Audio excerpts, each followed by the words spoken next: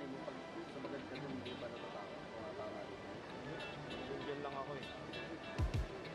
Dito lang.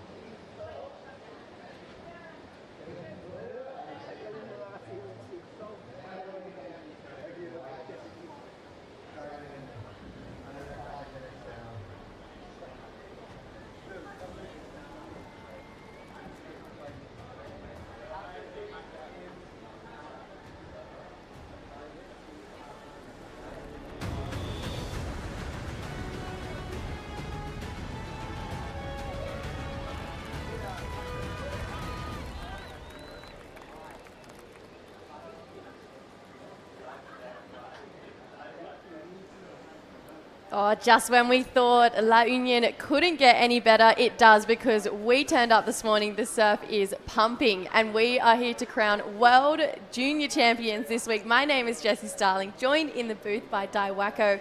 Day one, it was a big day, but we just got to see this incredible amount of talent come from our junior surfers. Definitely a lot of strong performances and exciting performances on the day one. It's day two, and we're gonna have some big heat today again. We plowed through a lot of action yesterday. We got through all of the opening round for the men. We got through 6 of the 8 heats of the opening round of the women.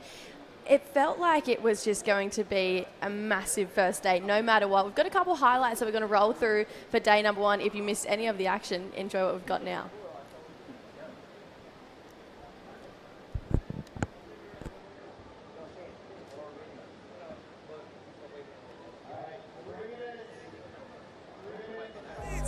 I'm an all-star in every sport.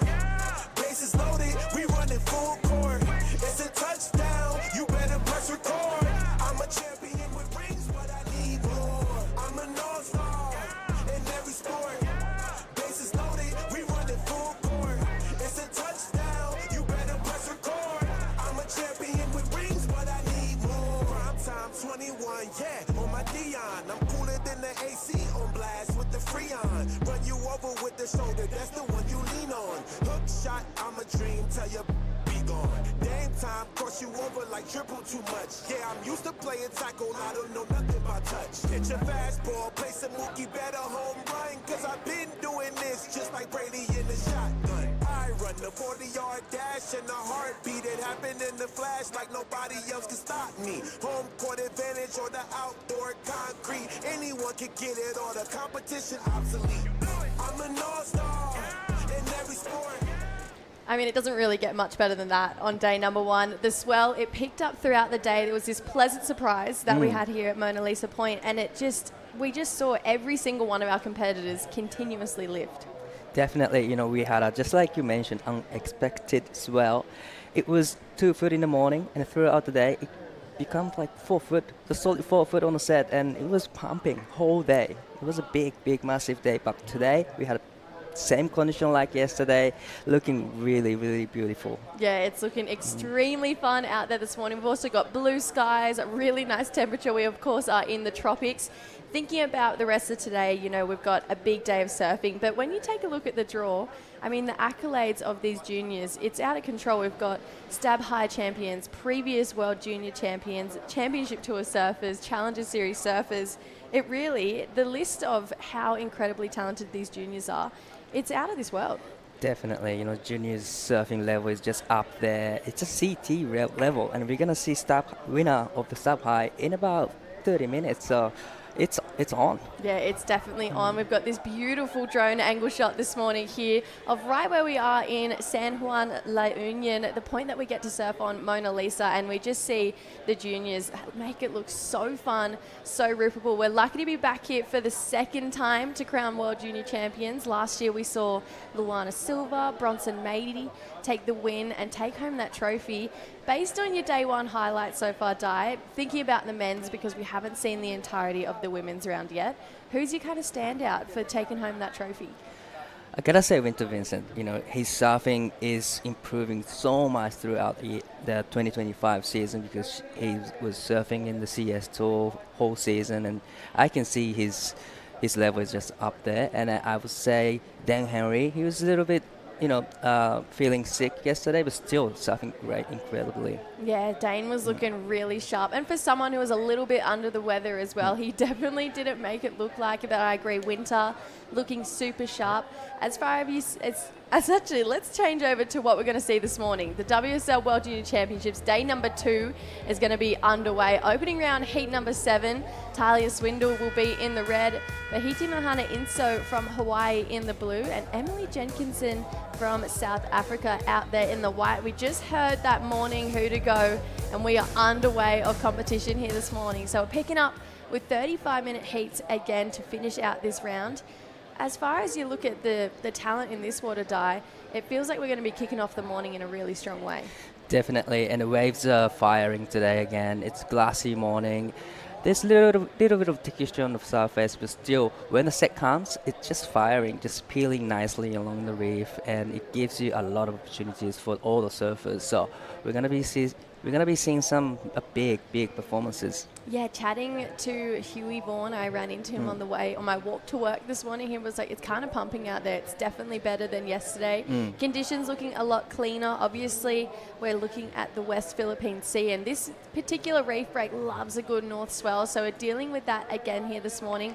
Lighter winds, maybe a fraction smaller, but we're still seeing those bigger looking sets come through. Feeling like those mid-sized sets, though, they're kind of still the ones to pick off here this morning. Definitely, you know, it drops off a little bit, but I reckon it's better situation for this point. Like we mentioned yesterday, the medium ones are better, you know, just peeling along the reef. So probably, you know, just like Huey says, it's better than yesterday. No one better to tell us about the conditions here this morning than our own Stace Galbraith, who's down with a conditions update. Yes, yeah, good morning. Good morning, Di. Yeah, yesterday was a ripper day. We had lots of different action, heaps of waves. Got maybe too big in the afternoon, but I think today is going to be perfect here with an SMC infrastructure update. And the height of the swell's actually dropped off, but the period's still there. So I think it's actually going to hit the reef a lot better today, as Di mentioned. A little bit smaller here, probably a little bit better. And what better way to get us started with the 2 last heats of that opening round of the women's absolutely stacked. Then we're going to go into the men's elimination round. We'll get through all of that round, and then the women's elimination round's actually on standby as well. So expecting another big day surfing down here, Jess. Yeah, Stace, what's the vibe like down on the beach this morning? It's always kind of heaving, to be honest, which is sort of catches me off guard. You walk along the beach and you're kind of thinking, I'm just going to ease into the day. But no, it's already packed. Bean bags are full. Yeah, I guess that's just how it is in the Philippines, non-stop. Non-stop. Save yourself a beanbag, Stace. Get amongst it. No, on the trotters all day, Jess. You know me, working hard. Awesome. Thanks, Stace. All right, straight into live action here. Talia Swindle kicking us off for day number 2 here. Nice second connection. She's got a really strong power hack. Not really getting to show it off on that opening wave there, but Talia, been in the World Juniors before. She's made it a quarter-final finish here, semi-final finish actually, losing to Sierra Kerr, but this is her first wave here, Di. You know, she took off really deep, but managed to come around the section. She hit the section really nice, generating so much speed. Unfortunately, that wave just shut down on her. But definitely, it's a good quick start because it's 35 minutes hit, and it always, you kind of get to be the person who's waiting for the ones for quite a long time because it's a long heat. But definitely it's better to have a quick start, and that's exactly what she did. Yeah, 19 years old from Malibu over in America. She gets to compete with Vahiti Mahana Inso a little bit. She goes by Vi pretty commonly, who is from Hawaii. Both of them on that Challenger Series. So they come up against each other a fair amount of times in competition. But for someone like our South African Emily Jenkinson, this would be her first time coming up against big names like this. That'll be, there's going to be a lot of pressures. But, coming here that means they're good in their region. They're coming in the top 2 in their region. So probably there will be some kind of pressures, but still they'll be fine. Yeah, just 16 years old. So one of our younger surfers in the draw, Emily Jenkinson. She's competed on a pretty international stage before over at the ISA World Juniors, just in Peru pretty recently. It's cool to see, our juniors getting a couple of reps in over at the ISA over in Peru. Very different. It's a left-hander. It's very cold over there. Narrowed appealing right-hander, tropics. It's pretty cool to see how these guys adapt consistently all around the world. But how cool is La Union? There's just a plane hanging on the beach. We go straight into everyone hanging out down on the sand there. It feels like no matter where you go, there's always something going on down Definitely. here. And then it's still 8 o'clock in the local time, and then there's a pack of people just hanging out on the beach, just vibing on the beach. So it's great to see that strong community. Yeah, we're looking at the beachfront here right now on your shot, and then there's a full street behind it that has so much going on. There's restaurants, there's shopping, there's some cool little tourist centers as well. It's one of those places where it kind of is a hot spot to come to and hang out. Everybody loves it. You can see why a lot of people flock here on the weekends. Vi, really vicious first turn there, just the one, but you can see exactly what her intentions are. She's going to go big in this opening round. Big paddle here from Talia. Gets over Vi there, but yeah, felt like that wave might have had a bit of a slower pace to it, but Vahiti, she's not mucking around here. Nah, she's just, she was just trying to get the first heat started. That was a great surfing from Vahiti Mahana. She did a great job at a Pipe Pro a couple weeks ago, but this is her backhand. Beautiful backhand attack.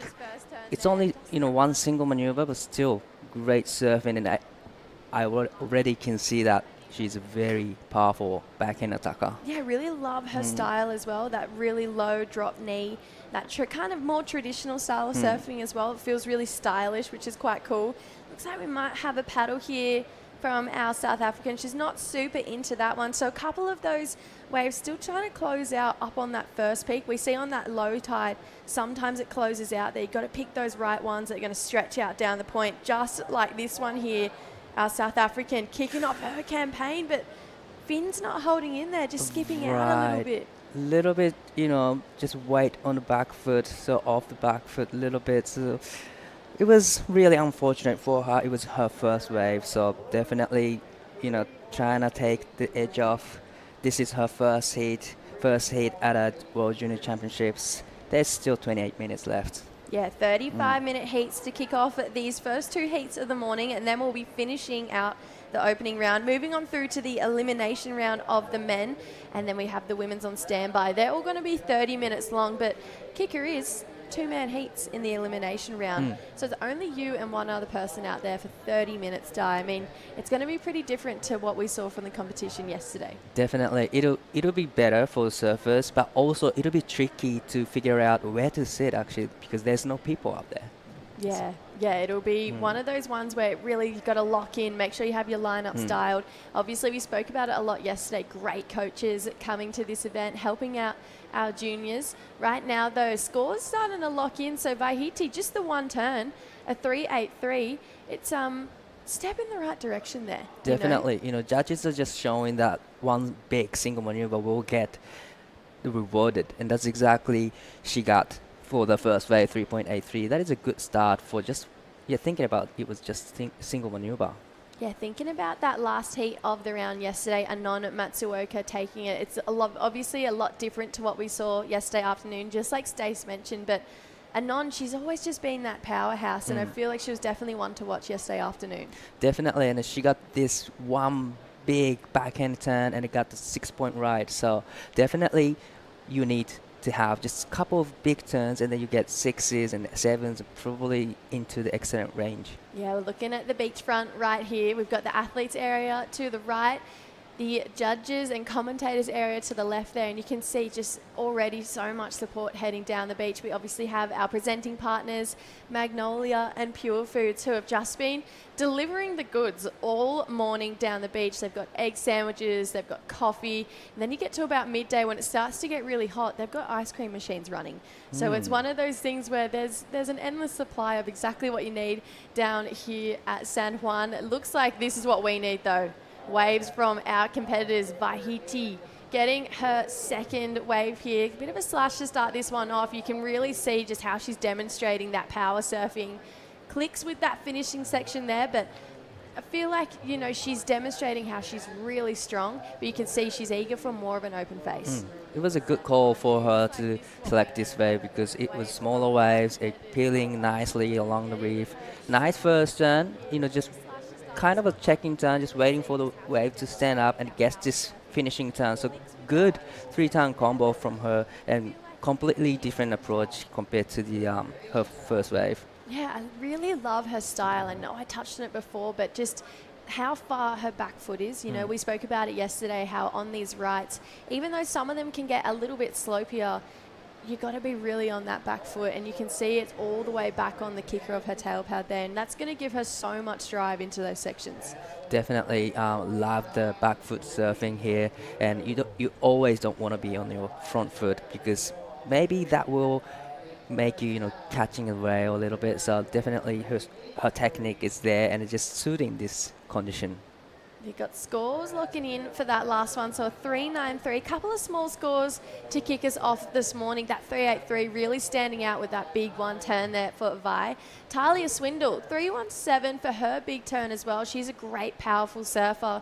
We saw her on display in a pretty solid way over in Bolido at the Challenger Series there, where she came away with a pretty big result.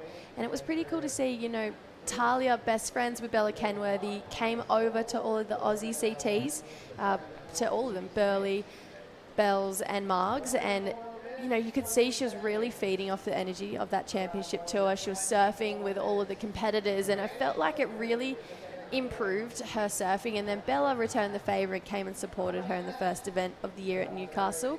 And those two are here travelling together again, and it seems like they've got this really great friendship where they can compete with each other but push each other as well. Wow, that is a good opportunity for two of them to have surfer like, you know, like them. You know, they really focus surfer, competing in the highest level, and especially those, you know, ages in between like 10 to 20. You can get really good and better in about 12 months. So it's good to have travel with the same age group of the same age, and then traveling into the higher level in competition. Yeah, Talia and Bella, cool to see those two pushing each other.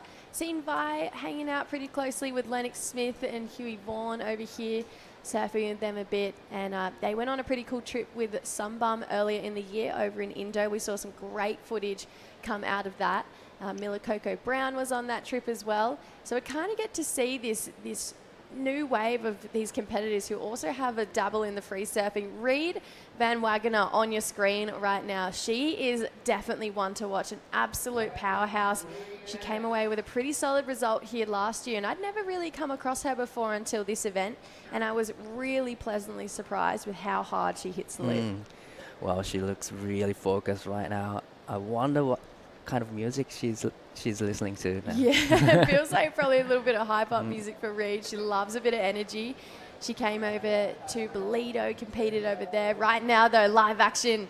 Emily, just a quick in and out there for our young 16-year-old. You can see just trying to catch a couple more waves, find her feet at this point because, you know, just a 0.5 to her name right now, but she's got so much talent. You go to her Instagram, you can see so many clips.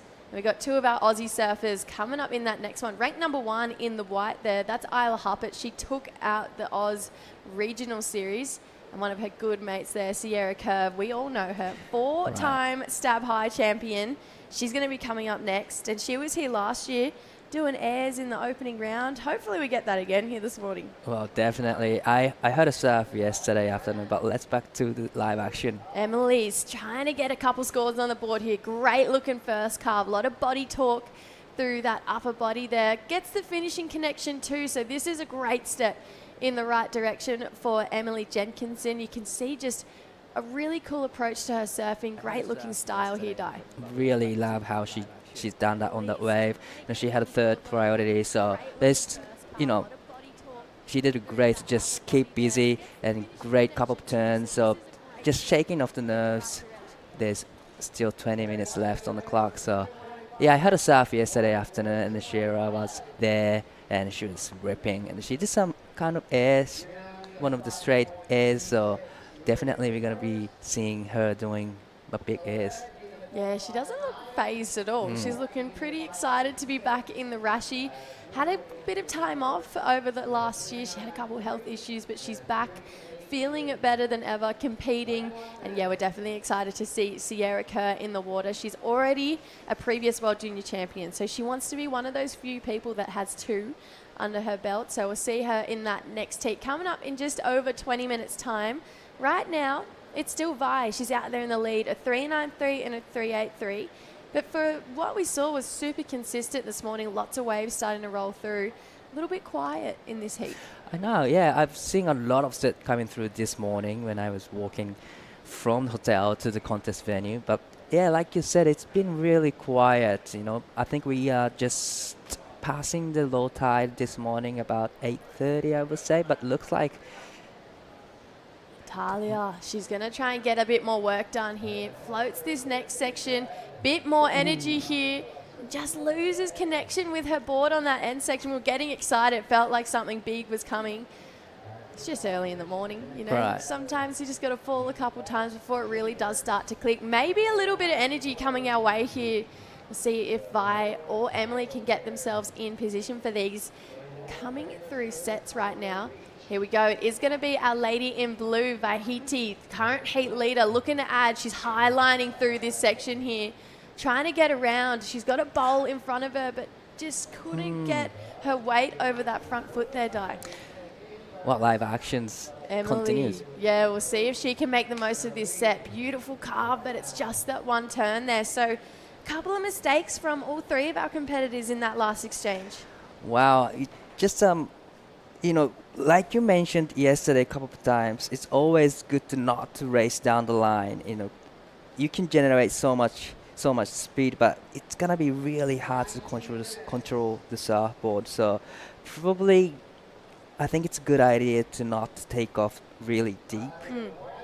And then yesterday, when I was surfing this point, I kind of found out that every wave looked really nice, and every waves looked like they're gonna have opportunities to hit. So you kind of I was struggling to get actually the good waves in there. So definitely it's good. It's pumping today, but also it's tricky to get the right ones. Yeah, we see time and time again. It is just one of those ways where you do have to hit what's right in front of you. It's so easy to get sucked into that trap of, I'll just go round and I'll get down the line. But the longer you wait to get around that section, usually the fatter that wave gets through that inside.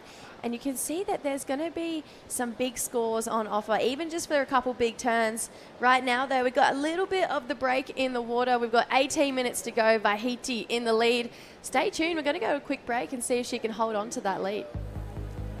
Di mabilang ang umagang pinasigla, kasama ng Magnolia Pure Fresh Milk at Magnolia Chocolate. Magnolia, 100 taon na at hihigit pa.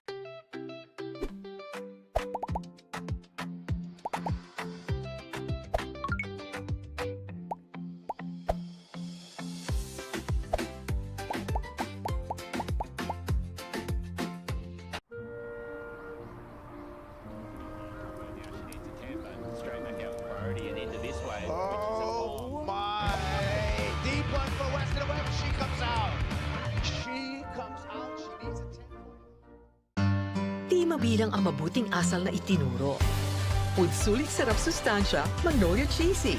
Magnolia, 100 taon na at Said it before, we will say it again. La Union San Juan is providing the goods this morning. Waves looking so fun here. Day number 2 of the World Junior Championships presented by Magnolia and Purefoods. I'm Jessie, joined by Di. We got the first heat of the morning out there. It's opening round number 1, heat number 7. Bahiti Mahana Inso from Hawaii currently holding down the lead with a pair of threes, but what we've seen is with some really nice power surfing. We're just touching on how you can kind of get a little bit fooled about trying to race and get to that wide section when there is some big turns out there in front of you. Someone who nailed that brief, we spoke about her briefly just before, Anon Matsuoka. You know, she came to mind straight away. Just those big turns, thinking of Arena Rodriguez as well yesterday.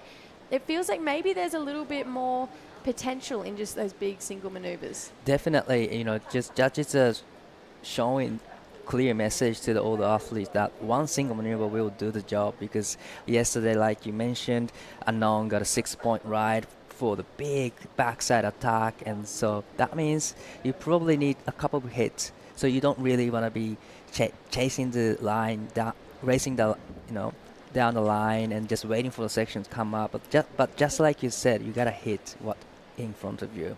Yeah, so we're pretty much 20 minutes down in this heat. So 35-minute heats for these first 2. Then we're rolling into 30 minutes for the elimination round. We're going to have to start to say goodbye to some of our competitors here. Talia, she's going to use priority on what is a nice-looking wave in front of her. Swoops to start off. That's the power surfing we know and love from Talia Swindle. Best turn of the heat so far, I'm going to say. That was a beautiful combination. I love how she was patient on the bottom turn and then straight into the big last section. Yeah, we're not mucking around. More live action, tight turn in the pocket here for Vi. Didn't muck around, straight back into the lip and holds on.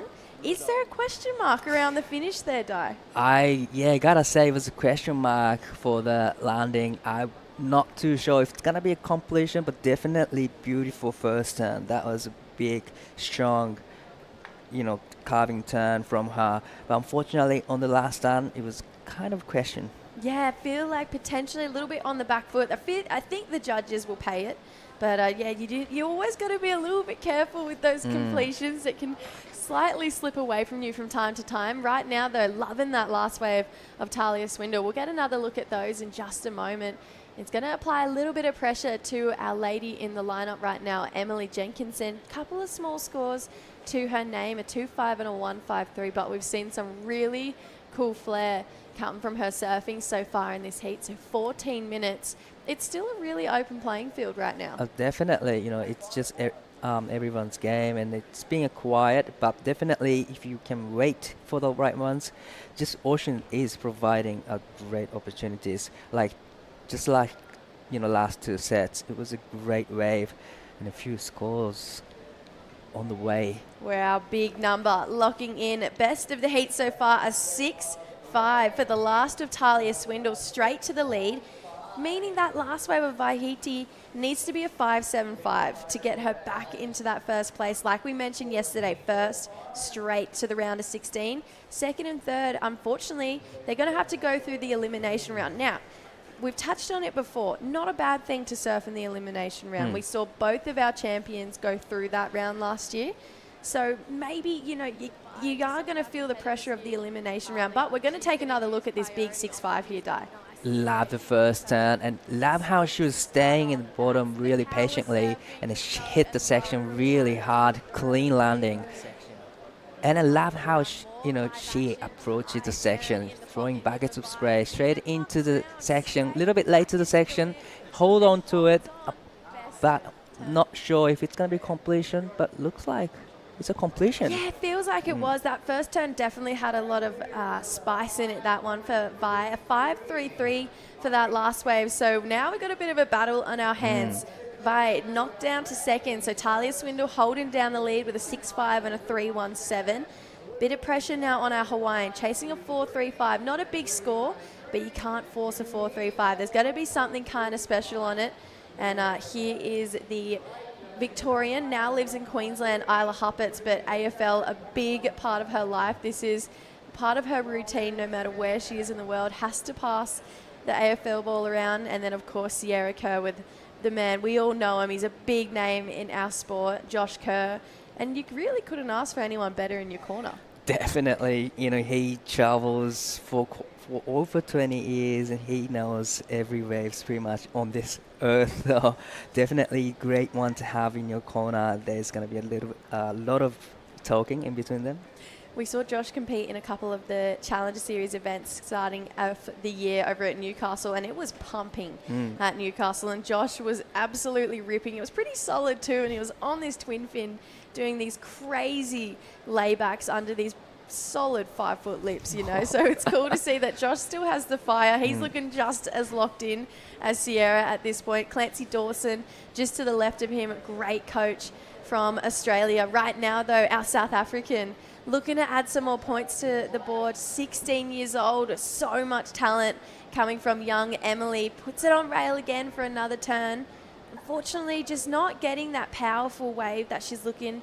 Vi, she's chasing down the lead here, and that's one way to go for it. Unfortunately, though, can't hold on for the finish there, so needs a 4.35. Talia's got priority and the lead. She's going to need to be making sure that decision-making in the next 10 minutes is on point. That's for sure, and this is a replay of last white. She took off really nicely there, but it was kind of hard to surf on this wave. There was like two peaks, turning to the one-way wave, but there was not much opportunities for her. But this is the important wave, needing small score. She was on the way to the score actually, but unfortunately couldn't really stick to the landing. Yeah, just a bit of a smaller wave, that one there, Di. Maybe a little bit of strategy in those smaller inside ones. They look up, they bowl pretty nicely, but they're shorter looking waves. Emily, great section there. Capitalizes on that one too. Loving the way her board's looking under her feet. Unfortunately, that is just going to be the one turn, but it feels like she's starting to loosen up a little bit. Definitely, different strategy is working for her, just getting those smaller ones, but probably getting, even though you want to get the smaller ones, you kind of want to be at the point. You don't want to be down the point, because like you said, you can easily approach the deeper section. Yeah, you're not going to get probably over a 4 down the point there, especially when that wave starts to taper out from up the point. Talia looking with another big section, up and over. Cool skatey approach to that one. She's going to keep chasing more down the line. Can't quite get to that end section there, but you can see now Talia, she's starting to loosen up a little bit herself. She's looking free. We're seeing those bigger open sections just start to get capitalized, and her completion rate, it's gone up from the start of the heat. Definitely, seems like she started to figuring out where to sit and what kind of wave she should get, because her wave selection is on point. That last wave was great looking wave and did a great job on that wave. So definitely she's going to get rid of the 3.17. Yeah, looking forward to seeing what that score comes in at and just how much it's going to ask for our other competitors. Right now, oh, there it is. It's going to come in straight away. It's a 4.83, that last one for Talia. So now our Hawaiian Vi, she's looking for a 6.01. 8.5 minutes to go. Emily Jenkinson from South Africa needs an 8.83. So a pretty solid score there. Excellent number. This is all right, though. We've got the opening round. They're going to get another chance no matter what. Reed starting to get ready as well. I'm looking forward to this next heat. A lot of big names, and this is a great way to round out the opening round. Wow. There's another morning. The prep for her, stretching. Did you have any prep, like heat prep? Yeah, I had some weird heat preps going down. I had this, actually we'll get back to that in a second. Replay here of this one, Di. We loved this wave here. Wow. Wave selection was on point. Just time it super well. Releases the fins a little bit. Come around the section, trying to get one more in. Unfortunately, wave didn't really cooperate, but still, she did exactly what she can do on that wave, and definitely great techniques from Talia. Yeah, it felt cool, that snap. It looked like she was up and over the coping. Fins would have been out the back for sure on that one for Talia. She's got this really cool approach to her surfing, similar to Bella, where it's almost like this skateboard style approach to it. I actually really enjoy it. Me too. Really enjoying the skating approach. especially when they release the fins and just coping the section and just drives off that lip. So it was, yeah, they got some great techniques. Yeah, love it. But no, I had really weird preheat warm-up. I had this, fully outing myself here, I had this crystal necklace and I was obsessed with it. It was like rainbow crystal necklace when I was younger. And I would hold that and I would listen to the same 3 songs and then I would stretch still holding the crystal necklace and then I'd visualize holding the crystal necklace and then I would go serve my heat. That's a good heat prep, actually. It was honestly Yeah. from when I was probably 12 all the way through to when I stopped competing a couple of years ago. So Still that's had your this same go-to. necklace. I loved it. It was like my thing. I don't know where it is anymore. We're going to take another look at this last wave here, Di. This is this cool skateboard technique we were talking about. You can see really pushing that back foot at the top of the wave there. Beautiful surfing. You know, just like you said, I love the second turn. Just get over the coping section and then just drive off the section. And unfortunately, didn't get a finishing turn, but it was enough for her to extend her lead. Yeah, nothing quite like clicking with a section like that. You know, feeling like you're floating on top of the wave. It's honestly, it's the greatest, it's the coolest feeling actually. So Talia making that happen in a Rashi, and you can see obviously we've got this kind of double world in our sport. We have competitive surfers and free surfers. Some people can't do that type of surfing in a Rashi. It really does take a certain type of someone to be able to feel so loose and free to put the best foot forward. It feels like Talia's kind of found that flow state. Definitely, probably first half of the heat, everybody's just struggling to get figure out where to sit and what kind of wave they should get. But now, like you said, they are all loosened up and just ready to perform. Yeah, looking great. We're pretty much 30 minutes down in this heat already, so flying by for this opening heat this morning. 5 minutes to go. Talia Swindle holding it down, a 6.5 and a 4.83. Pretty solid lead against her competitors. Vi with a good score of a 5.33, looking for a 6.01. Pretty cool Vahiti. She's always had support from Carissa Moore in her corner, which is one of the greatest of our sport. It's got to be, I feel like it's got to feel amazing to know that you have the support from a 5-time world champion. Definitely. What could more, you can ask for. That is a great person to have in your corner. And then, she did a great job at a Flowland Spy Pro, coming with 9th place finish. So definitely she's capable of getting those bigger waves, but as well as these rippable waves here. Yeah, two of these ladies in this heat will be heading over to Pipe for the next Challenger Series. Big section goes down, unfortunately, for Talia Swindle. Just too much on that toe side rail there. We've seen a couple boards be snapped in situations like that there, so she's lucky to come out with her board in one piece there. Definitely. I was like, I hope she's okay. Yeah. Yeah, there's a lot of power out there, Di. You would have got a good feel for it yesterday afternoon by looking for a score here. Great first turn. It's just a single one, but you can see just the mass amount of power that comes from these waves, especially when they explode on that inside section. You've got to be well and truly in control of your equipment. Definitely. On screen it looks really mellow when the set comes, but like you said, the inside section can get really horror, and it just picked up really quickly. So it's hard to time it right. And then, just like you said, there's so much power coming from the wave. Looking like Vi, she's not done yet. She wants some more. Not super keen on that one. She's chasing a pretty big score now. It's going to be a 6.01, so you can get that in one turn like we saw from Anon Arena yesterday. But 2 turns out there as well. It'd be nice to get a combo of maneuvers, so we'll see how our Hawaiian can answer back in the next 3 minutes. Big score required of our South African surfer, an 8.83. Emily Jenkinson, she's got so much talent, but feeling like maybe, sometimes in these opening rounds, the pressure really does start to mount up and you can get in your head a little bit more. She'll be watching this heat back and have a couple takeaways from it.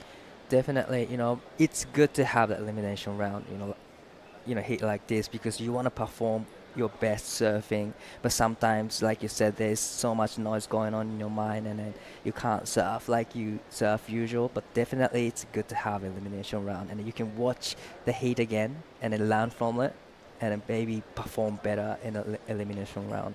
Yeah, so that is what's coming up after the next heat. So we've got one last heat of the opening round to roll through in just over 2 minutes' time, and it's a pretty solid looking heat. Reed Van Wagener from the United States taking on Sierra Kerr and Isla Huppets from Australia. So they'll be battling it out in the next 2 minutes, like we mentioned.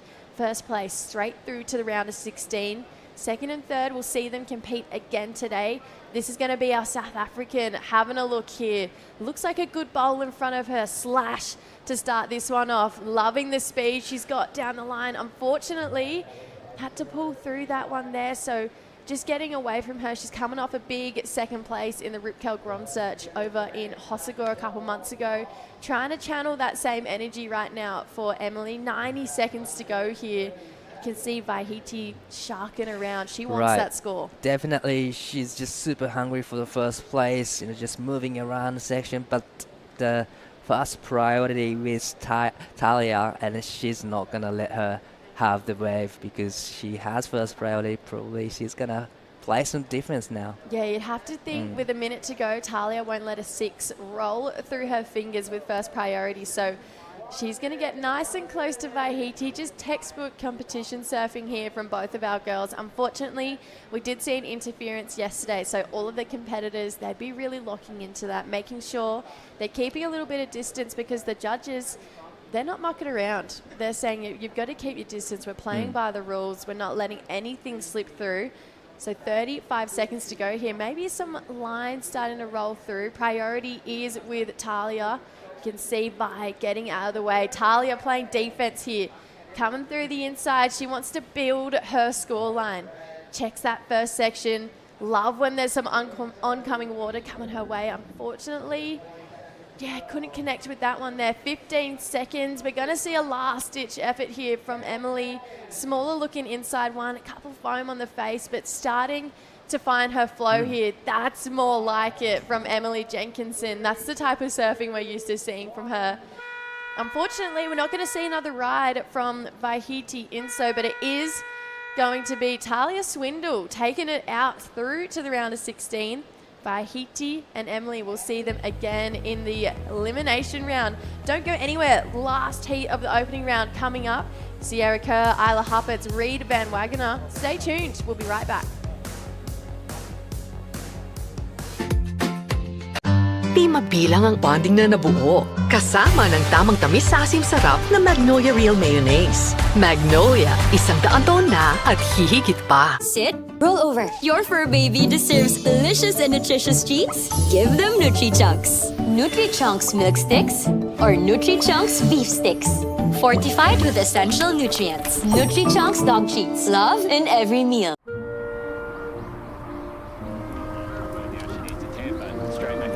And into this wave, Oh my! Deep one for Western Web. She comes out. She comes out. She needs a 10. We have 48 of the world's best junior surfers battling it out for a World Junior Championship. Right now, this is the last heat of the opening round. Reed Van Wagener in the red, taking on Australia's Sierra Kerr and Isla Huppets. What a way to finish out the opening round here. We've got a stacked heat in our hands. We've got a stacked booth in our hands because guess what? It's the Starling sisters. That is an intro for the century, Jessie. That was incredible. Okay, I have to go back and re-record that. Yeah, I'll do it for you if you want. Thank Should you. I do it again? Yeah. Yeah, Sam, can we rewind it? I'm kidding. We got a pretty solid heat here, Boots. Putting you straight on the spot. This is maybe the most stacked heat of the round. Yeah, it really is. When I saw this heat yesterday, I was talking with Stace during that last heat of the day, and I was like, hang on a minute. These last 2 heats of this women's opening round is stacked. That last heat was so huge in regards to names on paper, and now this one, we have a WSL World Junior Champion in this heat. This is crazy. Yeah, Sierra looking to be one of the few to take home the trophy, not once, but twice. And you know, Diana were talking, she's had a bit of a rough trot over the last year, had some bad health issues, couldn't compete in a lot of the Challenger Series events last year. Amidst the health issues, though, became a 4-time Stab High champion. So she's got the talent no matter what. You know, she's definitely got a really long future on her hands. We'd love to see her channel a bit of that stab high energy here at San Juan. Bring it on. I'm ready to see it. And I feel like even looking at some of the women, we've got Sky Suit. She's coming up in the elimination round a little bit later on today. And there's so many other women, I guess, that are in here. Vahiti Mahana, Inso, that are so good in the air that you're thinking, okay, how what are we going to see right now? Are we going to see heats where these women are going to go to the sky? I'm here for it. I'm ready to see it because I feel like female surfing at this point is going in that direction and it has been for a while. So let's bring it on for these World Junior Championships. Yeah, taking it back. Think back to Carissa Moore's air reverse at Newcastle that year. We had a championship tour there. That really started to feed into that junior surfing.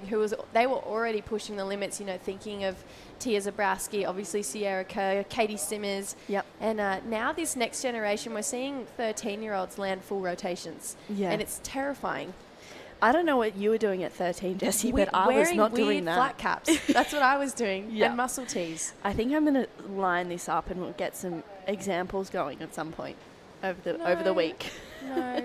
Two can play that game. Yeah. Careful. Careful now. Stones and glass houses. No real rides just yet so far. Obviously, Reed Van Wagener coming here last year and such a standout, you know, a really strong goofy footer and honestly a real chance for victory here. Yeah, 16 years old. She's on the Challenger Series. As you said, Jessie, she's, you know, a strong goofy footer. She's got that power behind her as well. Isla Huppets, having a look. We love Isla, one of the strongest surfers coming out of Australia right now. Had a second place finish at a big QS 6000. Looking for something big. Starts to jam the tail here. This is what we love from Isla Huppets. Bit of variety, starting to flare up. She's got to be, you know, one of the underdogs coming out of Australia junior surfing. She's now getting her name out there a little bit more, but probably one of the most talented under 18-year-old or 18-year-old surfers coming out of Oz. Yeah, she definitely is. And I think, you know, you're looking at that and she's an underdog, but she took out the Australia Oceania Pro Junior region. You know, so for her, she hasn't really been competitive surfing on the QS and the Pro Junior for a long time, but she's been making statements and they've been loud. You know, thinking back to a lot of the events throughout the year, Isla's just been really consistent, and it feels like every single event she comes to, she just gets more and more confident, and that's, you know, a real scary realm for the other competitors to be watching because they're like, well, hang on a minute, Isla Huppets just gets better each time she's in a heat. I know that she has Clancy Dawson here, part of Surfing Australia, supporting all the Australian athletes as well. So, and her dad, Marcus, is here too. This is a look at that replay. A little bit of a whitewashy takeoff for Isla. There's a bit of a slow moment here. Love how she just extends on that rail this turn. That was a good moment. Lights up into it. She really has those turns on lock. She didn't try and force that wave. She didn't try and do too much, but that's a money turn right there. That's where a bulk of the points are going to come from. And yeah, her board, I know that she's been working really closely with the Board Lab and Sharp Eye, and she's been trying to really, you know, focus on her equipment and what she's riding. Yeah, Liam and Adzi really looking after their Board Lab team riders, just like Isla Huppets. Really impressed by that opening heat from Talia Swindle. She took out a very convincing win. Stace, have a chat with her for us. Oh, yeah. Love to. Thanks, Jess. Took a couple to get going, but when you did, you absolutely belted one. Great start to the day. Yeah, great start to the day. Definitely had those first heat nerves. Like, I've been here for a week, and waves have been cooking the whole time, so I was just amping to surf a heat, and yeah, glad to get it done. What's the feeling like when that buzzer goes and there's waves breaking all around you? Yeah, no, I was definitely a little, like, hesitant at the start, just, like, kind of got caught in the middle, like, fighting for the position, but then once the waves started coming, it was, like, kind of all started to, like, play out, and yeah. So you've been here for a week. Have you just been out the front the whole time, or have you been surfing around the place? Yeah, I've only surfed this wave the whole time, which is pretty crazy. Like, normally I like to, like, venture out and surf other waves, but I love a good right point. It feels like home, so yeah. Awesome. Well, you're skipping around now. You can get a little look around, fun little lefts and rights down the beach. I'm sure there's lots of people tuning in back at home. Did you want to say hello? Yeah, what's up to probably my dad, my sister, all my friends. Love and miss you guys. Just keep it going. Congratulations. Well done. Thanks, Jess. Thanks, Stace. She's so cool. Yeah. She's got a really cool flair to her. I like it a lot. I actually ran into her yesterday She saw me get annihilated on the wall walking home. I got so splashed by a wave and Talia ran straight to me. I was like, are you okay? I was like, I'm fine. Sierra, wow, jams it to start off her campaign here. Looking like she is in form for this event. Scores locking in. Isla Huppets 4-6-7 to start off her campaign too. This is a solid heat. I know we talked about it, but this has to be the heat of the round. Isla having a look, Reed saying, hey, I've got priority. She's looking to start up her campaign here. Pushes hard off this tail. Love when there's a section coming her way and just unleashes Reed Van Wagener. Wow, we've had a great start from all three of our competitors. This is, the heat of all heats really right now for this opening round of the World Junior Champs. I feel like Reed, as we said before, she's 16 from Carlsbad. She surfs waves of consequence. She's on that Challenger Series. It's really interesting to see a lot of these Challenger Series come to this event and have that maturity, and Reed is really showing that right now, but she almost needs to lift again, because with Isla and Sierra, I mean, that first wave of Sierra's, she's looking like she's hungry for a second, to go double with that World Junior title. Reed, also an incredible longboarder.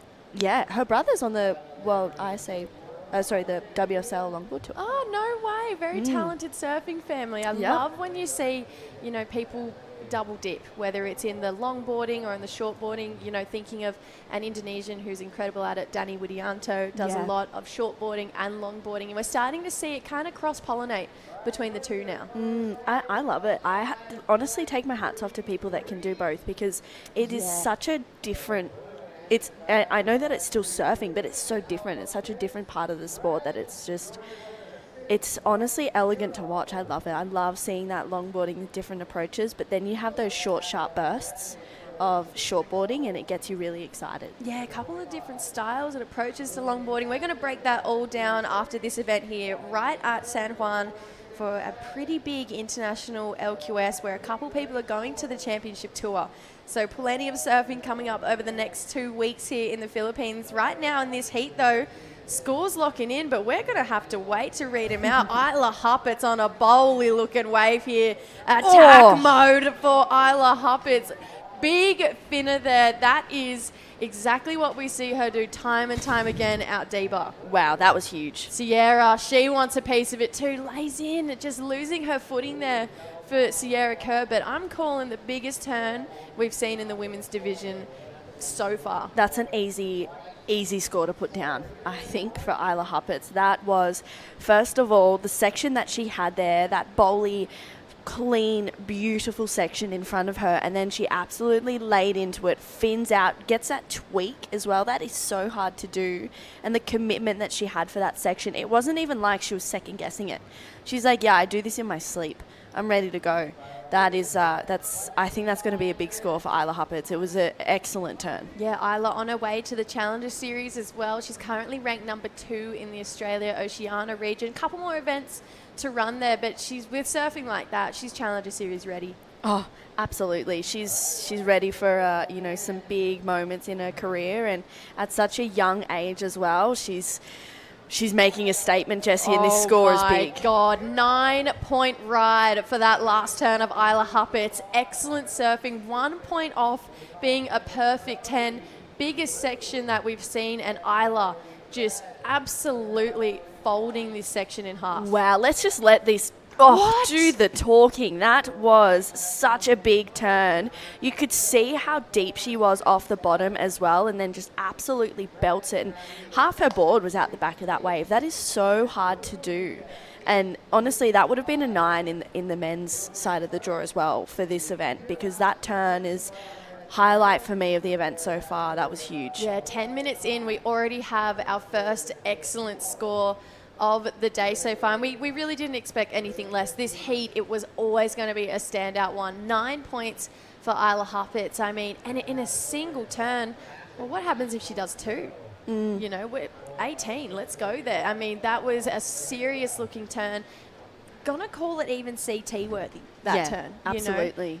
You see, she draws a lot of inspiration. You can tell in her surfing by Katie Simmers, Molly Picklum as well. Those big finner turns that we're so in love with seeing from those top tier women. You can tell it really does filter through the generations. And the scary part is that's probably not even Isla at her best. That's just what she does every day. So you're looking at that and you're thinking, wow, that's a 9-point turn. That's huge. How much better can she get? Well, she will. She'll start to build throughout the event, and that's where we're going to start to see more excellent scores come in. But I also love seeing how Reed and Sierra are going to answer back in this heat. Reed got that 6 a little bit earlier on. She is, as we mentioned before, a Challenger Series surfer. She's ready to rise to those occasions. And Sierra as well, we know that she's good in the air, 4-time stab high champion. That's huge. And I feel like this conversation that they're going to have it's going to be, a shuffle in the leaderboard. I feel like we're going to see something pretty special from all of our competitors in the next 22 and a half. Sierra looking for it here. Big section as well. Goes down, showing how much water. Isla, she does it again, not mucking around. Another big section coming her way and getting that one under the priority of Reed as well. So, wow, there would be a lot of thoughts starting to flow through all of our competitors' heads, not just Reed and Sierra. Isla would be like, all right, I need to hold down this lead. How am I going to do it? Well, guess what? I got a 9 for that last one. I'll just hit it like that again. Yeah, that's all she has to do. That's the judges are basically telling her what her turns are getting scored, and I think this is going to be really interesting because Isla, she's got room to move now. She's got that 9, a 4, 6, 7 she needs to upgrade. She's got a score to come through. Sierra, I feel like that first turn that she did, the 5.33, was so strong and so smooth. She surfs with so much speed and whip. So to see her on a wave that's similar to what Isla had on that 9, it's going to be a really cool approach and attack that she's got. Yeah, I'm really fizzing to see that 9-point ride again. It was just so clutch in the pocket there for Isla Huppatz. Looking at these scores, we've got all of them locked in at this point. So situation looking like this, 9 and a 6.83 has Isla Huppatz in a very commanding lead. In so commanding that Sierra Kerr is chasing 2 scores, 15.83 combination. She's got a 5.33 and a 2-point ride to her name with 21 on the clock, and Reed looking for a 9.83. Her high mark, a 6 for a pretty solid turn herself. So all of these surfers still pretty much sitting in first gear. If it came out and, we watched the entire event and we look back to this first round and one of these 3 women took out the title, you wouldn't be surprised. Not at all. This is a heat of champions right now. That turn there was so strong for Sierra. Unfortunately, goes down, and then this, a 6.83 for Isla. Different entry, a different turn, but still was really, really well rewarded. She's got the 9, as we said, a 6.83. I feel like looking at this heat on paper, we knew this was going to be a big heat, and it's really living up to that expectation. Isla, she's setting the standard, she's setting the tone and the pace in this heat. Now it's just time for Sierra and Reed to answer back. And Reed, she does have those excellent scores in her. She's got the ability to get a 9.83.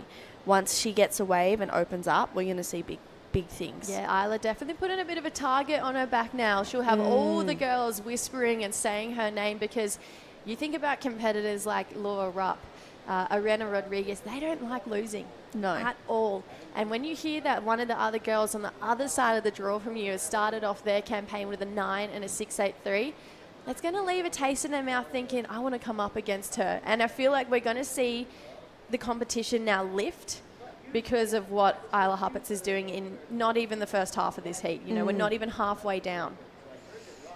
Yeah, I'm honestly still just bamboozled by that 9. That was one of the best turns that I've seen this event so far, and it's only day 2. There's still so much room to move, and you know what the best thing is about this heat as well? We are still in the opening round for the women's, so we're not going to say goodbye to either Sierra or Reed right now if they get knocked out or knocked into the elimination round after this. Reed wants a big score herself, bit of a slopey start to this one. Here we go, starting to bowl up through this inside. Big section turn there. Unfortunately, a little bit too much on that back foot. Couldn't get the weight rolling over the hip there to come back down. So Reed, she's going to start again, having to, look for a 9.83. It's doable in one turn. We know that excellent is doable in one turn. Reed's got this really epic backhand hook. When she connects, it's really, it makes you, make an involuntary noise. You're like, when you watch Reed really connect with a section. She actually competed over in Bolito early this year, and then went over and watched J-Bay. So she's already surrounding herself with the world's best because you can tell she really wants to be there. And she's 16 years old. To have that awareness so young is pretty incredible. And she's got, as you said, Jessie, that hook is huge that she's got under her belt. And I feel like right now you could kind of see maybe the overthinking starting to come in. So she needs to really reset. We still have 18 minutes to go in this heat. We pretty much have half the heat left. And Reed has a great opportunity right now to just reset and go, okay, it's all good. Let me just see if I can get into the 7s and above, which she definitely can. So can Sierra.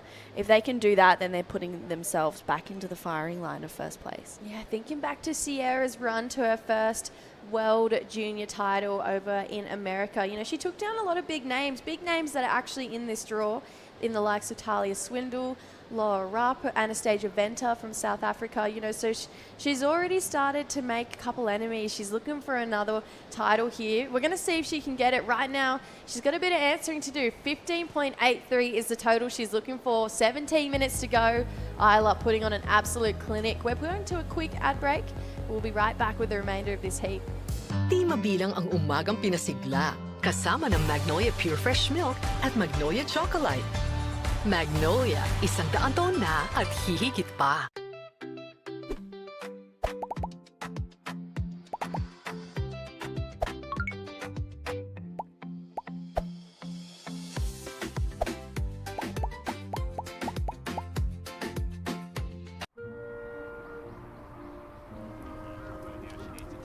Straight back out priority and into this wave. Oh my!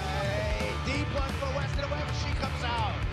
She comes out. She needs a 10. Di mabilang ang mabuting asal na itinuro. Food sulit sarap sustansya, Magnolia Cheesy. Magnolia, 100 taon na at hihigit pa. You want to see some excellent surfing? Well, you've tuned into the right heat. We've got a 9-point ride to the name of Isla Huppets, and we're straight into some more surfing here. Sierra starting to widen her stance. We know what that means. Goes for an air reverse. Unfortunately, just misses the grab there. But during the break, we saw Reed Van Wagner pick off a great looking wave, and it just teed off all the way down the line. We'll catch back up with that in a second, but a 9 and a 6.83 has left our 4-time stab high champion and previous World Junior Champion needing a combination of points in the opening round. How crazy is that? This is the opening round. We're literally day 2 of this event, and we're seeing excellent scores be locked in, people be putting combinations. This is that last one of Reed, deep off the bottom. It's a smaller wave, but then she really starts to open up here, and that's that backhand hook that we're talking about. She's got it on lock, goes straight up into that section once again. So Reed, she's looking to better those scores. She needs a 9.83. It won't be that, but that was a solid connection there, throwing a fan of spray. And yeah, she's in a good position to sort of wriggle her way back up into that, 6s and above and really challenge for first. But it's just that wave selection right now. It's an okay wave, a little bit smaller though. So that's where we're going to start to see things come in. You can do good surfing on small waves, but we'll see the scores be capped at that. You know what? I feel like that's not even Reed's best. No, it's no probably way. her absolute cruise control, because when Reed really drives into it, gets a meaty section coming back towards her, it's something pretty special. That score locking in, it's right where you saw it going through. It's a 5.57, so not lessening that requirement. Still needs a 9.83 for the lead here. Isla Huppets holding it down.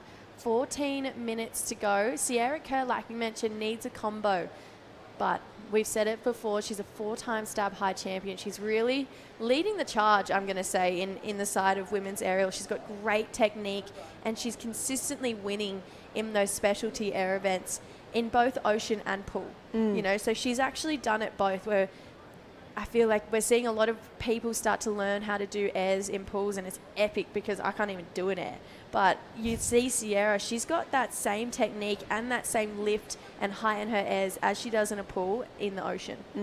And it's hard to do as well, because you're looking at, the difference in the power, the difference in the section in the pools. It's just constantly there. You know where that section is. You have to analyze it. When you're surfing in the ocean, it changes. You need to adapt. You need to maybe change your entry into it. So Sierra, as you said, Jessie, she has it on lock. She looks comfortable in the air, and you know when she's going to do it as well. Yeah, current heat leader. Having a look now. She's trying to better a 6.83. She's going to need to connect with a section just like that one. She's chasing a bit more down the line, but you could see just that wave pushing her a little off balance on that second turn there for Isla Huppets. That board looking great under her feet right now. I remember watching a Australian junior title 2 years ago with Isla Huppets in it, as well as Mila Coco Brown, and both of these women were going to the air. It was huge, and you know, we can see Isla's rail game right here. She's so good at those turns. It looks like she's got super glue or something on her feet. It's like she's not even worried about falling off. But Isla as well, she's in that air conversation. She's good at doing air revs. I vividly remember this final, seeing Isla do a frontside air reverse, and then Mila Coco Brown doing a little bit of a bigger one behind her out the back. And Mila ended up taking the win in that event and was Australian junior champion. But Isla put up a great fight, and it's probably one of the best women's heats that I've seen in a really long time. Yeah, I remember junior that too. women's. Minute to go as well. Yeah. So there was pressure on both of the ladies, and they just outperformed each other. It was really cool to see those two great mates as well. They're just pushing each other. And I think it's great to see that, you know, all of these women and men, but more specifically chatting about the women right now, they're pushing each other so much, but they're not at the point where they're not friends. They're not they're not enemies. They're not taking that competition back to land. They're supporting each other and helping the community grow. And I honestly think that's why we're seeing women's surfing grow at such a rapid pace, because we're seeing women support women. Well, you feed off each other's energy, right? And that's where the magic happens, honestly. Yeah. I really loved seeing this new wave of women surfing, thinking back to, you know, even just not even just the new wave, but thinking back to, you know, our predecessors who did the hard yards for women surfing to get to where it is today, thinking of Pauline Menza, Pam Burridge. They all stuck together. You know, they supported each other through the hard times, and big thanks to those women, because now we get to see the world's best under 21 in the Philippines competing and performing at such a high level, to the point that we have nines in the opening round. Sierra Kerr, she won some excellent numbers herself. Great looking bowl here. Nice connection on that first one. A little bit hung up there.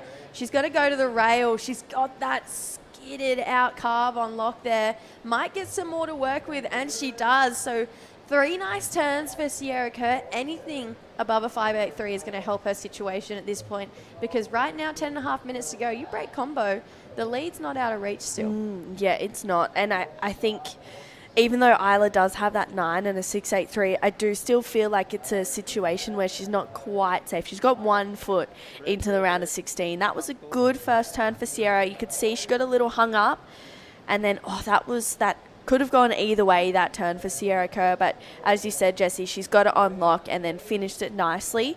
It was a good 3-turn combo. I feel like we're still yet to see more from Sierra, and you can see that she's really feeling like she wants that air section. She wants to take to the sky. You could see it on her previous wave. So hopefully she gets an opportunity in the last 10 minutes and enters, or, you know, brings that conversation back. Yeah, do you think the judges are going to see those as mistakes or flair on that wave there for Sierra? Well, that was a good turn from Reed, but yeah, I think it kind of lacked a little bit of the flow that we're used to seeing from Sierra. It wasn't a bad wave at all. It was just more a little bit tricky, a little bit misjointed in some moments. So I feel like we do have more to see from Sierra Kerr. We know that there's more to give. That was a really strong turn from Reed. But again, both women just a little bit out of time.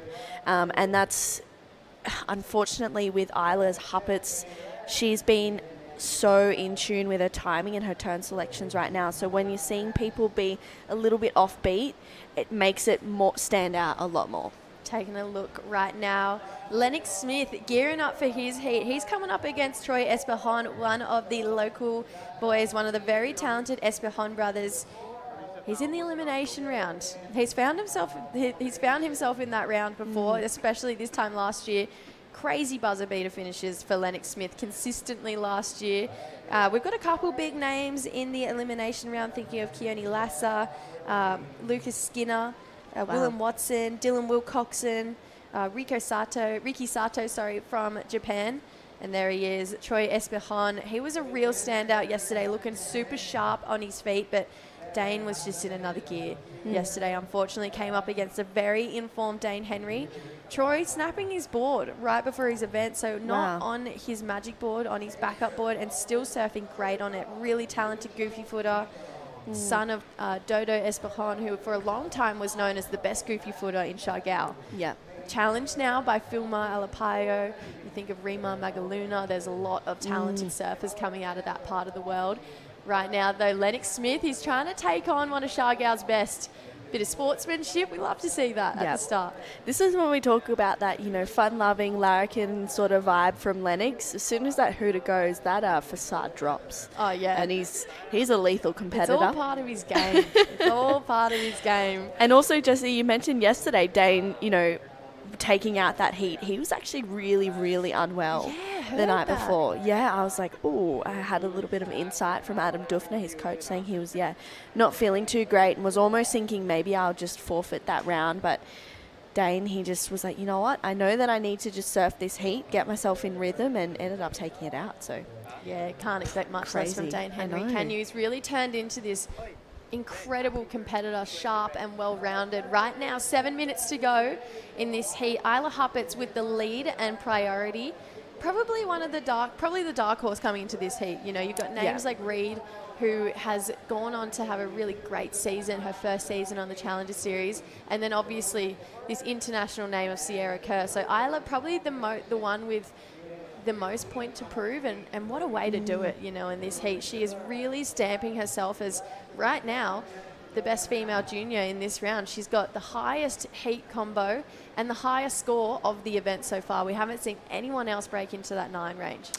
Yeah, she's definitely, I feel like she hasn't even worried about who's in her heat. She's just wanting to surf her best. And I feel like Isla, she has such a great support team around her, people that are just really feeding off that energy and helping her make those decisions. What board am I going to make? Where am I going to sit? Things like that. She has her dad Marcus here, which I know really helps to keep her at ease. But Isla's also just quite happy to do her own thing. She's like, you know what? I'm going to do my own thing, focus on me, and it's quite clearly working for her. She's got 2 incredibly talented sisters, Mia and Anna, back at home as well, who I'm sure are tuning in. And it's, being at these World Junior Championships, it's a big thing. You're in the mix to be a World Junior Champ, and that's huge. We've already got one in this heat, being Sierra Kerr. And I feel like Sierra has a target on her back, having that title to her name. Yeah, definitely. Definitely. All three of these women from really talented surfing families. Like you mentioned, the sisters of Isla. We've seen Mia go on to compete in some Challenger Series events. Anna, she's still quite young, but she's surfing so well. I wouldn't be surprised if we saw her compete in one of these in a couple of years' time. Obviously, Sierra, her dad Josh, everyone knows him. He's such an icon of our sport. And then Reed's talented brother on that longboard tour. So all of these guys can kind of feed off that family, environment, which a lot of people don't usually get to have. So pretty cool for our women right now to be able to have some family on the road and understand the sport, the sport from the inside out. Well, it's a sense of comfort as well. You've got that comfort with you. You've got, a space where you're feeling really comfortable and you're like, cool. I've got my dad here or my brother or my sisters or my whole family, whatever that is. And it takes a lot of pressure and stress off because you're just already, feeling at ease with those people supporting you here. So I know Sierra, her dad Josh, travels with her a lot. I'm sure he's giving her words of advice. Yeah, having a paddle here.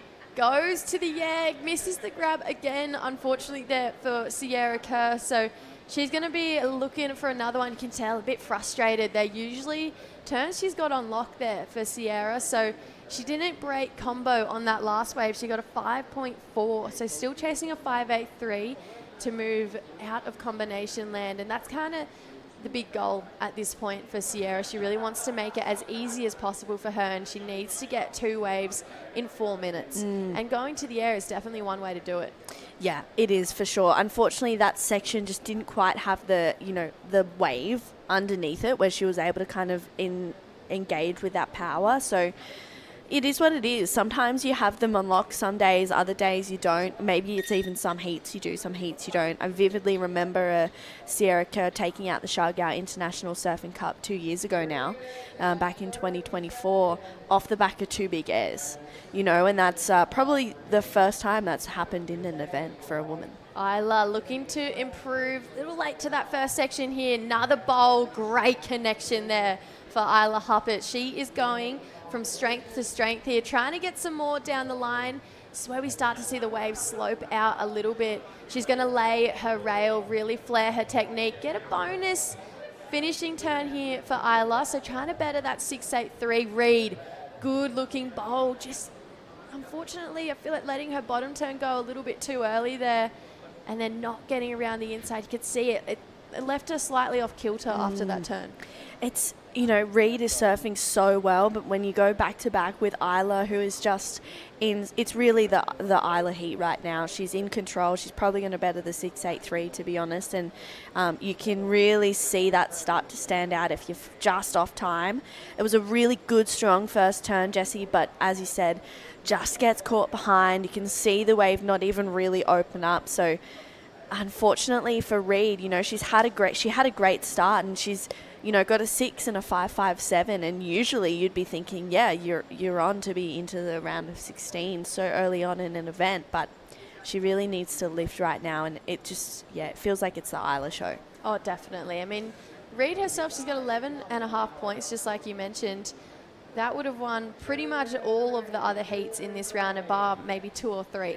So that was just, you know, that is kind of the goal, is to get 12 points, at least in the opening round, and she's got pretty close to doing that. So nothing shy of her performance. It's just like you mentioned, it's been the Isla show, just on those big sections, throwing those hammers down. And now she's got a formula for success, Isla. So hopefully she keeps sticking to it, keeping it nice and simple, big single turns from the young Australian. We've got Sierra Kerr. She's looking out the back. 90 seconds to find 2 waves. We've seen it happen before. Let's see if Sierra can do it. Great air. Unfortunately, goes down. She got the grab this time, but just landing in a bit of a weird spot. But you can see she's still got such great pop on her airs. Wow, a moment like that could have really changed that heat for Sierra Kerr. If she had made that, we're talking excellent. For sure for that. I mean, that was a really technical air. She got very tail high. Unfortunately, just the completions, you know, if you're not completing it, you don't get the score. So risk versus reward, but Sarah had to go for it. She was in a position where she's in combo. There's not much else she can do.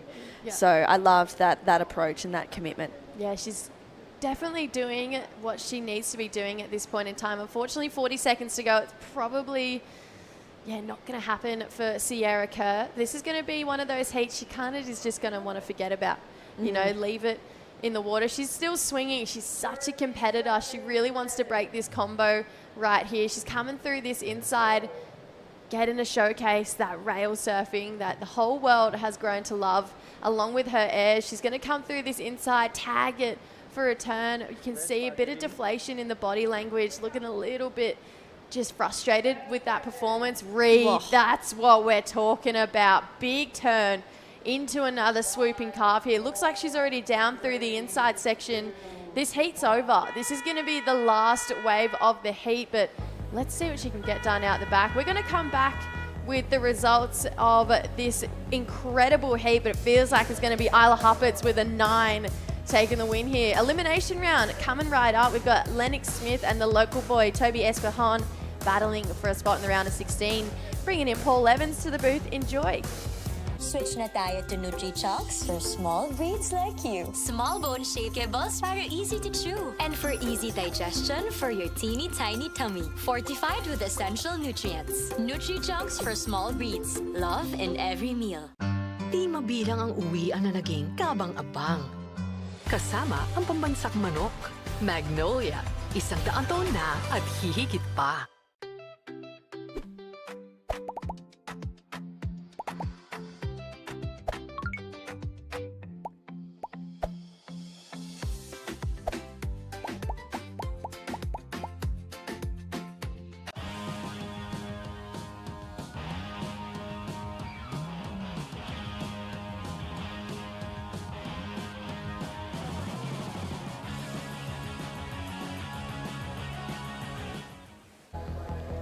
Welcome back to the action here from the Philippines. A beautiful morning, blue skies and elimination rounds for the men hitting the water. Lennox Smith, 20-year-old out of Australia, taking on a local with a solid surfer name in this part of the world, Troy Espejon.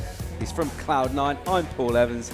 She's Truzy Starling. Morning. Good morning, Paul. I'm so happy to have you here. I'm happy to have me here. Oh, yes. Day 2, let's go. Look at the waves. It's blue. It's pretty smooth. There's energy. What are we thinking? How are we seeing this? Where are we going to get scores out here? What are we trying to do? What's the name of the game? The name of the game, that's a good question, Paul. I'm feeling like if you see a lip, hit it. Smash it? Yeah, out absolutely. the back, that section out the back seems to have a bit of meat on it. Yeah, well, it's changed a little bit, the condition since yesterday. It's dropped a fraction, but there is still some really good inside bowls. Here goes the goofy. Troy opening up, bends into his bottom turn and gives it a hit late off the top to finish. He will get a completion. He'll get a score on the board as well, and that'll feel good for him just to get a busy start here. Yeah, it's a smaller wave, but he does really well to kind of navigate these sections, goes up and into it a little bit late, but does well to ride out. I mean, Troy, he's such a strong, goofy-footed surfer. His brother Toby as well here representing the Philippines. Here goes Lennox Smith, smooth as he builds up speed and then goes off the top. Timing gets just a little wrong. He's tangled. He will get out the back and try and find priority. As an expert of Filipino surfing, you spent a lot of time over here. Yeah. How good are these Espejon brothers? Oh, they're pretty good. Yeah, they are from over in Cloud9, so they're used to surfing those kind of steeper, more hollow waves. So coming over to La Union, particularly here at Mona Lisa Point, it's a little bit fatter, doesn't have that steep section. So it's more about those turn selections for them and really identifying, okay, cool, this is actually where I need to go straight up into it. But when you have the support and the people here surrounding you in regards to the Filipino community, no matter where you're from, they're here to support the Filipino wildcards, and they're like, yeah, okay, any advice and any info we can give you, take it. And they're such, they're such a sponge, they take all that information in and try and digest it out in the heat. What's your thoughts on that shiny black board, though, in this blazing sunshine? It looks quite melty, doesn't it? Yeah, it does. Quite I'm not a blackboard girl myself, but, whatever works for you. So quite a bit of wax on there we saw on the walk down. He seemed to be very well attached to it to open up, and he'll keep a close eye on Lennox Smith, who will sit with that priority and try and make amends for just a little misstep. Been impressive, though, hasn't he, last year in this event? Tell us I really enjoyed from him that clip that he made with Oki earlier in the year. How good was that? Yeah. Seems like a bit of a character, Lennox. He is, yeah. Tell us a bit more about him. Yeah, we actually were saying this yesterday. He is a bit of a larrikin, when he doesn't have the ration, he's super fun-loving, like cracks a joke whenever he wants, and he's funny. You're always laughing when you're with Lennox. But then as soon as the hooter goes, it's like the facade is gone and he's ready to lock in and have a bit of fun. And he's happy to just kind of take the mickey out of himself afterwards, but he's ready to lock in. He got equal third here last year, so I feel like Lennox, he wants to keep doing better. He's got his best mate, Huey Vaughan, here as well. So those two together, you're in for a good chuckle. Pretty strong team from the Aussies here in the Philippines for World Juniors. Speaking of which, let's go down here from one of them. She smashed the last heat. She's standing by with Stacey Galbraith. Thank you, Paul, and welcome, Paul. Great to have you, mate. Isla, congratulations. Thank you for the entertainment. How good does a turn like that feel in a jersey? Yeah, not bad. I don't know, it was such a sick wave and such a sick section, so I just put everything into it. Felt good. You're no stranger to that. Big turns and big moments. Yeah, that's definitely one of my strengths. I definitely look for a nice closeout section, and I got one in that heat, so that was nice. You grow up surfing lots of beautiful points. Tell us how hard it is to surf this wave and not get too sucked into chasing it down the line and just focusing on what's in front of you. Yeah, definitely. A lot of the waves, especially down the end, fizzle a lot and just go fat, but I don't know, you're just out there, you just look for one big section, and yeah, that's about it. You had a couple of days off before your heat. Are you someone that looks at the heat draw and looks at the names, or do you just worry about what heat you're in and get out there? I've never really been like one to think too much about who's in my heat or what heat I am. I just focus on myself and the waves and everything. And clearing those neural pathways. Yep, definitely. I'm sure there's a packed house watching at home. Did you want to say good morning to everyone back at home? Yeah, thanks to everyone back home watching. Go on, name some names, call some people out. Well, I reckon my mum would be watching, my 2 sisters, probably my nan and poppy, and all my aunties and uncles and cousins, and thanks as well to all the friends watching. Well done. Congratulations, Isla. Thank you, Paul. Thank you, Stacey. That was thorough, wasn't it? I loved it. He covered all the points. Gets it done, doesn't he? He does. He shows up day after day with Yep. that infectious enthusiasm, professionalism. What a guy. He brings the energy for sure. We'll fly over the point here and just drink in the sea. There's a little breeze blowing. It's still pretty smooth out there on the sea surface. Kind of dreamy looking conditions as we make the most of this swell. We opened up yesterday, some really fun conditions. What were some of the key learnings? Any major upsets from you? Anyone emerging as a front runner from your point of view, True? That's a really good question, Paul. I feel like no major upsets because we didn't really lose anyone yesterday, because you don't lose anyone in that first round. Lennox, though, that was a good first turn. He's got such a whippy start. I love how he just pushes off that back foot and gets that little bit of extra rotation. And then Troy as well. He's got a different style, of course, being a goofy footer, but a different approach. And right in front of Lennox, wow, just kicks off basically over the top of him. So a good back and forth between these two competitors. But Winter, he just picked up where he left off from last year, to be honest. Had a great heat yesterday, took it out, so we won't see him surfing today. Lucas Cassidy, actually, the Mexican. He's good. He was bringing the passion. He was bringing the fire. A few claims left, right, and center. I was loving it. It was really exciting to see. And then highlights for the women was honestly that last heat of Isla's. It was huge. A 9. That's the biggest score we've seen in the event so far. But yesterday it was tricky. I was talking with Stace a fair bit, and we were saying that those opening round heats you really need them. You need them to kind of figure out where you fit in the lineup. It was tricky to kind of find the spots to line up with and to sit out there. It was such a big open ocean, and there was really a lot of flat spots in the heats. There wasn't many waves rolling through, and then you get some big sets. So it was tricky to navigate for sure. These two having a nice little chat in the lineup. It's all very cordial. They're just enjoying it. Lennox is going, I wasn't in your way, I swear. Yeah, just got to settle away, didn't he, Lennox? He kind of waited a little while and then found that way. Didn't need to do too much. Got a couple of turns done. Got the 5 locked in, I think. Pretty kind of smart, strategic type of surfing. And then the reply from Troy, just a little bit of a softer one. He kind of did well to make a completion, but he's got a little bit to do here. And he spent the most of this heat thus far under the priority of Lennox. We'll look to try and snaffle something a little bit more significant as well. But interesting to see the approaches and whether surfers have been kind of light-hearted about it or whether they're really sort of loading up emotionally. Let's have a look at Lennox here. Nice and crisp. And then a decent section stands up and he'll whip all the way back around. Hit the white water again, looking really loose. Little extra zag in his zig as he'll bring it through the midsection and he'll find a lip here. He'll go layback to add a bit of variety and just swinging away. It's very smooth and polished, and I think he enjoyed that. Yeah, I think so too. That was a fun wave, honestly, and a fun wave to watch because you're not sure what he was going to do.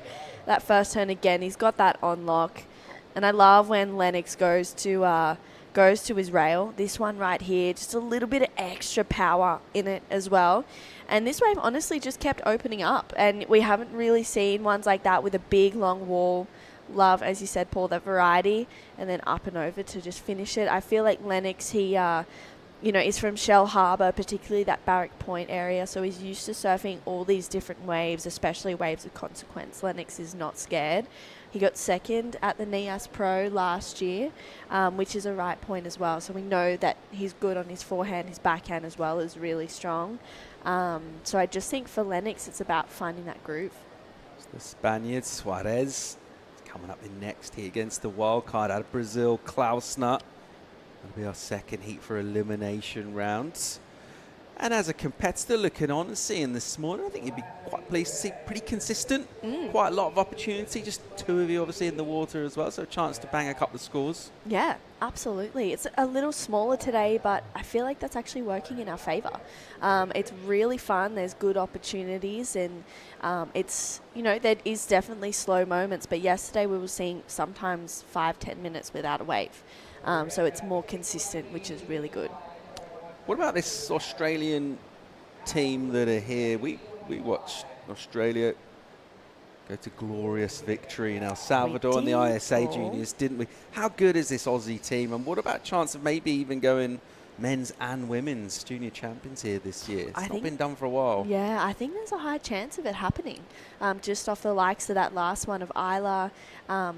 You know, we saw Dane Henry win the juniors and the opens, and he has the same team here as well for this event. So that, to me, makes him pretty lethal, makes him definitely a target to be winning that. And Winter getting second here last year, he's the same. He's got the same support team. His mum is here. Looks like a very similar routine. So Huey Vaughan. Wow. Yeah. Lennox. It's sort of incredible, you know, the talent and the depth of talent that we have in the Australian team. Willem Watson as well. So there's a good possibility for that to happen. And as an Australian, very, very proud Australian, I'd be happy to see that. But then you look at the rest of the draw and you're thinking, oh, hang on a minute. The talent in this event is huge. Yeah, let's see how it all unfolds. We're looking forward to a great week of surfing back in La Union in the Philippines. Provided us with fun conditions last year. And looking this week, we're making the most of this swell. Maybe a couple of quieter days coming up, and then some more energy coming to finish for next weekend. Is that what we're looking at? Yeah, I think so. It's looking like tomorrow and the next day is going to be kind of fun, but it's sort of a wake up and see sort of couple of days. And then, yeah, it definitely gets better towards the back end of the period.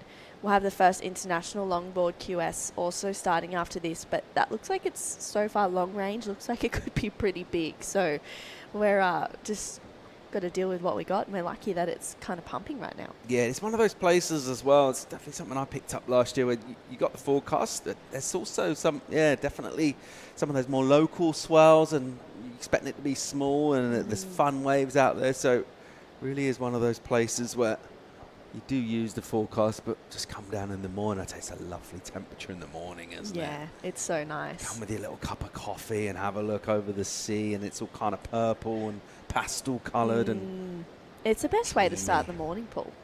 With a coffee, can't complain. The tides at the moment, they're calling them the mono tides because not much really changes throughout the whole day. So feeling like we'll see the conditions be very similar throughout this day of action, and potentially the rest of the days as well. So it's not going to change too much, which for the surfers is such a good thing because they don't have to worry, oh, I'm on high tide or I'm on low tide. It's all very similar. Well, that long wave at Lennox Road got him a 6.33, so really consolidated and put a pretty decent score on the board. And what's been actually sort of quiet this one, just wave-wise. Haven't had loads, have we, come through compared to that last heat that we saw from the women, where it was a little bit more pulsing. This one quieter. When that does happen, you'd definitely rather be the surfer. He's managed to get points on the board. An opportunity now for Troy. He's got that priority. He's got a little bit to think about. Numbers, nothing crazy, insurmountable. He can still surf towards that mid-range number, and he'll have to try and be a little bit picky. On the other hand, Lennox can just roll the dice. He'll do that, coming from behind, making up ground. There's that wrapping turn in a smaller pocket, and then a bit of flares. He'll blow out the tail, and he'll click it as well. So able to be creative on waves with slightly less energy. And once again, that was super smooth. And that's the scene here. As you see the point, see that bend in the swell. Looks lovely this morning. Delightful. Picturesque. All sorts of waves as well down the coast there. We got little waves that we can find. Got on a little mission. Stace was eyeing off some right point a little bit further down, and he was like, that's where we're going to be later. I was like, okay, Stace, happy to roll with your mission and see where it takes us. Yeah, coming from the Gold Coast, he thought while he's travelling, just do something different, go and look for a right point. Yeah. you know, stick with what you know, they say. Well, Lennox, I liked this wave. It was a smaller inside one, but this first turn was really nice. He identified that section and was so tight in the pocket, turning on a dime, and then gets something a little bit different, nails that rotation really easily as well. So I like how he's bringing something different to each wave. That was a smooth first turn. You can see really stomping on that back foot. The timing here was really good too. Kind of went through the lip, so maybe actually a fraction late, but Lennox, he knows what he needs to do with those turns and where he needs to place them, and he gets rewarded. Yeah, he gets a 6-6, so his high score, the high score of the heat, and his total definitely heading in the right direction now, 12.93. Pretty good returns for the waves that he's caught, and a little more scoreboard pressure on the local Espejon.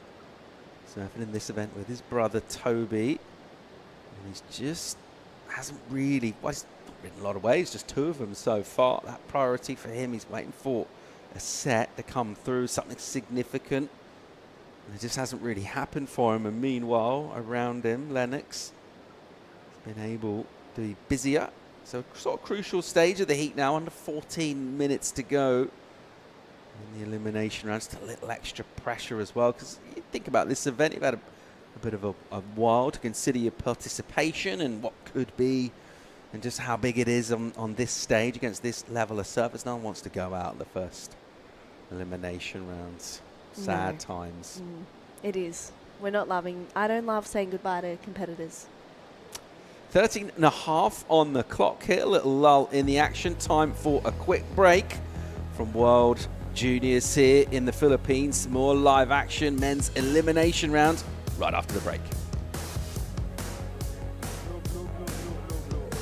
Switch na tayo to Nutri-Chocks for small breeds like you. Small bone shaped kibbles para easy to chew. And for easy digestion for your teeny tiny tummy. Fortified with essential nutrients. Nutri-Chocks for small breeds. Love in every meal.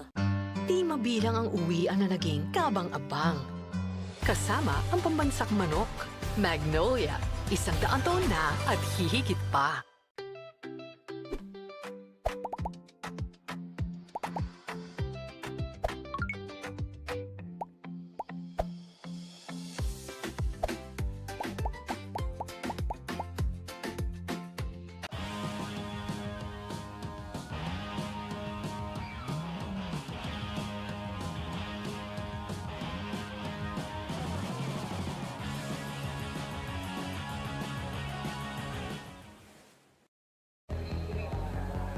Welcome back to the action here from the Philippines men's elimination round. Opening heat of that round from Australia, Lennox Smith. He's going all right so far. His scores are decent. They're just getting better. His last 2 waves has applied a little bit of pressure. He's taken on Troy Espejon with a bit to do. And this was during the break here, True. Yeah, this was a nice connection there for Troy. He needed that as well. He needed that turn, that wave to give him a bit of confidence. And then Lennox, you know what he's going to do. He's going to go big. He's going to go crazy, and almost made it.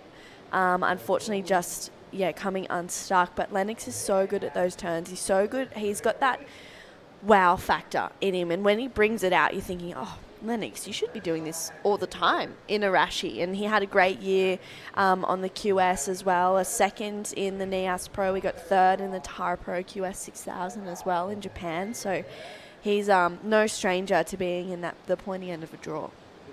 Kind of feels a little bit, I don't know, I'm surprised to see Lennox in the elimination round. Yeah, a couple of big names that we'll enjoy watching in the draw here today in men's elimination. But so far, so good for Lennox. And with those 6s locked in, he can be a little bit playful, as we saw there on the replay. You know, anything that's not going to offer him at least the 6.5 doesn't need to bother with. So he can afford to be a little bit picky and just surf with the freedom. And when that happens, that's usually when we see the best out of our competitors. Is Gabriel Klausner, the Brazilian, here as a wild card, making his final preparations before taking on Alfonso Suarez. And Klausner, another electrifying surfer, mad air game. No real surprise there. I think I say that basically about everybody in the draw, but And a lot of people pretty excited about this guy for a number of years. He's found himself taking on the Spaniard in elimination. We'll see how that all goes down. Just making sure the wax is well applied. Just a bit of tunage as well in the headphones.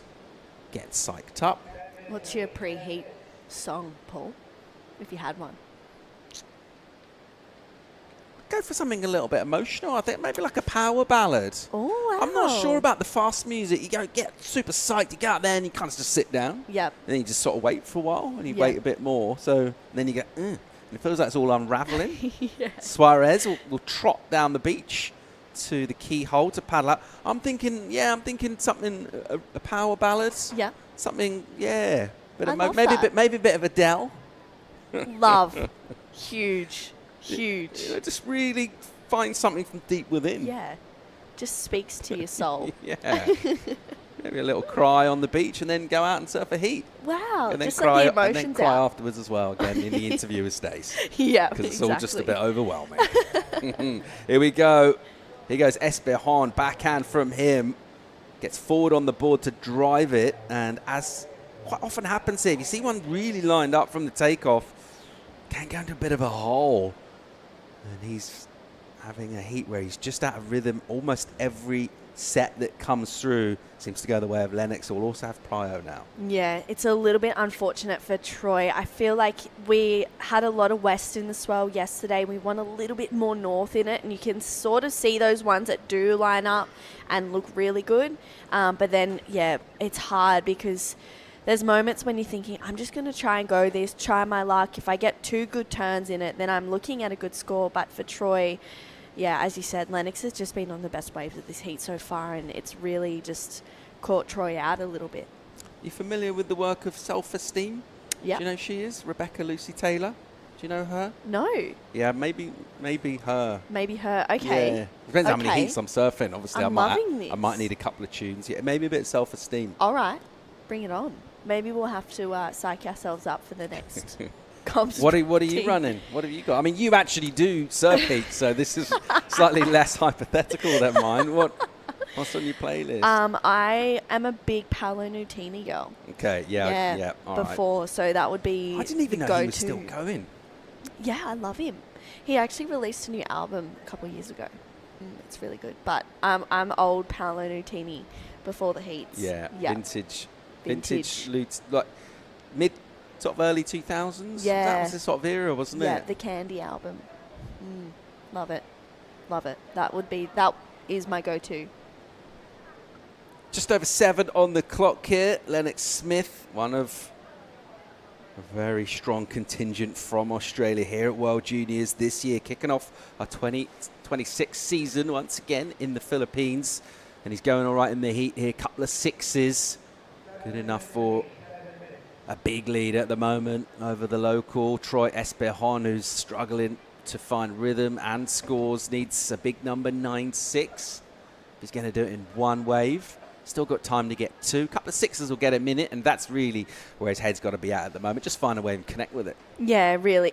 It's so tough too because it feels like, I don't know, with these 2-person heats that we're going to see throughout the rest of the day, I think it's going to be really clear who's in rhythm with the ocean and who's not. And, you know, even looking at these scores, Troy is just not quite in rhythm just yet. Lennox has got the priority when the big sets are coming through, and then he's converting as well, which is a whole nother ball game, really. But for these Filipino surfers, I've watched a lot of them compete. They do like to sit and wait. They like to not be on so many waves. They're selective with their wave selection, but right now he's just been not on the, good to excellent waves that have come through. It's been unlucky. And for his brother Toby, who's coming up a little bit later on in the event as well, it's a good lesson for him.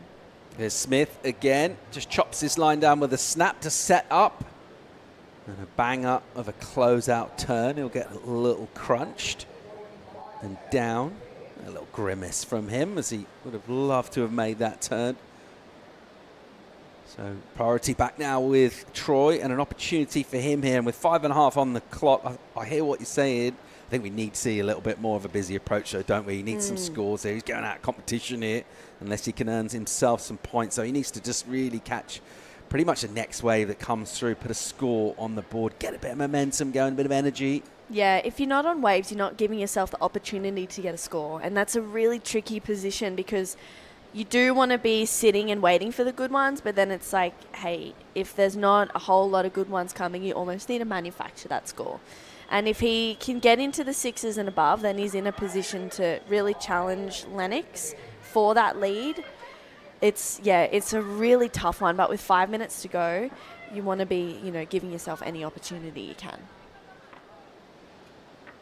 A little adjustment in positioning out on the peak here. These two just heading a little wider, so that indicates energy.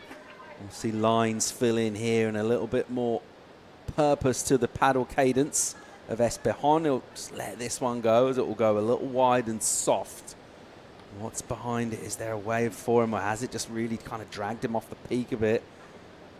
And that'll eat up a little more time as well if that is the case. It's still in this heat. Time for a couple of scores in terms of that short paddle out. We've seen surfers maybe even get a wave sort of halfway back out as well and get a wider one. But just the way the energy's going with him hasn't really been able to unlock so far this morning. And on the prowl, going past him, Lennox. And he'll be enjoying the way this one's going so far. Does seem to have that smile. Yeah, he does always has that light-hearted kind of energy about him as well, doesn't he? But particularly at the moment, I think he's enjoying his morning. Yep, he absolutely is. He's enjoying it. That's a Filipino crew. JR, front and center as well. He's just reporting back to the team, watching back in Cloud 9. He looks a bit more serious because his guy's got a bit to do. Yeah. So he's like, He's like, the Shagao team, they're going, JR, what's going on? Where are you pointing him? What direction is he at right now? So... yeah, there's, such a big support crew from the Filipino surf community. So to see them here right now is amazing. All right, here we go. Espejon finds a wave. Just sort of banks off the top now. A steeper section for him if he can get it up there, which he does. Does pretty well. He's got some speed. He's got some whip. And looking for a strong finish. If he can get this, which he will, he'll go complete. And it will be his best number. And he'll get himself back in the heat in. Now what he would love to happen is a little wide one come down the point away from Lennox and just go again. 2:45 on the clock, true. There's time. There definitely is time for Troy right now to get another wave. He's got a good score to come through. I feel like that middle part was a lot of the same turns. It could have been, maybe quality over quantity. But, he's got, if he can find another wave, he's got another opportunity. So comes from behind on this one, just sets it up. You can still see how powerful he is as a goofy footer. That was a big, strong turn, so tight in the pocket. Kind of speed sort of setup turns there and then goes vertical once again for Troy. So that's going to be his best wave of the heat so far. It's a smaller one. It probably won't go into the sixes like we saw from Lennox, but it still gets a good score on the board for him. And you can see through here, it gets a little bit wobbly and weird, and he really has to navigate that, but finds a good moment there to go straight up and vertical in it to finish. So he's got himself back into the heat, but is it just a fraction too late? Yeah, it's a helpful wave, but not as significant as he would have hoped. The 4.33, his requirement still in the excellent 8.6. Just the timing with the sections. He was sort of surfing a little bit after the sections, wasn't he? Had to wait for them to break and then kind of surfing what was left. Was never really able to fully connect, so kept the number down. And he'll be struggling here. And the Filipino surf fans at the moment looking a little bit concerned as Lennox Smith controls the peak. He's got the numbers. He's got a big, big lead now, and it's going to have to be something really quite spectacular from Troy. 8.6 is what he needs to jump to first at the moment, and in the final minute feels like a bit of a tall order. Yeah, it really does, and you can see the ocean. It's just cruising right now. It's in no rush to bring in some waves. So that's really unfortunate for Troy right now. He might not have another opportunity. An 8.6, it's a tall task. Lennox is stoked. He's got the lead and first priority. So he's like, yeah, this is, exactly how I wanted this heat to play out. And from his approach in his heat yesterday, he had a couple of fumbles. He didn't have the greatest surfed heat. So now he's really got himself back into that rhythm and that confidence, and you can see it shining. Final 20 seconds now. And Lennox Smith has enjoyed himself here this morning, having a little scan around, just making sure there's nothing going to come through. It'll just pop up where Troy is, and he'll come in, and they'll have a little handshake moment as well. An entertaining heat. Good work done from Lennox early on, mid part of the heat. Just kind of got control of it and never really looked back from there. He looks like someone bringing back that form that he showed us last year. More live action from the men's elimination round from World Juniors here in the Philippines right after the break. Switch na tayo to Nutri-Chunks for small breeds like you. Small bone shakeables para easy to chew. And for easy digestion for your teeny tiny tummy. Fortified with essential nutrients. Nutri-Chunks for small breeds. Love in every meal. Di mabilang ang uwian na naging kabang-abang. Kasama ang pambansak manok. Magnolia, 100 taon na at hihigit pa.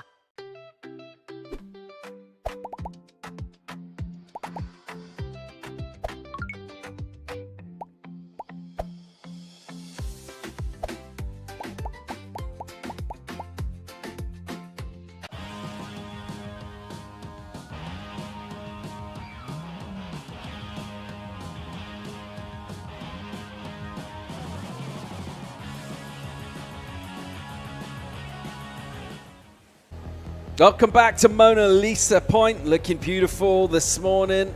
We've wrapped up opening round for the women into men's elimination. Alfonso Suarez from Spain, Gabriel Klausner out of Brazil. I'm Paul Evans, and joined now, very happy to say, Di Wacko. Morning, mate. Good morning. It's been a while since the last time I saw you. Yep, happy to see your face, mate, and happy to be back in the Philippines, and we've got some fun waves out there in the water right now. Definitely. It's been pumping, and straight away, live action.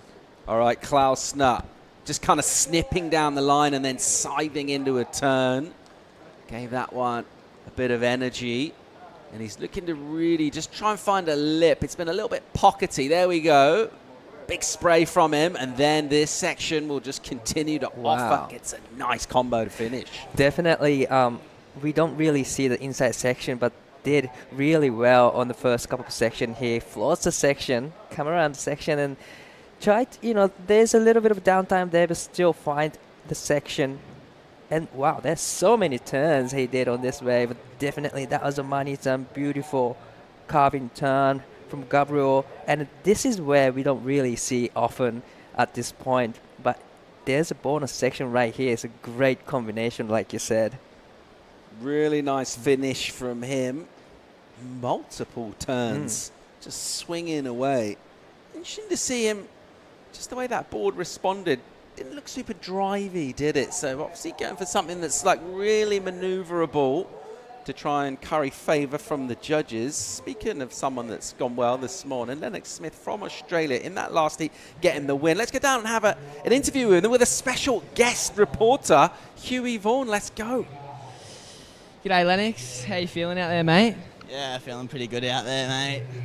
How you feeling? Just wiping the floor out there. Was it fun or what? I didn't really wipe the floor, but yeah, it's a bit of fun. Pretty gassed, to be completely honest. Yeah, felt like a freaking fat old man out there. Well, depending how the draw goes, me and you could be in the same heat, maybe. How you gonna approach it? Mate, I shouldn't even be talking to you at this point. Like, I'm sick of it. Can someone get him out of here? Who even is this guy? Mate, this is a joke. Wait, we got some Magnolia chocolate here. You wanna have a sip? Oh, mate, last thing I need is a bloody chocky milk. Have you seen the size of me? Back to you, lads. Oh, love it. Boys are having a good giggle down here this morning. Wow, that was classic interview. Sick. Huey Vaughan on the mic there asking the big question. And Lennox Smith with a smile on his dial. That's pretty standard fare for him, but out in the water, surfing is very, very legit. Look really, really good here this morning. Disappointing to see one of our locals bow out. Espejon, he'll stick around and just bring the energy here. What's it like for you being over here in the Philippines? I guess this Asia region for you, got so many fun ways that you're traveling to and being over here. Something unique about surfing here in Philippines. Like you said, last year on an Asian tour, we had a lot of traveling to Indonesia, and especially in the Philippines. We had one at Siargao, one in Bali, and now back in the La Union. And this is my first time actually visiting La Union here, but this is the really cool place to be, hanging around because good energy. We started this morning at 8 o'clock and there's so many people already hanging out on the beach. Great vibes. So it's just great to be here in the Philippines, feeling the vibe. And with your insights into the talent out of Japan particularly, what's your feeling about the team of your surfers that are over here to compete this year? Oh, they're so ready. They've been in this area quite a bit for the last couple of years, so they are used to this kind of condition, and they've been training together, and they bring in the 2 female coaches and 1 male coaches from Japan and 1 cameraman from Japan, so they are all ready, so super ready. Klausner again here, multiple pumps off the bottom, good section, and goes up and gives it a hit. Just gets maybe just slightly early there, just to make sure he finished that. Didn't try and do too much. I don't mind that approach. Just make sure you get a second score locked in. He's got a 4.67 already. That's on the board. We'll get another number. Suarez has had a 3. But interesting, a bit of a variety in the waves that we're seeing. They kind of look sort of similar on the peak, but there's sort of a number of things that can happen after then. And that one had that speedy section and that big pocket to hit. I really like that, performances from Gabriel, but it's a live action from Alfonso. There goes Suarez with a bit of foam on the face from that last wave, and he's looking to try and tee off on it here or go into the lip. I love the compression landing there from Alfonso.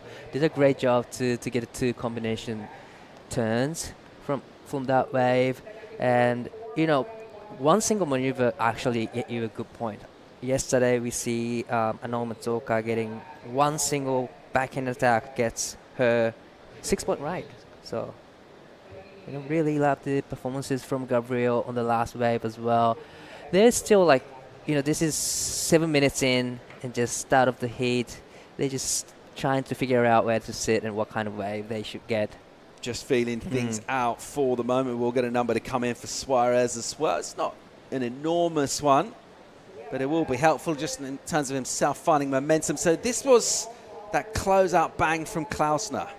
That was a beautiful hit, the section, because it was a beautiful section to hit. It just with a really, really speedy and powerful maneuver. But this is a different approach from surfing red. 2-turn combo, beautiful, nicely done.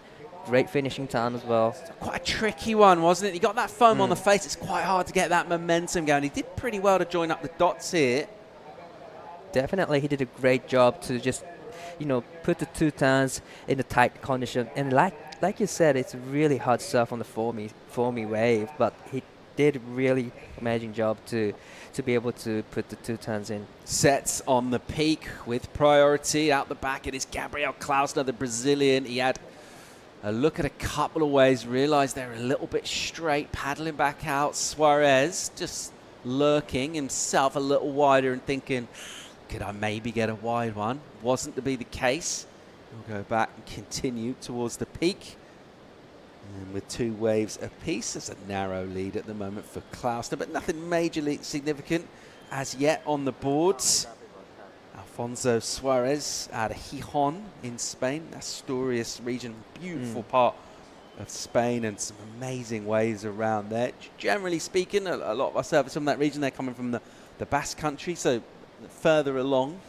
A beautiful coastline, right? It's stunning, yeah. Asturias, my favourite place on that whole coast, actually. It's a really, really lovely part, and some fun waves, beaches, some points, all sorts of waves scattered around, but not somewhere where we're necessarily seeing loads of talent competitively. Certainly recently, anyway, out of Spain, it's been really dominated by the Basques or surfers from the Canary Islands. But it's great to see Alfonso here represent Spain at World Juniors, and a big opportunity here to keep his campaign going. That Spanish team has been really strong in junior surf, and in particular over the last couple of years, and he'd love to keep that going here. True. You know, me and Jesse had a conversation yesterday that a lot of talented surfers coming from Europe the last couple of years, you know, so they've been surfing, probably just looking up to Rio and all the other surfers. So, yeah, European surfers doing really, really great. Yeah, it's a bit of depth as well, particularly what we're seeing from places like Spain, where we've maybe had a couple of an outstanding performer, and then, you know, the surfers, a bit of a gap between. I think it's really competitive at this age group as well, with just how much talent there is. I think it's a story we could say about a lot of places as well. I mean, you think about Brazil and what they've been able to do, absolutely dominant on tour, particularly with the men over the last decade or so. Of course, got the win over here with the women, with Luana Silva last year at juniors. And the talent they've got here this year in competition. Surfers like Ryan Kainalo as well has been someone that's been amazing for a number of seasons. Got loads of competitive experience out qualifying from really young, maybe 13, 14 years old. So looking to try and turn that into a world title here in the Philippines in juniors. And then names like Klausner. And then right now here's Suarez, and he's in action here. Just trying to force his first turn, but able to be pretty acrobatic. Nice and bendy in the knees to get that second turn done, but a short wave. Really similar approach from the previous waves from him, but definitely the last hit was one of the money turns. Just like you said on the first turn, a little bit of forcing turn there, but still great combination from Alfonso. Just like you mentioned before, there's not much going on the scoreboard right now yet, so definitely they are looking to get those 5-point range or 6-point range, but this is a live action. Whoa, here's some speeds loading up. Klausner, look at the venom in his surfing as he goes down the line with a major spring in his step. And then a little error at the end. The wave was just kind of running out of gas right there, actually. We'll give it a little look down the line, but so evenly poised, this one. Let's see how significant that last wave proves to be for him. But just able to have a bit more speed, wasn't he? I think that's really been the difference. The waves that they've caught in this one, neither have been able to go crazy, but that looks a lot more legit from Gabriel. Definitely good-looking wave that he got on the last wave. Managed to put a couple of turns in, different approach. So I'm curious, what he's going to get for the last wave. So let's take a look on the replay. I love the deep bottom turn and straight into slashing turn. Generating so much speed and floats the section, trying to get one more turn in. Probably he wants to get a big finishing turn to get the highest score, but definitely beautiful first turn, and I love the floats from here. Generating so much speed, engaging the rail quickly and trying to get one more turn in, but the wave really, didn't cooperate with him. So we'll wait for that number to come in. I think it's going to be similar kind of order around about where our scores have been. I tell you what, so evenly matched at the moment. He ain't hanging around though. And from a high line, beautiful drawn out bottom turn. That's the best turn we've seen in this heat so far. He's able to really open up. And then a softer section, we'll see him just try and maintain momentum, but great work done out the back. Speed was definitely his friend. You picked up on the bottom turn, just on the replay previous to that, and then right on cue, he held that one for ages, and it looked amazing. That was beautiful. Just like you said, that bottom turn drives through the bottom turn, straight into this one of the biggest turn in this heat. Love the layback turn.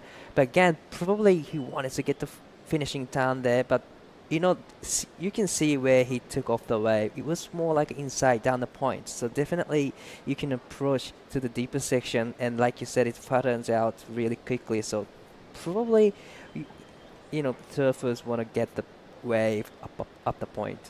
Really entertaining, this one. Suarez right now with priority, lines out the back, energy pulsing here at Mona Lisa point. And in a heat that sees our Brazilian Klausner building up momentum, with due a score for him. Here's a faded takeoff on a meaty looking wave. The Spaniard Suarez banks off the crumble, does it pretty well, adjusts the feet, and goes into the lip and gets a nice layback jam, just forcing into the lip. And again, tricky wave to serve from him. Will stay with it, push wide this one, and it'll push into the channel in a brilliant way. Just to reply immediately, would have been aware of Gabrielle's last wave, the last 2 waves, and then picking with priority a solid set out the back. The scoreboard's going to move a touch. Klausner improves, a 5 for him previous to last. We've got another score to come for him. We've got a wave to come for this guy, Alfonso Suarez. We'll have another look here, Dai. Wow, great answer back from Alfonso. Face down to start with. Nice tags to the white water and just waiting for the section to come up. And he did a big layback turn and straight into the third. A little bit late to the section, but still managed to do the clean landings. A beautiful 3-turn combo from Alfonso. That time was Manitan. Really loved how he just pushed the tail really hard, releases the rail, and straight into this last section. Great answer back from him. So these two figuring out this lineup, working out where they're going to score points, impress the panel. Number 4, Klausner, his last wave, 4-4-3, but we're expecting something really big to turn the heat to come through from Suarez. Judges still deliberating on it. And it will have to be the high score of the heat to get the lead. I think it's going to be the wave was quality, the surfing was crisp. The number drops. Good news for Spain, 6-8-3 for Suarez. And the first moment in this heat really where we've seen someone really connect, just give us that little bit of excitement as we watch on. And the judges rewarding that with a big number, 6-8-3 for him into the lead. Still pretty tight though. Klausner now, his requirement, just under that 6 mark, 5-9-4. He's got priority. We've got a great heat on our hands here. Wow, that was a great answer back from Alfonso. 6-8-3 is a healthy number to keep. It's definitely a keeper. But like you said, there's not much difference, big difference between two of them. Gabriel now is only 5.94, which isn't the big score for him. He's already locked in 5.0, and wow, Alfonso up and riding again. There we go, Suarez from under prio, having a swing and just losing the front foot. He seems all right. Those ones can be nasty. You just fall suddenly looking down the line and your board all of a sudden's coming at you, but looks like he kind of took that on the chest rather than anywhere else. Meanwhile, out the back, Klaus has been pulsing this one, been really consistent. I think that's been key to building up momentum for these surfers, particularly that priority of Alfonso. He didn't have a lot going, and we saw in that last heat, we saw try sit for ages with priority and nothing really come through. A bomb came through. He'd only been in the lineup a minute or two, and exactly what you want when you got priority, something of real quality. Didn't really have to second guess himself. He always knew he was going that wave. And it looks like Alfonso having a look at this one again. Just quick in and out, but it's sometimes when you have a first priority, you kind of stuck in the lineup, and especially at this break, you don't really want to be sitting there for a long time because you get lost easy.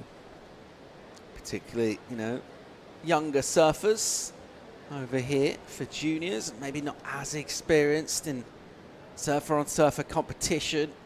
Is a different skill set. That's what they're doing here in the elimination round. We'll see Toby Espejon. Just saw his brother go down. He'll be taking on Keone Lassa, represents Spain out of the Basque Country, Zadouts. And that'll be another fun heat here. Let's see how he can fire up this Filipino crowds.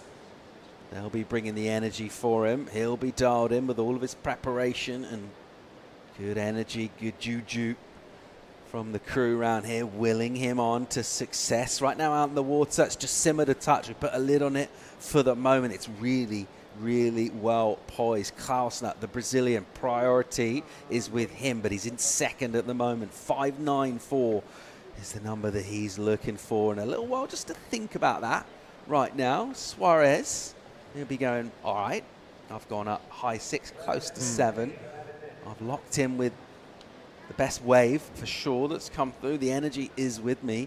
give me another one. Is that what he's thinking? Definitely trying to get rid of the 4.10 quickly. That's exactly what he's hoping to achieve at this stage, because there's not much difference between them.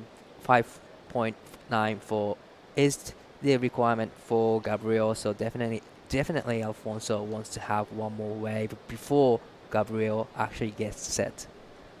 Fly over the point here and have a look down the coast. You can see sort of a mixture of sand and rock that shape our waves. Multiple peaks to surf. We've got that beachy just down the coast from where we are on the point here, with sort of multiple rip bowls, and then yet more points down the coast, all sorts of opportunity. Interestingly, really, when you think about Philippines, you know, you're generally thinking about waves that are facing out into the Pacific, right? Thinking of Siargao and Cloud9, and we're actually on the kind of tucked away a little bit on the other side. So we're on the sort of South China Sea side of this main island. We're on the northwest coast here. It's amazing to see how swell even gets in here, but it's so consistent here. I know, that's what I was thinking yesterday, because where we are is just like you said, it's the left side of the Philippines, and it's the swells actually coming from the north area, and I have no idea how this point can get so many swells every day. And yesterday, even we were thinking, we are expecting smaller size waves, but we did get this like an unexpected swell. Super consistent so far this morning. This heat, a real frenzy actually. Opening 15 minutes was kind of breathless and non-stop, and right now it's gone a little quiet, and surfers with that mental preparation, the plans that they've made in their head, what to do in certain situations, that'll be where they're trying to go at the moment and just figure out, all right, what do I need? What's that going to look like? How do I get it? Priority. Been with Klausner for a while, but he hasn't really had to make any decisions since he's had that priority. There's been nothing coming through. A little buzz around from Suarez. He's had a couple of waves, but nothing particularly significant. All right, expect some good energy on the beach here from the Filipino crew. Toby Espejon, he looks pretty relaxed. Yeah, it seems like Just it's cruising. really cruising, and probably big support on the beach. It's always great to have the big support from the local community to cheer you up. So definitely, he's already surfed in the first round, so probably he knows what to do and he knows how to get through the heat. So he seems very relaxed, like you mentioned. Nice little stroll in the sunshine for him, down to the paddle out. It's about 8 minutes or so away from taking on Keone Lassa. Very highly rated surfer out of Spain, been going all right on the Challenger Series this season. Get great experience, part of that strong push out of Spain. Loads of talent from that region in this event once again this year. Brazil being represented alongside Spain right now, and Brazil with a little work to do. That number still 594 for Klausner, as we'll tick away a bit of time. It's been a good 5 or so minutes since anything really has come through. But definitely we'll be seeing more sets in the last 5 minutes, but like you said, it's been really quiet. So it's there's a little bit of noise in his head can't be coming up at the moment, because there's nothing on the horizon thinking about the requirement, and this is the elimination round. This is the last hit that you can surf. One of them has to say goodbye to the competition, so definitely this is very important moment for all the surfers. Yeah, I mean, it feels obvious, but just what you really want at this stage is just waves. If you're, well, either surfer, but particularly Klausner, what you don't want to have to do is kind of sit there and get in your own head. You want to pull the trigger and go. Meanwhile, Suarez has found an opportunity here, and I think maybe that's why there wasn't a lot of interest from Klausner. It was a bit of a straight one, bit of a closeout, so tried to just force that layback into the lip. Not quite able to do it. We really liked how he approached the section, because it was one of the closing out wave, and there's not much after the section, so probably he just wanted to have a big attempt on that section, but unfortunately he couldn't ride out of it. But still a good attempt. You mentioned earlier as well, the one turn, his low scores are 4-1. He can definitely improve on that with one big turn. That's what he's trying to do, and he's sort of done everything right tactically since going into the lead. Not having the priority, he's been buzzing around, he's been pushing it and kind of surfing up sections, trying to impose himself a bit. Hasn't quite paid off in terms of scores, but just in terms of keeping that energy moving, and also maybe just sort of rattling Klausner a little bit. He's just had to be quiet and just sort of sit. He's paddled up and down a little bit. He hasn't really shown interest. 5.5 on the clock again. He'll have a little rueful look down the line, realise that's not my wave. What's out the back? More energy coming through here, bit of a pulse after a quiet moment. Klausner would love to get surfing. He's thinking about his requirement, 5.94, so just call that a 6. That needs to be something pretty decent as he found it here. He's trying to get wide enough to go. It looks like he will go. Well, he won't. Wow. He'll have a look, a double take, and he'll say, no, he's not blinking. He didn't pull the trigger out there, so being selected for the last 10 minutes, just staying there, probably watching over the previous wave from Alfonso. But there's still, a couple of lines on the horizon. Hopefully there's going to be a good opportunity for all the surfers. Yeah. You think about a long priority hold in a heat like this, and from his point of view, from Gabriel's point of view, the good side is there's been no improvement from Suarez. I mean, quite often when you sit this long and you serve, there's 3 waves unchallenged that Alfonso's caught, but he hasn't added to the score as well. So I guess that vindicates his decision not to go any of those waves, which can also obviously play on your mind. But, from just the point of view of the scoreboard, whereas his requirement is still a high 5 that he's looking for. But that number would just seem to maybe just grow in his own mind as we're close to inside 4 minutes to go here. That's so true. Pressure is building up at this stage. Just like you mentioned, he holds the priority for quite a long time now, and probably, starting to doubting himself. But he's in top 2 of the junior division in his region, so definitely he has confidence and he knows how to play in a heat. So I'm pretty sure he's managing his emotion right now. Yeah, this is why they're the best in the world, isn't it? And they're going to have to draw on that mental strength as well to get through tough heats, to get out of situations. If you're going to go and claim a World Junior title here in the Philippines, you will have to get through heats that really test you, that require you to use that concentration. It's not just about going out and ripping. It's about dealing with those quiet times as well, some of that adversity in a heat. Maybe some decisions that didn't go your way. You have to just deal with all that and keep the campaign going, keep the momentum. Facing elimination at the moment. Klausner of Brazil with 3 on the clock. His score is not huge, but it is about a point more than he's been able to garner so far in 20-odd minutes of surfing here at Mona Lisa Point. And his busy start, sprightly start to this, sort of fizzled out a little bit. He's not had to really make many decisions in terms of what's come through. He's looked at them. It's not even really been close to going. It's been fairly obvious. It hasn't been ways of scoring potential. What's Suarez head at this stage? A couple of minutes to go, and he's thinking, I can't believe he hasn't had a wave yet. Probably Alfonso also is not feeling really safe right now because the requirement is not that huge. 5.94 is not a huge requirement for Gabriel, and that's exactly, Alfonso knows. And then he's not just feeling safe yet, and just he's hoping there's going to be no waves coming through, or maybe 2 of the sets so that he can get another shot, another opportunity to actually get rid of the 4.10.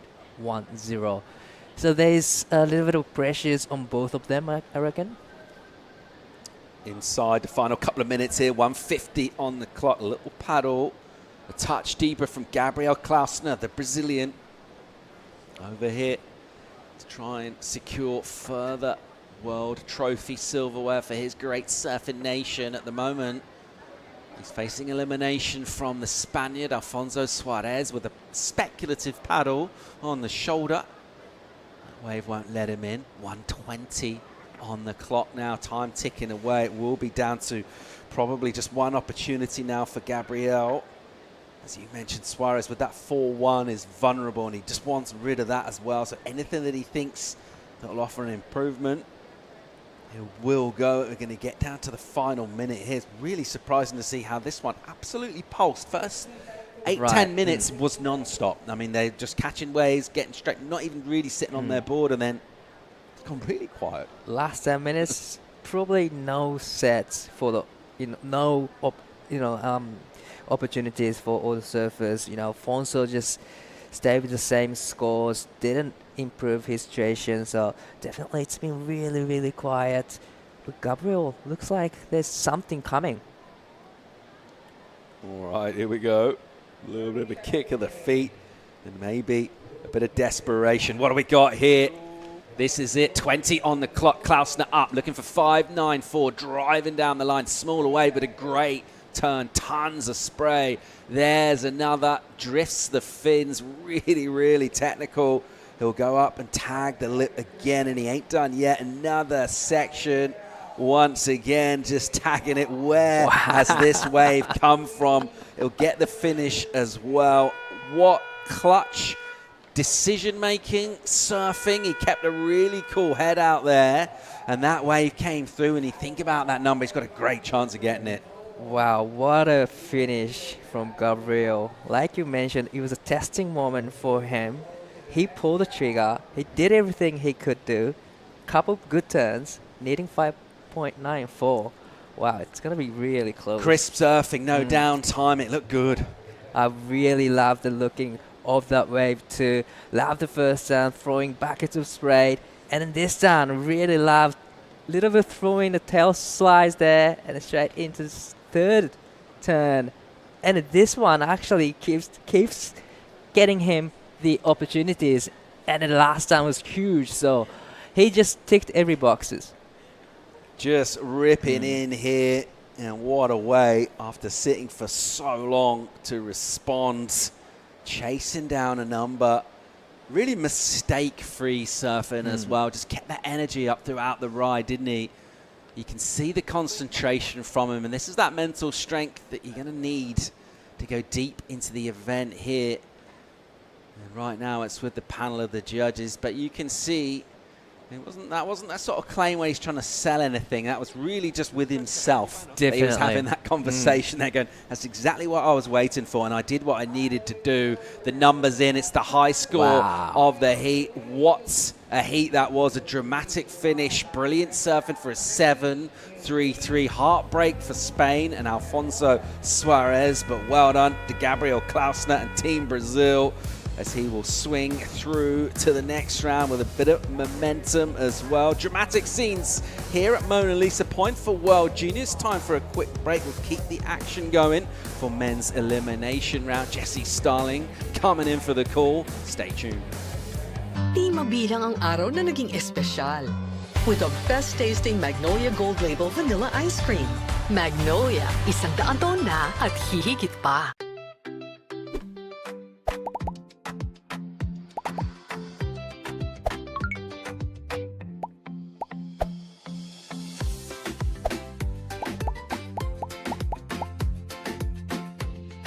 Di mabilang ang bonding na nabuo. Kasama ng tamang tamis sa asim sarap na Magnolia Real Mayonnaise. Magnolia, 100 taon na at hihigit pa.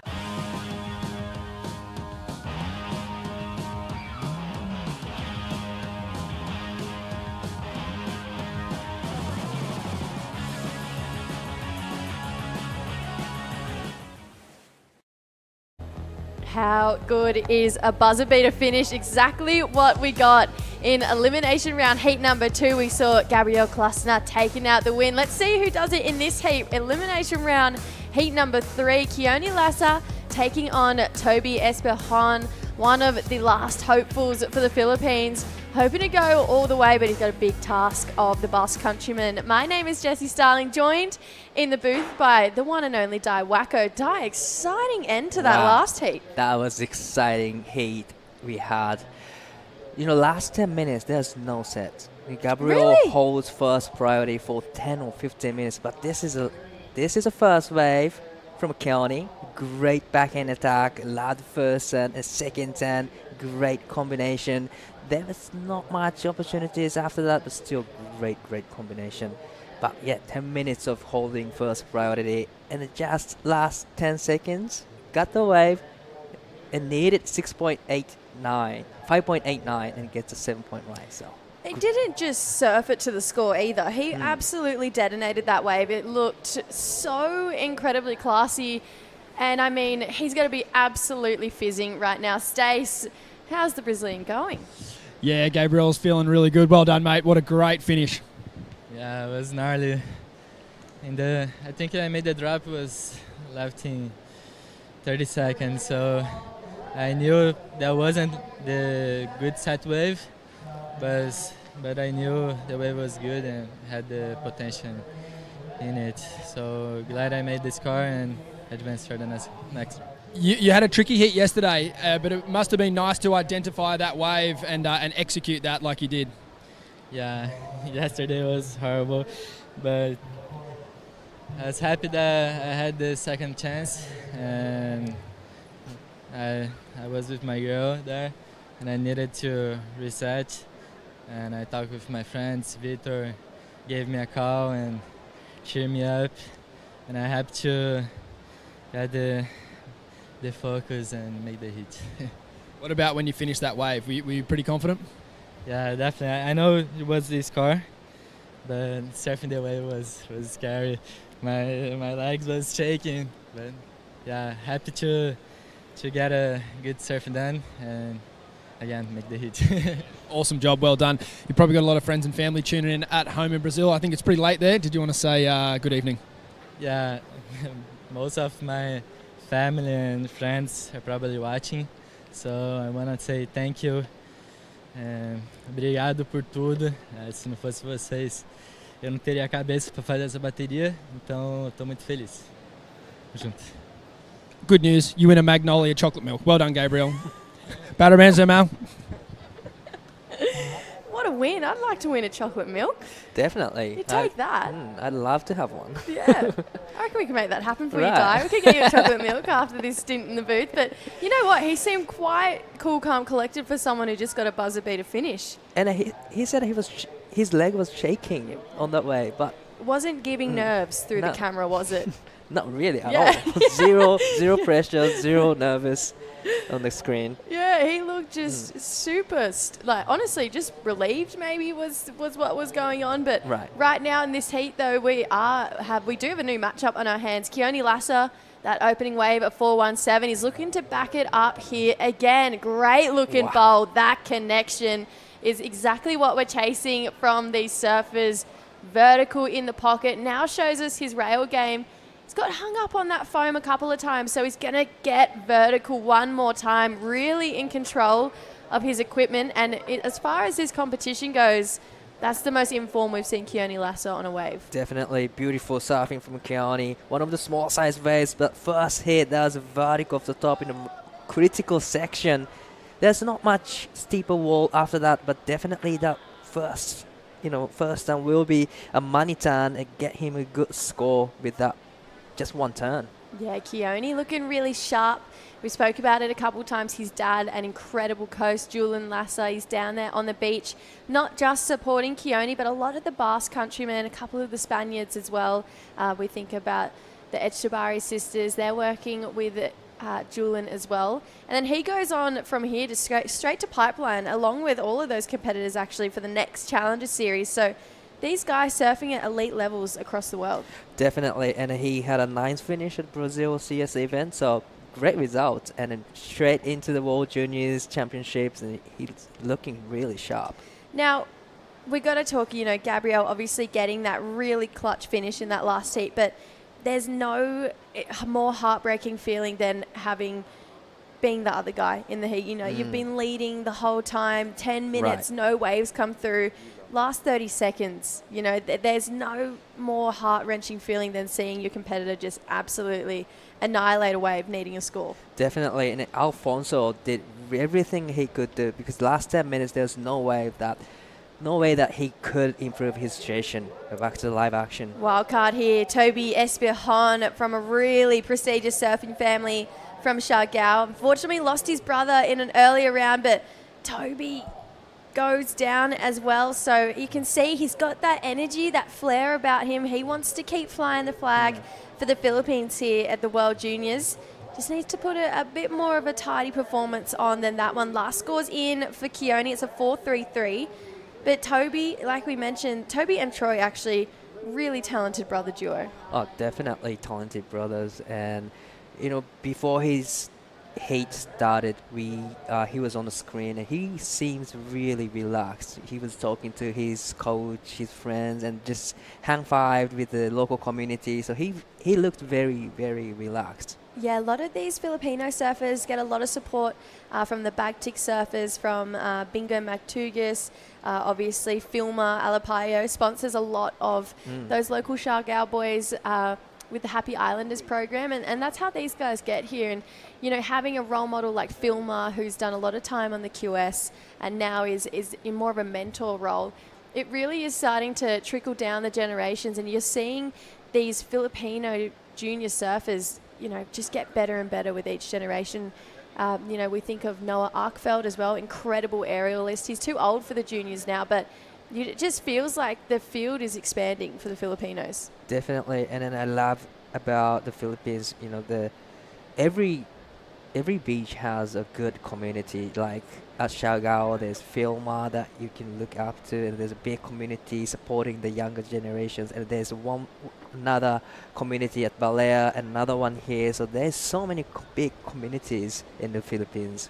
Yeah, you feel like a family wherever you go. Yeah, true. And you know what? They're so quick to lend out, you know, helpful advice or give you a wave in the surf. No matter who you are, where you come from, they're so happy to share their home break. But there's obviously a lot of localized places across the world, but I feel like anywhere you go in the Philippines, it's the first kind of, as soon as you paddle out, the locals are the first people to want to share their lineup with you. Definitely, it's so welcoming, and it's easy for us to just be in the water with them. All right, live action here. One of Philippines' finest. This is Toby. Floats this first section. He's got nice speed down the line here. Beautiful demonstration of flow, especially through that carve there. Really laying the rail for Toby Espejon. It's going to be some nice carving work that's going to be pushing the likes of Keone Lassa to lift, because I liked that wave there. Wow, I liked that wave too. It was one of the biggest sets. It floats a section, and I really loved the carving turn there from him. It just drawn out big carve, engaging the rail really, really well. Yeah, so he's chasing a 6.57 for the lead at this point. Obviously, only 10 minutes down. Replay here, Di. Floats a section and straight into the second turn. Love the vertical off the top, but this turn, engaging the rail really nice. I love how he uses his upper body to just swing around the surfboard, and a beautiful combination. Yeah, that float, you know, I thought it was maybe going to send him a little bit off kilter there, Di, but he really did recover so beautifully. And you know what he did great? Stayed in the pocket, stayed super tight where the power source is. And like you mentioned, Di, this carve, wow, something special. Something special. It was one of the beautiful carves I've seen this morning. It's beautiful turn and beautiful combination. So that'll be a good number for Toby. Yeah, the beach, we're loving it. He's right back in the game right now. So 4.2, that last wave for Toby. So he's chasing a 4.31. Keone Lassa, we obviously saw that really nice two-turn combination from him, that board getting vertical twice. And he's now going to be challenged a little bit more. Obviously, he's got a pair of fours. He's holding down the lead, but we'd love to see those fours out of the lineup, you know, by the time this next 19 minutes rolls by. Definitely, you know, I love to see a 5-point range, 6-point range, but he's up and riding. Yeah, let's see what he can give our Basque countryman surfer, Keone. Great looking flow on this wave. Here we go. Starts to bowl up here. Nice tight turn in the pocket. We know the beach is going to love that one, especially his fellow countrymen. Might get a little bonus section through this inside here for Keone. Sometimes it's a little bit of fool's gold, but he's going to keep rolling with it. Yeah, it's not going to bowl up on that inside there, but you can see his flow, the tempo, and just his intent to keep his, I feel like, completion rate up. We saw him fall a lot yesterday, and it feels like today he's looking a lot more secure on his board. And compared to the previous waves, he's just pushing his surfing really, really hard. Especially on the last section, it was more horror section than in the previous waves, and just hit it really hard, vertical off the top. So great surfing again, and he's just trying to get rid of the 4-point range right now. Yeah, Keone, like we mentioned, Challenger Series surfer, had a 9th place over in Brazil, channeling that energy here. Wants another big result. This flow, though, died. It was really nice to watch. And after this one, well, this is where this is the one. This is a Mani-chan that was beautiful off the top. It was a very, very vertical and then upside down. Great techniques from Keone Lassa, trying to get rid of the 4-point range. He improves, but not by too much, though, Di. It's a 4-4, but that's that turn you're talking about. Right. Really vertical and tight in the pocket. And you can see just no downtime in between his turns. He's using that drive and momentum from putting the board in the steepest part of the wave and then using that speed straight back into his next turn. So Keone technically flawless in his surfing here this morning at Mona Lisa Point, but he's kind of stuck in the world of the fours at this point. Great looking surfing, but the judges, they're pushing him to elevate. They want to see that type of turn, but multiple times, and maybe a bigger looking wave, thinking back to Isla Huppert's with that 9. I mean, that was one turn, but the section that presented itself, we spoke about it in the first heat this morning. It might be worth just hitting it, belting it once to get big scores today. That's exactly what Isla did in her heat, right? For the 9-point right. That was something else, something special. It was insane. You know, she really just unleashed on it. I missed her post-heat interview, but I'm sure she was pretty humble through it. Nothing really gets her like super phased. She's a super humble, really focused competitor. We're going to see her into the round of 16, but right now, unfortunately, we are losing some of our junior competitors. This is the elimination round, so it's time. It's crunch time, you know. It's now or never. So scores were in. It's a 4-4, last of Keone Lassa. Toby chasing a 4-5-3. I'm pretty sure I saw Keone splash to the water there. He knows the stakes that are here right now. He got knocked out in this round last year, and he'd hate to go home again in this round. Well, he's super hungry for the win, but you know, also Toby is super hungry for this making it through to the next round, because he's the last athlete for representing the Philippines. Yeah, especially on this men's side. We're going to see our 2 wildcards come up in the women's elimination round as well, but Toby, he's not backing down without a fight. That 4.2, we saw really great looking turns on that wave. Maybe some energy coming through now, and there is Toby Espejon. He's going to lay into a cool looking float to start that one off. Carves it into the pocket. Great looking wave here with a 3rd big section. Like we just said, Toby's not backing down without a fight here. He wants a spot into the round of 16, and that's one way to do it, Di. Wow, that was a beautiful combination, and the wave selection was on point. Wow, Keone. He wants to answer back too, looking really good. Unfortunately, just gets stuck in that white water up the top of that wave. You can see his technique is beautiful.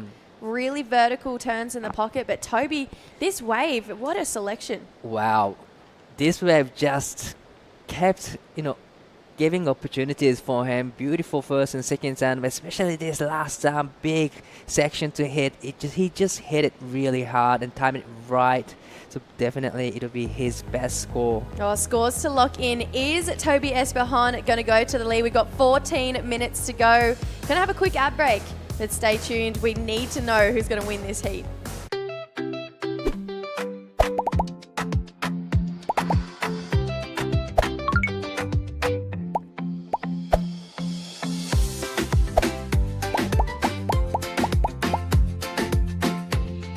Di mabilang ang bonding na nabuo. Kasama ng tamang tamis sa asim sarap na Magnolia Real Mayonnaise. Magnolia, 100 taon na at hihigit pa. Sit, roll over. Your fur baby deserves delicious and nutritious treats. Give them Nutri-Chunks. Nutri-Chunks milk sticks or Nutri-Chunks beef sticks.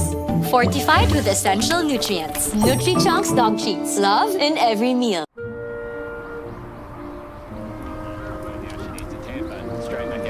And into this wave. Oh my! Deep one for Western Web. She comes out. She comes out. She needs a 10.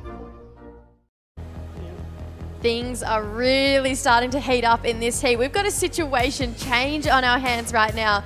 This is elimination round heat number 3 of the World Junior Championships. Toby Espihon has just gone to the lead with a 5.17. Keone Lasser down in third. And looks like we've got some waves to catch up to here. Di Wacko joining me in the booth. Di, take us away. Wow, beautiful opening curve to start with. Eyeing for the section. Beautiful turn. Unfortunately, couldn't really stick the landing. He's on fire. He's fired up now with the 5.17. Now he's in the lead. That was he was on the way to get rid of the 4.20. Yeah, he's looking loose. He's looking fired up, like you said, Di, and he's really wanting to fly the flag for the Filipinos here. Keone Lasser, pressure's on, chasing a 4.98. We know, Di, you can't surf your way. You can't force a 4.98. There has to be something special on that wave, at least one turn, because you need a 5, right? So Keone needs to find a wave where he can either unleash once and boost that score past a 5, or find at least one nice bowl with 2 good-looking turns. So wave selection's really going to come into play here. Definitely, it's all about wave selection right now, because Toby's last wave, 5.17, was one of the biggest set, and it has a long wall and a lot of opportunities. So definitely, Keone has to be on that wave to get 4.98, because like you mentioned, it's pretty much you gotta get 5-point range. No, he's going to get... You'd honestly want more. It's super close right now between these two competitors. They've never come up head-to-head before. Keone looking a lot sharper than what we saw yesterday. He was unfortunately falling a lot yesterday, similar to what we saw in that last wave, just getting hung up in the foam. But he's putting his board super vertical. So when he can do a completed ride and have consistent vertical turns, we know that something special is going to happen for Keone, but right now, he's got a pretty big target on his back right now. Toby Espihon, he's making it really hard for Keone to move through this round. Like I mentioned, got knocked in this round last year to Daniel Emsley. So one of South African surfers, also on the Challenger Series. And you come all this way with this hope of taking home the trophy. If you don't make it through the first round, that's all right. You've got an elimination round, but you'd hate to do it 2 years in a row. Right, that's right. So definitely Keone wants to get through this heat. And he, like you mentioned, he's got the skill set to get the 4.90.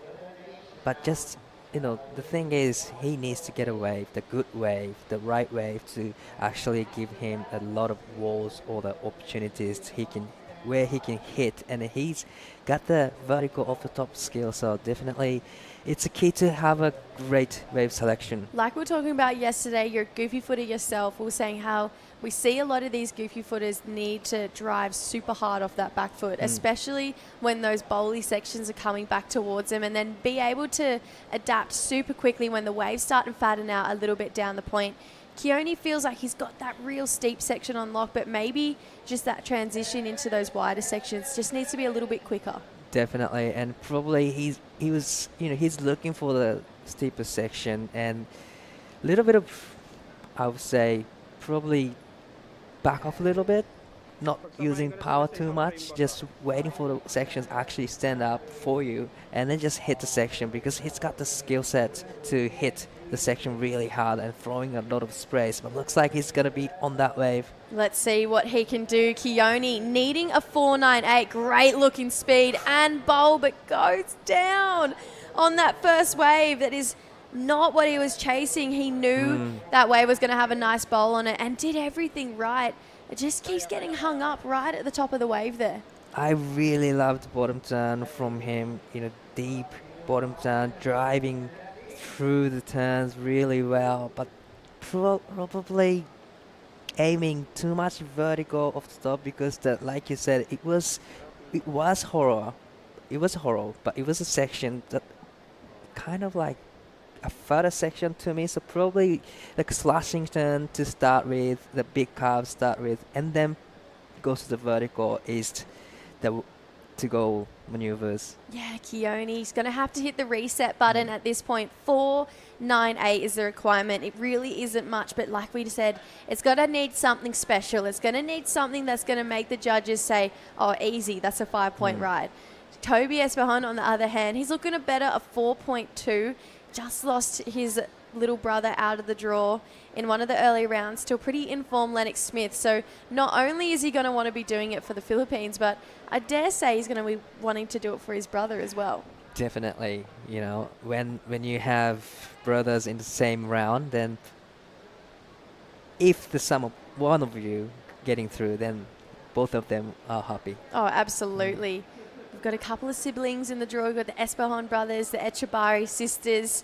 Looking forward to seeing what more surfing duos filter through this event throughout the years. Right now, 7.5 minutes. It's a 4.98 for Keone Lassa in just over that time. We're going to see Ryan Kainalo from Brazil take on Ben Esterhuis from South Africa. Battle it out for a spot into that round of 16. We're already going to see Oliver Zeitz, Huey Vaughan, Connor Donegan Santos, Winter Vincent, Lucas Cassidy, Iko Watanabe, a couple big names, even Dane Henry, Will Dean, already into that round of 16 thanks to a big opening round win.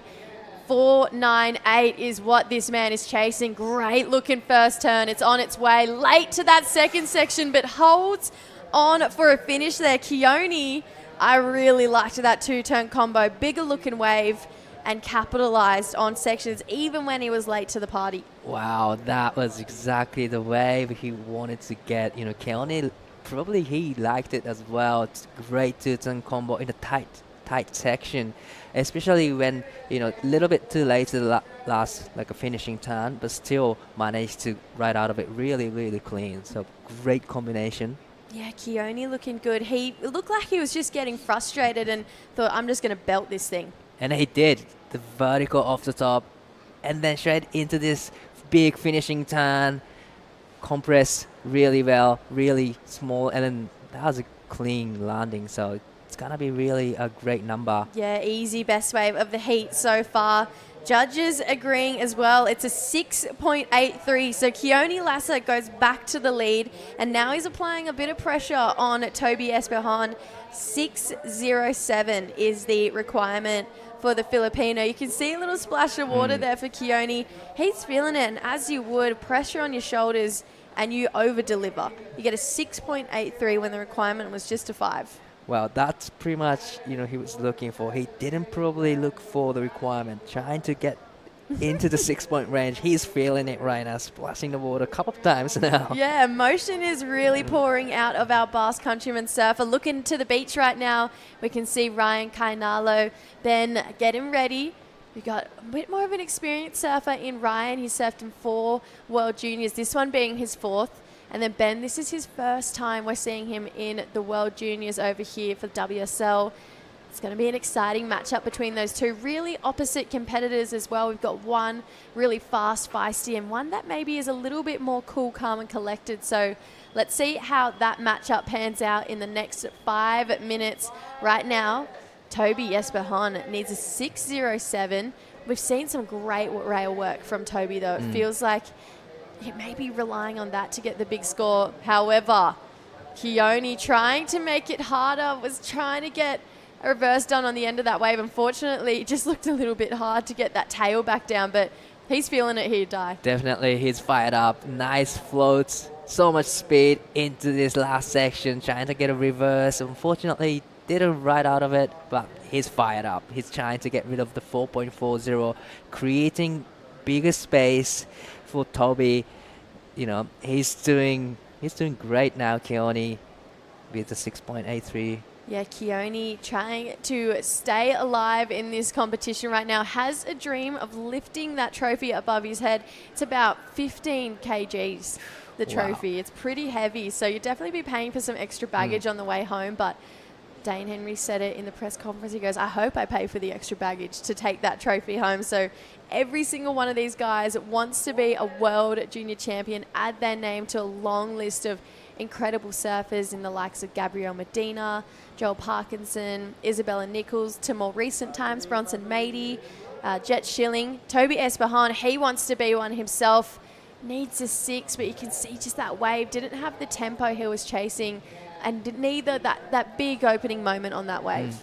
But it was, it wasn't the wave that he was looking for, but still, Keone was just paddling back out. So definitely it was a great call for him. Just stand up, just shaking off the nerves for Toby. Yeah, Toby needs a pretty good score. It's a 6.07. It'll be the best of his heat so far. Currently in his lineup, a 5.17, a 4.2. You can see down on the beach, the Purefoods stand. You also have the Magnolia stand. They are supplying the goods down here at San Juan Beach today. I mean, you've got ice cream, you've got egg sandwiches, coffee. Honestly, chocolate milk. That's where you're going to go get it from. Definitely. Sorted. In the next, just 2 minutes 40, and then you can go get your chocolate milk. Straight into that van. Yes, literally. I've seen a lot of the athletes spend a fair bit of time there. 2.5 minutes, though. We're getting a gorgeous drone angle shot. Thank you to Magnolia Flight Cam of just this point and how long it actually runs for. It does really start to wrap around on that inside section. Keone, cool-looking backside floater to kick it off. It was very old school. I love this cool-looking end section. Tweaks out the tail. All right, found another gear for Keone Lasser. Fired up now. Love the first floater. There's some classic style in it, but this is important wave for Toby. Needs to be a 607, maybe more, based on that last wave for Keone. Starts on his rail here. Now we see it start to steepen up, floats, generates more speed, but he's going to need more. And I feel like Keone's about to drop another big number as well. Definitely, it'll be a big number from Keone's previous last wave, actually. And then, you know, Toby did right to pull out really quickly because probably he wants to regain the first priority, but this is the last wave from Keone. Love the classic style of the floater.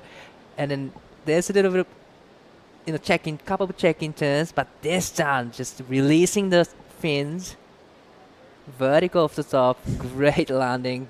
He's feeling it. Checking the watch is still a claim. I'm calling it. Keone, though, I feel like I used to watch this video of Andy Irons in the Ments, and I feel like I'm watching it in reverse right now. Keone just really flaring out some style here. And this end turn die, this is hard to do, but he just made it look so easy. That tail completely drifting around, regaining it, and then just, what time is it? It's claim time. And then, unfortunately, just this way for Toby, it's not going to be enough. Well, beautiful first turn and straight into the second turn. Definitely he wants to get a bigger turn. Nice float to finish, but probably he knows that he needed more to get the requirement. So he just pull out and trying to regain the first priority for the last in 30 seconds on the clock. Yeah, 30 seconds to go. Really do feel like that requirement is going to go upwards of a 607 now for Toby Espejon. Keone Lasser, he's going to be swooping on this inside here, looking for more with 20 seconds to go. He's feeling fired up. I'm ready to see more. Nice opening turn here. Wow, using so much more speed than what we're used to. If Keone can channel this and keep this, he's going to have a good-looking run through this event. But we've got 5 seconds to go. The ocean goes a little bit flat. Previous to last wave, Keone, a 6.1. So it meant Toby was chasing a 7.76. Unfortunately, we lose our local Filipino, Toby Espejon, but a very impressive performance there from Keone Lasser. We are going to say farewell to Daiwako. Welcome in True Styling to the booth in what is going to be a big elimination round, heat number 4. Don't go anywhere. Stay tuned. Di mabilang ang umagang pinasigla. Kasama ng Magnolia Pure Fresh Milk at Magnolia Chocolate.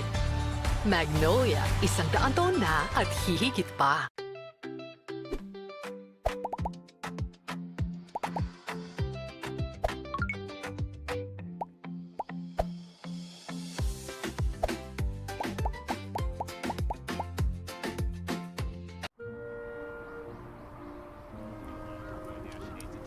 Straight back out priority and into this wave. Oh my! Deep one for Western Web. She comes out. She comes out. She needs a 10. Di mabilang ang mabuting asal na itinuro. With sulit sarap sustansya, Magnolia Cheesy. Magnolia, 100 taon na at hihigit pa. Brazil taking on South Africa in elimination round heat number 4 here of the World Junior Championships presented by Magnolia and Purefoods. Ryan Canalo in the red, Ben Esterhuis in the blue. This is going to be a pretty cool looking matchup between these two surfers. Never met head-to-head before in competition. So we've got another first here again at Mona Lisa Point. I'm Jessie Starling, joined in the booth by True Starling. Straight to work, Boots. Got a couple replays here. Yeah, and I tell you what, I'm excited for it. Good first turn for Ryan Kainalo. Pretty critical section, a whitewashy face, a bigger sort of wave, and then this one for Ben, a little bit of a fumble at the start, maybe the nerves creeping in. This is an important round for both of these men. Couple of good backhand connections, and he just winds up to get a strong finish. So 2 different approaches, natural versus goofy, and he's still going for Ben, the South African surfer, adjusting his stance through to the inside. It's really important to try and meet these sections where you can. It does get quite fat and it kind of loses power on that inside, so just making sure you're negotiating that as well. Yeah, really love Ben's use of the wave face as well. Felt like we got a lot of variety there. Love the fact that he puts his hand in the water on his bottom turn. Just that really classical technique for these goofy footers. Ryan Kainale got another wave here. He's just staying busy here. Yeah, he is, and that's where you got to be at. 2 good quick turns, gets a really strong finish. So for Ryan right now, he started off with 1 good quick turn, gets a 2-turn combo as well. I feel like earlier we were seeing it, particularly in that very first heat that I saw with Lennox Smith and Troy Espejon.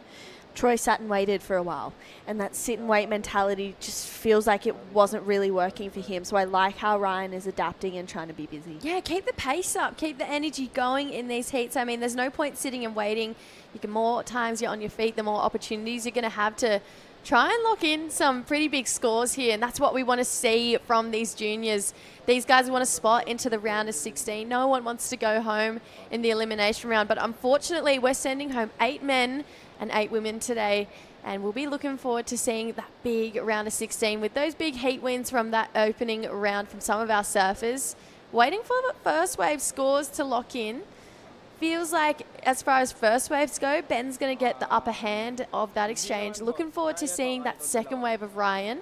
So 4 for Ben. We got a 3-point ride for Ryan Kainalo, but the scores indicating that Ryan's going to go straight back to the lead here, which he does. A 4, 6, 7. Really cool. I was chatting to Di, kind of different styles, these guys. Not only do they stand differently, but feels like Ryan has this quite fast-paced, twitchy surfing where it's a little bit more smooth and slower there from Ben. Yeah, well, I mean, you think about some of the CT surfers that we have in regards to our Brazilians. You've got Gabriel Medina, Felipe Toledo. They're fast, they're responsive, they're whippy, they're excited. And then you think of our South African surfers, Jordy Smith. He's smooth, he's elegant and easy to watch. He's got that just natural power behind him. So you're really looking at the 2 very different styles, and maybe the 2 very different sort of idols that both of these men are looking up to and trying to emulate in their surfing. Yeah, Ben just doing a pretty big stint over in Hawaii as well, starting to get some seasons under his belt. Keone Lasser, he'll be heading there for the Pipe Challenger Series very shortly, and he's currently on the glass with Stace Galbraith. Thank you very much. Keone, an awesome heat there with the local Toby. Yeah, I mean, I knew it was going to be a hard one against the local Toby. He ripped in that heat. He had me under pressure for a bit. But yeah, I'm stoked it worked out, and yeah, waves are fun, so happy. It must feel good to come from, have a win from behind in a heat like that. He, like you said, he put the pressure on early. Yeah, I mean, I started off with 2 finishes that I was looking for, because yesterday I fell out in my heat, so I wanted to finish off my first 2 waves, but then all of a sudden he had a really good wave, like a 5, and I was feeling the pressure for a bit. But then, yeah, I had a good waves, and yeah, it all worked out, so I'm psyching, yeah. It's funny in heats like that. There was a lot of falls from everyone in your heat yesterday, but what's it like when you see the level raising? Do you take that on board as inspiration? Yeah, I mean, yesterday I think all 3 of us felt the nerves in the first heat, and we all kept falling, and I said to Huey again after the heat, I was really nervous. Of course, going against these guys, you really have to do good, and you feel the pressure. So yeah, I mean, everyone's ripping, and I think you have to really do good to beat these heats. So you have to really work, and yeah, everyone's ripping, so it's going to be a fun one. For sure. Did you want to say g'day to everyone back at home? Ja, eskerrik asko etxean ikusten aizasten guztiai, manga saia izan da, baina pasadeu. Y bueno, a todos los que están en Venezuela, les mando mi apoyo, que están pasando por un momento difícil, y vamos Venezuela, arriba. Thanks, Keone. Thanks, Jess. Thanks, Stace. Thanks, Keone. It's such a goal to be bilingual. I would love to be bilingual. I just think it's such a flex. Anyways, Keone, moving on through to the round of 16, you can see even like these guys know the stakes are high and everyone is pushing, lifting. We got another wave here from Ryan Carnalo, lifted again, True, 5-5. Yeah, during the break, he's just going from strength to strength, and I really like that approach. I mean, it feels like, you know, we look at that first wave, 1 turn, second wave, 2 turns, this one he gets 3 in, and he's able to open up more and more. He's setting and building on that foundation. Beautiful carve down, deep bottom turn, really just no space and no pump in between that bottom turn from that carve to that third snap. So Ryan is showing a little bit more of a seamless approach, just drawing that one beautiful line, so he gets rewarded with that 5-5. Yeah, Ryan, like I mentioned earlier, this is his 4th World Junior title. So Wow. he's been competing in these for quite some time now. He had a 5th in 23 where he lost to the eventual winner, Jet Schilling, and that was his best result in a World Junior Championship format. So he's really looking forward to trying to better that 5th place here. He came here last year. Unfortunately, he was a big name. A lot of people were talking about Ryan here last year, but he got knocked pretty early on. So he's looking for a little bit of redemption as well. Obviously wants to hoist that trophy up above his head and fly the flag for Brazil for a second year. Obviously, Luana Silva taking it home to Brazil last year. But Ryan, you know, for someone who's still so young, 19 years old, he's already had a full year on the Challenger Series back in 2023. So he would have been super young, but it's years like that and when that was back when, you know, you saw Jiao Chianca on the Challenger Series as well, and you're going to be lifted consistently by all these incredible surfers from around the world.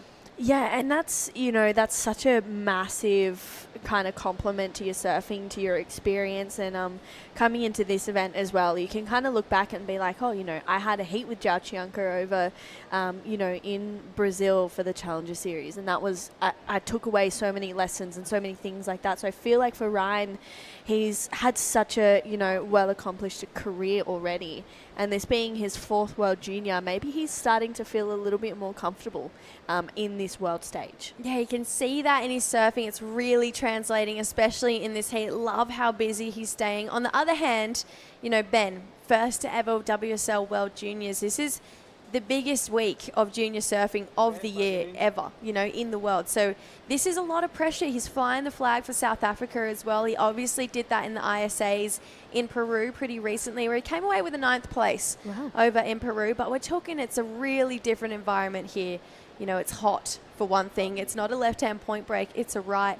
And then you've got these big names who come from all these different areas of our sport, thinking of free surfing like Huey Vaughan, thinking of Challenger Series surfers like Keone Lasso, who we saw in that previous heat, or just guys who have been on a tear recently like Lucas Skinner.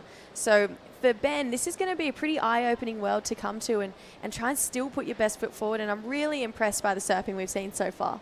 Yeah, he's definitely, making a statement. He's looks like a younger, goofy-footed surfer, and that's when you can kind of see, Ryan, he's a little bit older, he's got a bit of a taller stature compared to Ben, so maybe that experience, but I feel like, we've been talking about that underdog story. Ben in this heat feels like he is the underdog, and I think that's kind of a blessing sometimes as well. You can get a little bit underestimated, and it's never nice to feel that as well, and he's thinking, okay, I'm just going to do my best and do my surfing. I know that the team from South Africa, they've got a coach here supporting them, giving them words of advice. So I think it's really good when you're talking about a support team, as well as, being confident in yourself. It really sets you up for a good recipe for success. Yeah, Ben working really closely with Cape Town Surfing, the coaching team from over there, actually saying that he really couldn't do it without those guys. So it's cool to see just how much all those guys are supporting this next generation coming through South Africa. So big shout out to the Cape Town Surfing team. And thinking, Ben's got a great role model to look up to, not just Geordie Smith, who's obviously been really taking control of that South African role models, but Maddie McGilvray, of course. But then you look at the likes of Luke Thompson, who was competing in this event last year, and now he's this close to qualifying for the championship tour. Took out a Challenger Series event over in Bolito in his hometown, where, who knows, Ben could have been right there watching that. So I feel like this new wave coming from South Africa, you can see they're really feeding off each other. Yeah, they really are. And I love it. I love seeing nations just feed off each other's energy. Brazil definitely know how to do that. Ryan Kainalo, one of their finest, goes for an air reverse. Pretty tweaked out that one. Pushed the tail during the air. Trying to draw some smooth lines here. Stays up nice and tight in that carve, and that's all it's going to be for that wave. But haven't seen too many airs today. So it's nice to see Ryan stick one in his first attempt. Yeah, I liked it. I saw him do that in his heat yesterday in that opening round. It was really tweaked out. You could see him push it in front of him. So, yeah, interested to see where this air goes. We know that the judges are being really critical on it. You have to be at a stage like this and at such a high level of an event. Let's take another look at it. It's a smaller wave, but love how he just fades back into it on that takeoff and really pushes that tail. That was really... I haven't seen an air like that this event, so interested to see where it's going to go. Gets a nice carve in. I mean, he's really good on rail. We know that. Gets a quick touch. God, that ball went so far away from him. Yeah, it really did. He did really well to control that and find that completion. Yeah, smaller looking wave though. We know the judges have been a little bit critical when these waves underneath come through. They really want to see those big bowly sections bending back towards you. Obviously, maybe feels like the swell's starting to drop off a little bit in comparison to what we saw this morning. And that tide really starting to fill in. La Union, pretty unique tidal system here. They obviously have one tide change a day. So that's about 12, 14 hours in between a tide. So this time of year specifically, the locals here, they call it a monotide. Similar to a monobrow, you don't see a lot of difference between the high and the low tide. There's not a lot. Right now though, replay here, bigger looking wave right on cue. Yeah, really good approach to start off this one for Ben. Unfortunately, just mistimes that last section and goes down. So that one won't factor in by the end of this heat, but loving this approach. He needs to go big and he needs to answer back strong for Ryan. Yeah, as this tide starts to fill in slowly throughout the day, we're going to see our surfers start to shift up more towards that first peak, which is actually a bit more to the right of the screen from where our competitors are sitting, because that's where those real steep bowly sections are going to start to come through. And this wider bank will start to get pretty fat. Even though the walls, they'll be a little bit teasing. You think, oh, look, there's a long stretch to that wall. It'll be quite hard to get nice and vertical in the pocket. So we'll start to see one or two turners really come into play. And honestly, it's kind of been the star of the show today. Thinking back to Isla Huppert's, she got a 9 and a 6. Well, she won her heat on 2 turns. Yeah. You know, so I feel like there's a real leaf to take out of her book today. Absolutely. I feel like, quality over quantity, we always talk about it, and that's where the scale could sit today. And I think Isla's heat is a great one to look back and go, oh, okay, big turns, big sections, big scores. It's really that simple. But, it's also a lot easier said than done. It's a lot easier to sit here and say that, but being out there and finding those waves where you can really open up on those big sections is tricky. You almost want to find ones that looks like it bends back into you, I guess, a little bit. So we'll see how it goes for Ryan Kainalo in this heat. Yeah, looking at this one here, he didn't better his situation. A 4.27 for that air reverse on the last wave. He's going to go and huck at that end section there. Cool looking finner. I feel like he was really trying to push hard on it, but you just feel like those inside waves compared to those big ones are maybe a little bit lackluster. Maybe they don't have that push coming back towards him. Nonetheless, beautiful surfing here from Ryan. Really nice first turn, almost a setup to just get him in position for this right there. He lets the tail go a little bit. You can see, lays into it as well. He drops that back arm to stabilize him. So Ryan, he's got a good score to come through, I think. Yeah, that's those big single turns that we were just talking about. The judges have been absolutely loving them today. So Ryan, he's starting to improve little by little on his waves, bigger turns. They're really starting to filter through in this heat right now for Ryan. Ben has a 4 and a 1.93. So at this point, 6.17 is the number he's chasing. You can see he's looking in, trying to get some advice from the beach right now. But he doesn't want to sit for too long. We saw this trap. One of our local boys fall into this trap, like we mentioned, Troy Esperjon. It's an easy little trap to fall into, just sit and wait, it's all right, and there's a next one coming. But when you've got it's just 2-man, you're going to get priority back pretty quickly because there's waves coming through. Ryan, obviously the type of competitor who catches a lot of waves. Ben needs to be careful he doesn't sit and wait too long. Feels like he wasn't going to, but he's not going to like the look of that wave. But yeah, like I mentioned, Tree, easy trap to fall into. Yeah, you're definitely in a position where if you're not on your feet, you're not giving yourself the opportunity to catch waves and get scores. And I feel like for Ben right now, we're over halfway down in this heat and he's only had 2 waves as opposed to Ryan's 5. And Ryan, each time he stood on his feet, he's basically gotten better. So I feel like Ben, he's got that 4. He started off strong. He needs a 6.43. Finding himself on a wave with 2 good turns could really challenge for that score. He just needs to capitalize. And I think sitting and waiting, it like you said, Jessie, it is a trap. It's a trap that you can get stuck in and just sit there and be like, oh, there'll be another one. There'll be another one. And then by the time you're thinking that there's going to be a third set roll through, you've probably got 2 minutes left.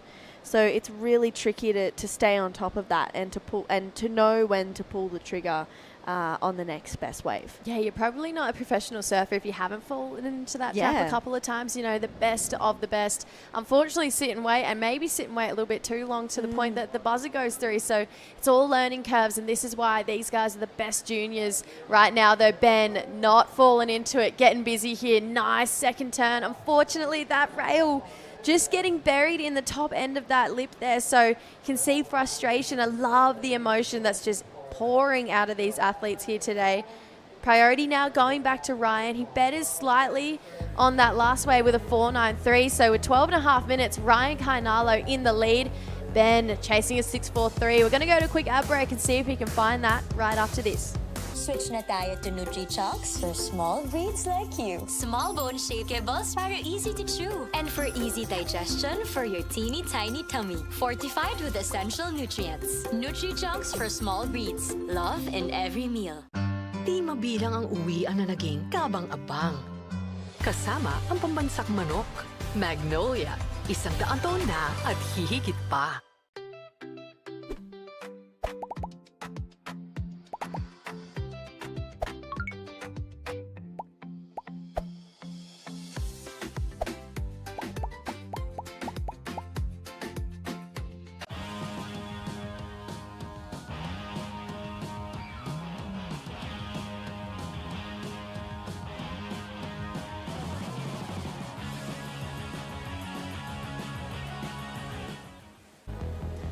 We are losing 8 of the world's best juniors out of the draw here today. This is the elimination round of the World Junior Championships here. Elimination round heat number 4 features Ryan Kainalo and Ben Esterhuis from South Africa. 11 minutes on the clock here. Been a bit of a sleepy one. We saw a lot of waves surfed by Ryan in the start of this heat, but 5.5, it's the high mark. It was a great 3-turner from Ryan Kainalo with beautiful flow on it, but haven't seen too much more since then. Yeah, it's been a little bit sleepy. I feel like those good waves are taking a little bit longer to come through, which is okay because with these 2-person heats, you have a really great opportunity to, get an equal amount. But I feel like the last few heats, you have really seen either one person be in rhythm and the other one not, or no one really capitalizing on good moments. But Jessie, has there anyone that's kind of caught your eye for a win potential? I can't go past. There's 3 guys, and I'm going to sound like the most Aussie person ever. Yeah, as you'd think. But there's 3 guys you can't go past. Obviously, Winter Vincent, 2nd place last year. Dane Henry, he's just turned into this absolute competing machine. And then you've got a bit of a wild card in there, free surfer, but has incredible moves, Huey Vaughan. But then also, I was super impressed by Keone Lasso in that last heat. If he can keep that energy going, I don't see why he couldn't get it either. He was giving shades of Olympic gold medalist Callie Vast. Oh, say it again. 3, 2, 1. Don't you think? I was watching a few of his waves and I was like, oh, that is giving shades of I was getting more reverse Andy Irons. Okay. Because there's this YouTube video of Andy Irons from the Mental Wise that I used to watch when Narrabeen was good. I used to watch it to get psyched up. And there's this backside floater that he does that I'm just been obsessed with forever. And Keone did this sick backhand floater, and I was like, oh my God, it's Andy in reverse. Okay. Love that. Here we go. This is Ryan Kainalo looking to build here. We'd love to see him go to the air. He does that with an air reverse. Quick whip round to the beach. He's going to get a finishing turn again. So Great looking wave selection there. This is the busy surfer that we love and have grown to love. That is Ryan Kainalo. So he's trying to drop a 4.93 to start to apply a bit more pressure on our young South African Ben, who needs a 6.43 at this point in time. But this air a little bit cleaner than what we saw of his last one. Yeah, better than the last air, and that just goes back to him getting better and better each time he stands up on his board. That was really nice. Gets a cleaner finish and then a nice little tag to finish for Ryan. I think good wave, another potential good score. Don't think it'll go into the top 2, but he's definitely giving himself every opportunity to better his scoreline. Anyone tickle your fancy? Ooh, for a win? Good question, JJ. I am thinking. Okay, Lucas Cassidy yesterday, I was actually loving his fire and passion. He had a crazy 10 in Bolito this year too. Yeah, exactly. So I'm kind of feeling like Lucas Cassidy is definitely one to watch in my opinion, but also Dane. Dane has his people here, and I think it could go well. Lucas Skinner is on screen right now. He is also one to watch as well. He's got obviously incredible support with his dad Ben there as well. So Ben is a World Longboard Tour surfer who's just as competitive and knows exactly how to support his son Lucas. So it's a big field, but yeah, I'm thinking if you had 3, I'm going to give myself 3. I'm thinking Lucas Cassidy, Dane Henry, and Lucas Skinner. I love that you went a little bit more international. Yeah, well, because I sound super biased. One of the Starling sisters had to do it, right? Yeah. And then let's talk about the women's side of the draw. Who are you liking from the women's side? Okay, well, immediately Isla Huppets. Oh, yeah, Obvi. Immediately Isla, really, really loving her surfing. I think Yanire Gonzalez Extabari, for some reason, I'm getting a good feeling about Yanire. And also Laura Raup. I know Bella Kenworthy is in the draw, and I feel like she's going to do really well too, but I was really impressed by Laura's surfing. I reckon we're going to see, I'm going to call it now, I reckon we're going to see an Arena and Isla final. Oh, That's wow. what I'm calling. Okay. They were the 2 standouts yesterday by far, so excited to see. Do you want to give yourself the fallback option? No. Okay, No, I love it. I'm backing it. Excited to see those ladies back in action into that round of 16. We do have the elimination round to roll through before that. That's exactly what we're doing here in the men's. This is heat number 4. Looking at heat number 5, we just saw Lucas Skinner on the screen representing Great Britain. Connor Slipen from South Africa, another South African coming up next, little brother of Luke Slipen, who's on the Challenger Series, exceptionally talented surfer. So we're excited to see these continuous of South Africans really try and storm on through to that round of 16.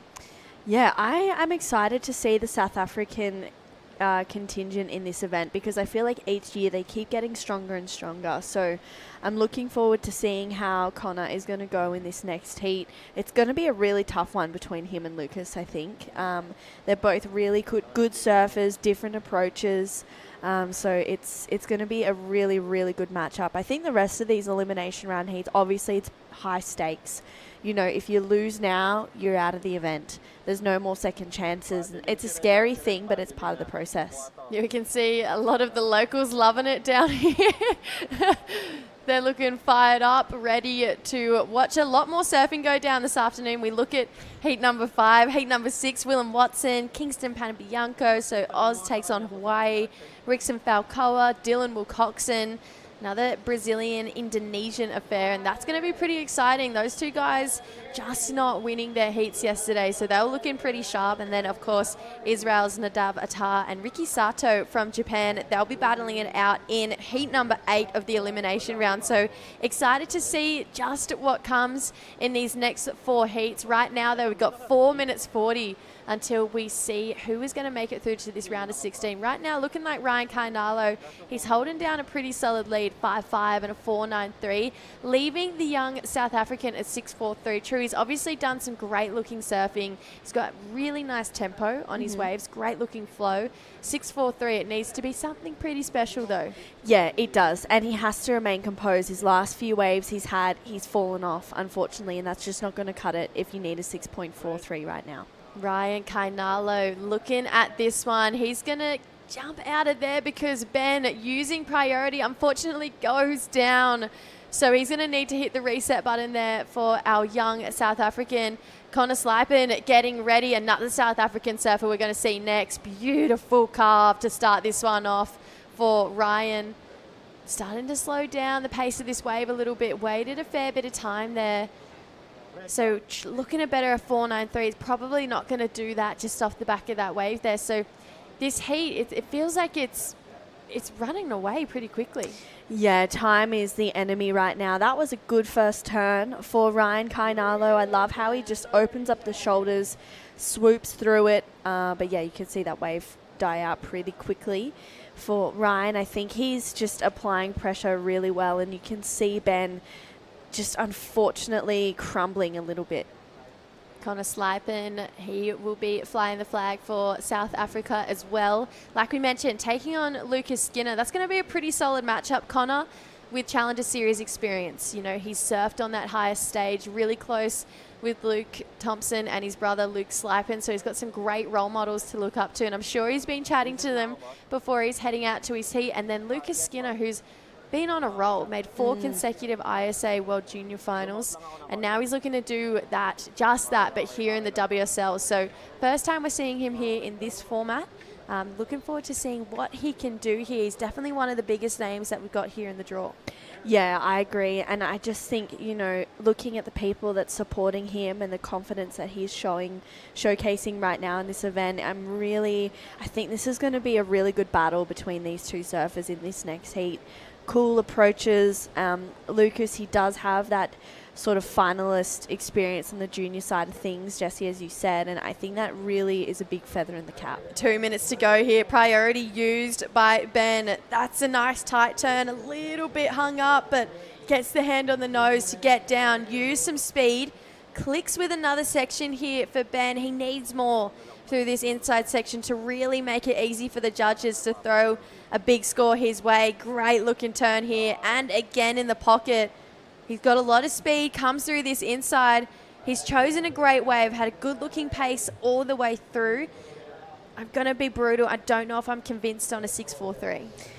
Yeah, I'm not entirely convinced either. I mean, it has to be better than the 5.5 of Ryan Kainalo's, and I just don't quite think it is. I think it's close to it, but Ryan's had a little bit more flow. It had that really great one line, whereas unfortunately that one he got caught up on a couple of moments. There was some really great moments on that wave as well, but you're looking at it and the judges are going to really dissect it and go, okay, maybe there was a lack of flow in this part of the wave. Similar turns, the variety was maybe lacking. Yeah, he's got great style, really beautiful technique as well. Just felt like maybe Ryan slightly outpowering him a little bit, and that's nothing but age, you know, but great surfing here. I mean, that was a beautiful first bottom turn for Ben. He was really unfortunate for that wave to not stand up like he was hoping for. This is just foam climbs and not big, powerful moments, big commitment. That one, just taking it back to the power source, that was better. There's shades of what we're wanting to see from Ben, just we need that on a bigger wave, or he needs that on a bigger wave. Gets a completion. It was a good wave. I'm just not really seeing a 6.43. That turn there was really, really strong. He's got great upper body rotation. You can see that front arm really opening up as he goes up into that section right there, and it allows him to really just get vertical, but unfortunately just the wave lacking those critical sections. And you know what? He did everything he could on that wave. He really gave everything. It comes in, it's a 3.37, so unfortunately not enough for young Ben, but we've absolutely loved his performance so far. His run in the World Junior Championships unfortunately is over, but we're going to see Brazil's Ryan Kainalo into that round of 16. Where he's welcoming in Paul Evans to the booth to take you through what is a pretty solid looking heat between Connor Slipen and Lucas Skinner. Stay tuned.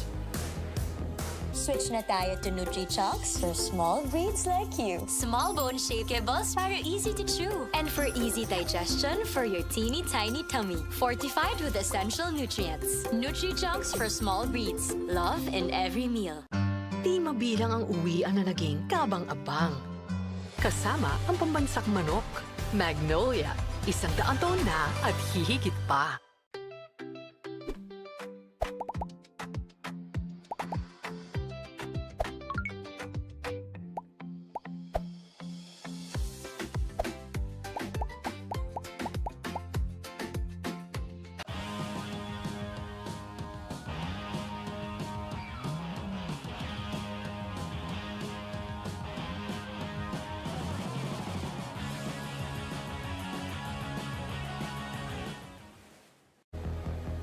Back at it here in the Philippines World Juniors, Day 2 elimination round for the men. A great looking matchup. Connor Slipen out of South Africa, Lucas Skinner from Great Britain. True Starling, it's not called quite Good Britain, is it? No, it is great. It's called Great Britain, isn't it? Feeling a bit of bias here. I can't wait to see Lucas get I'm loving into this. it. I'm loving looking forward it. to seeing what Connor does as well. What a matchup here. We talked about some of the bigger names in this elimination round. We're seeing a couple of them here. A little bit of a scramble wide, and it will be Skinner with the first wave. Whipping turn up into the lip and mixing it up with the variety, with the flair, and on an abbreviated section. Able to stamp out a couple of turns. That'll be a decent opener. Yeah, loved that. Love that 2-turn combo. That last turn was so strong. You can see here he's firing up and ready to go. Look at this turn. Absolutely belts it and then just lets the tail go just for a fraction longer than you're seeing the rest of the competitors do. And that's why he gets that whippy kind of tail reverse. That was sick.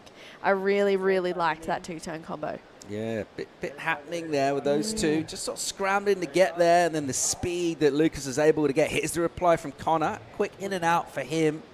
He thought about teeing off, quickly realised that wave backing away, a little look down the line.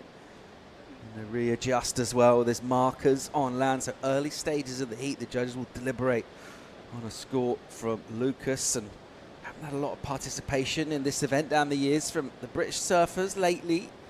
Great to see Lucas here representing. We've seen some success from the Brazilians, and another good performance from Ryan Kainalo. Be pretty stoked with the way he put that heat together. All right, Lucas again here. Just sets himself up with a little slash back to the pocket.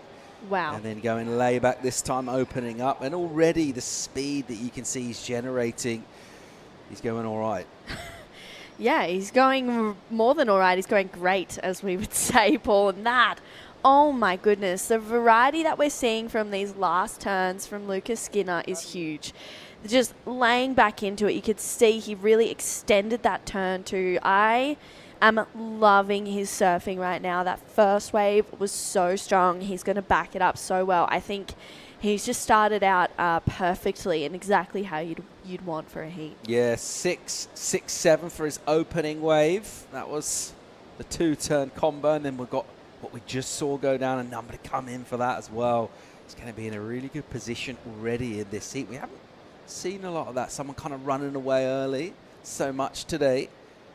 Lucas will have the advantage here. The number in 5-3-3 for his second wave. So a decent platform built from Lucas Skinner, looking to avoid an early exit here. Someone that just did that successfully from Brazil, Ryan Kainalo. He's with Stace. Ryan, your 4th World Junior titles. You're a veteran. Thank you. I'm pretty happy to be here again. This last heat was like not as low heat, but not big scores. But I'm happy to make sure to the next one. Yeah, spent some good time here last year. You had a close heat in round 1 and another good performance then. What's it going to take to go all the way? Yeah, my first heat yesterday, I was pretty excited, and I was just like, today I just gonna surf and try to do my best. And my first 2 waves, I can surf good, and the other waves I'm not feeling good in the wave, but I'm happy to have another chance. Traveling with a good bunch of Brazilians here. Who are you hanging out with? Yeah, I'm staying with Laura and in Shidad, and yeah, just this. Would you like to sing out to anyone back at home? Yeah, pô, tô bem feliz de ter avançado. Uma bateria que eu não consegui surfar muito bem, tô um pouco cansado, um pouco doente também, mas é isso, tô bem feliz. Thanks, Ryan. Thank you, Paul. Love it. Kainalo on a roll. Got some good momentum behind him. Hanging out with Laura Haupt, who went really well here last year. And he'll be delighted to get out of a tricky heat. So let's get caught up with the action here. A little over 24 minutes to go, and a fight back way from Connor Slipen just to get a bit of momentum. It was a 3-5-4 in. We saw vision of it.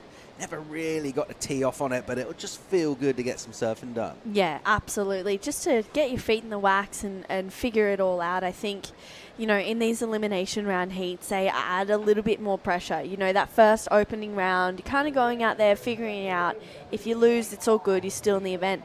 Now is when the pressure starts. And it's when you have to go, yeah, okay, I need to really turn up in this heat. And Lucas has identified that straight away, applying that pressure and hearing that you need an 8.5 so early on in a heat. It can be a bit rattling. I've got a new favourite surfer. Tell me. Di Wacko. Yes. I love that man. I tell you what, Jesse and I actually have a song about it. I love that man. He's amazing. He's just delivered an iced coffee into the booth for me. What a legend. Yeah, he's the best. He literally is the best. How does the song go? Or this is an off-air. It's an off-air moment. Okay. Okay, TBD. TBD, yeah. Further. We'll record it for a break. So this one set up so far for another wave under priority for Lucas Skinner, who's had a couple of waves already, and now, after building up a little bit of a platform, a chance to sit and think about things, think about quality, anything above a 5. Meanwhile, Slipen will try and get busy here. Just that early exchange definitely went the way of the Brit, but we know how good Connor Slipen is, and they just want to get involved in. What he doesn't want is a becalmed period from the ocean. It really just needs a little bit of energy, just to sort of get some of that momentum going, maybe just any kind of nerves coming into the heat.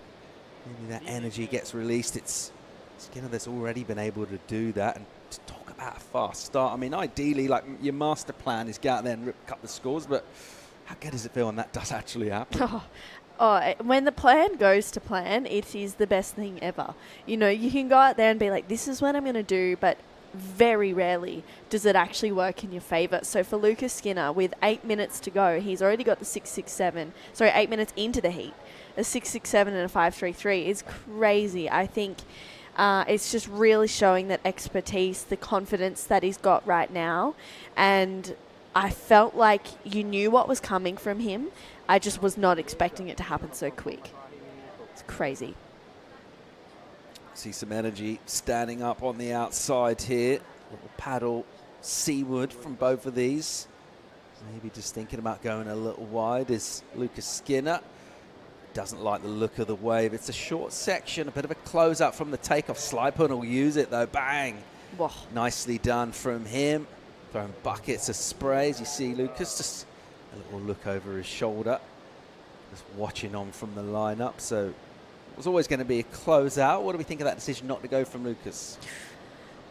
It's a real touch and go moment there. I think smart, to be honest. I think it was okay to leave that wave. It was one good turn. We've seen that's going to be rewarded for Connor. It was a really good, powerful turn. I liked it a lot, but there is better waves out there. So I think for Lucas, he's got 21 minutes. Smart to leave that one. He was a little bit too wide anyway. You could see Connor being a little bit deeper, and Lucas, he's on a good opportunity. All right, here we go. This is the wave he waited for. First turn, just a touch caught. He's able to float that with speed, and just a little off from that first turn. Just wobbled him a touch. So a mistake from him, unable to add with priority. There will be now priority with the South African. Well done to him for just being in position, being in the right spot, which is deeper when you don't have the priority to be able to do this on this previous wave. Oh, look at that. I mean, identifying that one section, and he just absolutely belted it. Look at this turn. Oh, wow. Timing was perfect, lays into it, and you can see that power. It's almost like he's gone, okay, I just need to do one big turn to get myself back into this heat. He did that, executed, completed, and he's going to get a pretty decent score. I think we've seen excellent scores being thrown at single turns. Don't think it'll go excellent, but it's still going to be a keeper number. A mid-ranger would be useful for him, wouldn't it? Yeah. The context of this one, just kind of staying in touch. I think that's what he's going to do here. And the numbers in 5, 6, 7. So decent return, particularly sort of how much in terms of seconds actually standing up on your surfboard. It was like a sort of 2-second ride, but pretty decent.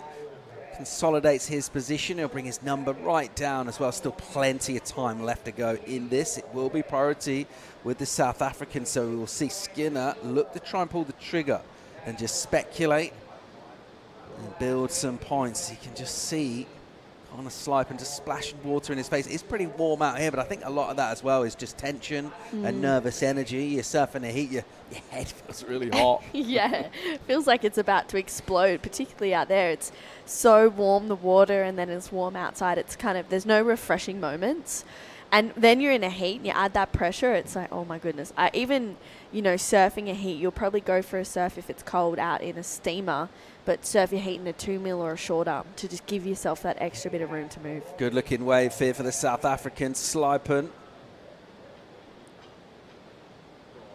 Arriving quite late to a section.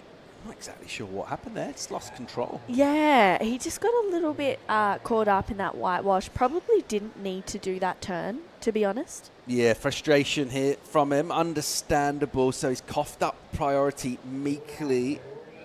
And now momentum back with Lucas Skinner. Head on a swivel as he has a look around. Just checks his markers. He would have enjoyed seeing Slipen not emerge from that turn as well. He would have been watching out the back. So chance now with that priority to try and add a bit of pressure, turn the screw here. 2025 for Lucas, sort of mixed fortunes really. Suffered a quite nasty injury early in the year, had to spend a bit of time out and then got on the comeback trail, went all the way, blazed another win on the QS at Boardmasters in Newquay. Incredible moment for him over there on home shores once again. And looking to try now in the World Juniors over in Philippines to make himself a world champion. It's been an incredible career already from this young man so far. What's he got for us here? As he'll go slash off the top with loads of spray and then a wrap in the pocket, a little runner section here. He's seen something down the line he likes the look of. He'll aim at it and he'll just flare and blow the tail, waft those fins in the morning sunshine. Nicely done. These junior surfers are just surfing with so much maturity right now. You could see the turn selection, the patience there for Lucas Skinner on that wave. That first turn was fast and whippy, but he did it in such a crucial moment on that wave. There's a short period and a very short time where you can do a turn like that, and he's just gone, yep, I see it, reacts very quickly. So, I mean, coming off the back of an injury like that, Paul, and then to be able to go straight back into surfing like this, maybe even coming back better, is huge. Let's just dissect this one. This first turn was so strong, really pushes off the tail. I loved it. And then straight into that beautiful rail carve, and he just identifies this, absolutely times it well, gets a rotation, and just a little bit of a carve to finish it. I think he's surfing really strong with a lot of confidence and maturity right now, deep off the bottom, and you can see the fins coming off the bottom out of his board, out of the water, and that just shows how deep and how low he is. It's technical to do, and it leads for, you know, excellent top turns like this. I mean, to do that on a section where it kind of lacks power and it gets a little bit fat is tricky to do. So he's, well in tune with this wave. Yeah, great technique for him. Good reward from the panel. 6.43 from the judges. His total heads in the right direction. Adding a bit of pressure now. Slipen 7.43, the number, under 15.5 minutes. Think about how soft that section was. Always kind of dying out. To be able to do that, sort of surf it up in terms of potential, bring your own energy. And that's all about speed generation, I guess. Just creates those opportunities for you. Here goes Slipen with some speed of his own. And then a bit of a tumble of white water. He'll have to be patient as he recovers from the float and then comes around. And a nice vicious snap in the pocket. Another wrapping turn, but really sort of set up energy to these turns rather than anything particularly definitive. And then just loses control, loses the fins, and he's down. That actually hurt my heart a little bit there for Connor. I think he was on his way to getting another good score. I mean, he needs a 7.43. It wasn't going to be that, but it's definitely adding to the confidence. That board is, you can see how responsive it is when he's coming down from his turns. It really just slices through the water, and that's why he gets so much speed coming out of his turns as well. So he's surfing strong. It's just that completion. Yeah, it's interesting. Like we talk about whether surfers respond to who their opponent is in the water. We'll revisit that as we pick up live action here Wow. And a drifty punt from Lucas Skinner on a bigger wave, and he'll hit it again. And he's got the speed to come around for a kick out, so not wasting any time at all. And there's the flare from him. It was a matter of time, really, before he launched. And he covered a bit of ground there, but sort of a functional air over a section. Nice recovery to a hit. But it's interesting to see if you think maybe Connor, is he adjusting his game and trying to do a little bit too much? We've seen so much variety already down from Lucas, and Connor obviously trying to keep up with him. Yeah, he is, and I love that first float. You can see right now it was, you know, a bit of patience through this section for it to wall up. It's a smaller wave, but he gets a lot of work done here. Driving through that rail, you can see, as I was saying before, how responsive it is coming out of those turns. That one there was really unlucky. Love that, just stomping on that back foot deep off the bottom. He's got that beautiful kind of his right arm touching the water. But then this turn here just gets a bit unstuck. What happened there? Looks like he just got caught up in the whitewash as well. It's easy. It happens, unfortunately. And then this one from Lucas Skinner. He's just having fun and covers so much distance. He kind of projects with the wave. That was crazy that he did that, and then gets that second turn in. I mean, he's going from strength to strength, getting better each wave. This was crazy. Gets that rotation, sticks with it. It's hard to do. Doesn't get so much height, but covers a lot of distance to then go straight up into that. That's tricky. And these junior surfers and these junior men, they're lifting the game and they're lifting the level. Lifting the scoreboard as well. 7 points in for Lucas Skinner. Increases his lead, more pressure on the South African. He'll have priority as well. And he's going all right in this one, Lucas, at the moment. 13.67 his total. And he's shown us quite a bit. We've seen an air on that last wave. We've seen laybacks. We've seen kind of power hooks to slides in the pocket. So much variety from him. Just feel throughout. Speed is key for him. That kind of opens up all these opportunities. Yeah, it really does. And you can see, particularly with his turn selections, the personality of himself shine through in his surfing is really cool. So far, so good for Lucas Skinner and Team GB. Kind of Simon with a bit of work to do. He's trying to hunt down currently an 8-point ride. More live action from the World Juniors in the Philippines right after the break. Di mabilang ang araw na naging espesyal. With the best tasting Magnolia Gold Label Vanilla Ice Cream. Magnolia, 100 taon na at hihigit pa.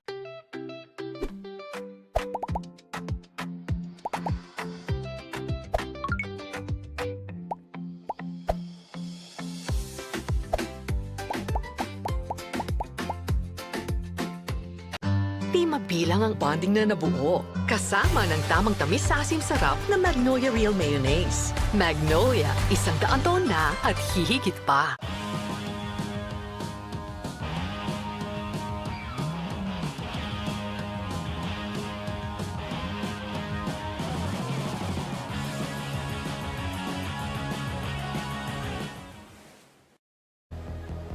Welcome back to Mona Lisa Point. Live action from WSL World Junior Championship continues. Day 2 of the event here in the Philippines. It's elimination round for the men. And on screen, out of Great Britain, Lucas Skinner. He's going all right in this one so far. As he claws his way back out to the lineup. This is what happened during the break. Yeah, let's see what he does. He gets that quick float. He surfs with a lot of speed, as we said before. Goes to the air once again. Uncharacteristically falls off. We haven't really seen him, make a mistake in this heat yet. But I love how he's just bringing something different every single wave. Gets the grab, so that's a bit of variety from that turn as well for Lucas Skinner. So he's just, whatever his preheat routine is right now, it's working for him, and I really hope he doesn't change it, because this is the kind of surfing you want to see, and it's finals day surfing. Yeah, he's looking really good out here. He's just sort of surfing just kind of naturally as well within his own game, but even in the context of the heat, trying to put that air on the wave, well, that was kind of what he needed to do as well. You think about where his numbers are, he needs something in the high 6s for it to even count. So sort of smart and strategic at the same time as being sort of joyful and natural. It looks good to watch. He's going to be feeling pretty good about where he is at the moment, but he'll also know that it's quite easy to turn the heat around, even get a couple of waves out here is easily done. The surfer of Connor Slipen's caliber and quality, evenly matched in terms of wave count, 6 apiece. Scoreboard's a little bit one way at the moment. You think about the 5, 6, 7. I mean, that's definitely keeping Connor in contention, but he really needs to go and work on his high score. In the meantime, from under priority, expect Lucas Skinner to just do this, keep catching waves, buzzing around, looking for particularly ramps on the inside. That one not offering him a lot in terms of potential. And he can surf without pressure here. All right, here we go. Important wave for Connor Slipen. Some white water on the face and just the timing a little off. It always looked like he was just sort of rushing a little bit, trying to catch up with that wave, and he'll surrender priority there. He's having a tough heat. Yeah, that's really tough. It can go 1 or 2 waves, you know. If you want to stay busy and catch waves, you can do it on good ones like we've seen from Lucas Skinner. And then Connor, unfortunately, just hasn't had that luck in regards to being in that good wave rotation. I feel like that last one was never really going to be it. It was quite whitewashy and foamy on the face. Preparations going down. A moment of calm. Pane Bianco. What's he got going on the tunes? Maybe. I'm not going to suggest Adele. I don't think he's got Adele in his ears. You don't think? No, I don't think so. Really? But it's feeling You don't like know it's that. a good kind of in-between vibe. I know, I don't know that. You are right. You We could ask him. You thinking like something sort of soft rock? Soft rock, yeah, that's what I'm thinking. Yeah, something that's, you know, keeping you calm but also elevating the heart rate just a little bit. Yeah, it's sort of suggesting some sort of emotions, but not really kind of forcing them on you. Yeah. So they're there for you if you want to take them Yeah. and run with it. Exactly. But then it's also, you know, keeps you calm as well if you need to. Particularly... Be patient, but stay busy. Be patient. Yeah. Be patient, stay busy. Absolutely. Hurry slowly. 6:40 on the clock. Lucas Skinner with priority with another wave here. A little crumbly section, gives it a whack. And even just off that redirect, able to generate so much spray now. He'll look at a lip line and he'll just kind of slice through it. And then look at the speed he picks up with these floats over the white water, building to an inside here. Whippy snap in the pocket. And he was really looking for a section which didn't quite happen, but you can just see the venom in how vicious his surfing is, how incisive. He's looking great. That was really good. He is just, I don't know, looking really smooth. He's looking connected with his board right now. Wave selection's on point. He's sort of having, you know, a really good heat. And like we said at the very start of it, his plan is working out for him, and it did from the first 8 minutes. I liked this wave a lot. That first turn had a lot of grunt to it, a lot of power, driving through the rail, and you can see just extends once again, pushes the tail away from himself. I just love the speed that he's surfing with. I love the approach. He's got this real laser sharp focus, almost like he's just completely ready for everything that's in front of him. Look at that turn right there. You can see him really just lay into it. And it's showing a lot of maturity in his surfing. We haven't seen a lot of those turns as well because this wave can get really fat. Sometimes it doesn't quite work out, but Lucas Skinner, his timing has been on point, and that's really been working in his favour in this heat, and that's why he's in the lead with that 7 and a 6.67. I mean, he's got scores that he's throwing away that Connor Slipen would be loving right now. Yeah, he's in full flow here. Equipment looks really dialed in as well. Of course, riding the board made by his dad, Ben Skinner, Skin Dog Surfboards. Boards go amazing for him. So offers from some very well-known board builders from around the world, but just can't get off his dad's board. He just loves them so much. They work so well for him. A real good connection there. We saw the preparation with his dad, Ben, on the beach, giving him some instructions, using all of his experience as well. As we see our next heat, getting ready to get into it. Willem Watson. coming up against the Hawaiian Kingston, Panabianco. Interesting looking matchup, that one. Conditions still look highly shreddable out there. Just a little, maybe a touch more crumble from that wind. Yeah. Into this lip line. We do have the women on standby as well, so potential if it keeps getting better to roll into the women throughout the rest of the day. Let's go. Yeah. Make the most of it. Seems pretty consistent. Mm-hmm. We've had waves with a lot of opportunities. This one, 15 waves ridden so far.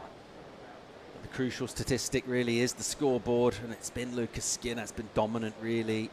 He's all over this, scanning the lineup for opportunities. And look back at the beach there as well in terms of his markers and his positioning where he wants to be. So from second priority, probably just maintain a little wider and underneath at the moment. The work is still ahead of Connor Slipen, 8-point riders. The requirement that he needs. It feels like a completely different. He feels like Lucas Skinner does a surfer from yesterday, in the sense that yesterday was tricky to be in the spot. It was tricky to be on the good waves, whereas now it's like, okay, he is fully aware of where he needs to be, what waves he wants to be on, and just seems to be more on lock and in tune with that, and it's really why it's working in his favour. All right. Quick in and out once again for Lucas. Why not? He'll stay in motion and stay sprightly. Surfers here, obviously, their opening round heat didn't go the way they wanted. There's a couple of ways you can respond to that. Do you just fire up even more and kind of laser in, or do maybe some of those doubts start to creep in about it's not really my event, or, this wave doesn't suit me, whatever it might be. If you sort of were to sort of impose that narrative on this heat, it definitely feels like Lucas is ready and prepared well in advance of this heat to go out there and do exactly this. Yeah, it's, as you said, Paul, there's two very different mindsets you can go into coming into elimination rounds, and Lucas has maybe seen the blessing in it.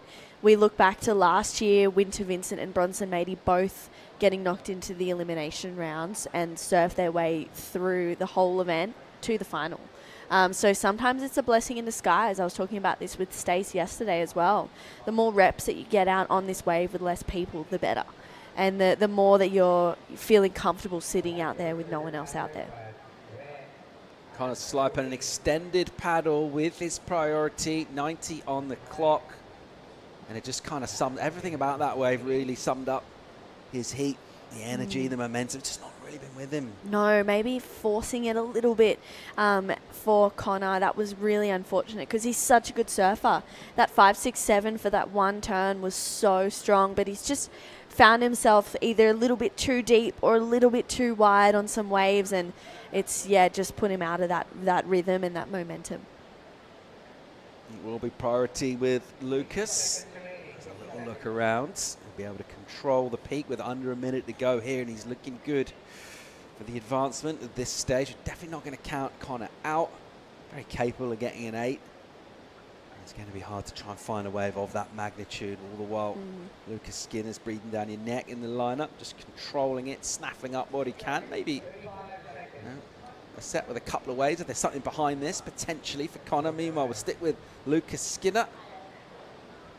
He'll just surf his way down the line as he'll recover and maintain some momentum. A smaller wave out the back for Connor Slipen, and it is an opportunity. The judges will score it. It won't be the excellent wave that he needs, and he's had a tough heat out here. He's shown sort of flashes of his quality. We know how good he is. He's never really got the grips of this wave, and by contrast, well done, Lucas Skinner. He ripped the heat apart. Yeah, he did. He won that heat in the first 8 minutes. We're all wrapped up for elimination round heat number 5. Great Britain's Lucas Skinner. Decent way to get yourself back in momentum, back into winning ways here in the Philippines. We'll have more live action. Willem Watson taking on Kingston Panabianco right after the break. Stay tuned.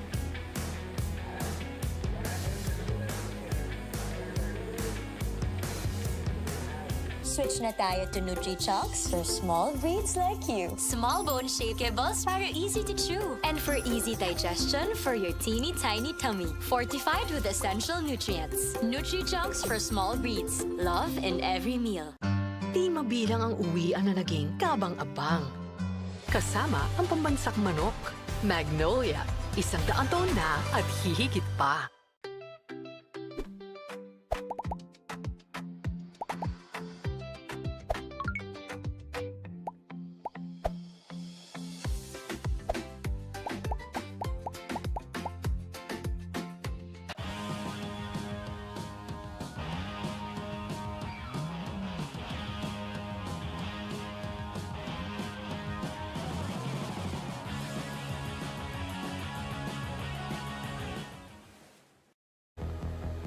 And it's a very warm welcome back to WSL World Junior Championship live. Mona Lisa Point in the Philippines elimination round. It's Heat 6 from Australia. Willem Watson taking on out of Hawaii, Kingston Panabianco. I'm Paul Evans, and it's with great pleasure that I can say I'm now joined in the booth by Stace Galbraith. Good morning, mate. Good morning, Paul. Great to have you here. You've been out and about on the beach. Yeah. Fact-finding mission. What do you got? What are your key learnings from this morning? Key learnings are that the West Coast mornings are beautiful, cool, calm. By midday, it's absolutely scorching out there, and I've earned a chair in the aircon, and I'm stoked. Sitting in the AC, and in the comfy chair. Kind of pumping. Really fun, isn't it? Yeah. It's all sorts for different sorts of surface, different ways of getting scores. It's sort of an unusual way. If you look, you see a point break, you kind of think how it's going to break. It kind of sort of does the opposite. I mean, it goes right. Yeah. So. Well, we had some lefts yesterday, and we had some lefts last year as well. So, I mean, anything's possible. But you're right. It's a bit more of a beachy on a point. And it's could do a little bit of reef extraction, actually, I think. If you took out that little chunk on the side, it'd be all the way down to our hotel. Just sand that off. Yeah, I reckon we get out there to Savo. But no, it's a fun wave. And it's I think last year too, everyone got really good by the semis and the finals after a few heats and a few reps. I think everyone starts to figure it out. But yeah, I went for a paddle yesterday afternoon, and it's an expansive lineup. It's quite wide. You know, hard to know exactly where to be. But these youngsters are making light work of it, that's for sure. What do you got on Willem Watson? Yeah, tall young ladder. I don't know what they feed him down there in Barwon Heads. Him and his best mate, Izzy Norling, are both about 6'6", and both absolutely rip. And yeah, I know that part of the world's stoked to have their region represented by a young Willem. So this is a little bit down from Torquay. That's right, yeah, more to what direction are we going? East, along the coast. And yeah. It's cool to see. It's cool to see good representation from Victoria, just in general. Such a strong surfing part of the world. And, no doubt that everyone down there is tuning in this morning.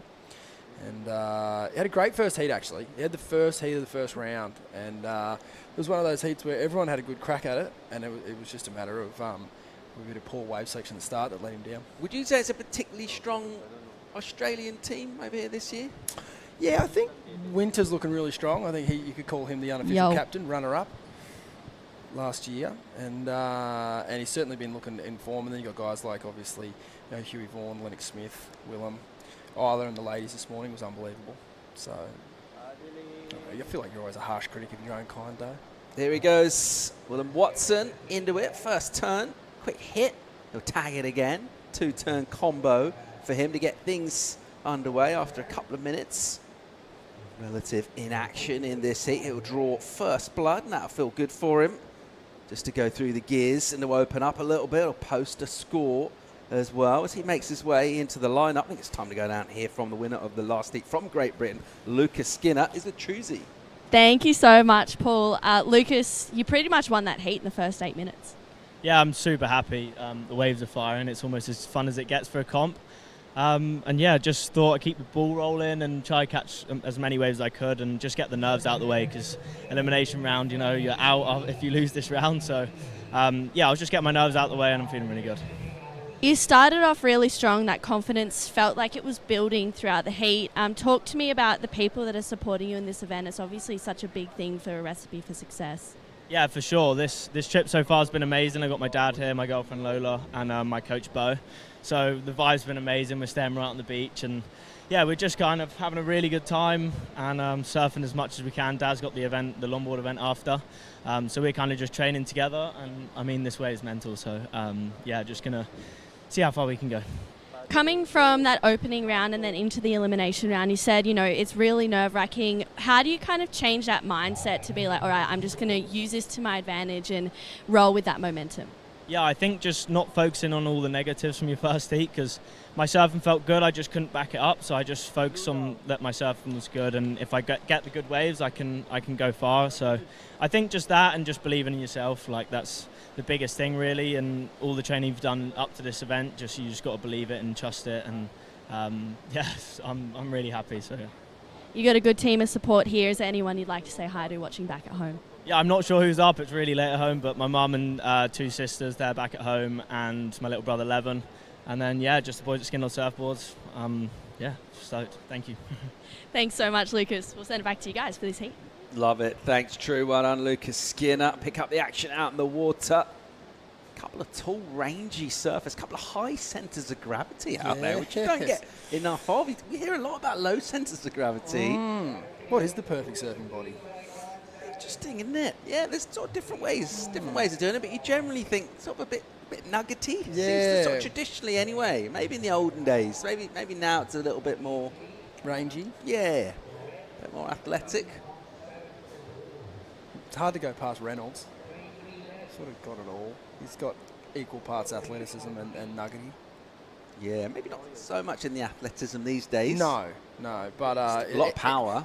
Someone like Ethan is a little too unrealistic for my liking. He looks like he's chiseled statue.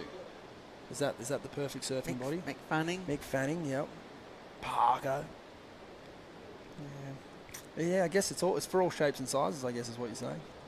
But these two using those rangy physiques to come to terms with this wave, carve up the face, go into the lip, try and be explosive, try and wow the panel. It's been a little quiet so far in this, sort of tentative, couple of threes, maybe some nerves. Really, it's more to do with the ocean. It's just not offered us a lot. We've had a pulse in that last real busy heat, and then this one just been a little quiet from this pair, so they're having to. It's really the pace has been dictated to them. Some energy out the backstays. Yeah, let's hopefully this eventuates on the reef. Saw Lucas out there yesterday afternoon, actually with his old boy, having a shred on the log. Love to see it. How'd he go? Great. Did he do some? He got the twinkle some toes going. rides? He did. Yeah. I love a youngster that can ride it all, and I think that Kingston in this heat's actually another one who's he's not scared of getting the 9.6 out or the 10.2. It's a bit pointier though, the boards that he rides, but being from Maui, he's not afraid to get out after it on the outer reefs over there. As we see him up and riding here, he's probably not afraid of the air either, being from the windy island of Maui. Unfortunately coming undone there. Does Stace ever go to the Mao? Does that happen? Yeah, I've had a couple of amazing experiences over there at Honolulu Bay. Life-changing, if you will. Probably some of the best waves I reckon I've ever seen. Massive swell? No, it was 8 to 10 feet and as good as a right-hand point I've ever seen. And I went home and I thought to myself, I don't think I'll ever see a wave better than that. Wow. And I still don't think I have actually. Crazy part of the world. Didn't get a wave, no chance. Zero chance at a wave there. Would not go there for a surfing holiday. I'd go there to spectate. But yeah, beautiful part of the world. Beautiful waves, great surfers. And no surprise to see the talent coming out of that island. Oh, he pretty much did all the hard work there. Did really well. Would have been a really nice score to have on the board this early in the heat. Yeah, a lot of pop. Rotation done. Bit of back foot slipping off. He's down anyway. He'll throw that away. It'll be a small number for him, and it will be priority back now with Willem Watson. And he'll look to try and make something count here, as no one has been able to really put their nose in front, so to speak. It's been a quiet start to this heat, and that's going to add to the tension, maybe the head noise. Oh, yeah. How do you even prepare for that? How do you sort of mentally train to surf in a heat where it is tough? It is hard to get scores. It's hard to find waves. What do you do? I just don't think you can. Even doing mock heats with the boys at home, I think you've just got to be in it. It's just, there's nothing like it. I think that, you know, you've got to be careful of not over-competing.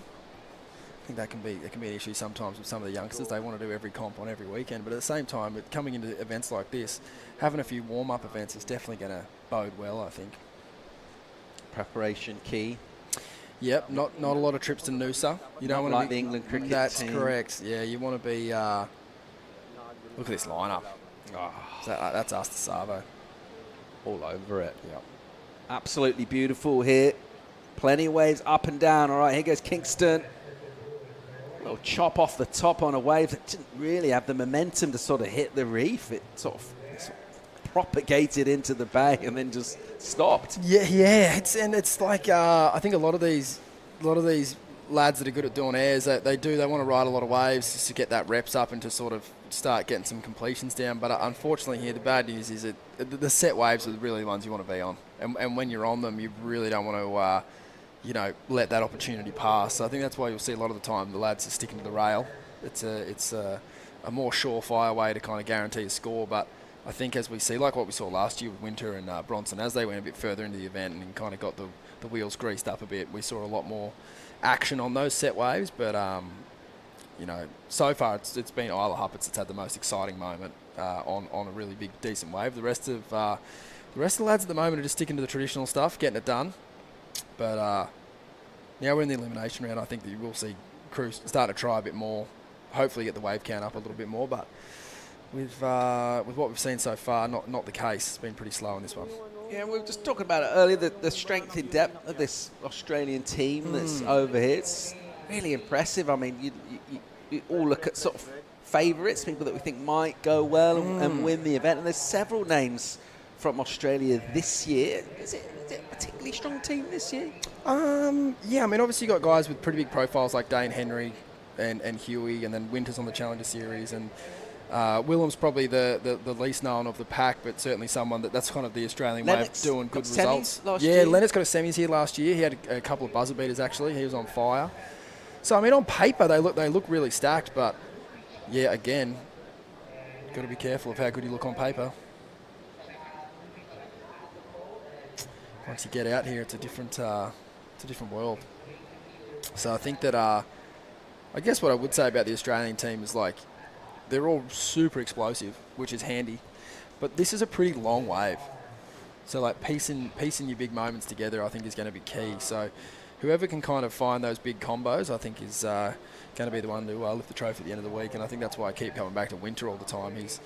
He's definitely got the best connection with this wave, I think, being here last year, and then obviously he's off to a good start here this year. I think he'll be the one that everyone's looking at. Yeah, when you think about key learnings from his point of view from last year, I mean, he pretty much didn't do anything wrong at all. He just came up in a final against someone who nearly set up the perfect heat. Yeah, exactly, yeah. It's they're the ones you kind of just got to walk away from and go, not today. Wouldn't change a thing, though. It's all pretty slow and sluggish out down the lineup in this one. Not a lot of action to bring you. The Ocean is just having a little bit of a snooze on these two at the moment. And there's our surfer out of Maui, Kingston Panabianco with the lead, but it's not a lot really. 4-4 is combined total, so no one really with a keeper score locked in as yet. Still 16 minutes to go though, but it's been a little bit painful to watch so far. It's not a lot happening these days. And we must have even missed a paddle there from Willem, because he's actually got second priority, which is not really a position you want to be in after sitting for that long and letting a wave like this go to Kingston. All right, here we go. A little bit of white water. Not a huge opportunity to open up. As soon as he got to his feet, it was like stretching out, and you're thinking if he could just come around, wave just kind of shut down on him. Yeah. Yeah, like you said, inviting at the start. Nice first section, but didn't really give him what he was chasing at the end there. I'm always starting to think, is it time? There's like a little shelf at the very, very top of this wave that's a bit, obviously not as long, but it kind of can offer one steeper section. And I think if you're looking to kind of start to add some scoreboard pressure to your competitor, might be time to think. See, this is your coaching background, isn't it? Coming in, sneak up there, go rogues, maybe smash out a 5-5, get in your opponent's head, and then come back down here. Yeah, I think it's also the entertainment factor too. It's been a pretty slow heat. I think families, grandmothers and grandfathers around the world are ready to see their boys light it up. And if you can get a few scores on top of that, then that's just a bonus, isn't it? Well, let's see who can keep a cool head here. It is Willem Watson with priority. It's a modest number in for Kingston Panibianco with the 2-6 on that last wave. So after surrendering priority meekly, he's got it back without any real damage done. In terms of that scoreboard, more or less as we were. You're thinking really in terms of keeper scores up there, and at least the 5s is kind of par for the course for today. But yeah, this heat, we just haven't seen those kind of waves. That could be a blessing in disguise. 14 minutes on the clock here. Time to go for a commercial break. Hopefully this one will fire up considerably when we return. We'll be right back.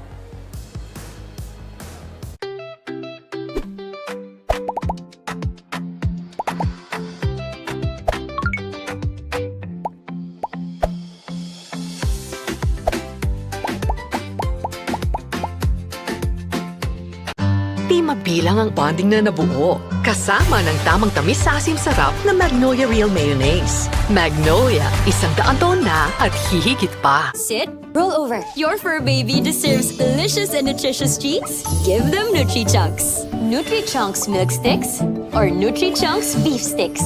Fortified with essential nutrients. Nutri-Chunks dog treats. Love in every meal.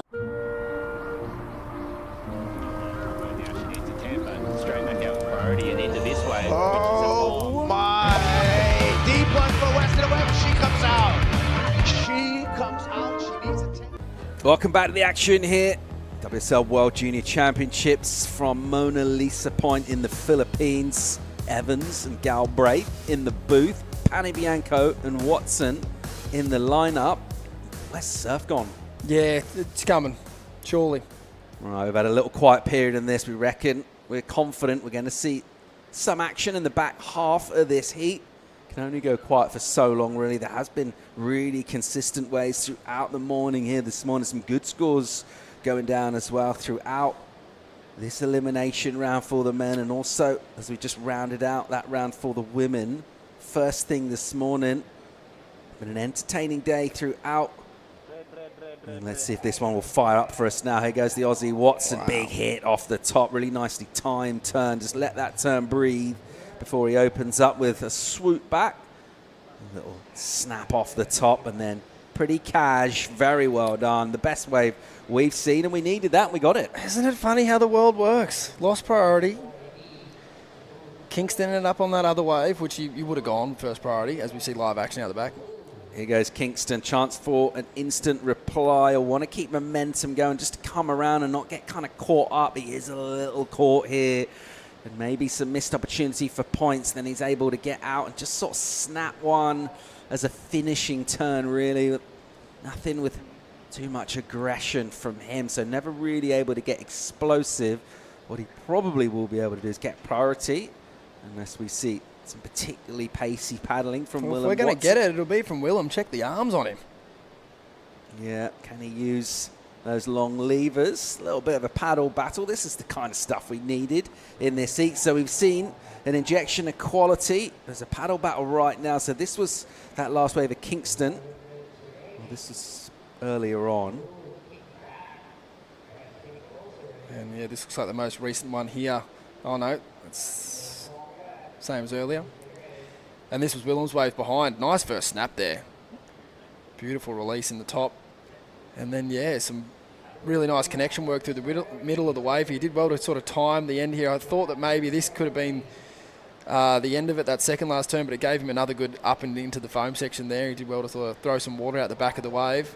And then Kingston behind. Like you said, Paul, maybe a little missed opportunity here. We know he's good in the air. That could have been it. Unfortunately, opting to chase the wave down the line here, it didn't really give him what he was chasing. Sort of once you miss that section out the back there, you're pretty well guaranteed that you're going into Burger Central off into the channel. So yeah, it's a tricky one to read. You've got to get your damage done early. If you're sort of recalibrating in your own mind numbers, you think about that 6-3-3, can maybe add a point to that in terms of how valuable that is in the context of this heat and where the scores are. So really well done from the Aussie Watson. With no momentum, no kind of backswing into that wave, had nothing going really. The 3-8-3 early on. Since then, he's sort of lost priority a couple of times, just sort of sat there for a long time. So does really well to surf those sections with just enough on it. Didn't do too much. Don't want to fall on a set wave after waiting that long. And I think he just got it in that sweet spot for that high 6. Absolutely, and I think we were talking earlier, a couple of 5s on the board and you'd be stoked. So to get a 6.33, that's getting into your cheering territory. You're really starting to think, okay, you can really start to put the pressure on now, and look to be a little cheeky under priority. And if you can, at the moment he's sitting with the 2 best scores in the heat, so any kind of improvement to that 3.83, it's starting to make the 6.99 requirement. Look, on any other day you'd say absolutely, but just with how slow this heat in particular has been, the higher number that can go up, it's obviously going to be a bit harder for Kingston. Under that 9-minute mark to go here, our 6th heat of the men's elimination. Couple of names in this round, just kind of raising bit of an eyebrow in terms of them being here. We know how quality that opening round was, so we're always going to see some of the bigger names, but just so far in this one, it does seem to have gone the way with the form guide surfers like Lennox Smith getting the work done, Keone Lassa as well, Ryan Kainalo, and then Lucas Skinner. So some of those names that you may be a little surprised to see here just kind of pick things up with an extra lap as well in terms of that insight from this wave. Here goes Kingston, surfer out of Maui, and a crucial wave for him, and no sort of momentum, almost a slow motion maneuver into the air. We'll get it reversed and completed. It wasn't very convincing. No, unfortunate there, because you can totally understand why he wanted to get onto that wave. It looked like it had a really nice double up on it down the line, but yeah, unfortunately just giving him a little crumbly section there, not enough to really get into the sky. And so I don't think the judges will go too hard on that one. True and I were sort of speculating about music, about amp-up music coming into like this one. And having your finger very much on the pulse, as you do, of elite surfing, particularly. I thought you were going to say, rev up music. Well, that too. Yeah, okay. Having so many fingers on so many pulses, what are some of these surfers into? What do you think? What's going down? I'm at the stage where I ask, "What are you listening to?" and I get told, "Oh, you wouldn't know," which makes me feel horrible. Yeah. Wow. Because down. I was once sort of a pretty avid, big day out attender, thinking I was pretty cool, but not to be. So I would love to answer the question for you, but apparently I wouldn't know. No, look, I don't know. I think a lot of the kids are into a bit of rap, a bit of UK trap. You'd like that. Yeah, it's maybe had its time a little bit, didn't it? A couple of years ago. Yeah. Your Skeptors and your Stormsies and that. I think Dave, exactly. Yeah. I think there's been a few kind of, but then again, what's old mate that was kicking around in Bali forever?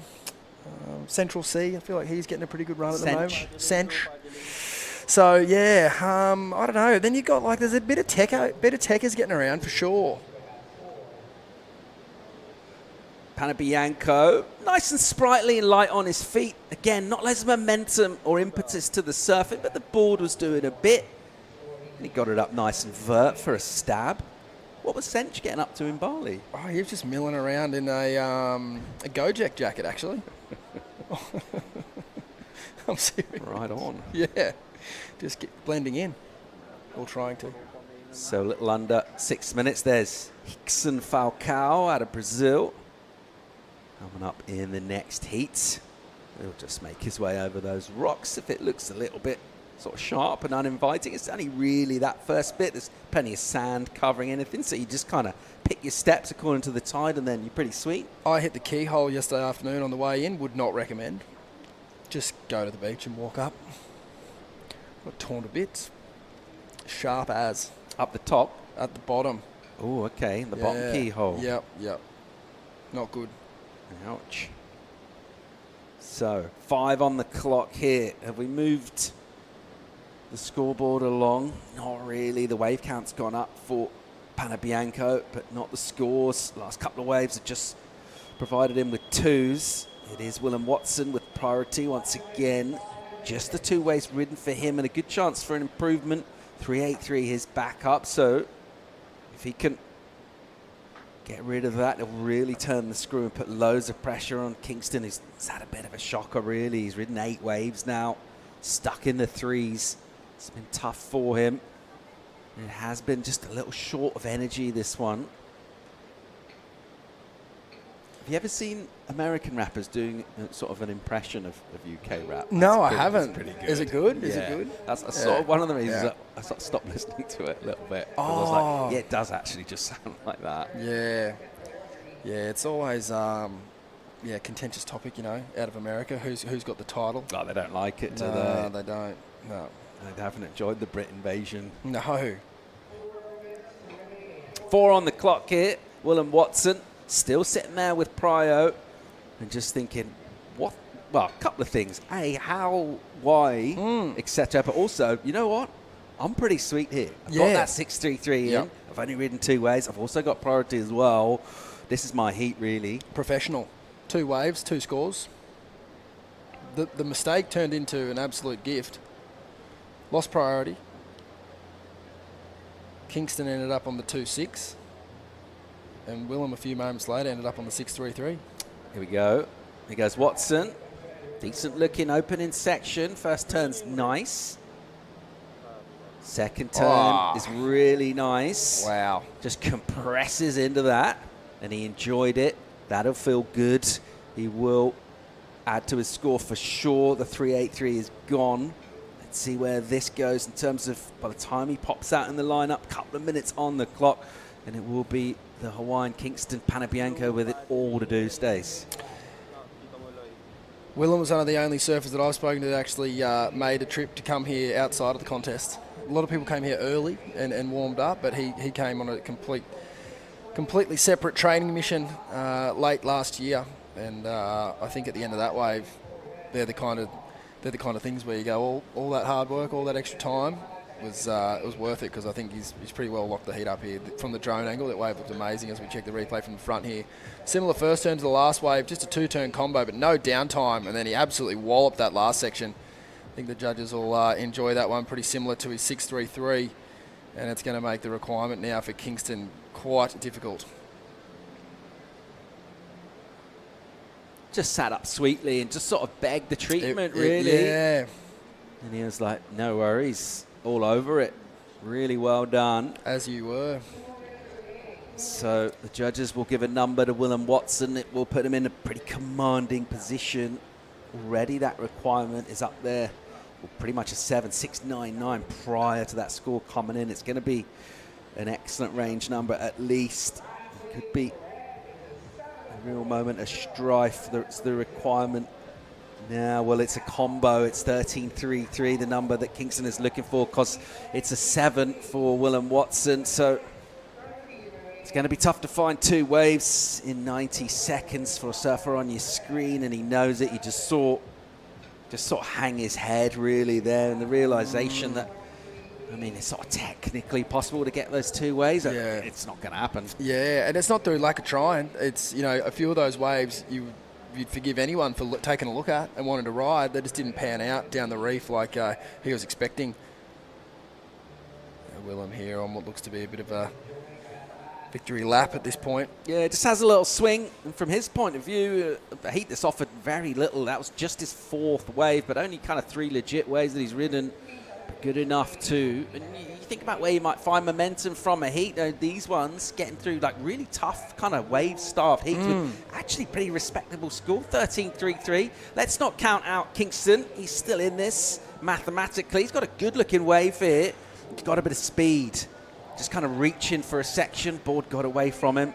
He's down. Yeah. And he will be out. Yeah, unfortunately, it just looked like he was in 2 minds there to hit that section. You could kind of tell he was thinking about throwing the reverse, but yeah, just like you said, board got away from him there. He's sort of caught in between the 2 turns. So we see Willem behind. Watson swinging down the line. This one pushes wide. Just pop out the top of the wave and out the back. We're all out of time here. And you have to say to him, well done for just remaining focused on the task and really for taking opportunities when they came through. There were sort of probably two and a half, maybe quality waves in this heat, and he was good enough to be on them and surf them well, mistake-free when it counted. And he'll go through to the next round with a little more info on this wave to add to what he's already been able to get in terms of experience out here. We'll keep rolling with the action. We'll see Rick Falcao taking on Dylan Wilcoxon. We'll bring in Jesse Starling to join Stace for the Coolmore Live action real soon. Di mabilang ang umagang pinasigla, kasama ng Magnolia Pure Fresh Milk at Magnolia Chocolate. Magnolia, 100 taon na at hihigit pa.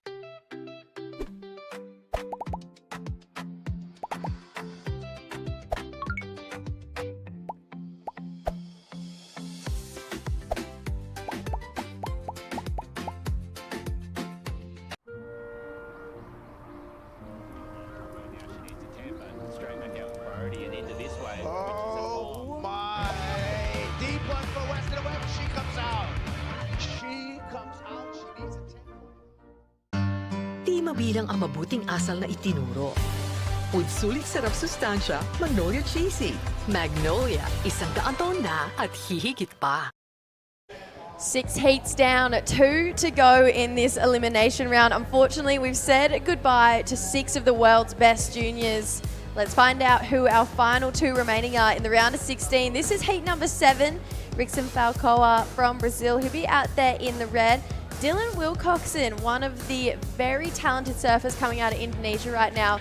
He'd love to take that trophy back to Indo for a second consecutive year here. I'm Jessie Starling, joined in the booth by Stace Galbraith. And Stace, oh, we're getting some action right now. A bit of a paddle battle to start it off. I love to see it. Yes. Always thought, if you're going to hassle in the last 5 minutes, why not get it going at the start? Honestly, to be honest, I love a bit of attitude at the start of the heat. You need it. Get the ball going, get the juices going early. Absolutely. And as long as you don't let it get the better of your performance when the wave actually comes, more power to you. Yeah, you know what? These guys, although they've all looked pretty cool, calm and collected, I reckon let the emotions show. Get angry with it and I feel like these guys are all still under 21. Yeah. Let's fire up.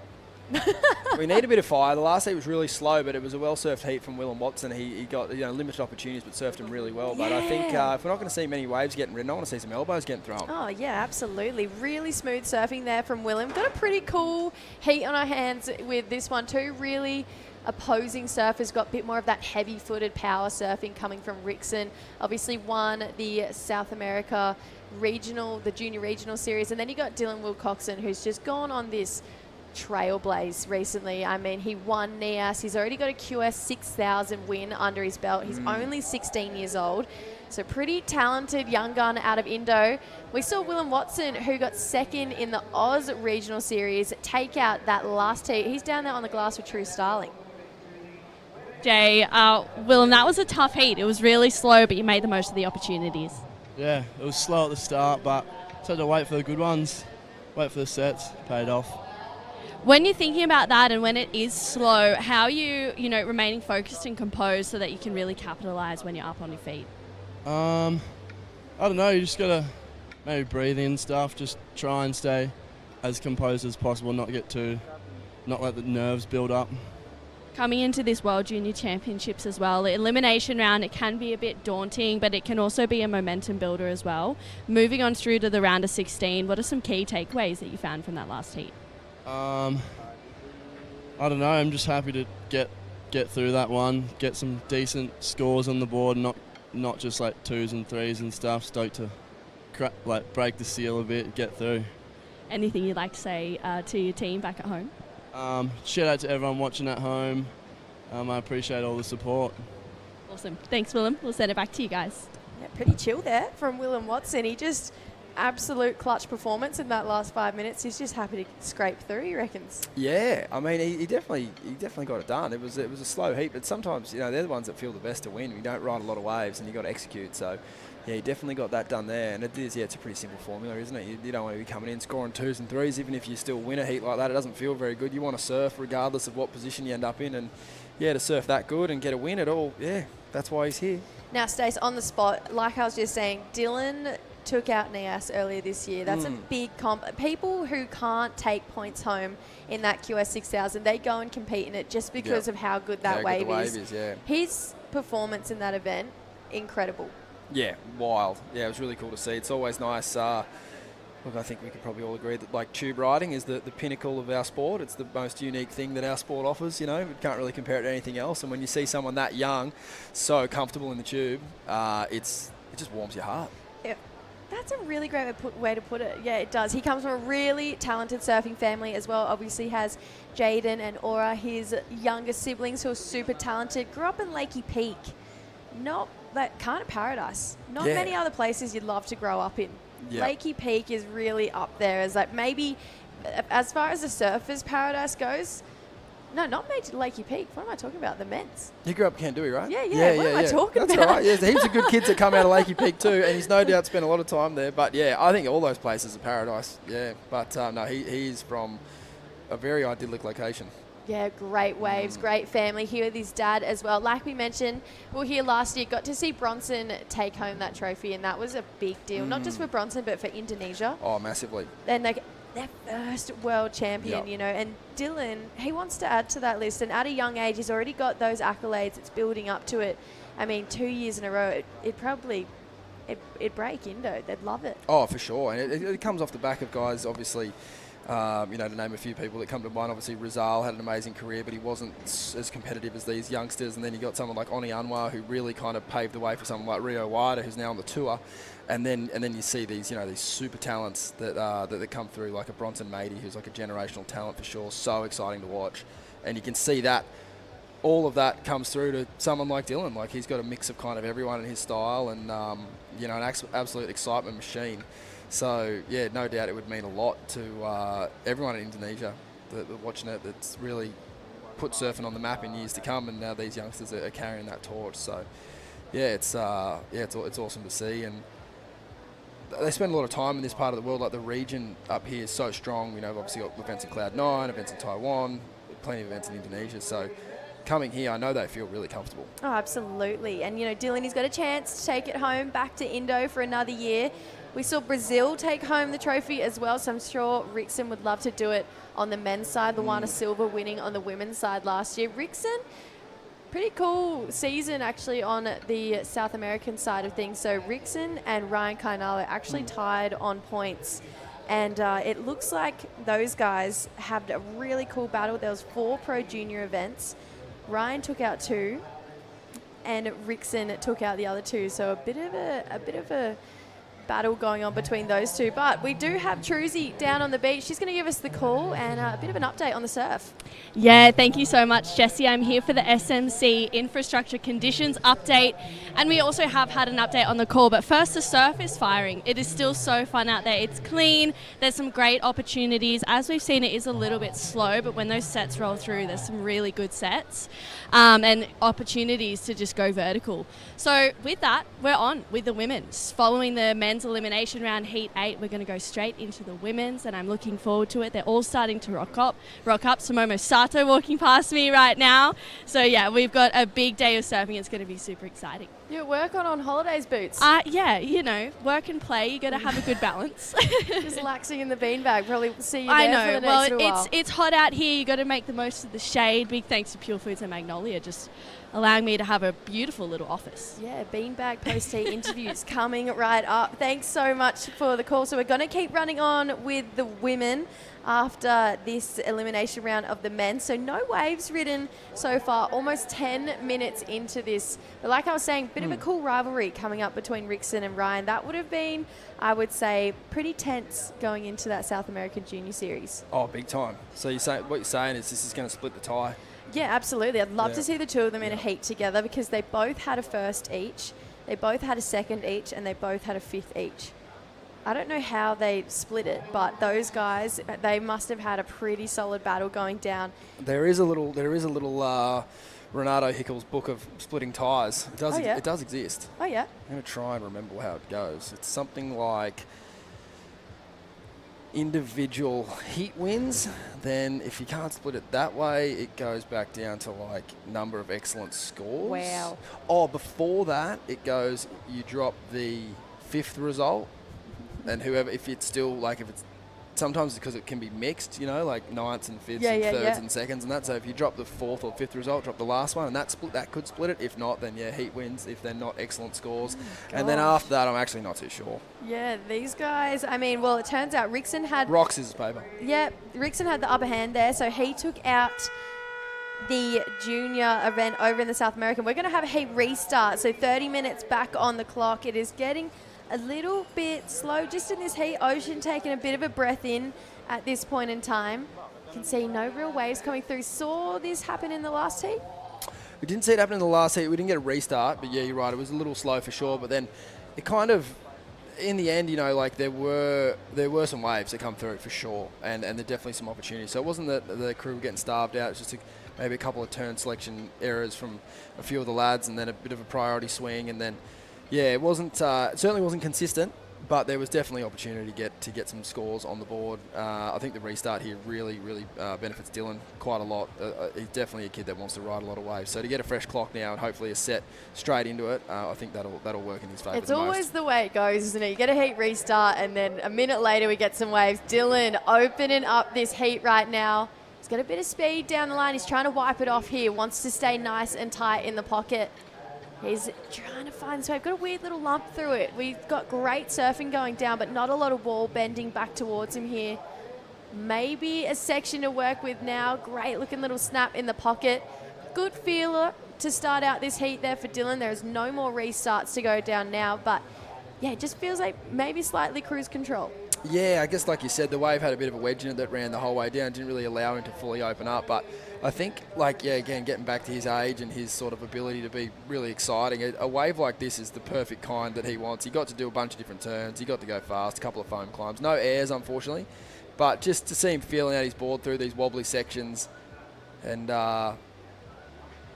just being on your board for a long period of time at the start of a heat like this, I think for him, even though he might not win the first exchange, that, you know, a better wave could come through any second now. But I just think for him personally, just building into that heat, this heat, I think it's a great way for him to get going. Yeah, 383 to kick off his campaign for Dylan Wilcoxon. Just a small score. We're kind of seeing this theme kind of roll through the last few heats. We get a small score, and then, you know, these competitors start to realize, oh no, we actually need to open up now. And we see 6s and 7s start to roll on through. Like we mentioned, the women's elimination round is going to be on. We've got a pretty solid opening heat with Mirai Ikeda taking on Mara Lopez, so one of the local girls against one of Japanese finest. And then we've also got heat number 2, Samomo Sato, Laura Mandeli, couple big names in the elimination round. Reed Van Wagener. We look at names like Sierra Kerr in the elimination round, Vahiti Inso.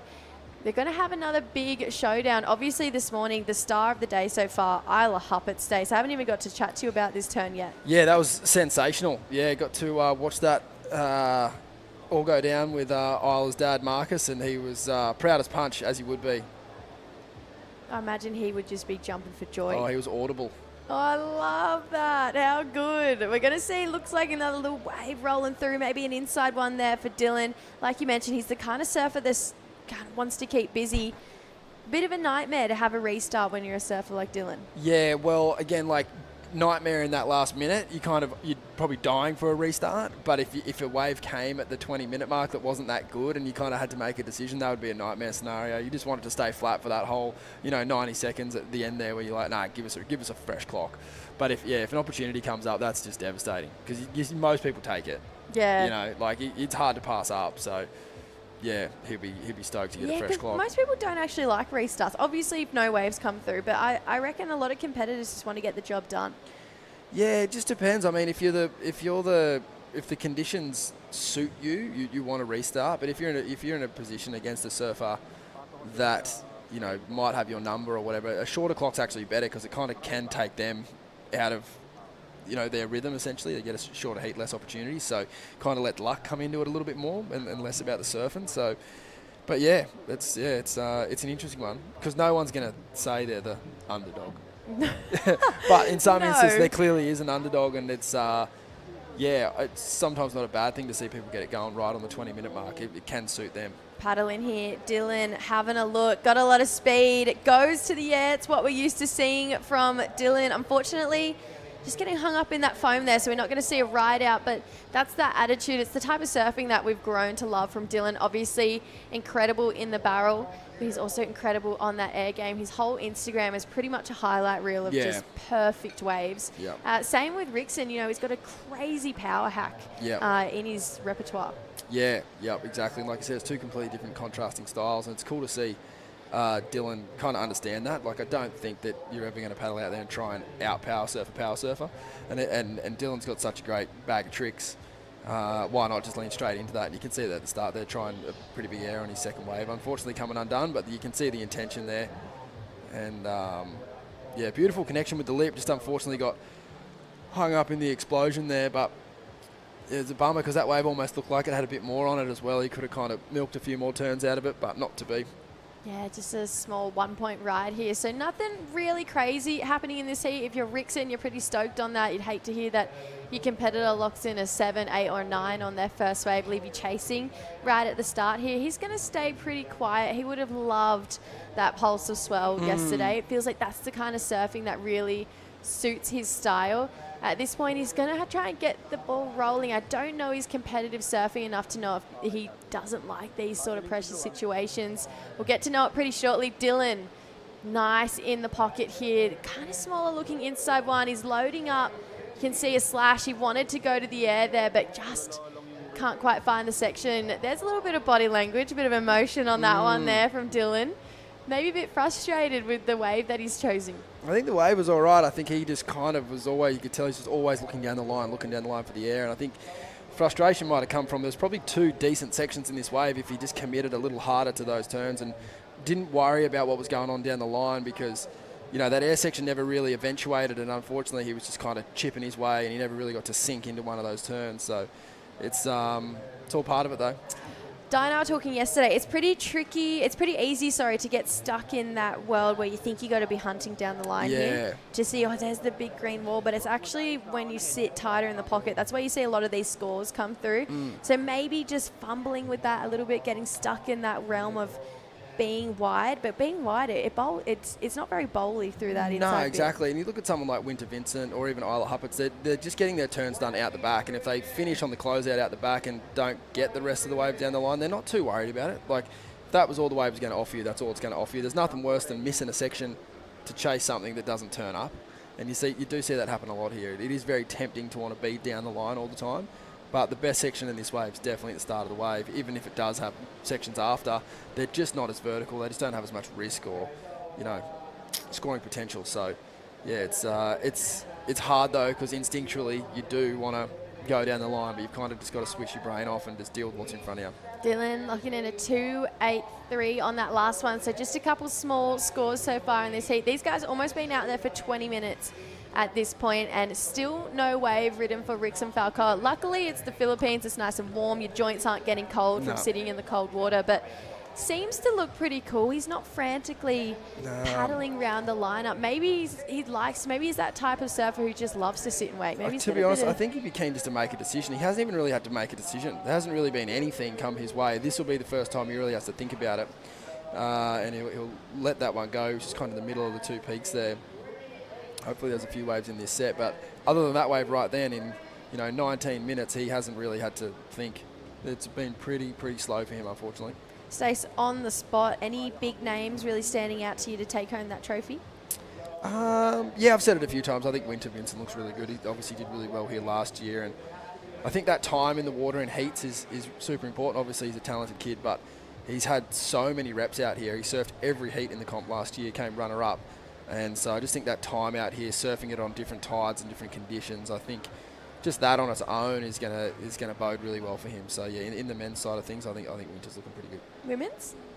Women's a little more open, I think. Obviously someone like Bella Kenworthy, I think, should have that experience and that sort of knowledge to kind of deal with those big pressure moments, like you said. How do people deal with it? And Bella's obviously on the CT, so this for her should feel really comfortable.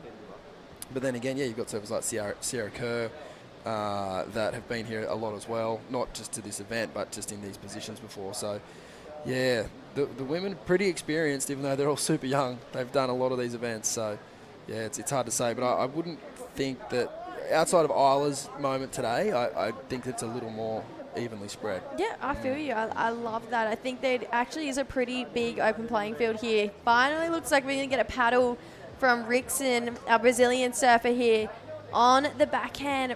Pretty slopey start to this wave. He's going to have to wait for something special on the inside. It's not going to be it. So, yeah, maybe a bit of a poor decision there. Dylan going for it, but a bit of wobble and maybe a little bit late to that section as well. So, yeah, it feels like this heat, it's probably the slowest I've seen so far.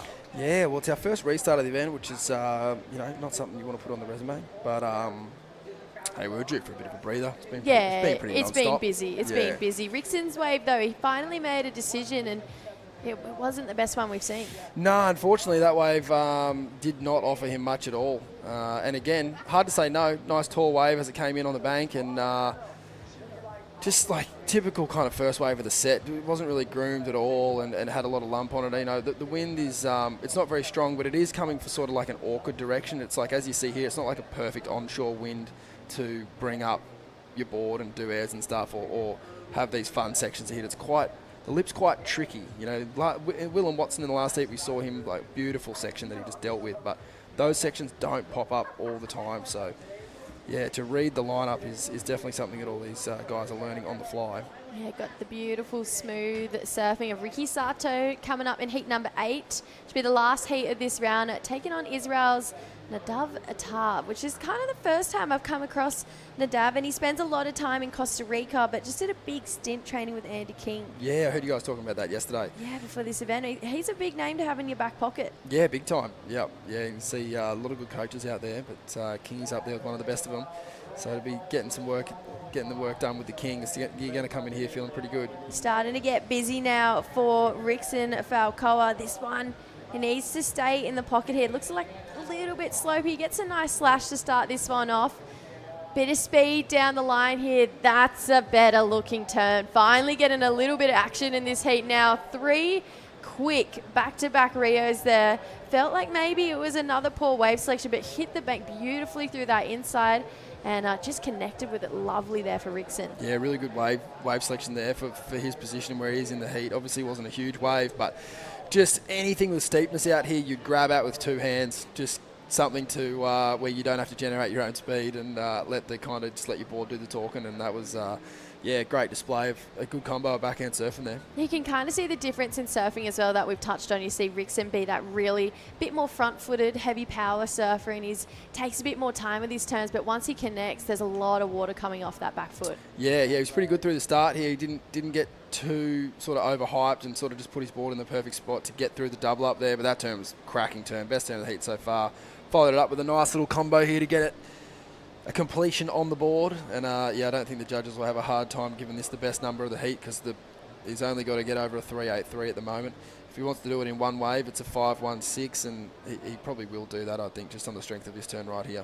Yeah, beautiful and tight in the pocket there. Really love just the zero downtime between these 3 connections here. He just eyed off these sections perfectly, and timing honestly impeccable.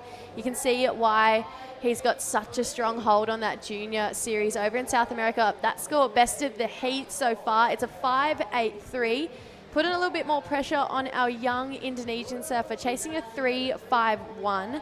Haven't really seen Dylan click out of first gear yet. Obviously the waves not allowing him to, but for such a young competitor, he's actually got a really relaxed approach to his competitive style. Yeah, you can tell that. He seems like a pretty cool character. I think you see that from a lot of people around the world when they come from real quality waves. Nothing seems to bother them because they kind of got this currency in their back pocket that no one else has. Yeah. Just on tap. Yeah, that's not a bad call. So they're just like, yeah, you know what? If all goes wrong, you're going back to paradise. Yep. Yeah, it's not a hard life, is it? Yeah, no, it's got it pretty good. But I don't think. I think too, just typical of Bronson. Like, I don't think they too worried about other people's scores and what they're doing. I think they just genuinely want to perform. You don't see them get too, a lot of the Indonesians, you don't see them get too wrapped up in tactics and all of that. You more just see them looking to just perform their best. And even though he's dropped into second now, he really hasn't put a good score on the board. I think he'd just be more excited about that next opportunity and what it looks like and putting on a bit of a show, because he just hasn't had much sort of critical lip to work with. He's had some clean waves, done some nice surfing, but hasn't really had anything that's been able to sort of let him even just show like a big turn or a big air. So we'll hopefully see that in the next 15 and a half. Yeah, I feel like those tactics come a little later because thinking back to Rio's early days, he was probably a pretty nonchalant surfer, didn't really care about the other people out there in the water, and then now he's super locked in. Yeah, we trains really hard,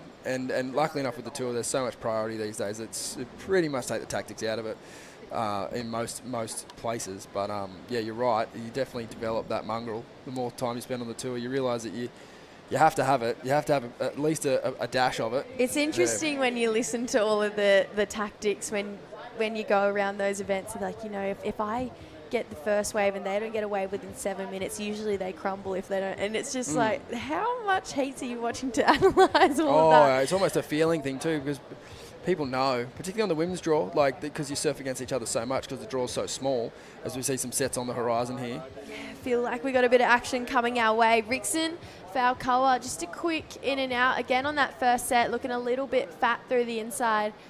Maybe something coming through for Dylan. Maybe a little second wave, a little 2-for-1 bonus section here for Rickson. He wants to find somebody back up this 5-8-3 swoop on this one. Hoping this one bowls up just like his last wave here. Back to the carve. He's really laying some nice rail. This is where it starts to open up a little bit more here for our young Brazilian surfer. Just swooping back. Nothing crazy vertical at this point. We can see a bit of a 2-for-1. We got Dylan out the back, currently stuck behind, but bit of a puff your chest moment there for Rickson. He liked it. He felt that one. About 14 turns done all the way through. Yeah, again, he just did really well to pick off that smaller size wave that just hit the reef perfect and gave him a bit of coping. I mean, it didn't really give him a section to really lay into, but it would have felt good letting go of that many turns in that sequence of time. In a heat like this, which has been pretty slow, the legs will be humming after that one. Yeah, Rickson didn't need much, just had to better that 1-5 and start to apply a bit more pressure on Dylan. That is Nadab heading out for this heat. Smaller looking wave, but they're actually bowling back towards him quite nicely. Yeah, he did well here. As you can see the start of this wave, he knew he was going to get a bit more down the line, and just a nice sequence of sort of carving backhand manoeuvres, a better snap there, and then some nice sort of joinery work through the inside, throwing a ton of water with not much real vertical face to work with. And this inside section just sort of has a really hard chatter to work with, but he's so strong that it didn't matter at all. He just powered through it. I love a little stamp of authority back to the beach. I think it's so good when you see someone just eye down the judges. Yep. I love it. What more do you want? Thinking back to, remember that year at the Surfest, and there was this massive story, like 4 lay days, and then Hogg just belted one and was on the Newcastle rocks. Oh, yeah. And his board was just getting absolutely hammered. Yeah. I do remember that. That's what it reminds me of every time. I love it. I just channel it. It's great. He needed to win the comp to get on the Challenger Series. Yeah, I think he got second. Yeah. Who won it that year? I think maybe Ryan or Jacko won it that year. It was a Nova Castrium for sure. Yeah. But yeah, love it. Channel that bit of energy. Feel it. 12. That wave was pretty hog related, that last one. He grinded it down into absolutely nothing. Absolutely was. Yeah. Absolutely. So a 5-point ride there puts him in a pretty good position now. So obviously we know Dylan's got the talent, but just with the way this heat's been and then sort of the tide at the moment, it hasn't really offered up any crazy big ramps. We saw Dylan on a pretty good set wave behind Rickson out the back here, but unfortunately it just didn't really eventuate for him. Yeah, Dylan just kind of floated that first section here, but it kind of shut down on him. You can see he's looking and hunting for a ramp, but it's just really not eventuating for him. And you can see different type of emotion. He's frustrated because he's got that urge to really be up in the air, but it's just not happening to him. So maybe just needs to surf what's in front of him rather than hunting down the line, because he's half an hour down this heat. I know that the first 10 minutes didn't really count, but he's got a 3 and a 2, and I love the fact that he's got this incredible air game that he can showcase at any time. But he's probably got, if he had to just surf the pockets in front of him, he's probably got a 4, 5 and a 5, which would have made it a lot easier, because instead of needing a 7, he would have needed a 5-8. Totally. Yeah. He's got the talent to surf those waves up. Yeah, big time. Yeah, he is. He has plenty of spice, and it's one of those things where in the moment you don't really think, oh, if my 3-8 was a 4-2, I wouldn't care. But it does make a difference when the clock starts counting down, and even thinking about his highest score of the event so far is a 6.9. And that was in the last, minute of his heat yesterday with a really nice air. But even for him now, you're starting to think now he needs the best wave of his comp so far. So it is one of those things where the small things definitely matter. You even saw it yesterday with some of the heats where some of the boys had like an amazing first air and then it would come through the inside and just fall off. It's like, those little moments, they can come back to bite you. Yeah. Especially with so many close heats. That's why we love the elimination round. You're not getting knocked out in that first heat. But it's kind of crunch time now because unfortunately we're sending 8 people home in both the men's and the women's. We're going to run 6 heats of the women's elimination round. So that means Heat 7 by Haiti taking on Stella Green and Maria Salgado, Catalina Ziraquai. They'll be out there tomorrow. But we've got a couple of big names still to go down. A couple people surfing twice today as well. So a little bit different to some of the conditions we saw out there this morning, but 9.5 minutes right now. All eyes on Dylan Wilcoxon chasing a 7-point ride. So like you mentioned, Stace, biggest of the event so far. Rickson Falcoa, pair of 5s, has him out there in the lead. He wants to keep moving on through because we know there's a bit of a rivalry going on between him and Ryan Kainalo. Sitting pretty close, these two. Pretty hand in hand at this point in time. Dylan obviously with that first priority, but as this tide fields in, it actually starts to get better further up. Even though it's not as long of a wave, we get these steeper sections, and if the air is what Dylan's looking for, maybe a move further up the point, and that just comes with time out there. Yeah, totally. You're just sort of scouring the lineup. It is such a big, long lineup, as we've seen even from like Rickson, where he's got his scores, they've been right down the bottom. You could have taken off on those waves halfway down and still pretty much got the same score because where it got good was so far down. And it's the same with up the top. There is that little closeout section at the top there, but it can feel a bit sort of lonely if you go there, like especially with first priority, like, am I really going to paddle off the peak where everyone's been getting waves all day? But with second priority, I'd be surprised to not see people start sort of exploiting it more because there's definitely a wave there. Pretty interesting at the moment. So the reef here is really finger-like. They've got small little canals all through the reef. But during December, they had a big storm, so a lot of sand was pushed in and filled up all of that reef. That's why it's kind of looking a little bit more like a beach break rather than that long point break conditions that we saw last year where we saw people get multiple turn waves. We're seeing that more now with this swell. It's starting to push the sand out of those canals, but we're going to see Dylan have a look here. Hopefully try and find one of those long running point waves. Got a section to work with. That's a nice click with it for Dylan. Probably his best so far, but again, just, body language. He's looking frustrated here, Stace. I mean, he's seen Rickson picking off those smaller ones and having that nice double up down the line, so you could understand why he was interested in that wave. He's like, if you've been getting some runners, I'm going to get myself on one too, but unfortunately, not the case. You got a replay here. Yeah. I like the first turn, I do. Ulu cliff angle. It's the right approach, but you can just see, just need something to bowl back towards him just that little bit more. And it's so hard because your competitor's got 2 5s on the inside, really. Yeah, so you think, hey, give me some of that action. I want some of that. But, it's sort of like both of the waves that Rickson got, they're amazing second priority waves. Like, I'll roll the dice on this and see what happens. And on both occasions, they worked out really well. And then, unfortunately, we've seen Dylan go away just now, and he's handed priority over, and it looks like there's some really good sets on the horizon. So, this is the kind of moments where you're just kind of kicking yourself, going, I fell into his trap. Hopefully we'll try to get one now. Looks like we finally might have a bit of motion coming on through. No takes on that first one, fair enough. Usually the first wave of the set is a little bit fatter than the second or the third. We're going to see our Brazilian surfer use up priority here. A little bit deep, but it's just a bit of defense because he knows the talent of his competitor, Dylan Wilcoxon. 6 minutes 20. Was there another wave out the back for our young Indonesian? Haven't seen too many sets roll through, so we'd love to get a little piece of this action here. Maybe something starting to stand up out the back, but looking not too phased by it. He's going to have a paddle, and he may as well. 6 minutes to go here, but it's going to roll under him. So Dylan, the type of surfer who loves to catch a lot of waves, these slower heats, it's not what he's hoping for right now. You can see a bit of frantic movement starting to unfold. Coming down to under 6 minutes now. It's starting to become crunch time. And it's quite frustrating when you sit out the back and you see those sets coming in, but the last thing you want to be doing is sort of paddling to the left of your screen, because if you're paddling that way, you're almost guaranteed that wave is just going to go straight into the channel. You know, when those sets come in, you want them to have that bit more sort of direction that's coming underneath you, that you can sort of have the wave already broken and kind of come into it and start to tee off that way, because as we've seen throughout the last 2 days, so many of these waves just don't hold their shape if they're too big and they kind of run off the reef. So a little disappointing there, but getting back to the first wave, you can understand why Rickson went that wave with, you know, surfing at someone like Dylan. Dylan doesn't need much. He could do an hour and a closeout and get the score. He needs one section. That's it, really.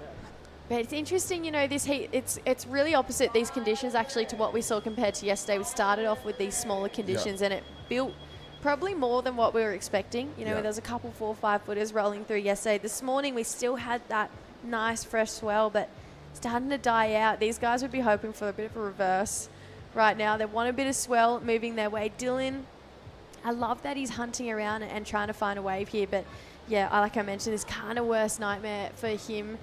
Looking to the beach, both of these guys, a lot of support, a lot of coaches from all around the world here at the moment, and it's interesting to see all the different strategies. You know, obviously Julian Lasser working with a lot of the Basque Country and the Spaniards, Clancy Dawson with a lot of the Aussies, now Amura looking after the Japanese ladies out there too. So cool to see all these different type of tactics starting to unfold. Rickson trying to stay busy here in this heat, build on his lead. 4 minutes. You can see these guys a little bit confused about where the swell's gone.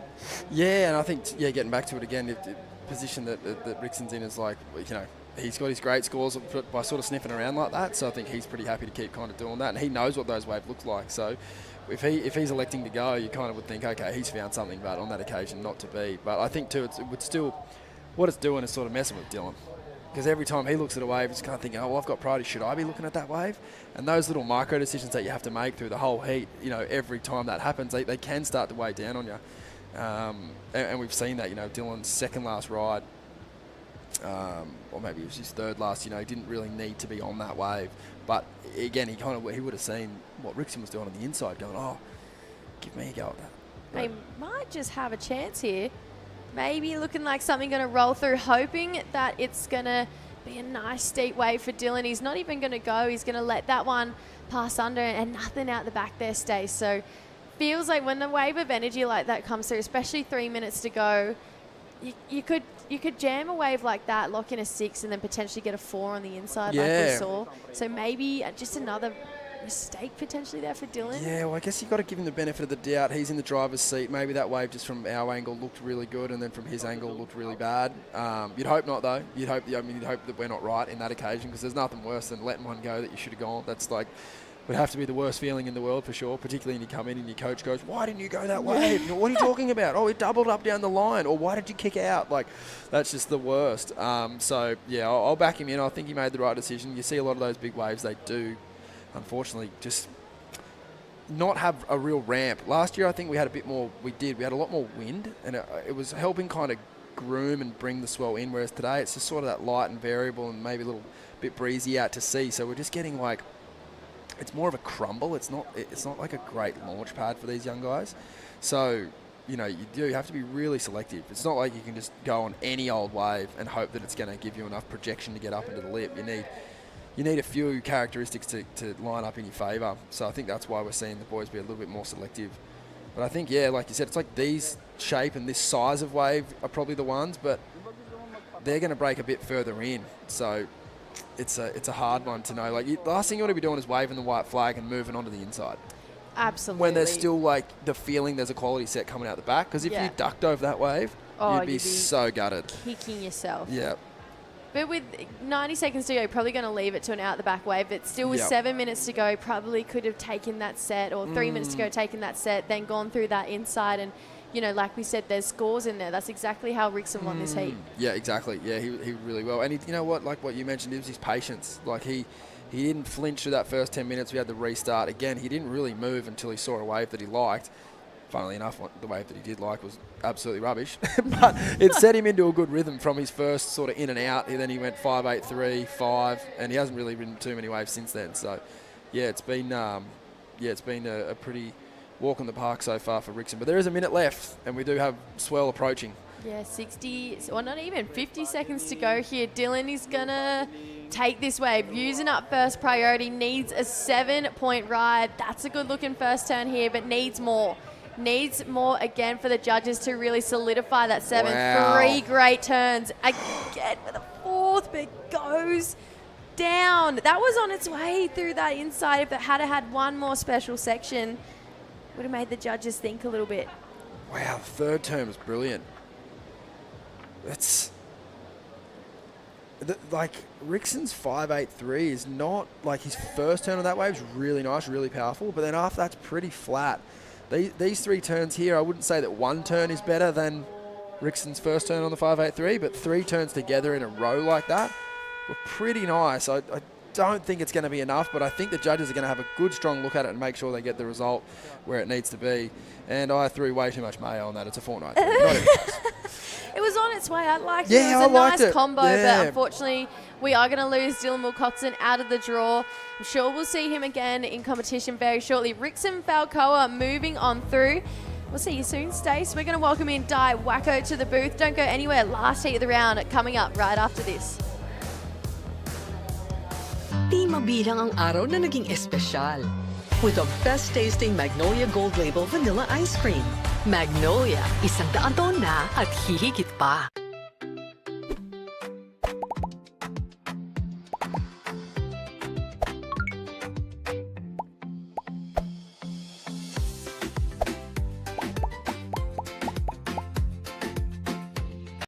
Di mabilang ang bonding na nabuo. Kasama ng tamang tamis sa asim sarap na Magnolia Real Mayonnaise. Magnolia, 100 taon na at hihigit pa.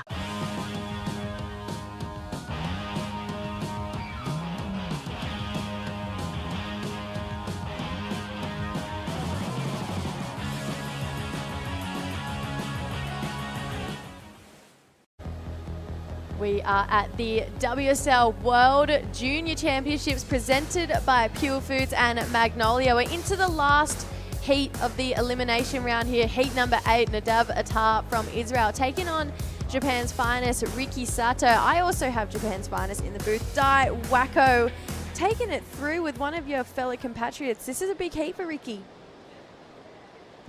Definitely, it'll be a big heat for Ricky, and it's going to be a really nerve-wracking moment for me as well, because we're going to see 3 surfers in back-to-back heat coming up in the women's side as well. So, little tense for me as well, but really big moment for Ricky. Yeah, it's cool to see Ricky at this stage, you know, surfing at such a high level. We obviously see him on the QS competing a lot. He's got an air game, he's got great rail game, he's got this beautiful ability to surf nice and sharp in the pocket. He's going to need to lift though, because he's got a big task of Nadav Attar from Israel out there. Definitely, it's going to be a really tough to get through this heat, but you know, Ricky is really smart competitor and he knows how to surf. He trained a lot, so I'm really looking forward to see his performance here. It was a slow heat on that last day. We even had a heat restart, but keeping his cool, Rickson Falcoa taking the win. He's down on the glass with true styling. Thank you, Jessie. Yeah, Rickson, that was a really tough heat. You had the heat restart. How did you kind of remain composed throughout the rest of it? Because it was slow. Yeah, that was so stressed heat with couple waves. I needed to improve that.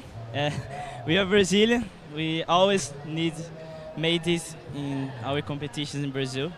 I'm so happy to make this. Yeah, it's a big event with a big athlete, and I just need to make the hits, elimination round. So happy, and go to the next round with more waves, with more strong turns, and it is.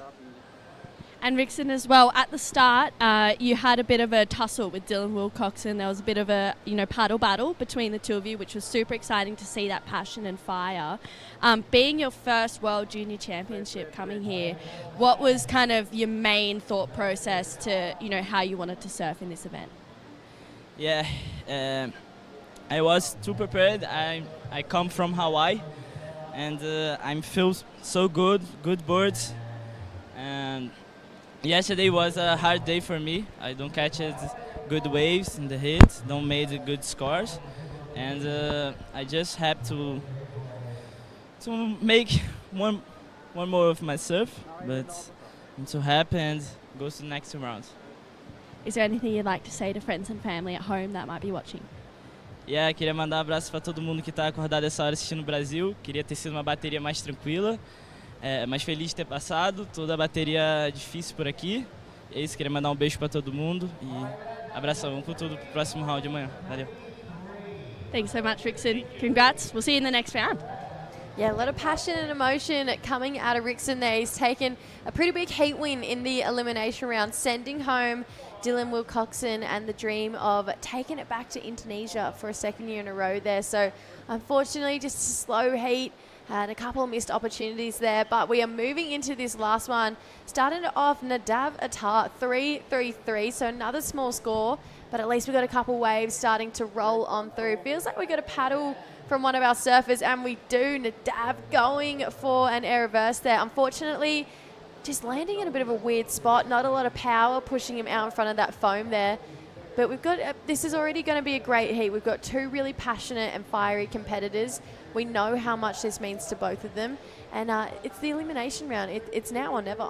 It's now or never, that's right. You know, this is the last chance that you can get back into this World Junior Championships, and this is a big moment for both of them. And then, you know, it's being really quiet in the ocean, and probably these two surfers watching their last heat. So I think Nadav doing a great, smart, competitive surfing, just picking up the smaller ones and just, you know, reverses and just trying to get a point and doing a quick start. So it was a great, smart competitive surfing from Nadav. Yeah, a couple of small scores, but he's already going to be applying pressure back to his competitor, Ricky Sato, who we know originally from Shonan, now lives in Chiba, and we sure know that a couple of his friends will be watching on. A lot of guys that he trains with that are, you know, on that top stage, thinking of Keijiro Nishi, other guys on that Challenger Series, think Joe Azuchi. They're really leading the charge and helping push this next generation forward. And then, you know, a lot of people watching for this heat for Ricky, and especially their family. They spend a lot of time working, just, you know, the budget, costing a lot of, you know, budget to travel around the world. So probably his mom and dad are just watching really nervously right now. Oh, I bet. There's so much that goes into it, so much more than, you know, just surfing. It's a whole, it takes a village, it takes a team. We've got coaches, obviously sponsors involved. You've got to get your board styled, and then your family, like you mentioned. None of these guys would be able to do it without their family. You can tell a lot of people bring their parents, brothers, sisters to this event just to have that taste of home as well, because when you're at such a big stage, to have just a kind of a feeling of calmness around you, a feeling of regularity, yeah, it's definitely going to help improve a performance. Definitely, you know, big support from family is another like extra power that gives you. And I used to surfing with Ricky's dad when I was really young in a Shonan, and I know that he left home for the children, just for practicing surfing. But on screen we have surf up and riding. Nadav trying to add to his scoreline here. Has a 3-3-3. That's a better looking reverse. Unfortunately goes down. Big looking floater to start off for Ricky Sato, and potentially a good looking inside, but that whitewater getting the best. So it's going to be a bit of a paddle battle for priority here. But as far as a first look at Ricky Sato, he was looking nice there. Nadav here just getting unstuck. Right, just waiting for the section to stand up and get into this reverse, but unfortunately comes unstuck. But this is Ricky's first wave, racing down the line, big floats the section, trying to come around. Unfortunately, you know, that wave just shut down on him. So definitely there's going to be a paddle battle between two of them, but looks like, you know, Ricky has a little bit of advantage. Yeah, he's definitely out there in front of Nadav right now. Ricky feels like he's going to lock in a pretty nice score for that one turn. Judges not giving us any indication yet, but it was a strong turn. He's looking confident on his feet, which is good early signs here, but so is Nadav. He's had a couple of falls, but he's obviously backs himself enough to be going for those turns, and he's got them in his repertoire. So 193 for that last wave of Nadav. Ricky Sato currently chasing a 526, but it's pretty cool to see someone like Nadav throw down, you know, air reverses not even 10 minutes into this heat. You know, his confidence of his make rate must be really high for those waves. Definitely, and then I think he's going to throw another air reverses within a couple of minutes, because I can see that he's just hungry for the air reverse and eyeing for the section really well. We're going straight back in here, Di. Feel free to take it away. 佐藤力、2本目のライディング、ここを決めてくるとスコアを上げてきますが、ここはワイプアウトしてしまいます。Yeah, Ricky Sato not making this end section here. It started off so well though, Di. Beautiful first time, pushing really hard on the tail. But unfortunately, couldn't really stick the landing on the last section, so that was really unfortunate for Ricky. He's probably going to get the score based on that first turn. Maybe he might just come under. He's looking for a 2.1. So we've got a bit of a small scoring affair again to round out the final heat of the elimination round. And then we're going to roll into the women's. We're talking to Stace about it. There's a couple of big names that we're going to see in this elimination round. Thinking of the likes of Sierra Kerr, Sky Suit, both in heat number 5, both Stab High champions. That's going to be a stacked heat. And it's elimination round. Wow, we have to say goodbye to one of the athletes. Wow, that's a big heat. And we've already said goodbye to a couple of big names as well, and unfortunately lost both of our local surfers, Troy and Toby Espejon. One of our South Africans, Ben, Connor Slipen as well. So yeah, a bit of a shame to start seeing these incredible surfers fall out of the draw here. But the aim of the game is to come out and be number 1, take home that World Junior title trophy back to your country and get a full ride on the Challenger Series. Right now, their priority with our Israeli surfer, Nadav. He's going to get a section here a little bit late to it, but he works with it. Just that one turn. So maybe a bit of a sales strategy from Ricky Sato on that last wave. Nadav had a first priority, so probably didn't want Ricky to have that wave. But unfortunately, that wave wasn't really the good ones. So it was more, Ricky was selling Nadav for that wave. Yeah, Ricky doing well at this point. Got a 2.83, so got himself into the lead. Just a 2.67 is what Nadav is chasing. You can see they paddled each other up the beach a little bit. I don't hate that. Obviously, as this tide comes in, we start to get some more sections start to open up. And maybe it's not as long as the other waves, but you do get some really nice steep walls. It's actually where we saw Bronson get his 10 last year, using those shorter, sharper waves to really loft himself into the sky. Not once, but twice. We've obviously had an excellent score here today, so far being that 9-point ride. Feels like, those single maneuvers, they're paying off right now. Nadav having a look here. This is better for Nadav. Nice looking first turn. Drifts up and over on that second one, so he's really starting to find his flow here. And again, so this is what we want to see, a combination of good looking terms here. Good flow, nice power, great speed all the way through there. So finally find a surfer who's piecing together one of the waves earlier on. Definitely, I like how he just sticks to the plan, keep busy and getting those inside ones that has more bally section and just peeling nicely along the reef. And then love how he just followed the plan, and then it works out really well because it was great 2-turn combo. I love the first turn and straight into the second. So great strategy from Nadav. Yeah, Nadav, he's going to lock in a score, probably going to take him to the lead, and it does. It's a 4.5 for this wave here, Di.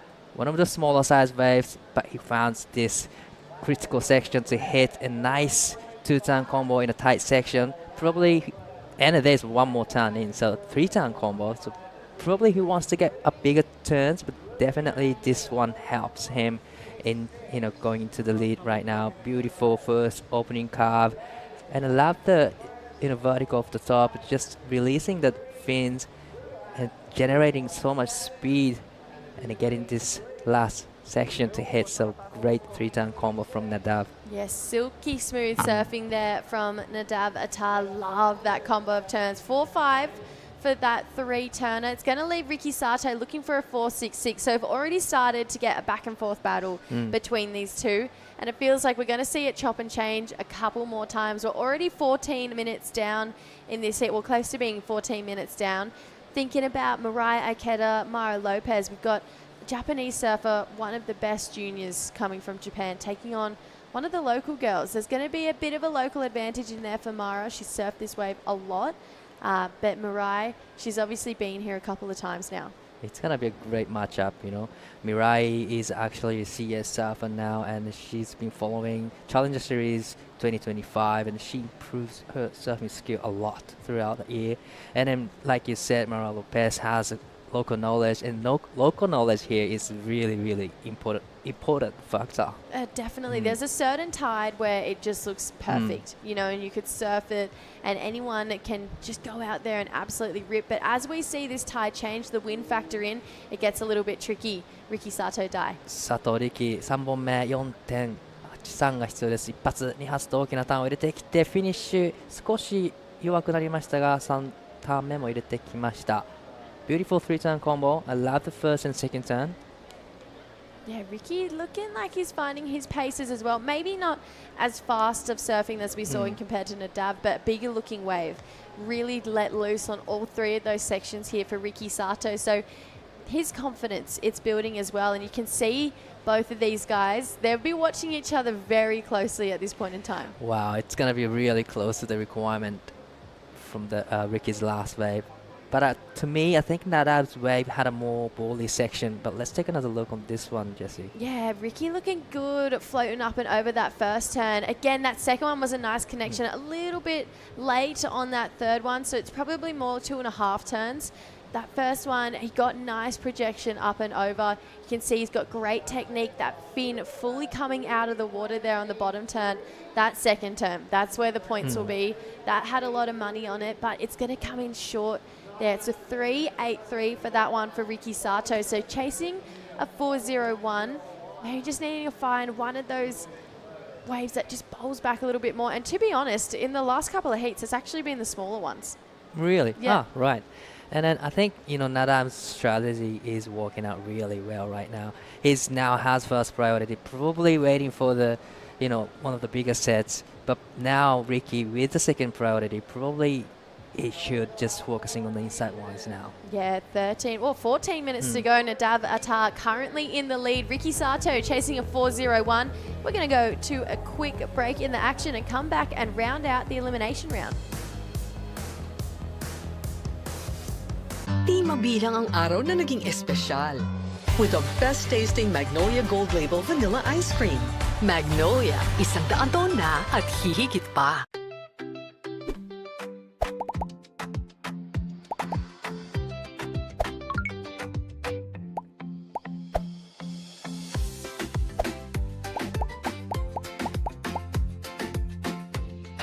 Di mabilang ang bonding na nabuo. Kasama ng tamang tamis sa asim sarap na Magnolia Real Mayonnaise. Magnolia, 100 taon na at hihigit pa.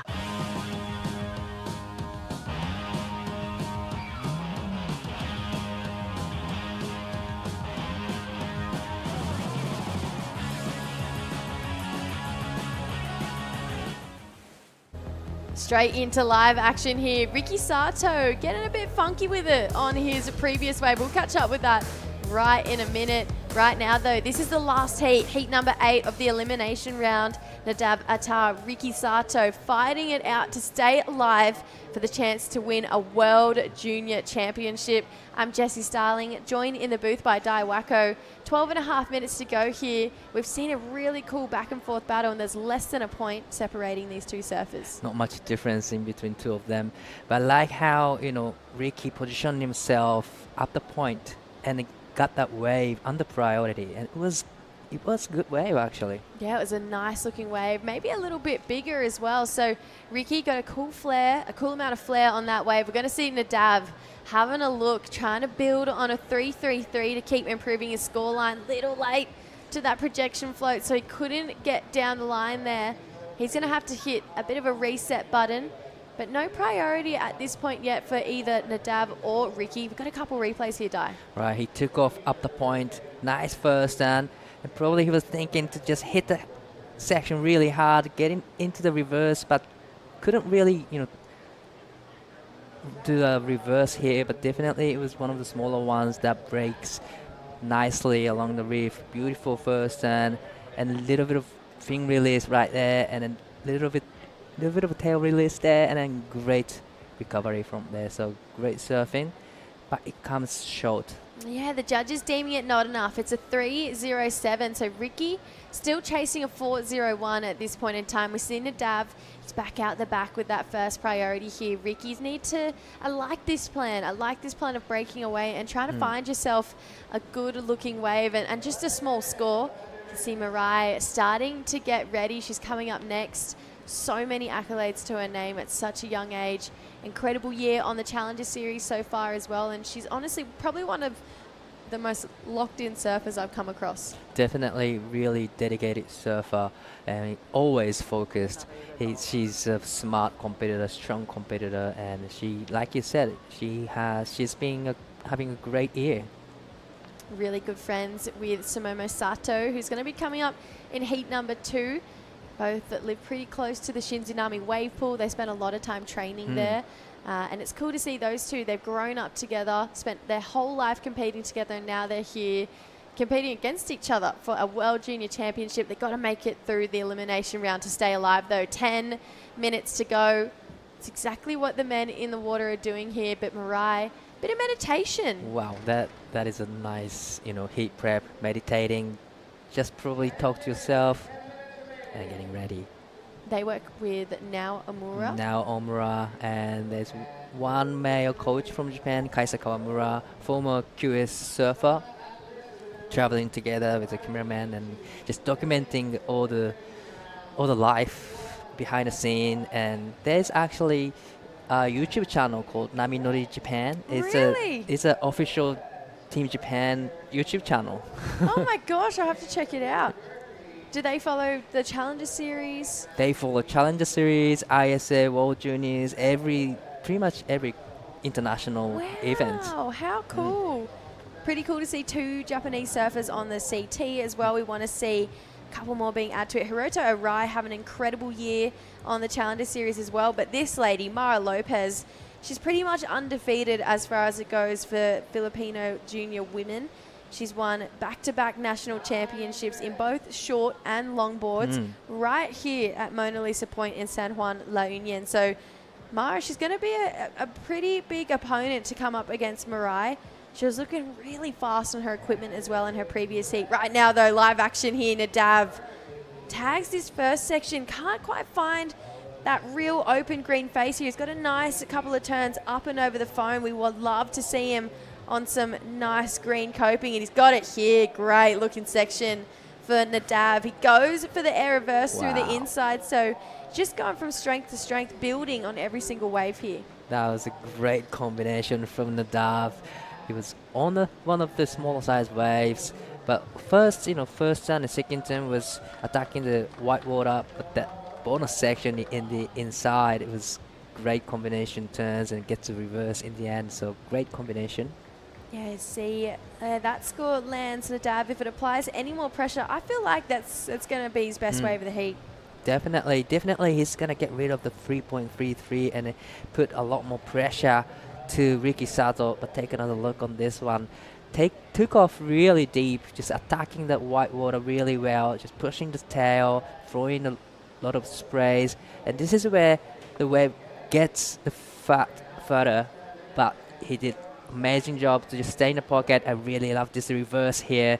So really like a lot of variation in the maneuvers, a great combination. Yeah, super compact in his surfing as well. He stays really low through the ends of his turns, which I feel like you need to do out here, just because where he was on the reef, it was a bit of a fatter wave until he got through this inside section, but watch how low that back knee gets to really drive, keep that momentum flowing down the line, which is what gave him the speed to be able to pop on that air reverse. It's not easy to do those turns in those fatter parts of the waves. Definitely you need to have the skill sets to take it to the sky. So he's got the skill to just pop the tail really well, and that's what you need, like you said, on the inside section. Waiting for that score to lock in for Nadav. A quick in and out wave, it looks like, for Riki Sato. We're going to take a look at it either way. He's got a score to his name here, Dai. Nice first turn to start with, straight into the second, vertical off the top. So a quick 2-turn combo, but great turns. Yeah, really nice surfing here from our Japanese competitor. Like we mentioned, he's got this really nice second turn, nice and tight in the pocket here for Riki Sato.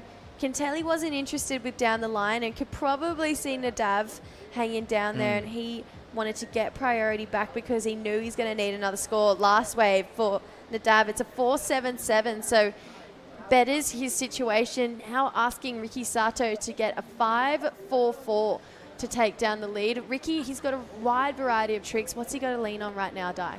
Well, probably, first of all, wave selection has to be on point. You don't always have to, wait for the bigger ones. Probably you can also get the inside ones like Nadav's getting, and those ones has like more bally section to hit. But 5 minutes 40 seconds, a lot of pressure is just building up for Ricky Sato, and needing 5-4-4. It's a small score, but it's a crucial, it's kind of big score for this kind of condition right now. Yeah, we found Rickson Falcoa take out that last heat, getting an almost 11-point combination pretty much on the inside. He sat under. He got two great, Stay said it perfectly, two great second priority waves, and he surfed them up. And he used that speed, he used a lot of drive and power, and got himself the win there over Dylan Wilcoxon, who was looking great. He got a 6.9 in the dying stages of his opening round heat yesterday, but unfortunately we've lost him out of the draw. 5 minutes to go, now 5-4-4 for Ricky Sato. Nadav looking to defend. Second priority though, he's going to stay nice and close and try and sell Ricky on absolutely anything at this time. This is where, tactics and heat IQ really does start to come into it. Knowing how to play this game, you can see even just those little subtle little things of trying to get the beach commentator to read out those scores again. Remind your competitor, I'm in the lead right now. I love the mental game right here, but this is World Junior Championship, so this is a time when you have to get out of it to get the world champ next to your name. The moment that you need to have the good wave or good strategy within a couple of minutes. So this is the moment that you tested. 4 minutes to go here. Maybe a little wave rolling through. We're going to see a bit of energy start to pulse out the back here. We're seeing a couple of these bigger ones go a little bit fat on the bank, so I'd love to see one really start to stand up. No takers from Nadav or Ricky down the line. We've still got a couple more waves starting to roll on through. We'd love to see our competitors roll the dice at least one or two more times, but they're just going to go under them. So this is really where we've been talking about it. This is that experience, knowing this wave. It's going to come into play here, especially with a dropping swell and a rising tide. Right, definitely.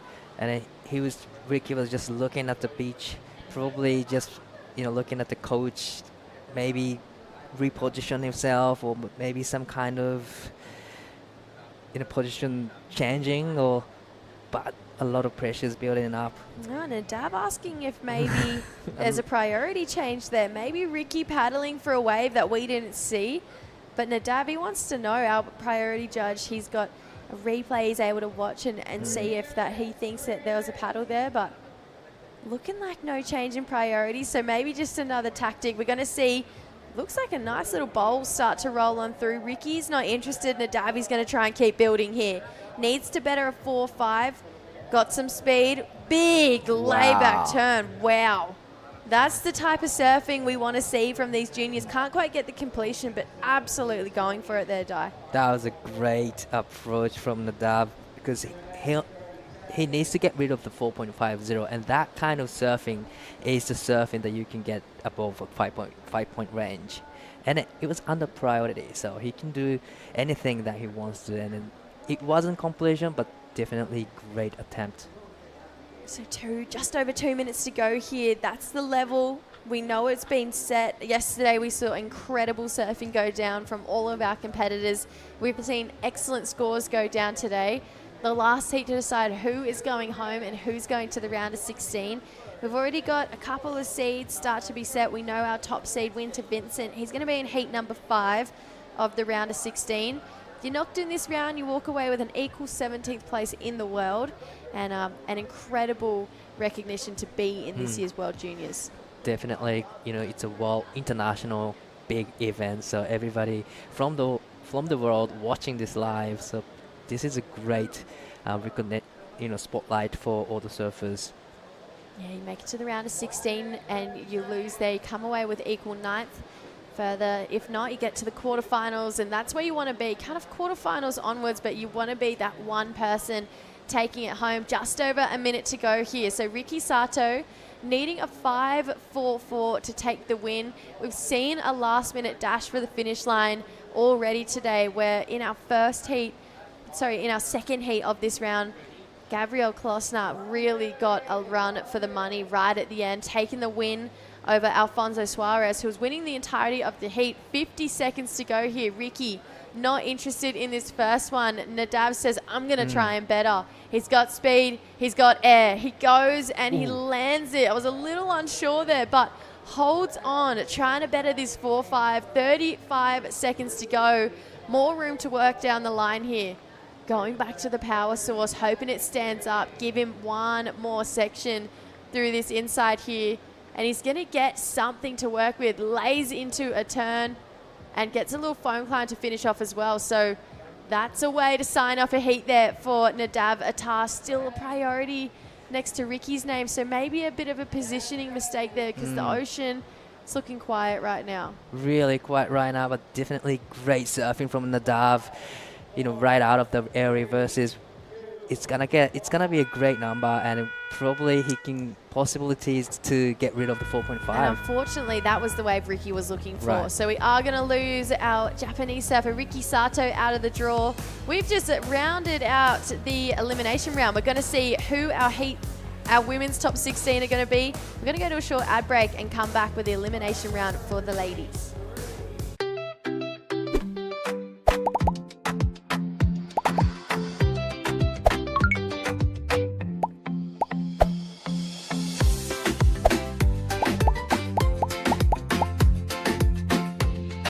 Di mabilang ang bonding na nabuo. Kasama ng tamang tamis sa asim sarap na Magnolia Real Mayonnaise. Magnolia, 100 taon na at hihigit pa. Sit, roll over. Your fur baby deserves delicious and nutritious treats. Give them Nutri-Chunks. Nutri-Chunks milk sticks or Nutri-Chunks beef sticks.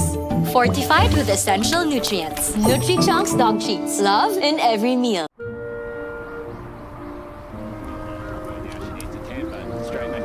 And into this wave, Oh my! Deep one for Western Web. She comes out. She comes out. She needs a 10. Welcome back to the action here, live from beautiful La Union, Philippines. It's the women's elimination round, first heat. We'll feature Mirai Akita of Japan, Mara Lopez from right here in the Philippines. Paul Evans joining Dai Wacko. A nice looking match up here, mate. It's a stacked heat. You know, Mirai is Challenger Series surfer following all the CS events last year, and Mara Lopez is one of the talented surfers from the Philippines, also the great longboarder. Surprised to see Mirai here in elimination round. She had a tough first round heat.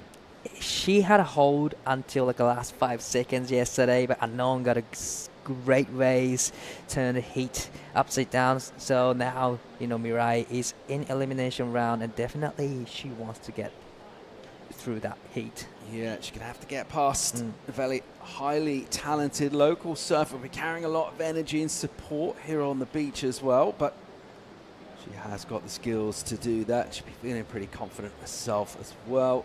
And we've been talking about that theme throughout the day, something that we did see here last year. Some of the surfers that went to elimination actually just gave them that extra knowledge, that familiarity with this lineup, because it's a slightly counterintuitive this way from what you might expect just when you first get eyes on it. Here goes our local, Lopez, trying to come from deep there.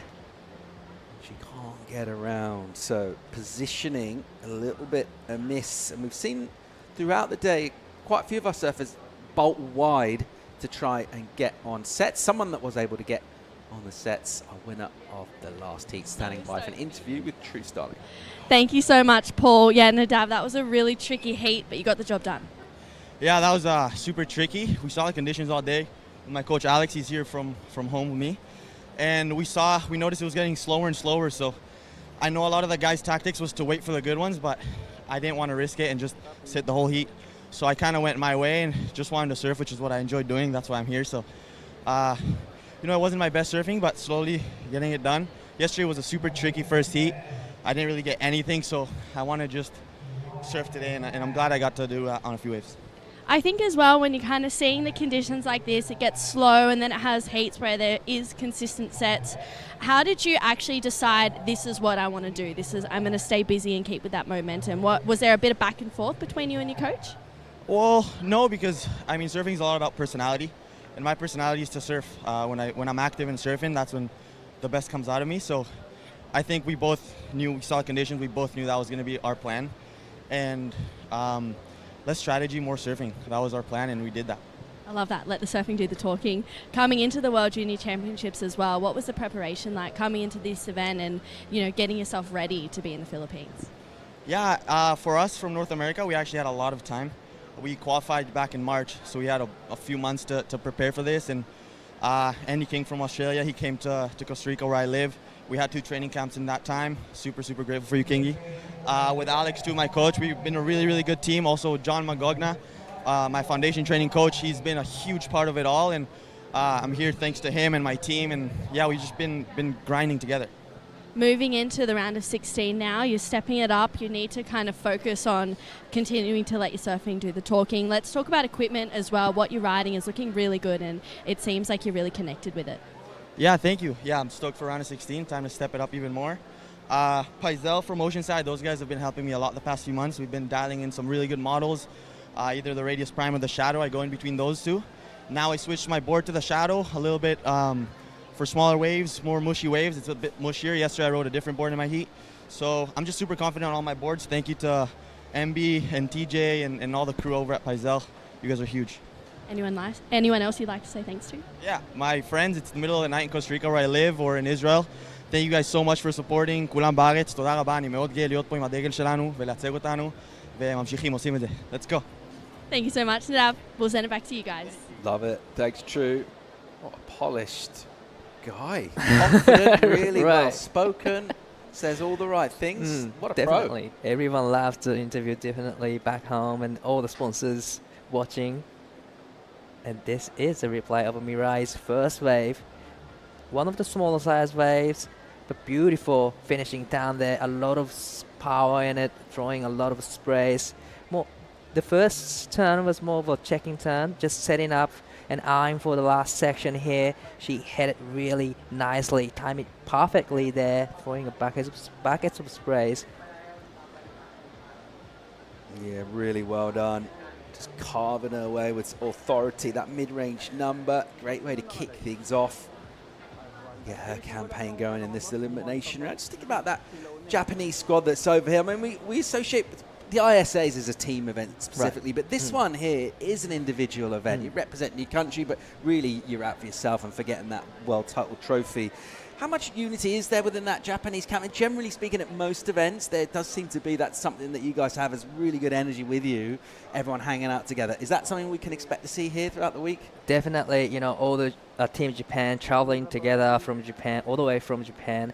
And in the last year's CS, we finally see the group of Japanese surfers traveling together and then just sit together on the beach, just chilling, supporting each other. And then we learned that from Team Brazil, Team Australia, and all those guys just traveling together. It is the individual sport, and you gotta surf by yourself, but still, that teamwork will give you like extra spice, extra fire in your heat. Yeah, we're seeing it pay off here. Looking forward to more quality performances in the water right now and throughout the event at the moment. Sort of first blood drawn there by Ikeda with that 5-point ride and a little bit of pressure onto Lopez. He'll just want to strike back here, won't she? She had that wave. She was too deep. It was just a little bit of a positioning error or even a mistake to go once she looked at it. But now it's kind of important for her that her next wave, she gets a score of some kind on the board. Definitely the next wave will be really important for Mara Lopez. Mirai already locked in the 5-point range, and definitely Mara needs to get on those 4s and 5s. And but she's local. She knows how to surf this point really well, probably better than anyone in the draw. So definitely she knows what to do. What an amazing opportunity for Filipino surfers to compete at home once again here. We're delighted to be back to crown World Junior Champions in the Philippines. All about incredible surf potential and waves from all around, literally thousands of islands here. And about what this wave can provide for us. Last year, as we sort of debuted this event here, we saw conditions offering pretty much everything. Bit of an air show in that men's final. And then throughout the event, just traditional surfing, good competing. the consistency of the wave is something that we've sort of taken away as well. It does tend to offer a lot of opportunity, but also quite close to shore. These paddle backs are pretty quick, so you can have a heat where maybe things aren't going your way. It's quite easy to turn a heat around here compared to some waves where there is a lot more waiting. Definitely, it's a nice point break there, and it's like you said, it's easy to paddle back out. I had a surf yesterday afternoon for the first time here at the Mona Lisa break. Twin fin? What were you? Twin fin, proper twin fin. But it was, you know, there's a little bit of a current when it's big, but when it's like today's size, then I don't think there's going to be a big current. So it is easy to paddle back out. Yeah, the winds have stayed really light throughout the afternoon. It's pretty warm out there. Around about 29, 30 degrees will be our high today. The overnight lows are pretty warm as well, around about 22, something like that in Celsius. So very much on the tropics. You can see it in the vegetation and the sort of food that was served up as well. Amazing mangoes in this part of the world. If you're into your mangoes, let's recommend the Philippines. But just vibrant, full of life. An amazing, fun-loving, sort of sports-mad culture. They're into their music. People like going out and dancing and just having a lot of fun there. Got really good vibes about them, the locals here. Definitely great, positive vibes all day long, especially those sunset time yesterday. It was amazing, beautiful sunsets. The sun, the sun actually sets behind the mountains yesterday, and it was beautiful, and everybody's having fun, just taking photos and hanging out on the beach. And there's a restaurant right on the beach, so it's definitely a beautiful setup here. Even in the morning, right? Like Yeah, sunrise, right. 7 a.m. Even before, that's quite a lot of people down on the beach. Maybe just avoiding that full hot sun, but down here just soaking it all up. Beautiful warm water. You won't see a lot of wetsuits being worn this week here. It's great for us, Team Japan, because it's freezing cold in Japan at the moment. It's snowing at some place, and it's good to be in the tropical weather here.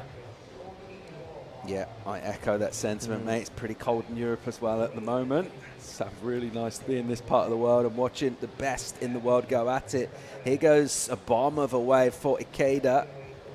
She just slices off the top and just gets a little caught. There was some water and some bumps on the face. She just couldn't quite get that done. Lopez, have a quick look. And that wave will just sort of fizzle out. What happened there for Mirai? Right, a little bit of off the rail on the first turn, and that wasn't really the thing that I see from Mirai often. But definitely it has a little texture on the surface right now, a little bit of wind coming up. So it's kind of tricky. Some of the waves, you need to have one of the wave has a volley section so that you can actually engage in the rail well. But looks like it's going to have a on this one. Opportunity here for our local. She'll slice back down and rebound off the white water. Once again, putting a little bit more into that one, building up momentum, which doesn't really take her anywhere. And that'll be a third misfire, really, for her.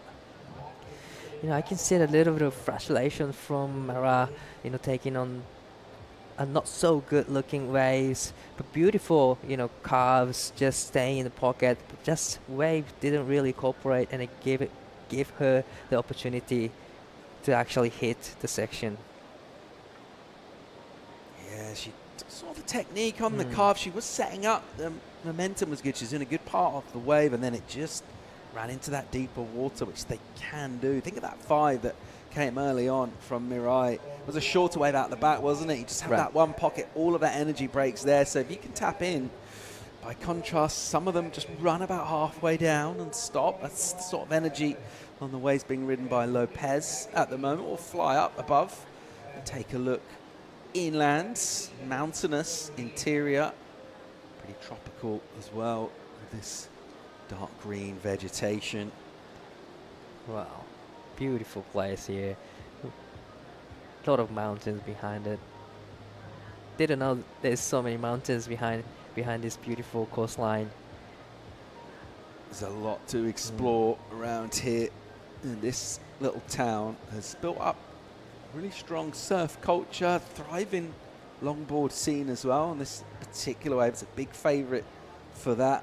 but overall a sort of holiday destination. A lot of local people from other parts of this island head here and just take in the scene, really. Bars and restaurants and fun things to do all up and down the seafront, all based around the water and that great natural resource of the ocean we have out in front of us that is providing us with fun waves to once again be back to crown World Junior Champions here. So we're looking down the west coast, excuse me. So we're looking pretty much straight south down the coast there, if that helps you get your bearings. So on the west side of the main island here in the Philippines. And here we go, live action from our local Mara Lopez. Not quite feeling it. Again, little bit of mistake from Mara Lopez, but looks like Mirai is having a great turn there. Right out of it, really clean. She disappeared for a bit, but managed to right out of it. So it's gonna, she's gonna get rid of the 1.83, that's for sure.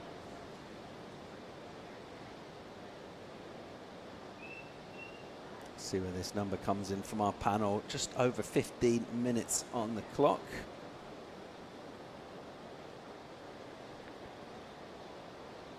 That's next surfer coming up, Lola Mondeli from Brazil, getting ready up against a Japanese surfer, Sumomo Sato, in the heat number 2 of the elimination round.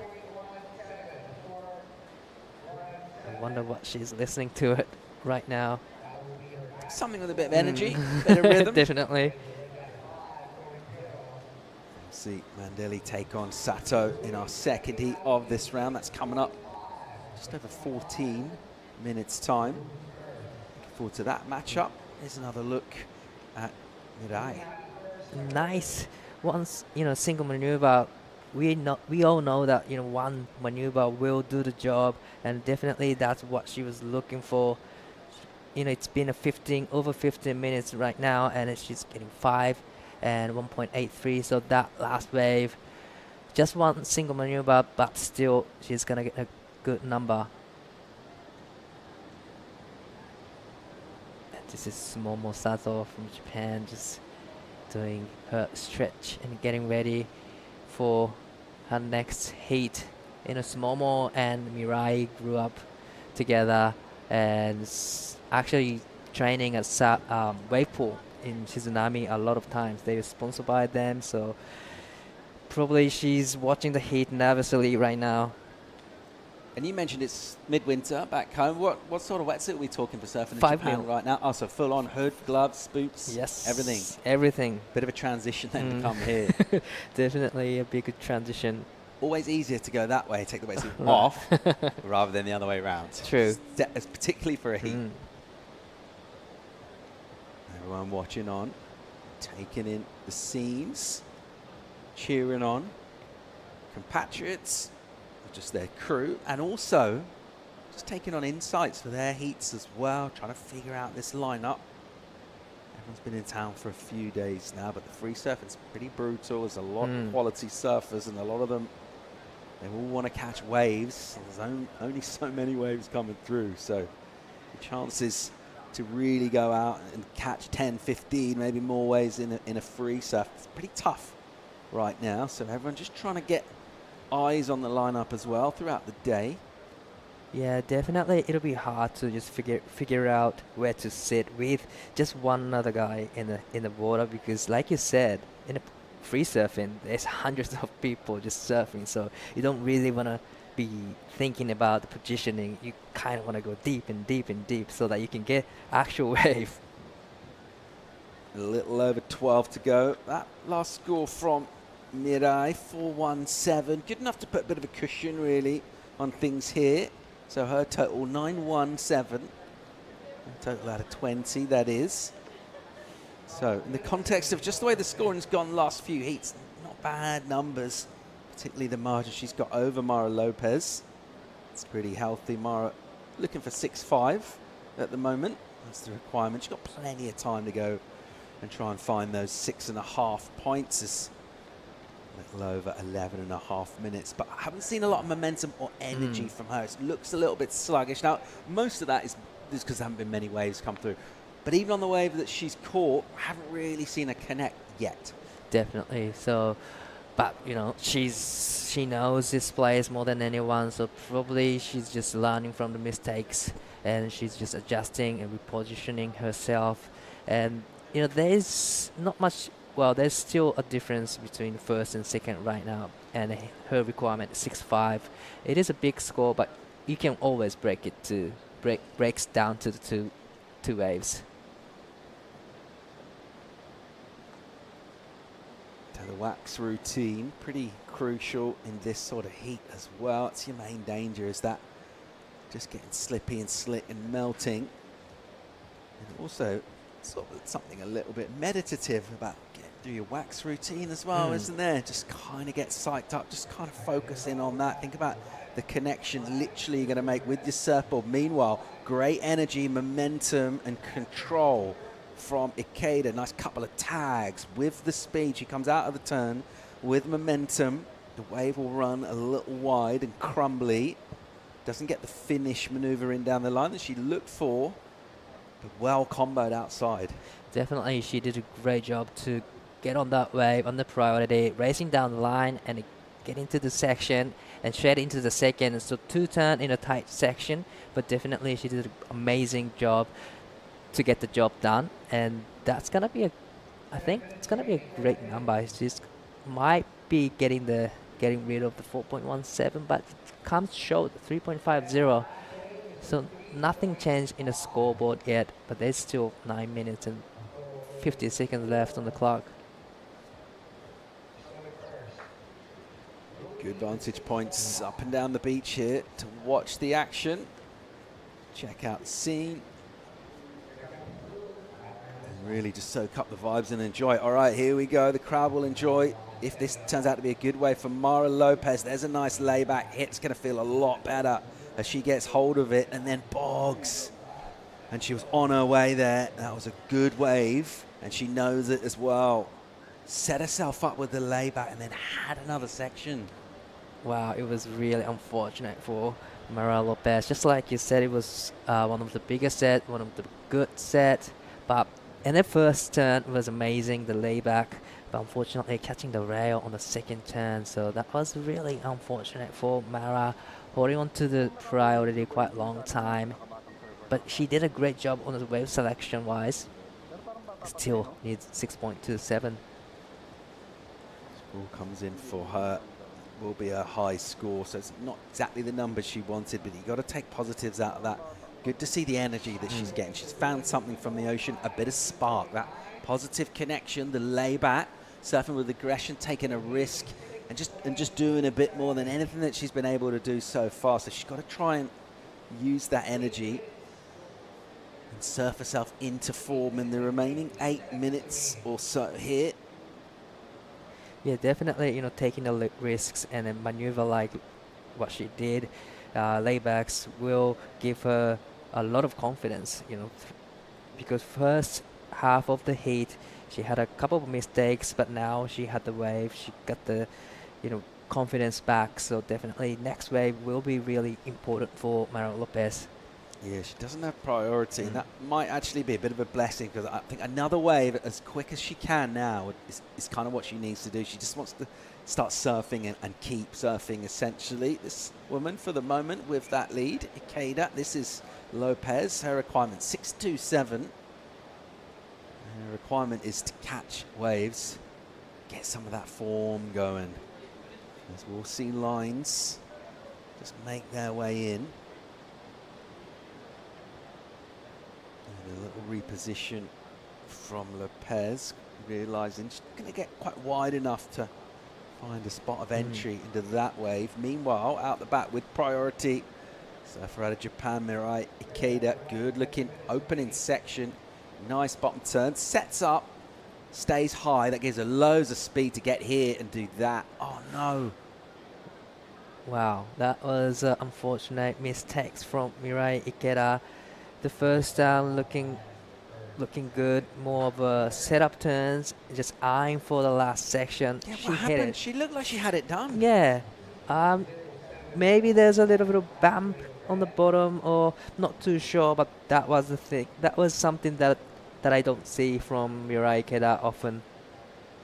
Not used to seeing mistakes from her. It looked like she set that up so well into that steep section, coming in with all of that speed. Wave kind of told a little bit of a story, didn't it? And we were all buying into it, and ultimately she goes incomplete. Will be a throwaway. So good news for the likes of Mara Lopez, because that could have got pretty tough for her there. If that had been a completion, that would have been major pressure from Mirai. She'll still have the lead, of course.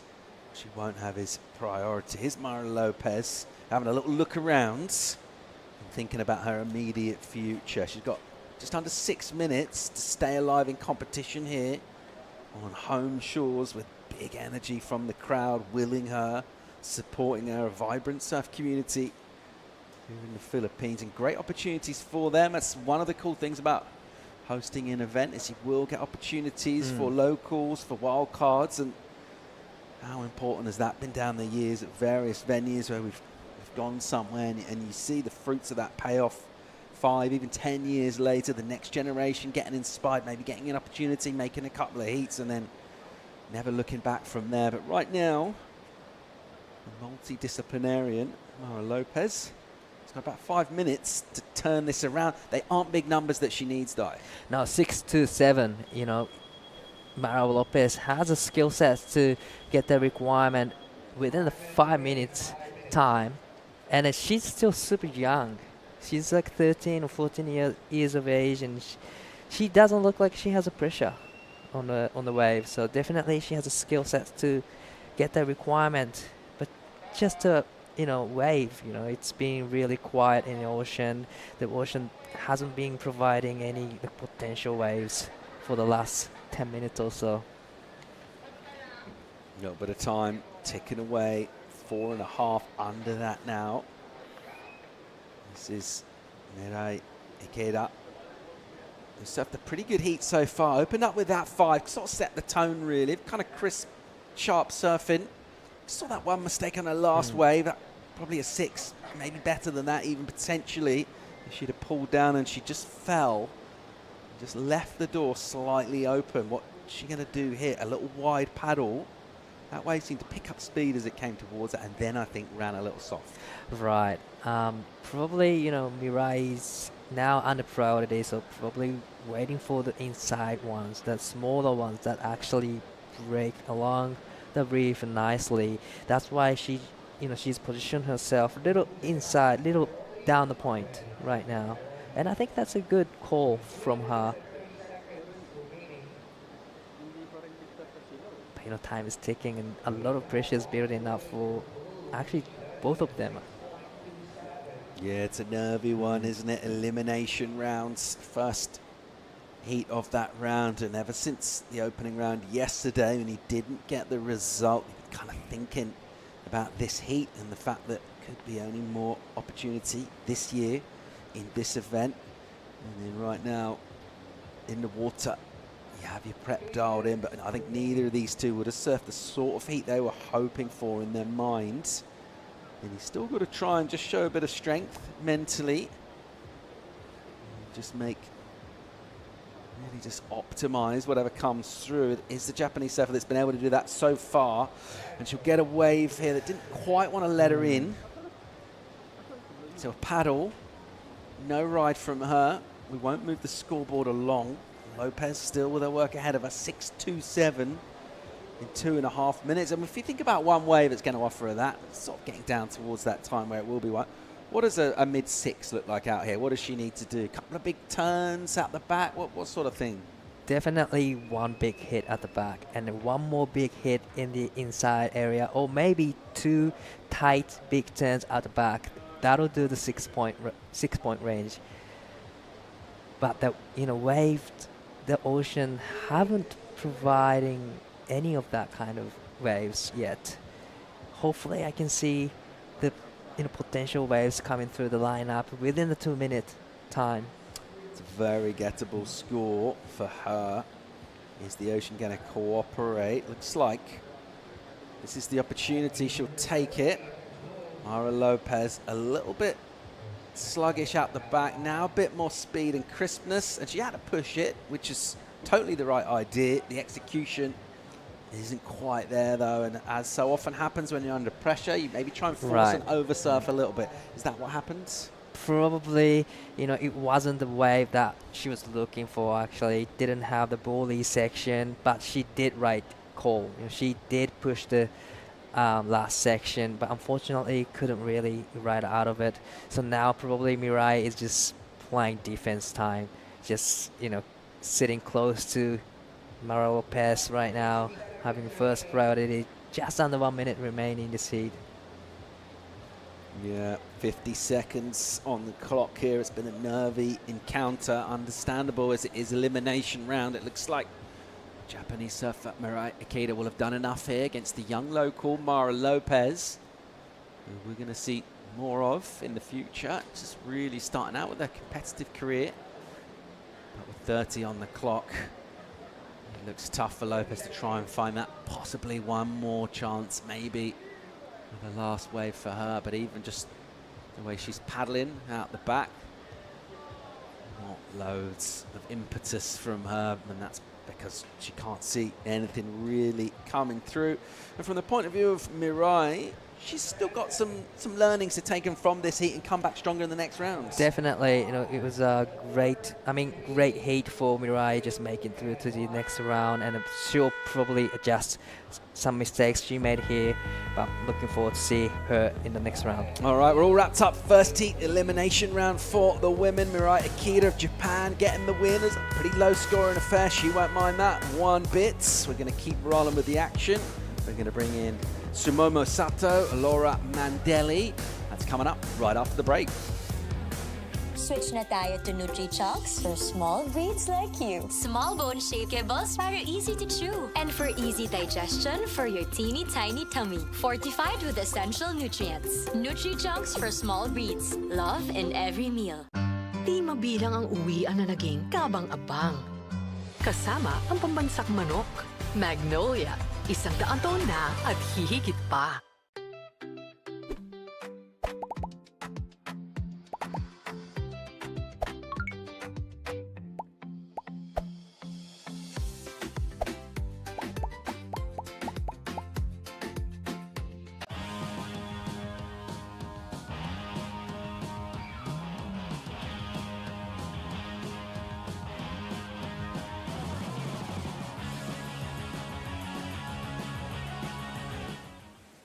Welcome back to the Philippines live action. A beautiful afternoon here, day 2 of the World Junior Championships. It's elimination round. It's the second heat of that. Having a look at Sumomo Sato of Japan taking on Laura Mandeli of Brazil. I'm Paul Evans, joined once again by Stace Galbraith. How are you going? Yeah, Paul, doing great, mate. It's a beautiful afternoon out there. Yeah, last heat had some pretty good waves, but ladies couldn't quite get a hold of them. But it's a convincing signs for the afternoon. They didn't quite activate, to use one of your expressions. You got to said activate. that about me last year. Yeah. Yeah, you activated. No, I didn't. Oh, you didn't? Yeah. You got to activate. Yeah. And that comes, you got to, from the, head to the toes, you just got to be on. It's pretty key, isn't it? Half an hour, 2 waves. All sounds quite simple. Is surfing, is it easy or is it hard? It's really simple. It's hard. Oh, it's hard. It's the Gulf of the ocean. It's incredibly hard. But competitively, it's pretty simple. I think a lot of us make a pretty good job of butchering it and making it sound like it's rocket science. But at the end of the day, it is pretty simple. The hardest thing at a wave like this is just identifying where to actually ride the best wave. It's really tricky and kind of shouldn't be. It's sort of, at a right-hand point, just 2 to 3 foot waves. Waves are pretty fun. Sun's out, but there's a lot of waves out here that trick you into it, and then they let you down greatly. How important is getting the first wave over here? Winning the toss and deciding to bowl. What? Yeah, well, depending what the deck looks like. If you're Nasser Hussain in Melbourne 2004, not that good. But I think on a day like today, it's not so much about the first exchange, but I guess just always being in front. Like even if it was a 3 to a 4 and then a 5 to a 6, it's just that rhythm that these slower waves can really help you with. I think we saw it earlier with in the men's heat. I think it was Rickson and Dylan Wilcoxon. Is like Rickson's second priority was just, actually missed the first exchange by 10 minutes, but once he got going, his rhythm was really good, and Dylan was unable to come back. So I think it's just about making sure you put your moments together, and that can put the pressure on the other competitor. Mandeli from way deep on the wave, came from behind a section, got there late, put the board up high and managed to get that turn done. There's a moment where like maybe she just sort of overdone it a touch, but well done. She'll get a completion. It will be the first score. In the meantime, let's go down here from the winner of the last heat with Dai. Thanks, guys. タフなヒートでした。かなりスローなヒートで、多分自分の思うようなサーフィンはできなかったと思うんですが、ただ勝ちました。次のラウンド16へと進めました。ヒート振り返ってみてまずどうですか？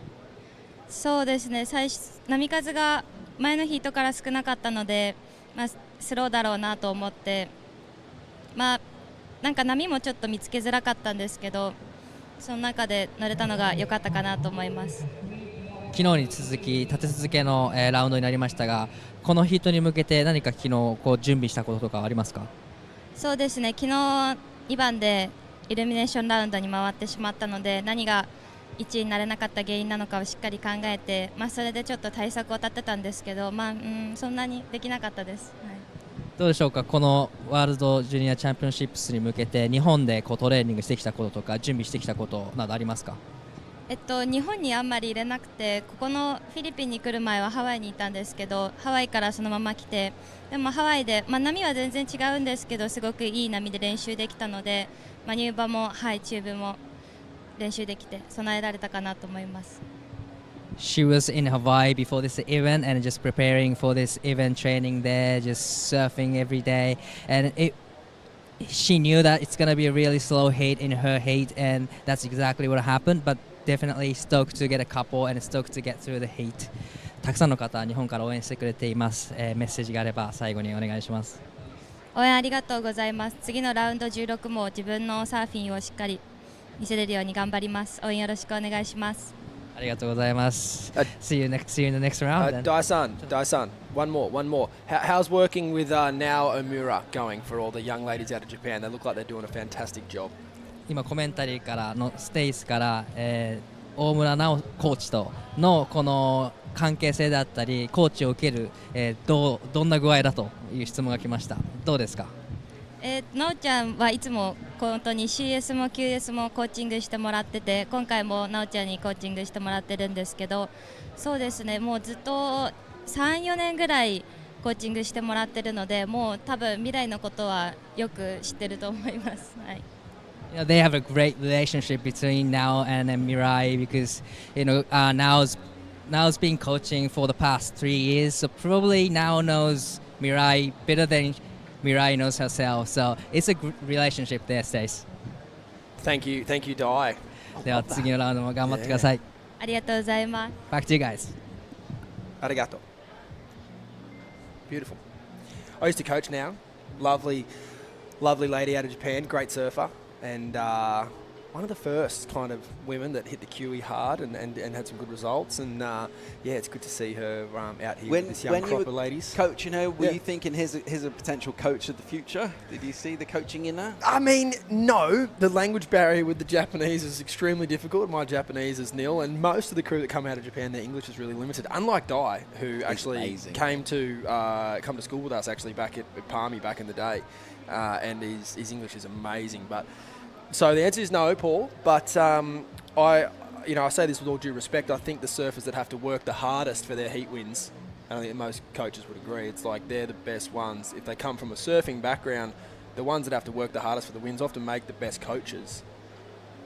It's not always the most talented surfers that make the best coaches because they just kind of. What surfers do you think are least likely to ever be a coach? Gabriel Medina. Taj? TB, I can't see him doing Worst coach ever? Yeah. But the funny thing about TB is he wants to. Like, as in when everyone comes to WA, the phone's on. And many people don't hit him up. Wow, there we go. Nice. I wouldn't say it's like open for business, coaching Taj Burrow's hot book of surfing style, but crew work with him and he likes to hang. He still loves it. He watches every heat. He's probably watching this. Love that hit on the inside from Sato. Here goes the reply from Mandeli. She's sort of making some shapes with the arms. The momentum is just fighting itself a bit, a little bit sort of counter-rotational, and it can be a bit of a soft wave at the time. You do need all the energy kind of pointing in the right direction.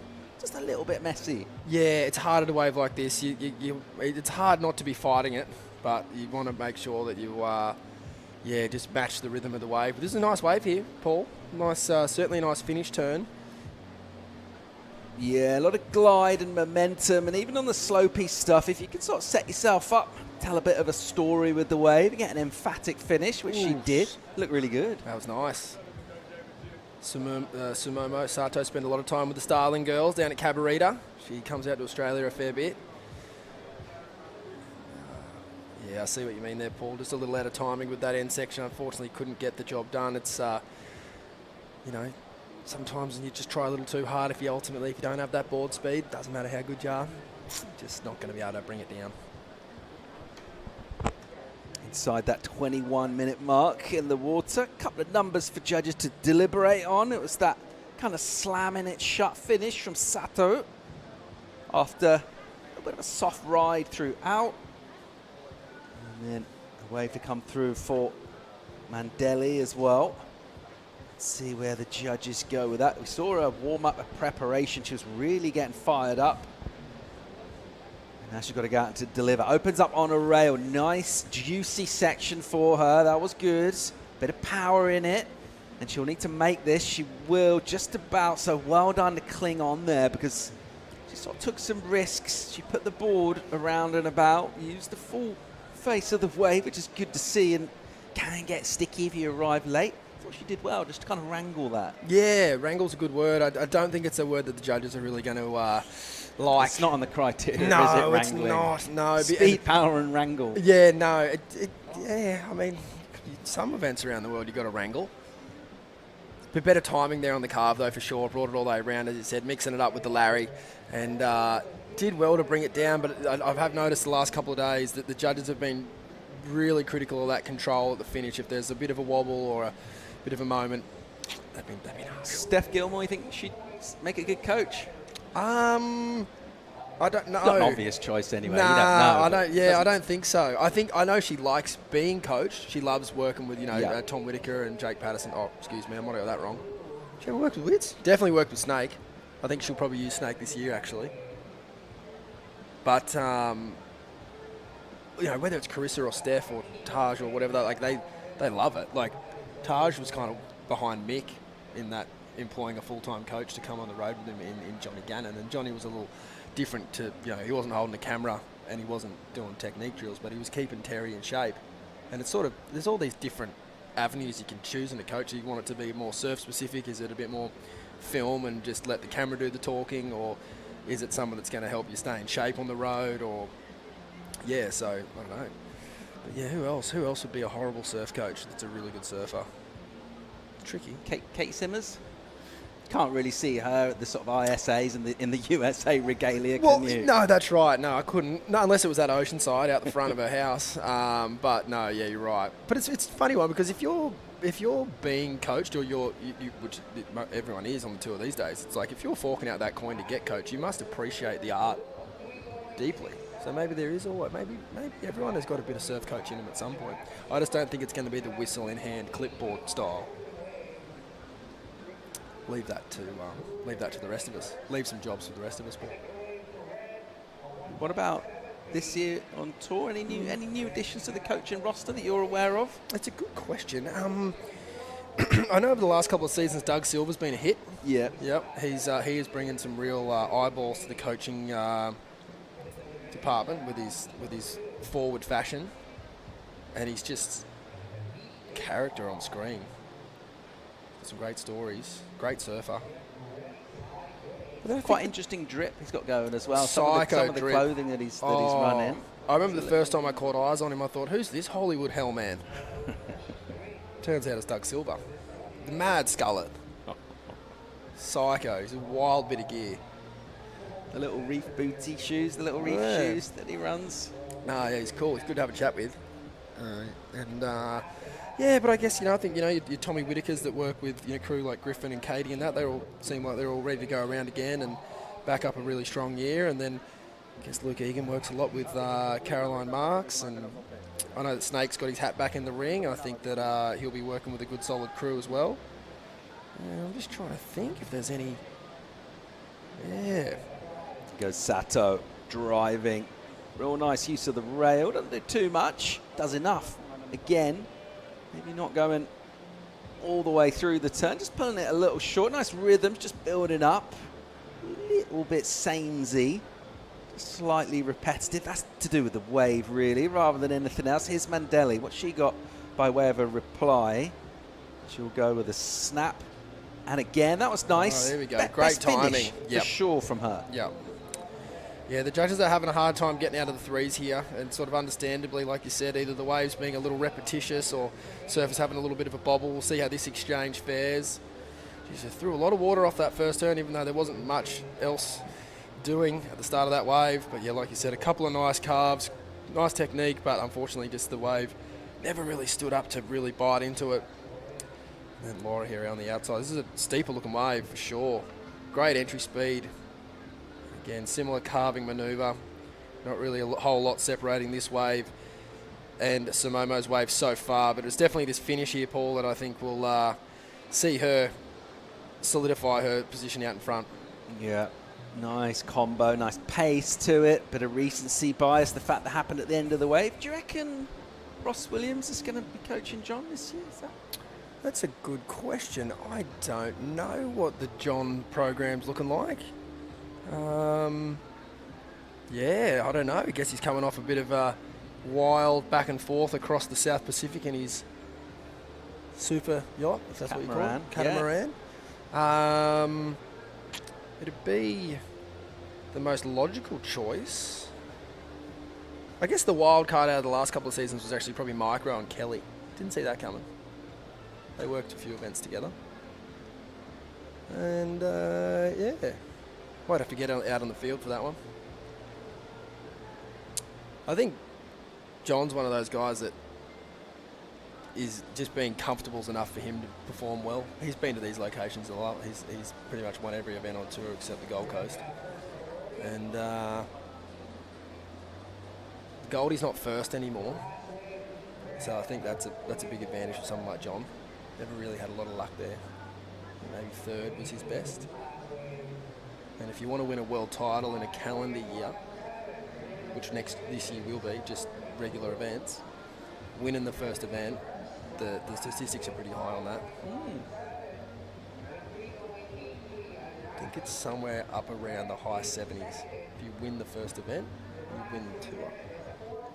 What is that? When it was Snapper though, when it was the Gold Coast? Coast? Well, it's been Snapper for 20 years, so it was the data all comes from that. So you're looking at like Mick, Joel, Gabby, everyone that won, Philippe, everyone that won at Snapper, more often than not, by a big margin, would go on to win the world title.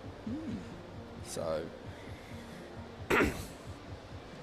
but when did John win? 16, 17. So I don't think he did too flash in Snapper at either of those 2 years. So yeah, I guess he's out of the numbers, which doesn't surprise me. 16 the year that Wilco, didn't he? Yes. He was leading the tour, wouldn't he? That year? So Wilco won that year, then Owen won the next year. That's right. Wilco won the first two. Snapper and Bells. Boy, oh boy. And he won the fifth event. He won Fiji too. Crikey. Next heat, getting ready. And John got him by Portugal. Didn't even go to the Pipilini.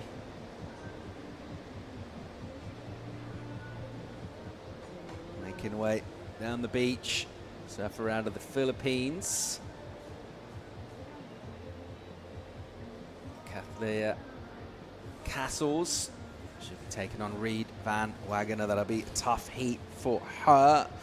12.5 on the clock hits our Brazilian surfer with that 5.17 locked in. She just sort of sets a little bit of daylight between her and Sato. We're going to get a quick commercial break, more live action and great surf chat from the Philippines right after this.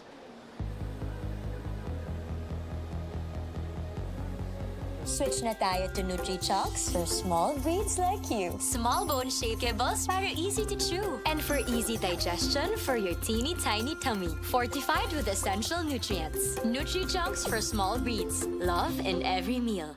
Di mabilang ang uwian na naging kabang-abang. Kasama ang pambansak manok. Magnolia, 100 taon na at hihigit pa.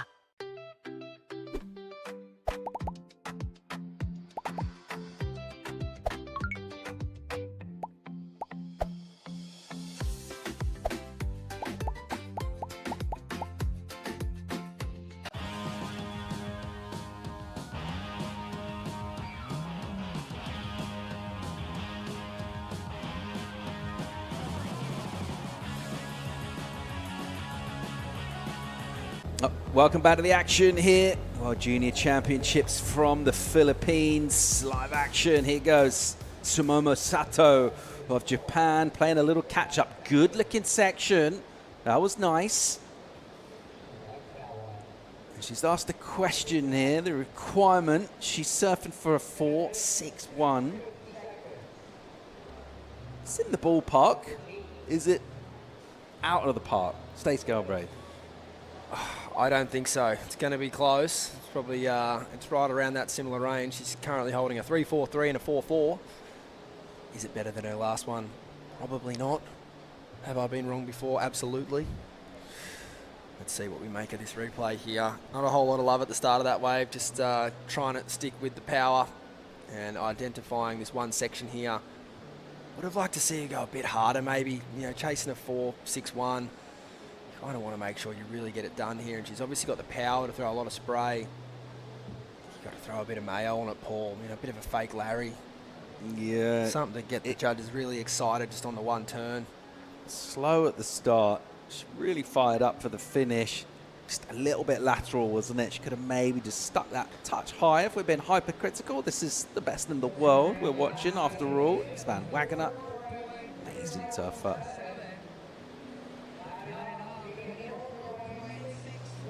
See what she can do out here. She's fully prepped and dialed in and ready to go. And I think surfers will be kind of aware where the scores have been going, and they've been pretty modest, haven't they? There's a little bit being held back last, maybe 4 or 5 heats.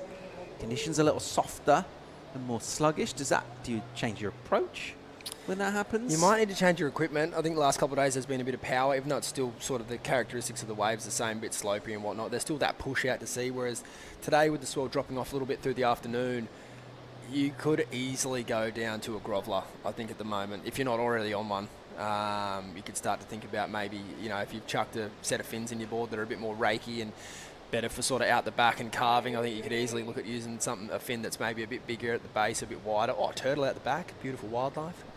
Yeah, just because generating your own speed at the moment looks key, and it's a premium. And if you have that, you're already one step ahead of the game.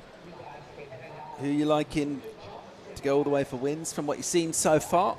World Junior Champions 2026, first event of the season. Who's getting the glory? Yeah, I think the women's is pretty wide open for me at this point. We've seen some flashes of brilliance, but I don't think really anyone. Obviously, Isla Huppert's had one really amazing turn in her heat this morning, so she's certainly leading the day and the event so far. It's the turn of the event, really, men's and women's. But outside of that, I think everyone's shown like some decent moments. Like even Sierra Kerr in that heat, she didn't win that heat, but she still had some moments where she looked like, you know, she was still finding her feet, but had a couple of sparks in there. And then same kind of your Bella Kenworthys and Vahiti Mana, like that. You can see the powers there. You can see a lot of people have it, but to put it together in a heat, no one's really done that yet. So what's one name? I just need one name. I can't give you one. I'm putting the burner on the ladies, and I kind of want to see. Okay. Yeah, but I'll go with just on experience. I'll go Bella Kenworthy. Okay. But I don't believe it, Paul. I'm lying to you. Right. And what about men? Men is a bit easier. I'd say Winter Vincent looks really good.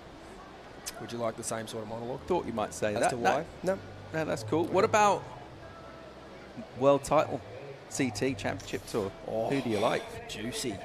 I'm a huge Gabriel Medina fan. But then every time I say that, John wins. But that's a win-win as far as I'm concerned. It's the rivalry we never really get. But It's do you a reckon they're rivalry. going to get it It's this a year? rivalry deserved. I just don't think they hate each other.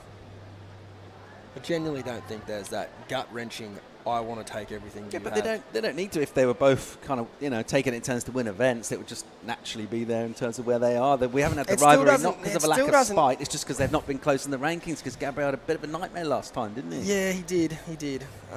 It's still just, you know, we're always going to harp back to that Kelly-Andy era, aren't we?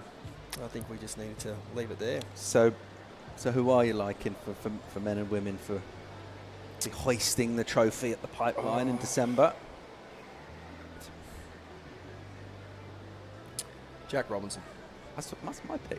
Well, mate, I went first. Okay. You can pick the other Aussie. I think this is Ethan's best chance this year. Because he doesn't need to turn up to Fiji and be the man on the day. He doesn't need to turn up to Trestles and be the man on the day. He can win Bells, J-Bay, and Trestles, and just do well everywhere else, and just Mick Fanning his way to a world title. Robbo can do the same. He can go Chopes, Pipeline, Super Tubos. Sort of, you know, you win 3 events in a year, you're looking pretty good for the title. What about the women? Whoa, that's going to be tricky. I reckon Katie Simmers has had a bit of a breather last year. She's going to just come back to form. Okay. I think seeing Molly win, I think that'll get her pretty fired up. What about you? Molly. Molly? Yeah. I think How do you she's going think to be the Steph Carissa ilk is going to go? First starting at Bells. I think Carissa's going to go well. Yeah. I'm not sure about Steph. Don't know. Okay. Yeah. I think starting at Bells suits those two greatly.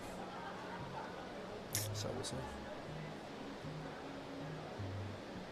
Time will tell. And time isn't moving that quick. Like, I'm ready for the World Tour season to start. Not to wish away a few months, but I miss, you know, the open pro surfing. Lucky we've got the junior pro surfing here. Yeah. Things are starting to light up here, Paul. Yeah, nice spicy combos for Mandelli. She's really fired up from early on in the heat. Maybe the radar was off a touch from her. She's really tightened things up. Got a 5.17 previous to that. That just sort of put a bit of momentum her way. And they've just been quiet since then. And quite often when that happens, mistakes can creep in. She was just really busy there, wasn't she? Just kind of forcing the issue a bit. Sometimes you've got to do that. Oh, when the waves are like this, you kind of have to. I think that's going to be another helpful number for her. Yeah, I agree. Yep. Just, you know, good position to see, and she's in the lead, but her counting score is actually the lowest. So she's only looking at better a 3.83, which I think she's done here, just by way of that first turn and a bit of energy down the line. Been a bit of a feature as well. Some of these shorter waves look like they've got the same amount of energy as the longer ones, but it's kind of condensed. It just looks better. It's easy to score. The judges just go, thank you. Combination of manoeuvres all strung together nicely. No downtime. Finish off by hitting the closeout and kind of come out with speed. It just looks a bit neat and tidier. I think it's, like you said, it's easier for the judges to assign a number, a helpful one. Let's see what Sato can do. A little bit to think about for her. She's been chasing 4.61. That will go up. That requirement, there'll be another point or so on that, and she'll have about 3 minutes. She'll have a paddle out the back on a wave, which was awkward. Meanwhile, Mandelli will go, and she's got a stretched out section, a little too stretched out. Doesn't really make a closing turn, but doesn't get down the line, so not super helpful. All right, what do we got here? Sato, awkward. Whitewater on the face, crumbly lip, bit of bounce of wobble as well. Let's see whereabouts Mandelli is. Is she going to get priority? This will be important. She's going to need a wave here. That last score for Mandelli, 4.37. So the requirement, 5.15. It's the last wave of Mandelli. Nice hit here. Did well to deal with this section. Up and over. Pretty zippy, but yeah. 4.37 on the last one, like you said. I don't think that won't better that situation. And then Samomo here, unfortunately, just pretty challenging wave selection. Pretty hard to get anything done on that wave. It doesn't matter who you are. It's never really going to get you something high up, is it? We've got your picks for World Champs, for World Junior Champs. Rookies of the year. Oh, wow. I don't even know who. Well, still can't really say yet. They haven't made. There's still 2 Changers left. But I think Oscar Berry's looking pretty good. Tia Zabrowski. I'll go Oscar Berry and Tia Zabrowski. What about you? Yeah, qualification not done. I'm going to go Kaulivar's going to qualify. Okay, and he's going to get Rookie of the Year. I like that, yeah. He got a big wave at backdoor yesterday. Very inspiring. Always see him going left. He can definitely rinse it going right. When's the Changers? The Changers is later in the month, around the 29th of January. And yeah, that's going to be cool. We saw the Florence event go down there. Unfortunately, that resulted in turns to the finish. Can happen. Hopefully, we don't see that this time around for the Challenger Series event. Inside 90 seconds on the clock here. We're all caught up with numbers, and it is a Japanese surfer that's chasing. It's the Brazilian that's leading, Mandelli. It's not a huge total from her. She's still in single figures, but she does have priority. Got to be careful. Just tell us what you mean exactly there by you got to be careful. So she paddled for the wave a bit, but not enough to lose. That's right. Yes, so you can have a look at the wave, but if you sort of deem to be holding the other surfer off, you can lose. And then you don't go, you can lose priority. So, particularly at this point in the heat, the judges are really critical of that. They obviously want it to be fair, and so you can hold someone off the wave, but you can only do it once. And I think on that occasion, she was probably 2 paddles away from getting the microscope out and maybe having a look at it, but I think that fair play on that one. But it is something that is a hard thing to manage. You're trying to look at the wave and then you're trying to see if the other surfer's going to go, and in this situation she's forcing the issue there, and with such a small score needed, you got to be careful. Yeah, good call to use it. Inside 25 seconds on the clock when she took off. First turn's nice. She'll get a second turn completed as well. Just showing a bit of grit there, Mandelli, throughout that heat. Wherever she was, sort of anything that happened, any time there was, doesn't even necessarily need to be an exchange of waves, but just a competitive exchange of any kind. I thought she got the better of it. Here's a wave, though. This will count. So, Sato, oh no.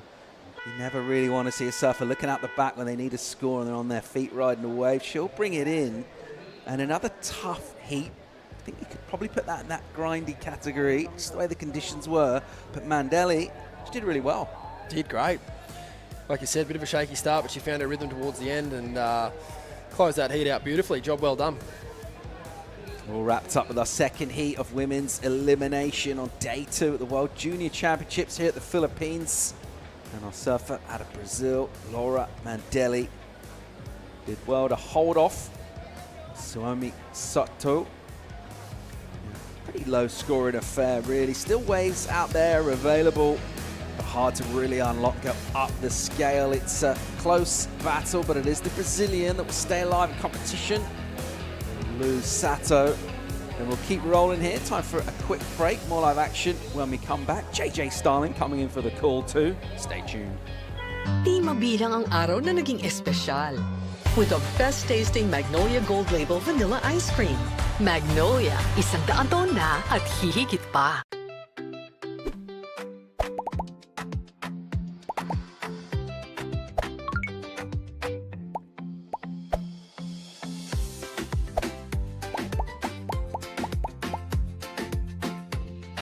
Di mabilang ang bonding na nabuo. Kasama ng tamang tamis sa asim sarap na Magnolia Real Mayonnaise. Magnolia, 100 taon na at hihigit pa.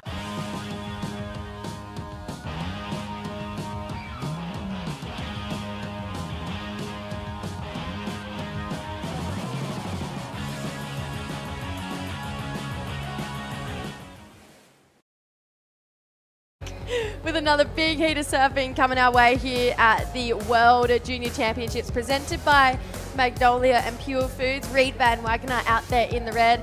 Kathleen Casals, the young 13-year-old from the Philippines, she'll be out there in the blue. Solid looking matchup on our hands. I'm Jessie Starling, joined in the booth by Stace Galbraith. Stace, slow it down a little bit out there. We need the ladies to lift a bit more. Yeah, there was just enough waves in that last heat to get the job done, and we saw a pretty tightly contested heat there between Laura and Samomo. It was Laura getting the job done out of Brazil, unfortunately sending our Japanese competitor packing. Yeah, Momo. I was a little bit sad girl about that one. Yeah, I think that Samomo looked really good on some little moments that she had, but she just couldn't really get away with any kind of steep face, which has sort of been the kryptonite for a lot of people out here today. And I think, all of us as surf fans, we're just keen to see the action unfold and give these ladies as much opportunity as they can possibly squeeze out of this wave today. Yeah, let's see it. Kathleen, one of the most scouted young Filipino surfers coming up, just 13 years old. So she's going to take this one all the way through. You can see she's got a great style. Coming through to this inside here, floats up and over that end section for Kathleen. Maybe even a little bit of fin time out the back there. That's got to feel good as the youngster, as the wild card, getting a good start like that on in your home country, representing all your friends and family on the beach. That's a great way to start the heat. Yeah, beautiful day down here at La Union San Juan. And we can see pretty cool drone angle shots right now. And it looks like we're going to see Trues on the glass. She's got Laura Mandelli, winner of the last heat. Thank you, JJ. Yeah, Laura, that was a really tough, grindy heat, but you managed to get the win.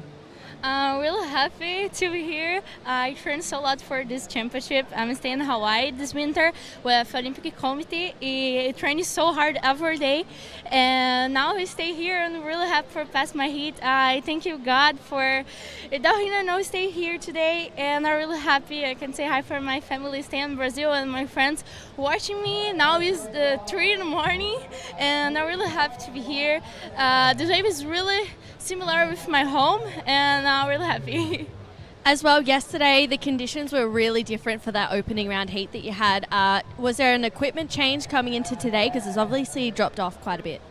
Yesterday I stay kind of weird, kind of nervous because I never surfed this wave same yesterday, and today I surf in the morning and I surf yesterday and after over championship.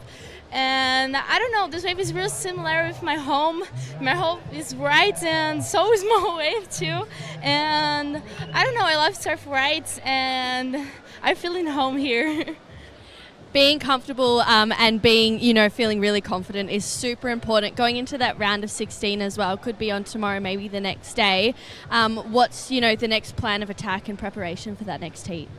When I will right here, my board will stay with me, and I can say thank you for GS, for Australia, for make 2 boards for me here, and I competed with here today, and the board's amazing. I surf really good with her, and I don't know, I'm really happy for pass for other round, and I don't know, I don't have words for spilling my feelings, and I'm really happy, and I want able to my surf here, and yes, I'm really happy. Is there anything you'd like to say to friends and family at home that are watching? Yes. Oi, pai, acho que tu tá acordado assistindo agora. Eu queria mandar um oi para todo mundo que tá aí no Brasil me assistindo, para todos os meus amigos, para minha família, para todo mundo que tá torcendo por mim. Tava muito nervosa no round anterior, mas esse eu consegui soltar um pouco do meu surf. Essa onda é muito parecida com Matinhos, então tô muito feliz de estar aqui. Tô aqui com a minha mãe, com o meu namorado, com as minhas amigas, então tá sendo muito especial para mim estar aqui. Eu tô literalmente vivendo meu sonho, estando aqui competindo nesse campeonato, e tô muito feliz. Thank you so much, Laura. We'll send it back to you guys. Oh, thanks, ladies. Yeah, cool to see how excited our junior surfers are to keep on moving through the rounds here. So into the round of 16 for Laura Mandelli. A couple replays here for you, Stace. Starting off with the local girl. Yeah, it's a cool wave here, and just sort of going through the motion, steering that first one round, but she found a nice little double up on the inside here. Great wave selection. And it's been sort of the hallmark of all the surfers today. If you can get that little double up through the inside and tag it, the judges have been liking it.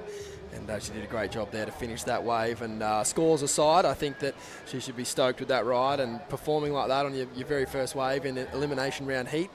Definitely a good way to get things going. And then this was Reed out the back. As you can see here, just showing her kind of experience and her age, looking really professional on the wave, and working this one through the inside, looking for the steeper section.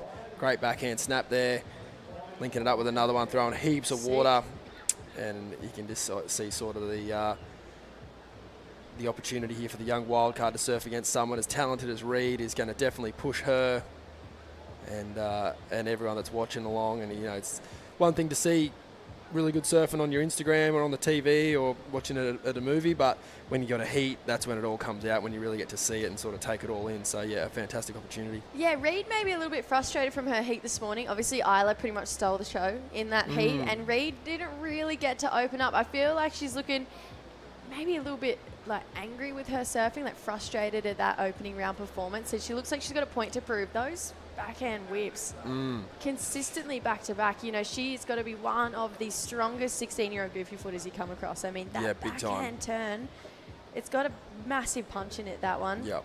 Interesting story. So Kathleen from Belair, I'll get back to it in a second. She's got another ride here. Potentially this one, her first ride. Oh, no, this is actually her last score that's locked in. Just kind of streaking down the point there. And, yeah, just not much, unfortunately, getting undone here.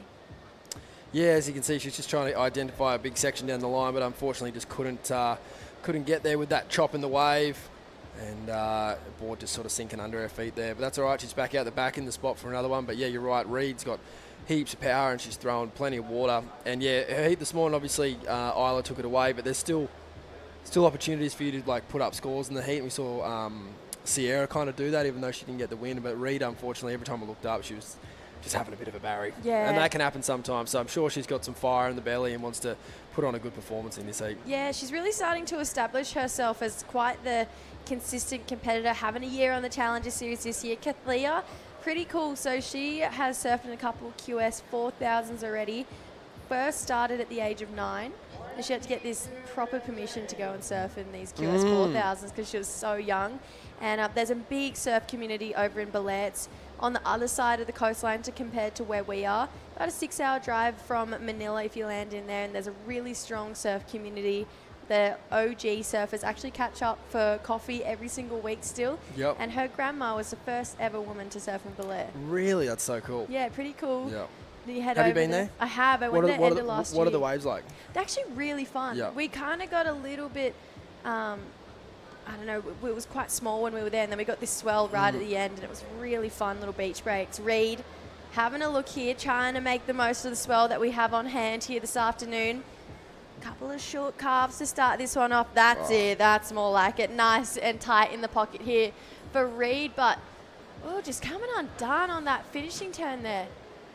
Got that one big hit in, and then maybe, I don't know, foot placement a little bit wrong. You could see she had that own right hand on the nose there, but just trying her best to get it down, but no, unfortunately couldn't get it done.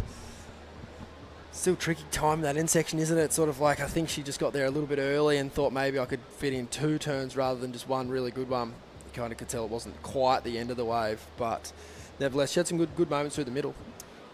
Yeah, so Reed, second time competing here, came here last year. Kind of the first time I've come across Reed was here last year, and I still feel like, she's leveled up. She looks really strong in her surfing. Yeah, big time. See some nice technique through the middle here. Beautiful turn there. Smash that turn.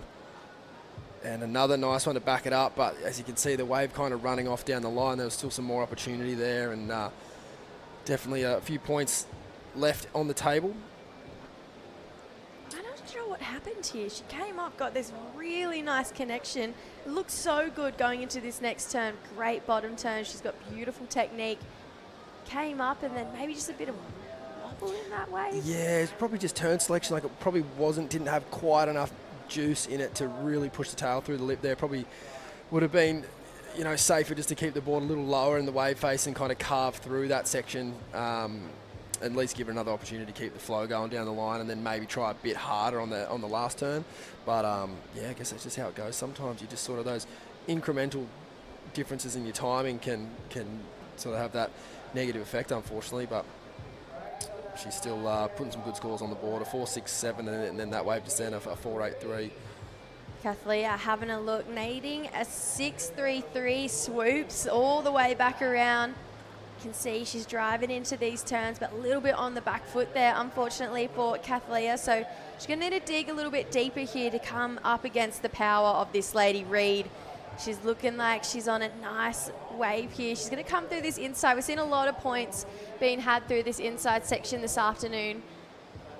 She wants to go vertical one more time, demonstrating her power, her flow, her ability to read these waves here at Mona Lisa Point, and she's going to add to the board again. I loved that 4.67, a combo of big couple of turns, and feels like she's really just trying to surf herself into rhythm for this heat. Yeah, big time. Yep, and she'll know she's got the wild card, and she'll know that she had sort of some opportunities that were missed this morning. So I think this is she's going to try and take every wave she can and try and get as much out of this lineup as possible, so that she can go further into the event. She's in obviously a really commanding position already, and for her, this heat would just be all about performance. She, like you said, maybe let herself down a bit in that first one this morning. So she's going to take this opportunity to just, I guess you could say, get some momentum back on her side and actually show her friends and family and herself, what she's capable of. And yeah, she's certainly doing that so far. No huge scores, but some nice moments that should be taking some confidence out of for sure. You got a paddle yesterday afternoon? Yeah, it was just a paddle. Yeah, I wouldn't say there was any wave riding going on, but it was a beautiful afternoon out there. Yeah. We've got the LQS at the end of the week. Yeah. And so there was a good mix of craft out there. Oh, I've already got longboarders in the free surfs. Oh, stop it. How good. Lucas Skinner was riding a longboard yesterday afternoon, which I thought was pretty cool. Yeah, his dad's on the longboard tour. Skinny dog. Yeah, it's cool to see this. I feel like we're going to start to see a little bit more of that mix between the two worlds. True and I were talking about it earlier that now there's a couple surfers who are cross-pollinating between the two. There's one that really stands out that True and I are a big fan of, Danny Widianto. Oh, yep. He does a lot of longboarding. He's obviously an incredible shortboarder. And now JR Esquivel, who's the best longboarder in the Philippines, starting to dabble in a bit of shortboard as well. Awesome. Couple Kiwis we've seen his name being thrown into. Yep. So this is a big part of the world when it does come to longboarding and just strong surfing culture here. And luckily enough, the locals passed it over to us for a week. And it was pretty cool. I was chatting to Camille and she was like, all of us locals were out there. And then we did a bit of enforcing and sent everyone in and just let the Groms have it. Amazing. I was like, Camille, that's epic. Yep, that's awesome. Really shows just how much these guys are getting behind it here. We're looking at our Basque Country and our Spaniards right now, because coming up in that next heat is Spain's Carla Morera, one of our youngest surfers. Pretty cool looking hair and sunny combo going on there as well. And I love these guys. They just have their setup. Yeah. And they do not move for the entirety of the day. Locked in. They're at the top of the point. And they're good support network there. It was the first time I've ever seen Carla surf yesterday. Super impressed. Really? Really impressed. Sick. Yeah, Carla had a pretty cool season on the juniors. Pretty much won all of it, basically. Yeah, that doesn't surprise me. She looks really talented. Yeah, Di and I were talking about this yesterday. There's been this wave of talented European females just lift this year. Think about the Challenger Series. Think about the juniors as well. The Spaniards, the Portuguese women, the Basque Countrymen, the French women, thinking of Tia Zabrowski. Yep. It's gone up a gear Yeah, this they're year. right. They're pretty much all in the winner's circle, aren't they? Kika won Newcastle, Tia won the next one. Or No, what? Tia won Portugal. Portugal, yep. Yolanda won Brazil. Yep. Nadia Aristabe won Bolido. Wow. Yeah. They're on fire. And then Sawyer Lindblad won the US Open. Yeah, so there's gotcha. only been one other that's not a European. Crazy. That's really cool. Yeah, and Yep. Sawyer's obviously CT. Yeah, that's really awesome. So back-to-back wins basically for all of the Tia Europeans. Zabrowski's going to be an absolute I force next year. cannot wait, Stace. Like, I'm so excited to see her on the tour. She's going to ruffle some feathers for sure. Yeah, she's a generational talent. There's no doubt about that. I'm looking forward to seeing her come up against probably her heroes and just try and annihilate them. Yep. Just like Kathleen in this event. Great looking carve, starting this one off for the young Filipino lady. She's going to come through this inside, hoping that she's got a bit more wall to work with. 6.33 the requirement, but just showcasing her nice flow, but no inside section there. Beautiful kick out. It's important. It's important. It is. Nice bottom turn to kick Yeah, out. you want to be in control when you're kicking out. I'm pretty sure you told me that too when we Did you used listen? to train with you. Yeah, I've got great kick out. Yeah, you just you don't want to look like you're forcing it. I think if you kick out with speed and there's no section left on the wave, you haven't left a turn on the board, it just shows that you're kind of in control, and I don't know, it just leaves a nice sort of view on the judge's eyes that you're, I'm done with that wave. It's not done with me. I'm out, and back into the next one. Yeah, 2.43, that last one for Kathleen.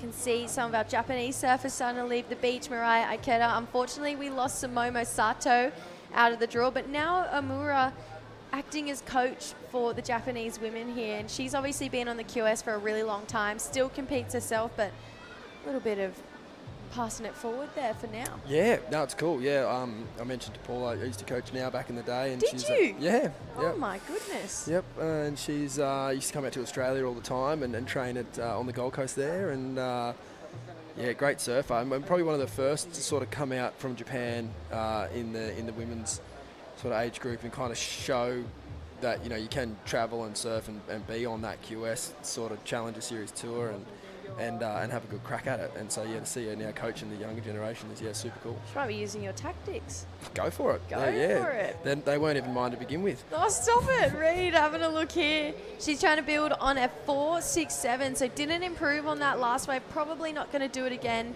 with that one. It was a 4.53 for her previous to last wave, but like we mentioned earlier, it's just finding your rhythm out there compared to this morning where Isla really just did steal the show. But you can see it's getting tricky, you know. The swell's dropping, the tide's rising, which is no surfer around the world really wants that combo. So you got to kind of get creative with your surfing right now. Back cabber. Mate, back cabber is the place. No, you're right. It's not a great combination for this afternoon. But like you said, like Reed this morning, not great showing. I think this one now, you know, she's not a mile in front, but she's certainly looking really convincing at this point in time. And just, I think, you know, as silly as this might sound, the most mistakes that she can make in this heat, the better. To just take info out of this heat into the next one, because I don't really think she took a lot out of this morning's heat other than just it was a bit of a shocker. And that doesn't really leave you with anything to kind of move forward on, or it can be hard to sort of decipher the positives out of it. So if she can just ride a ton of waves in this heat and kind of see what different parts of the bank you'll work differently at different tides, and she's essentially got it, you know, obviously with one other surfer out there, that I think that, you know, that this heat is going to be important to kind of set her up for the rest of the event for sure. Also getting a rep in a two-man heat, obviously that next round, it's a pretty important one. Round of 16, then you're coming up against those people who won that opening round, so competition gets harder again. Kathleen having a look at this one, using up her first priority here. You can see she's got a beautiful swoop on her, but feels like she just needs to drive a little bit harder in these turns. But that wave completely fattening out, so maybe sitting a little bit too far down the point as well. But you can see there's still emotion there. She's frustrated. She's proud to be a Filipino and wants to keep surfing. Yeah, totally, exactly. She just wants to put on the best performance for herself. And she started super strong. She identified a great wave and surfed it really well. But, you know, all of that's great, but the judges still have to adjudicate it to the scale they've set all day, you know, and so that would be hard paddling back out going, oh, yeah, that was only a 3, oh, this was only a 2. Especially when you're getting completions, it can be a little bit disheartening. But, yeah, nevertheless, that's how you get better. Sometimes the judges, they become the best coaches because they're the ones that are, you know, telling you what scores you're getting for the surfing you're doing. And unfortunately, some surfers, most don't like to admit it, but more often than not, they're right.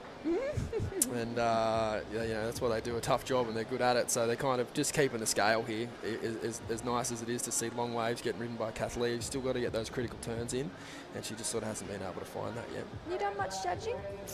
That's where I started my sort of surf journey. Yeah, yep. Probably judged for 5 years at home, I think. Oh my God, no way. Yeah, yep. QSs, Pro Juniors. Yeah, we used to have heaps of events on the Goldie. We used to have like Pro Juniors and QSs. Like there was a 5,000. What were they? They were stars. It was a 4-star.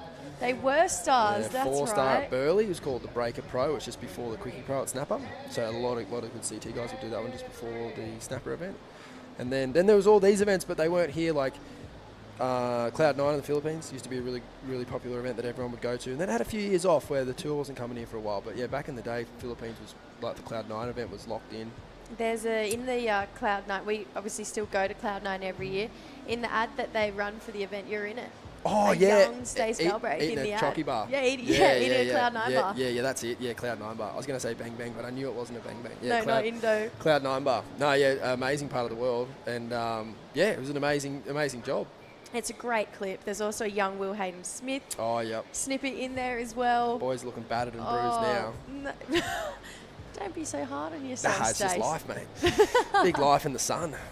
I know. Yeah, it's tough out there. It is. Yeah, but no, yeah, judging sick, and I would highly recommend any pro surfer to sit in the judges booth at any event, which most don't. But if you walked up to any head judge at any event, oh, can I watch a few heats from in here? That'd be fine, you know. Really? The opening Sick. rounds, yeah. I mean, you got it's really important to understand like what they're thinking, and I think what a lot of people don't realise is how much care they put into it. You know, like it seems like a pretty straightforward gig, and sometimes it is, but if there's a close heat and you know they're really thinking about it, they'll bring up waves and angles and and not so much have a discussion. There's not a lot of chat up there. It's more just scoring your own sheet, but being really thorough, really thorough. Yeah, we really love and respect the judges that we have, especially at this event. Big international panel. Taking a look at Reed Van Wagner right now, trying to better a 4.67. Moving on through to this inside, would love to see her go vertical. This wave just been a little bit slopey for her. That's more like it for the young American surfer. She's going to get a bonus through the inside. Whippy backside turn there for Reed Van Wagner. Out the back, Kathleen Lane into a big turn as well. So 8 minutes to go for our young ladies to try and find a spot into the round of 16. But Reed getting a bonus section. There's a lot going on though. We'd love to see what the vibe's like down on the beach, especially in that athlete area. And good news is, True Styling's out and about to tell us exactly that. I sure am, Jessie. I'm out in the athlete area. Now, obviously, this is the World Junior Championships, so we're stepping it up a gear. We've got some pretty cool little warm-up zone with a whole bunch of bikes, some chill zones for the people that kind of want to cruise and maybe bite some nails if there's some stressful heats. Coaches set up left, right, and centre. Come this way. I actually think this is maybe my favourite part of the whole athlete area. We've got some lockers through here, snackies, big vibe right there, and then there's also a lounge and some chill here if you want to watch it outside of the sun, get some aircon moments. But yeah, pretty much the athlete area is full of a lot. I think I'm going to get myself warmed up for the Commentators Cup with you, Stace, because I think we're out there after this one. Yes, I agree. Let's do it. Out I'll get a little jump up on you. Yeah, you beat me to it. Love the call out. That was epic. That was epic. Thanks, Trues. Cool to see lockers in the athlete area. Yep. Snack bar, aircon room. Not much more these guys could really ask for. It's kind of the dream. Spoiled. Always put on a show here in the Philippines. Big thank you to our presenting partners, Magnolia and Purefoods. There's chalky milk left, right, and centre around here as well. Replays going down here, those days. Yeah, had one of those chalky milks this morning. Good gear. Good gear? Yep, highly recommend. Okay. And a nice finish to this wave, I must say. It was not a whole lot going on the outside. She did well to stick with it because this combination to turn here on the end of the wave were beautiful. Beautiful place turns, and did well to get the finish there into the sun. Yeah, Reed, nice tight surfing. She's really just got that kind of click and connection that you see. Someone who really comes to mind with this, Alyssa Spencer. Her timing on her back end is really incredible. You can see Reed when she connects that timing, it's the exact same here. And Kathleen, get a nice turn here, Stace. Little Larry just pulls it down. Feet a little wobbly there on the completion, but nevertheless she got it done. Good determination there to not let the ball get away from her and get the completion. Yeah, so bigger score locked in there for Reed. It's a 5.07. Kathleen needs a 6.73. Ladies in the next heat, they are gearing up and heading out there. And it's going to be pretty solid in that next one. South Africa's Anastasia Venter will be taking on Carla Morera de la Val from Spain, which Stace is saying big fan of the surfing from our young Spaniard surfer. Yeah, she looked great yesterday. Probably the worst wave selection of the day, but I thought the surfing was really sharp. So. Well, if you can surf off a bad wave, imagine what you can do on a good wave. That's sort of what I'm thinking. Yeah. So we'll see how it all unfolds. Yeah, pretty cool little keyhole up there. Been told don't come in by the keyhole by a certain someone sitting next to me. Axed last night, actually. What made you think to go in that way when there's a beach? Just because that rip kind of sucks out to sea, and I just was like, all my gear was set up there. I had like a bit of a posse, and I just came. It was all right there. And I just got a bit piece of cake. I'll just go in through the I keyhole. thought I can manage that. And it got it done. The board didn't get hurt, which is good. Oh, perfect. Yeah, but well, you got it done then. The body copped a bit of a hiding, but that's fine. That's fine. Yeah. A couple little cuts here and there. Yeah, exactly. A bit of character. What's the saying? You got to pay to play. Yeah, exactly. Yeah. Well, I didn't get any playtime because I didn't really catch a wave. Well, maybe this afternoon the Commentators Cup. Oh, you're saying I've paid it forward. Yeah. Yeah, all right. This sweet. is what I'm saying. Yeah. I've got good feelings for you. Yeah. T. Ruzi on the twin fin though. It's a little bit lethal. Yeah, there could be a white flag here. I might just unless out the front's on the cook. Yeah, it could be a different story. I don't think we could hit this with this pack of frothing grommets that are about to hit. Absolutely take it over the side. Yeah, especially when you have those winners from yesterday want to get a rep out there as well. Throw in a few LQS warm-ups. It's going to be carnage out there. Sounds like your cup of tea, Stace. I did grow up at the Crumman Alley. Plenty of craft there. Yeah, I'm used to it. 3.5 minutes in this one, though. We're pretty much getting close to rounding out the day. We've got 3 heats to go after this. We're going to see the last 2 heats of the ladies, pretty similar to what we saw today, run as the first heats in the next day of competition. Right now, though, Reed holding down the lead of 5:07, a 4:83, making our young Filipino answer to a 6:73 at this point in time. She's got 3 minutes to find it. However, second priority here. She's quite a frothing surfer, so she's going to keep swinging it through this inside section. But 6 has to be something pretty special for our young Filipino. Gets a lot of support from the local community as well. Had help from the mayor to get over here and compete in these events. I'm sure the whole Belair community is watching. We think about Jeff as well. He's a big part of that community there. So Belair, we love you, and we'll probably see you this year for another event. There's an event there every single year. 2.5 minutes in this one, though, and you can see just Reed kind of sharking around Kathleen, that typical defense strategy in these last 2 minutes. Yeah, exactly. It's all part of the game, isn't it? And that's something that Kathleen will remember forever. It's like, doesn't matter who you are, where you are. It's a sign of respect, really. It's not gonna give her an inch. Yeah, it's sign that she does still feel threatened by For sure. the young 13-year-old. It's not done. She only needs a 6.73, and if the wave comes, she's she puts on her best display. It could be possible. You know what? This is a step in the right direction and it shows Kathleen's mental ability to regroup. Yesterday, she got a priority interference in the first couple of minutes of the heat, and it was heartbreak, but she's bounced back sneaky. and she's swinging under the inside here of her competitor, Reed Van Wagener. Nice carve back. She's going to need some open face and some steep wall to really get herself a big number here. Kathleen, just 13 years old, taking this one all the way through, surfing beautifully right now, but 90 seconds to go. She's going to get out the back and try and find something else, but she's showing she can get waves under priority. Reed, she's going to try and get another nice finishing section here. She's really found this inside section, and she's just teeing off at this point. So good looking surfing here for Reed. Seems like she's going to find herself in this next round. Yep, for sure. At this point, you'd say it's looking really good. Oh, nice start there. Like, did really well to fit that turn in. There wasn't a lot of vertical face there to work with. And it's good to see how her ability to have that tight snap plus the long carve as well. You see a lot of backhand surfers that have like a really good vertical hook, but when they get out onto the flat water, they can kind of lose a bit of their spice. But not the case with Reed. As we see this one get a little bit steeper, and she bangs a couple at the end here. I think that, yeah, she'd be stoked just to keep improving on her scores. Her second score is a 4.83. So for her to kind of hopefully improve on that, I think she'll be pretty stoked to sort of see that heat out. Yeah, glistening arvo down here at San Juan. We're going to see what looks like to be Reed Van Wagener moving on through and to the round of 16. She'll have one of the top seeds to come up against. Kathleen Casal's an incredible performance, a really great bounce back story in comparison to her first round heat.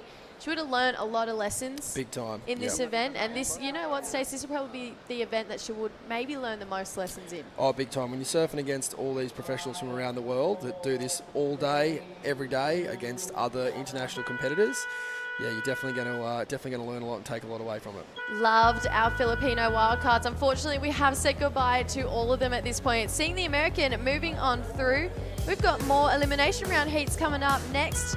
We've got South Africa taking on Spain. Don't go anywhere. We welcome in Dai Wacko to the booth. Stay tuned. We'll be right back. Di mabilang ang umagang pinasigla, kasama ng Magnolia Pure Fresh Milk at Magnolia Chocolate. Magnolia, 100 taon na at hihigit pa.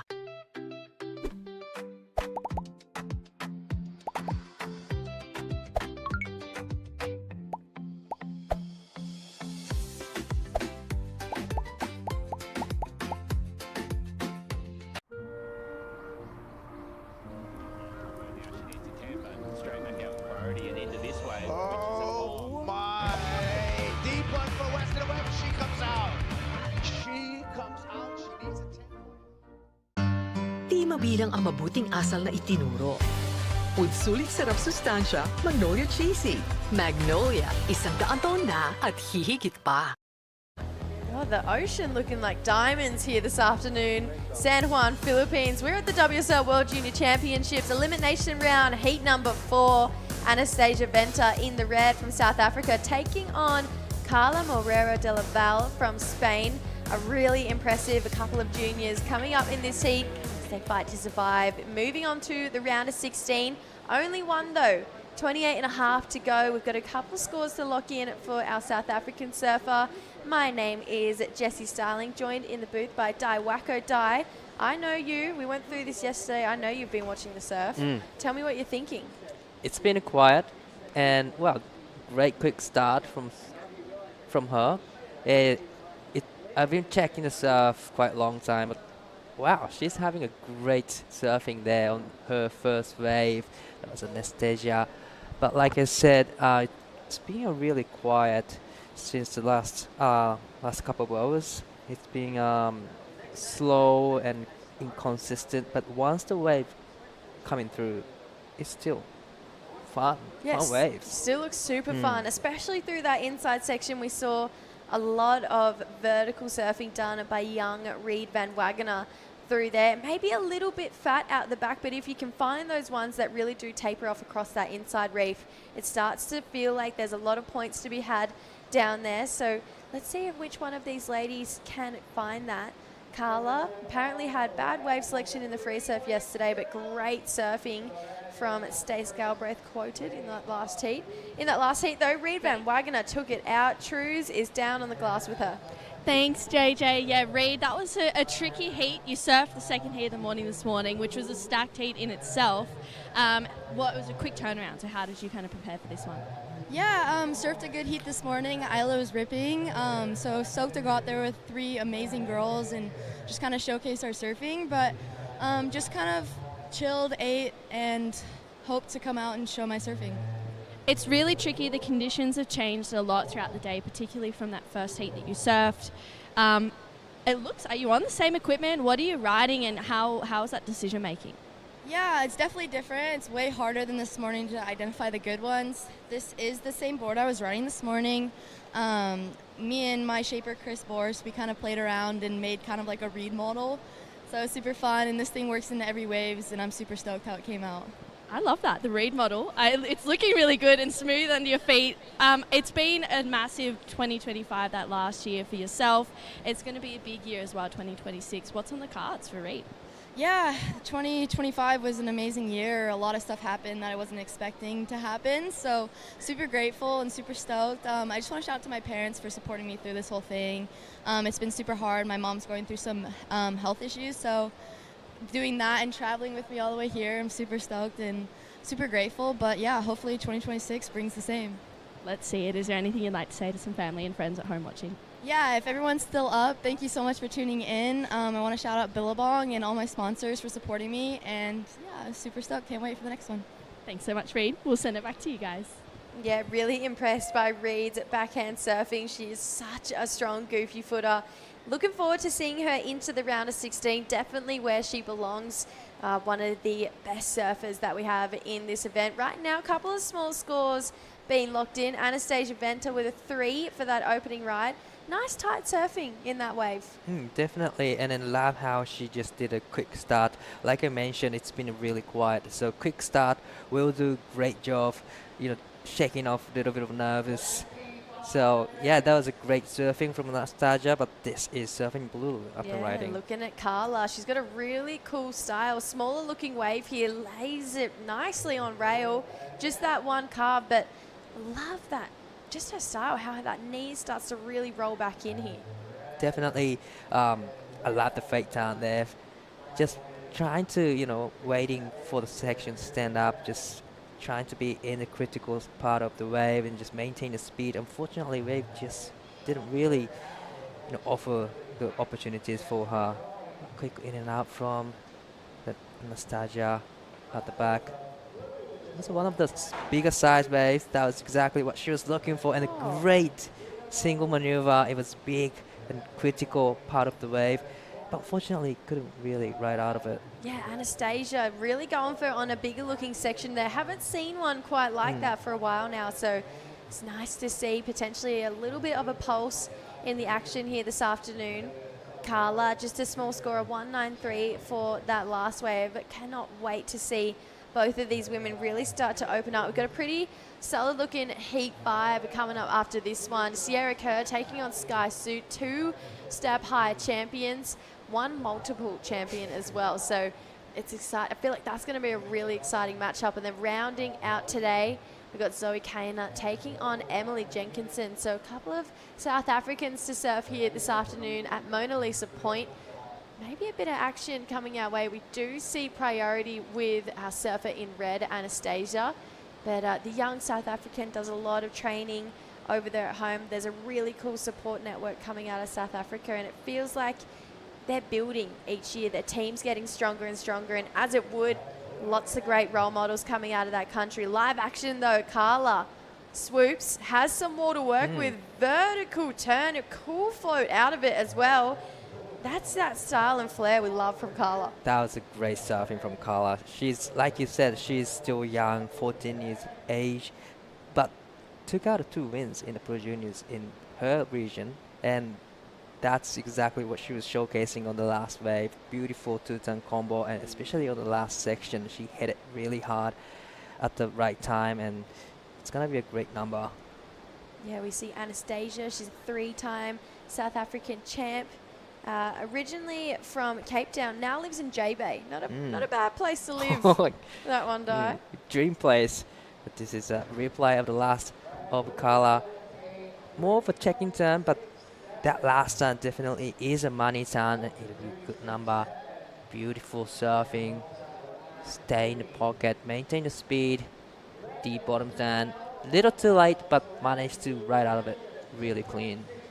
Yeah, Carla, really big fan of that second turn there. Judges liked it. It's a 3-6-7 pretty much for that one turn there. So loving Carla's approach to these waves. And Stace actually called it. He said he was pleasantly surprised by her surfing. He hadn't seen too much of her. And I'm kind of in the same boat, even just based off that wave. She looks like she's got a really cool approach to her surfing. But like we mentioned, Anastasia, now living in J-Bay, great place to practice for coming to a right-hand point break. Definitely. It's I wouldn't say it's the same, same condition, but it's similar, like a regular right break, stretch out point break. But yeah, it's a dream place to be there, dream place to surf. It's one of the places that I really love to go, J-Bay. Do it. It's a really cool part of the world. The sunrises and the sunsets in Africa, I'm calling best in the world. They are so beautiful. We obviously have a pretty incredible looking ocean right now, just diamonds glistening. We are on the west coast of the Philippines, so we see the sun set at the ocean. So it's going to be, we get these really beautiful sunsets here as well. And we are in such a great part of the world. There's waves up and down this coastline here, Di. This is your first time being here. Have you ventured too far out to surf a couple of different breaks? I actually surf in front of our hotel. There's a right break, and then there's a left, and there's actually a beach break, shore break as well. And I surfed there yesterday and the day before. I had fun, and nobody's surfing there, so it's no one surfs there. There's always a really fun little shorey. It's a really sucky little right rip bowl. Then you can go around the corner. There's a great looking reef break as well. There's so many points on offer here in the Philippines. We're going to see another replay here of Carla. She took off really deep, but managed to come around the section, put one turn in. So it's no, big turns on that way, but still, it's great to keep yourself busy in condition like this. Let's see Anastasia maybe get herself onto a bigger looking set here. She's going to get it on the head. Unfortunately, paddled for that wave before, just putting her slightly out of position here. So 10 minutes down, 20 minutes to go. Nothing major locked in, that 3-6-7 being the high mark, but you can just see how cool this little town is here at San Juan. We've got a pretty cool commute to work, so we walk all the way along that beach, around the reef, and then back up towards where the contest area is. And on high tide, note to self, walk the streetway. Right. Because I got so splashed walking home yesterday along the wall there. But it's just got so much energy oozing out of this town. Longboarders, they're starting to filter in as well. We've got a massive longboard event coming up at the end of next week. And right now, though, we're looking forward to crowning some World Junior Champions right here at Mona Lisa Point for the second year in a row. Loved crowning Bronson and Luana last year. Looking forward to seeing who takes it home this year. Right now, this is a great looking wave for Carla. Great first turn. She's got a lot of speed, carrying it through. Let's see her get up and vertical one more time, really demonstrating that smooth rail work that she has. Still super young for Carla, but she's going to get through to this inside, and this is where we said there's some points to be had. Vertical finish, holds on, gets nice and low. So Carla finding that one under priority there, Di. That was a great wave selection from Carla. Under priority was one of the smaller size waves looking, but it kept giving her opportunities. First down, a huge vertical off the top. There's a little bit of a downtime there, but still Monet's coming around the section, and there's a couple of check turns, just stay in the pocket, and this is where she found another section on the inside. We don't really get to see often, but did a great last time there. It's a great combination from Carla. Yeah, cool style. Love how that back arm kind of sticks out, and then she's got that back knee really low and rolling in. So that's going to be the best wave of the heat by a country mile. I mean, bigger looking wave, vertical start, vertical finish. It gives the judges something to think about and remember. She's only 14 years old, Di. Right. But pretty cool to know she won, like you mentioned, 2 of the 5 pro juniors they had in their region. The other competitor, Maria Salgado, who qualified for this event, she represents Portugal. She won the other events. So there's already something brewing between those two, they and each other lost to each other in the finals. Right. So it's cool to know that we're getting these rivalries. And I honestly believe that rivalries is what makes great surfers. Definitely, we have a lot of rivalries in the surf industry, like John versus Gabriel, Andy versus Kelly. So definitely, it's good to have one. Definitely, it's what's going to push each other. That last score, a 4.83 for Carla. So she's holding on to the lead. She's pushing our South African right now. She's looking for a 5.5. Like I mentioned, strong-looking South African team, but they've taken a bit of a beating today with almost all of them, unfortunately, being knocked out of the draw so far. So Anastasia, she really wants to stay in right now and just keep flying the flag for her country. Definitely, a lot of pressure is building up now for Anastasia, but has first priority, needing 5.50. It's not a big score for her, definitely, and she's going to take a look at this one. Yeah, paddling hard here, trying to get some speed straight away off the takeoff, lays into a big turn. Feel like she's surprised herself there holding on to that one. She had great control, almost went over her toe side rail, but one big hammer here for our South African. We've seen a lot of one single maneuver gets a good point, so definitely it's a go-to, maneuver or a strategy, just getting single maneuver done, and that's exactly what she did, and great turn again. So it was just one maneuver, but still she's going to get a good number. Yeah, so Anastasia Venter trying to keep that flag flying high. We've lost our male competitors out of the draw from South Africa, unfortunately, in the way of Ben and Connor Slipen. So we'll be definitely hoping to keep the dreams alive right now. But Carla making it pretty hard. I mean, she's surfing exceptionally well. This wave, this heat, though, been super consistent so far. A lot of waves rolling through. Definitely seeing a lot of potential waves coming through the lineup. So it's a good sign. We have a couple more heats to finish up day number 2. So definitely we'll be seeing some improving conditions next couple of hours. Yeah, it feels like we're starting to see a pulse right now. Maybe some energy rolling towards our ladies' way. They're not going to take a look at that first one, but even that drone angle shot, it just looks so dreamy out there. All those waves going on ridden. Someone would love to be out there. In a couple of hours' time, there'll be plenty of surfers battling out. This is a good-looking wave here for Carla. Bigger size set. Great first turn, but can't hold on.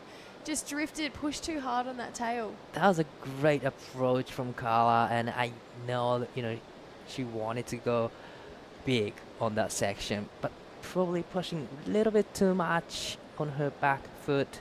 Unfortunately, goes down, but definitely great approach from Carla. She looks like she's found her spot in the lineup. She looks really comfortable in where she's sitting, and the waves, they're coming straight to her, so you can tell she's really done her time in the lineup. And that's kind of what we've been saying especially with this wave. It's got a lot of different personalities across the different tides. You've got to have that dialed in if you want to go deep in the draw here. Anastasia finding what looks to be a good-looking wave here. Carves to start this one off. Beautiful second bottom turn there. Cool snap in the pocket. A lot of wall to work with down the line here. That's a great-looking third turn. Flares it up again with this rail and gets the third big section to work with. What a great wave selection this is for Anastasia Venter. She's going to kick out before that inside, but beautiful surfing from Anastasia. Wow, she's showcasing her skill, Anastasia. That was a great wave selection, good looking wave, had a couple of good turns, and she has got a lot of power in surfing, throwing a lot of sprays, and it gets the finish. So definitely she's going to get rid of the 2.60, and I got a feeling that it's going to be best score for her. Oh, absolutely. Couple years age difference in between these two surfers. Anastasia, 18 years old. Carla, just 14. But this wave, I mean, I don't think we've seen one this good come through so far. Definitely. A more of a check turn for the first turn and second turn, but this turn here, she tags it, throwing its sprays out the back. And one more carving turn to just stay in the pocket, and it gets up there, tags it again. So this was a beautiful wave, great surfing from Anastasia. Yeah, just bringing that one all the way back around here for Anastasia. Just great technique off those bottom turns. You can see she drops her arm into that turn there just to give it a little bit extra style and flair. She's pushing really hard off her back foot. A little bit more of an upright surfer, so she's using her upper body to tweak out those turns. That's going to be a good looking number once it does roll in. Just over 12 minutes to go. There's plenty more waves on the way here, so this is more like it from Mona Lisa. We love when we're seeing some energy start to pour through the lineup. Waiting on that last wave number still, so the judges watching it back a couple times. They're really interested by this last wave of Anastasia. It's going to come in, looks like it's going to come in short, but you're right, Di. Best wave of her heat so far. It's a 4.13. Now only needs a 4.38. Maybe that second term, the judge is hindering her on that a little bit, being a bit under. Probably, and then probably she wanted to have the big turn out the back to get more scores. Sierra Kerr gearing up for her heat. Looks like she's had a bit of an equipment change. Yeah, that's what I was going to say. And then, you know, I understand because it drops off a little bit compared to this morning, so probably changing the equipment is going to be another strategy for the next couple of heat. Yeah, I'm thinking that's a smart move there from Sierra Kerr. You can see she is going to be taking on Sky Suit, so two aerialist champions going to come up in that next heat. Obviously one a fair bit younger, Sierra Kerr, with a couple more years of experience under her belt. Looking forward to seeing them battle it out. Bigger looking set, so we're seeing a little bit of a change in the lineup right now. A little bit of energy from this Mona Lisa point. It's great to see, you know, that finally we see a lot of waves coming through and a lot of opportunities for two surfers. And yeah, we still have 10 more minutes to finish this heat number 4 already. You ever tried one of those carbon JSs? I haven't been on the... Oh, I have just one time on the Carbon 5 surfboard. It feels different. Does it? It gives you a lot more drives when you push it. So you need... But thing is, I think you need to train a lot to actually create the drive. Okay. Because you see Bronson Mady, that's pretty much all he rides. Are And those carbon boards. Right. It drives really well and then generating speed so much, but as well as, you know, where you want to pop the section, then it's so easy to pop the tail up. Really? Do you ride heavier fins with a board like that? Yeah, definitely. Looks like right now Anastasia, she wants that 4.38. Great two-turn combination right now for Anastasia. A bit of variety as well. We got a slashing carve into a snap. And Carla finishing off a wave 2. So both of the ladies, looks like they potentially shared that one wave just on different parts of the peak here. So 9.5 minutes to go. We've got to catch up on a little bit of action between these two surfers. And then we've got 2 more heats until we round out day number 2 of the World Junior Championships. Every single person wants to be number 1 at the end of this week. But it's going to be a pretty long battle to that finishing line here. And still, I think it's starting to get good here this afternoon. Nice 2 turns here, Di. Right, she took off the wave up the point and gets this tight section, but she managed to put 2 turns in. A beautiful combination, and this is another wave. She got beautiful first turn, trying to generate the speed. Unfortunately, couldn't really quite, come around the section. So just like you said, 2 of them are on the same wave, sharing the waves. Yeah, just a bit caught behind on that one there for Carla. Definitely capitalized on that one there for Anastasia. Unfortunately, the score's going to come in just short. So chasing a 4.38, it's going to be a 3.27 there for that last one. So needs more, needs to push that little bit harder. Maybe get a 3rd turn in. Would love to see her get really low on that bottom turn, get up above the lip as well.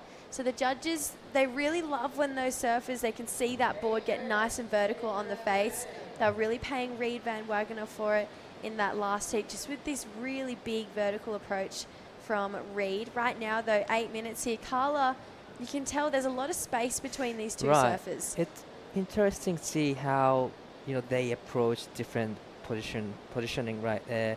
Anastasia sitting at the point more where you can get a wave, but shorter wave actually. You can get 2 turns in there, but I think it'll be enough for her to get the requirement 4.38 with the two big turns. So it's different strategy is going on in the water.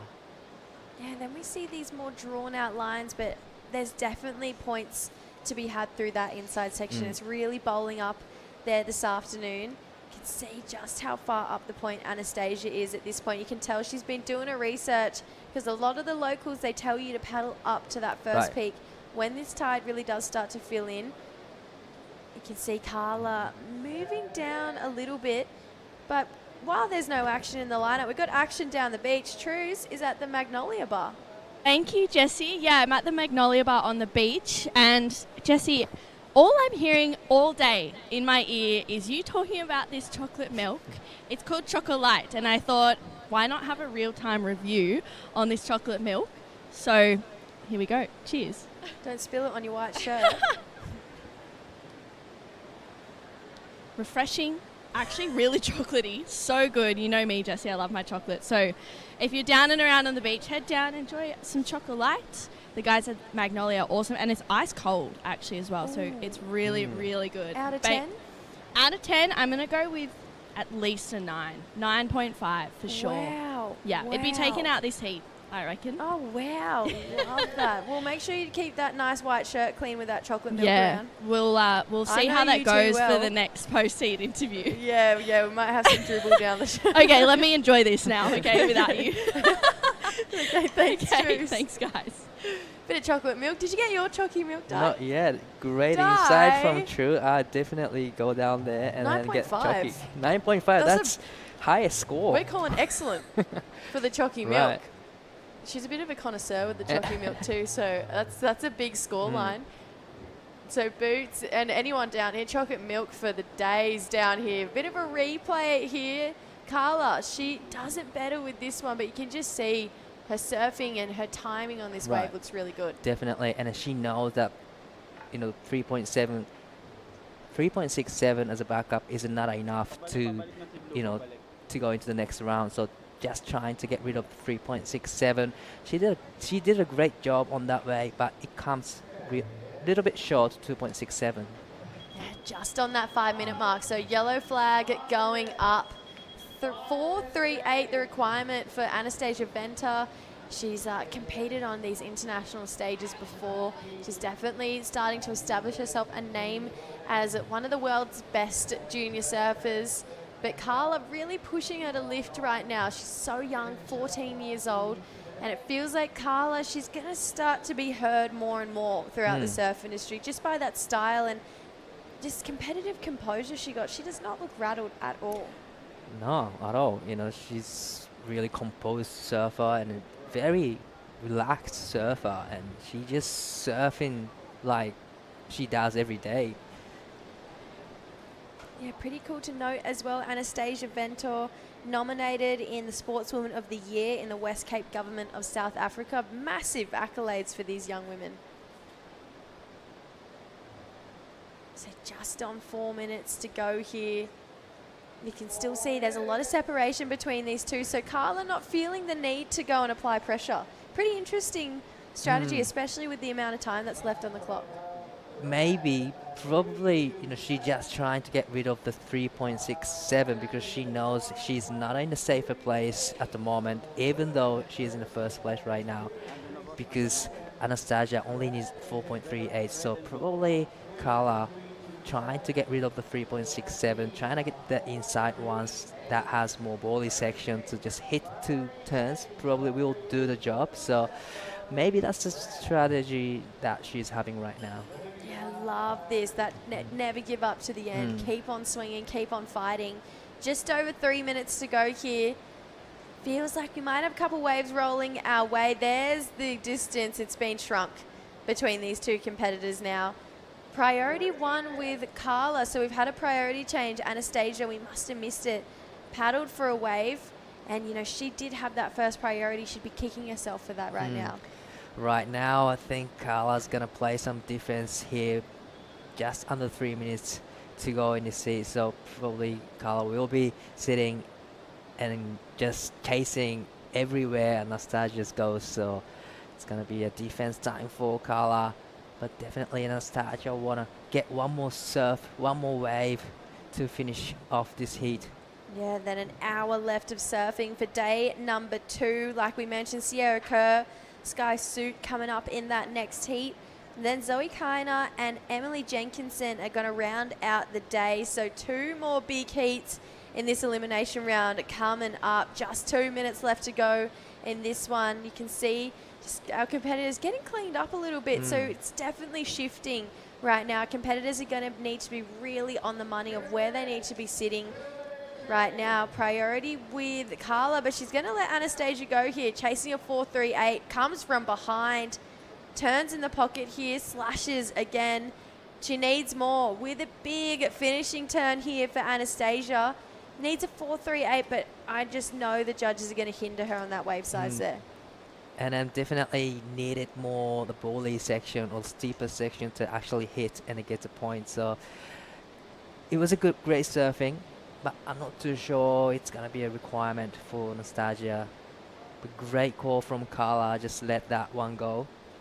Yeah, potentially, Carla's been in this situation maybe once or twice before, and the fact that she's just 14 years old and she knows not to go these waves. But I agree, Di just needs more lip coming back towards her here. Great surfing and gets the finishing turn there. So she did everything she could on that wave. Just a wave-wise, wave didn't really cooperate with her, didn't give her the opportunities actually the steeper section. But her surfing is just there. Everything was on point. Great surfing. Yeah, took that one for 3 turns and not a lot of space there. Right now, Carla trying to solidify the lead with just under 40 seconds to go here. Nice finishing turn. Oh, she's actually going to get one more section here. Great surfing from the young 14-year-old. I know I said it, I love her style. I'm a big fan of her surfing. And she's got some good scores on maybe some not so good waves. And that one looked like it had a better tempo, a better pace to it. So excited to see what exactly she got done out the back there. But with 10 seconds to go, you think she's kind of shut the door on this heat now. Right, definitely. It was a great wave selection, and she played really well. Whole heat, she controlled whole heats, and that was a great surfing and smart competitive surfing there. Yeah, Carla Moreira de la Valle will be moving on through to that round of 16. Unfortunately, we lose Anastasia Ventor. Great surfer from South Africa. We've got her compatriot coming up in just over 30 minutes time. Big battle of the 2 aerialists, Sierra Kerr and Sky Suit. They'll be battling it in that next heat. 30 minutes on the clock. Stay tuned. Di Wacko, Paul Evans, they're going to talk you through it. Di mabilang ang araw na naging espesyal with the best tasting Magnolia Gold Label Vanilla Ice Cream. Magnolia, 100 taon na at hihigit pa.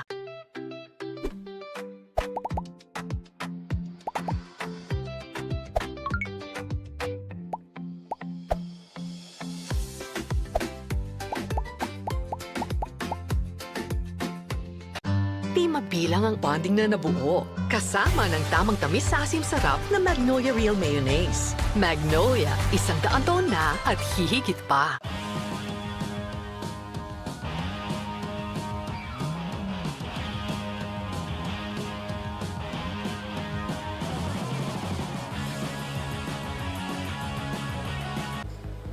Welcome back to the World Junior Championships live from the Philippines. It's a pretty warm afternoon, sun's blazing, still waves in the water. Couple of talents hitting the water in the form of Sierra Kerr of Australia, Sky Suit from Hawaii, Michael Evans, Dai Wacko in the booth. We're expecting a bit of quality in the water right now, mate. I am expecting some ace probably in this heat. It's a big names up against each other in an elimination round, so we have to say goodbye to one of them is really sad. Yeah, let's see how Sierra can respond. This morning came up in a heat really with the surfer, just kind of blazing. She didn't do a whole lot wrong herself, but just on the wrong end of some electrifying surfing. And then had to think about this heat coming up all day. A call was made a couple of hours ago, so would have sort of waited to see about that, but I think we've been pretty keen just to get back out there and try and turn this event, this momentum back in her favour. Let's see how she can do that. In terms of manoeuvres available out there, pretty light winds. It is pretty glassy on the face. There's not a whole lot of oncoming sections, but if there are any kind of ramps, both of these two will look to try and go to the air. Definitely, definitely. And then it's been a really quiet last couple of heats, but in the last heat, probably halfway through, it's, Mona Lisa just starting to pushing a little bit of energy to it. So we'll be seeing a lot of waves coming through in this heat.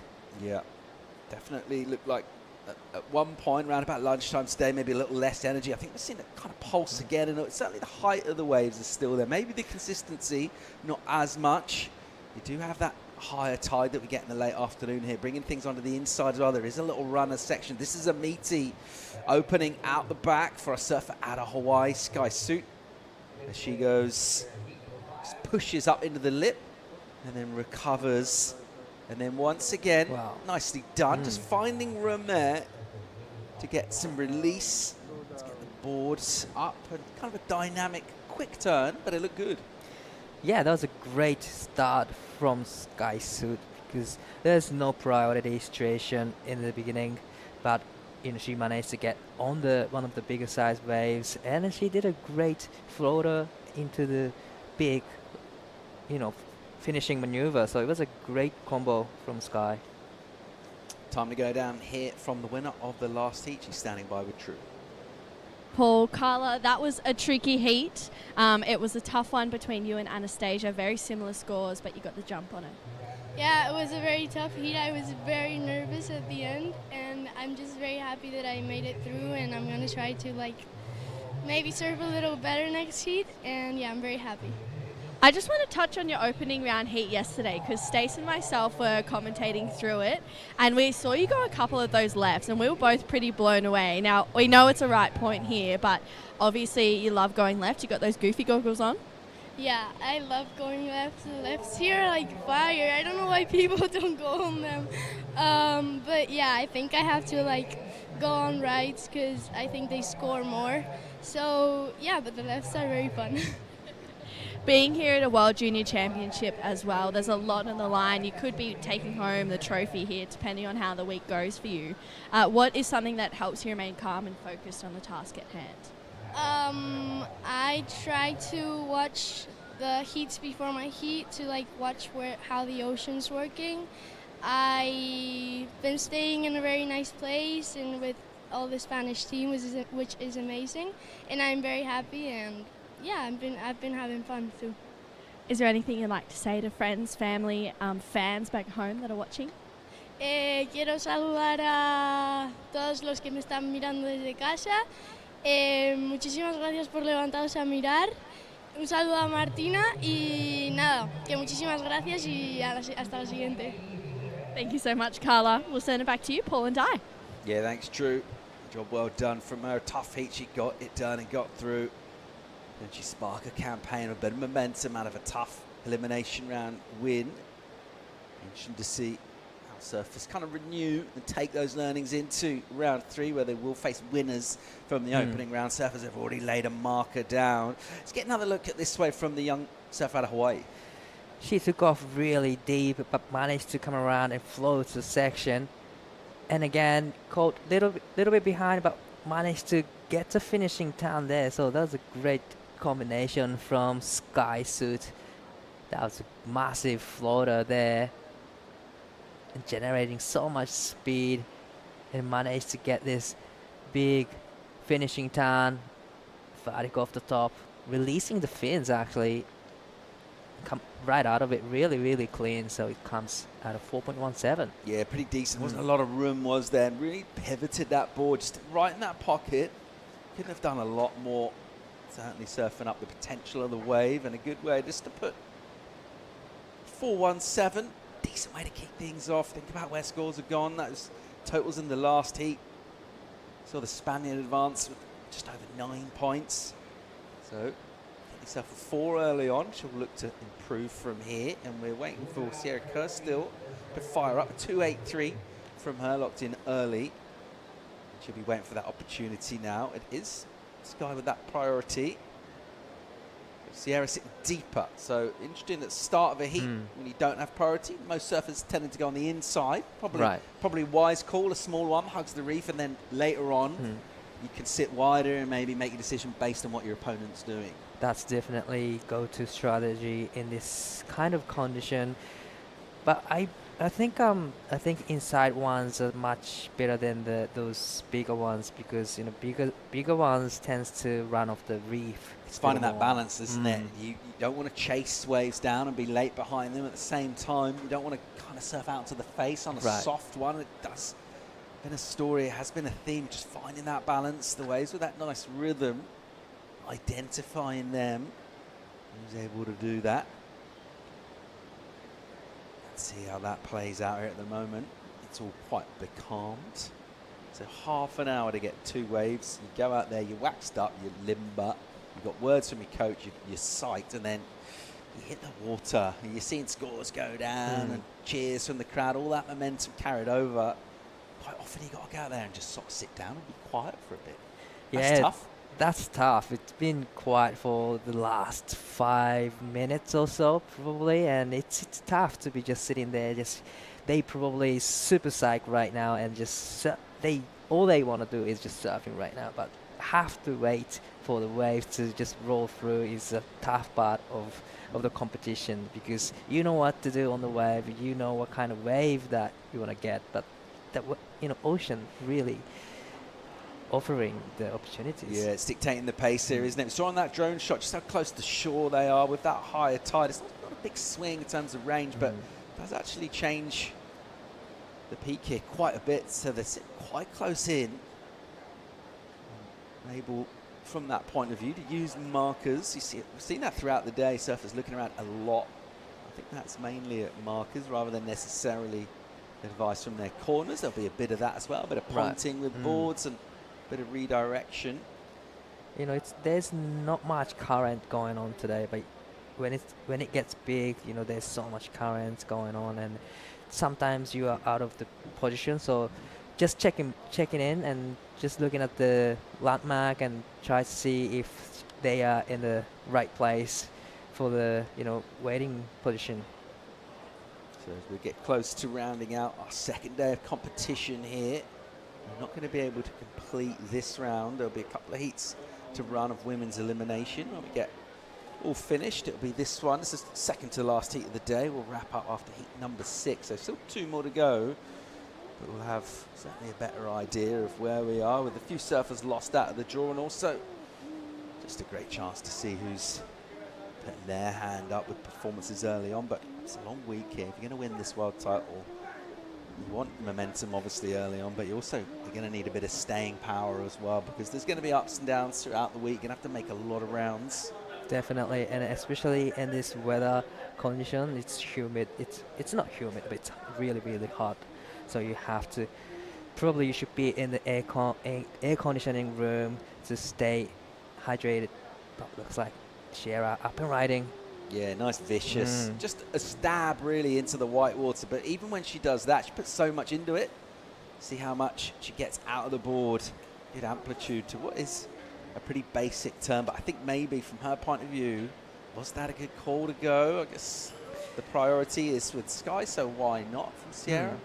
I think that was a good call for Sierra because the first wave comes in at only 2.83, so probably just one big, hit, then it'll replace with a 2.83, and that was a great technique on that last wave from Sierra Carr.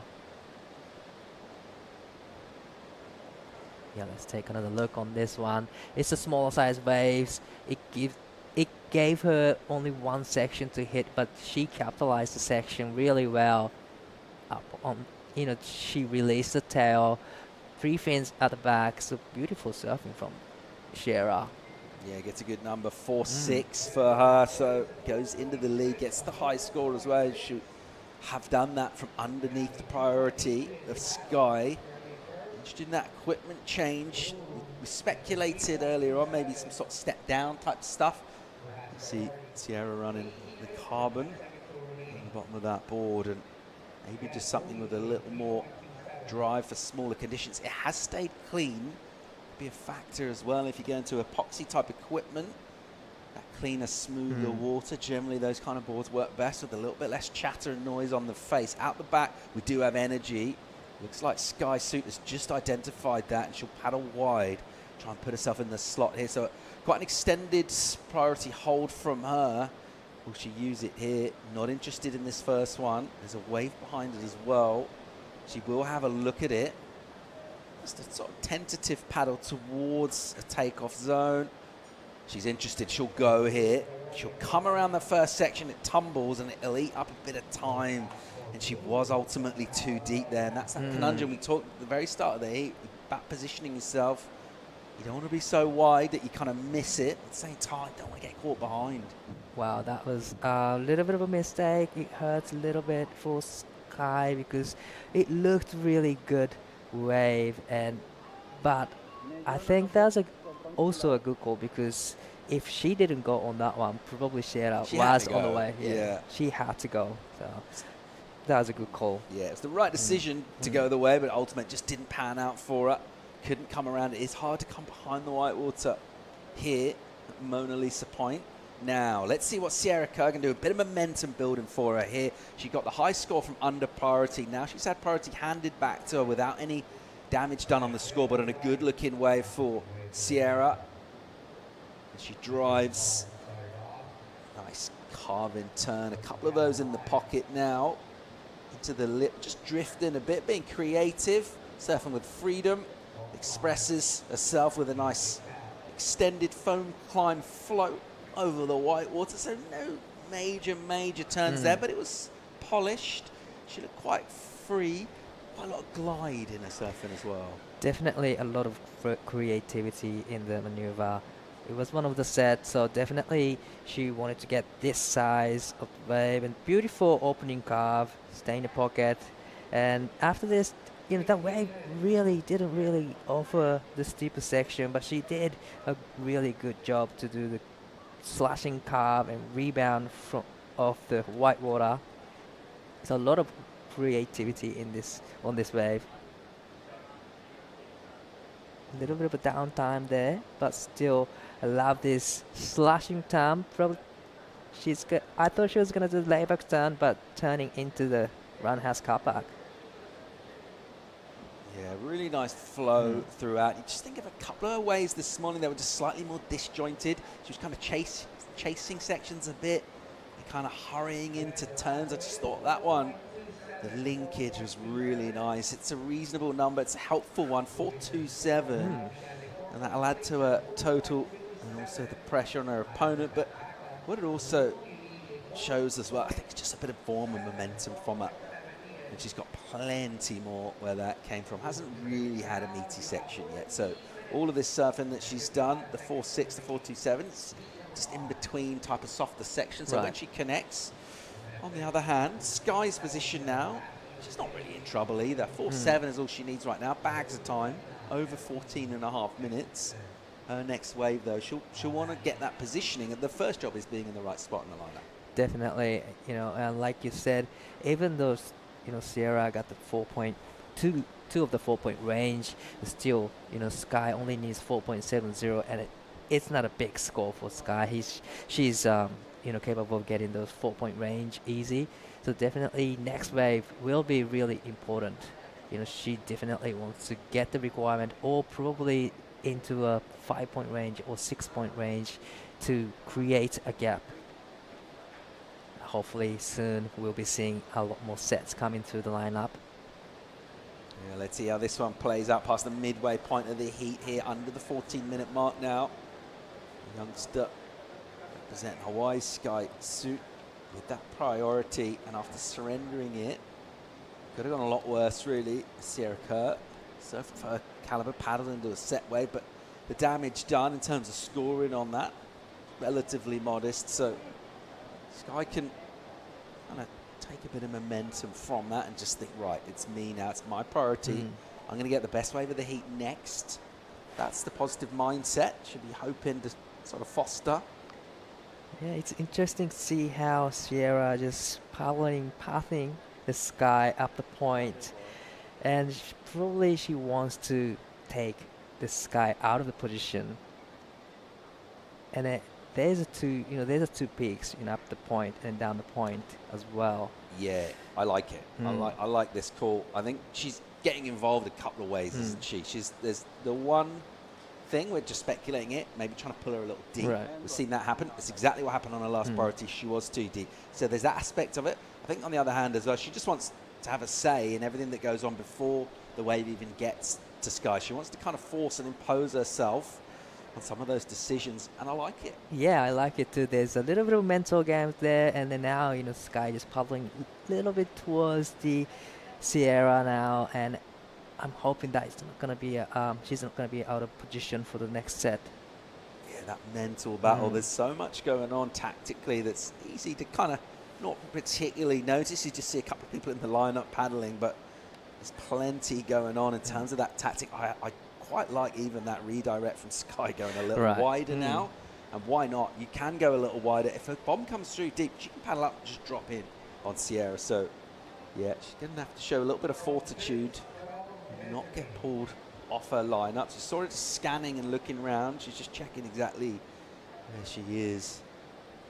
And especially when, you know, wave, sometimes this ocean stops providing the wave, so you kind of get lost in the lineup, and you have to check the landmark on the beach and to see if you're in the right position. And that's exactly what Sky's doing, just looking back at the beach. Just like you mentioned, it's not like you're looking back at your coach, pretty much looking back at the landmark and just making sure she's in the right position. Yeah, as you say, whenever there's a lull, you don't have that like triangle of white water just kind of showing you where the reef is, where your peak is. You're looking at blue water, so you're really just trying to go and triangulate your position off your landmarks. Looks like we've got a bit of interest here. And anytime you see surface paddling out and then wide, it sort of suggests we've got energy coming through. Here is that wide swinger. And then Sky unable to use that priority. Looked like maybe even a bit of a left going back in. Interesting to hear our Spanish surfer talk about that. Obviously, the goofies are just mad for the lefts, even on a right-hand point break. Meanwhile, once again, from that wider position, there's another opportunity. It will slip inside and kind of angle back in. So a little more time goes by. I can feel the tense in the water right now. You know, Sky just paddling up the point, down the point, just figuring out where to sit, because we don't really see many, you know, sets are coming through the lineup now. So she's just making sure she's in the right spot in the water. Yeah, in terms of plans for where you are in a heat, positions and strategies and things like that, just think on this particular venue in these kind of conditions, there isn't really a major plan B, is there? So there's not something nagging, oh, maybe I should go down the beach and kind of surf that other peak. Or it is really just be patient. Just stick with your game plan. Enjoy the view if you can. Sure, it looks pretty dreamy from up there. Definitely. Oh, beautiful. beautiful drone angle. I'm going to look back inlands at the mountains. And then the coastline here, really jagged bays and points up and down, bending this swell and offering multitude of surf spots. Our attentions are focused at Mona Lisa Point, as we see Emily Jenkinson of South Africa hit the water. She's going to take on Zoe Kleiner, the USA. So Emily dialed in with the prep. So that's going to be a last heat of the day number 2 of the competition. So in about 38 minutes, and it'll be all over for the day 2 here. It's been really quiet in the water in this heat. Really, I can feel really tense in the water now. You know, Sierra just paddling towards the sky a little bit.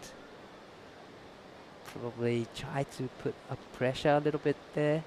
Yeah, we've had 5 waves ridden in, well, one was actually just a throw. 4 waves really ridden in 22 minutes almost of surfing. That just tells a story really in terms of the numbers in this one. When it comes to the numbers, it is this woman on your screen, Sierra Kerr, with the lead right now. Those 4s, particularly that 4-6, that's useful for her.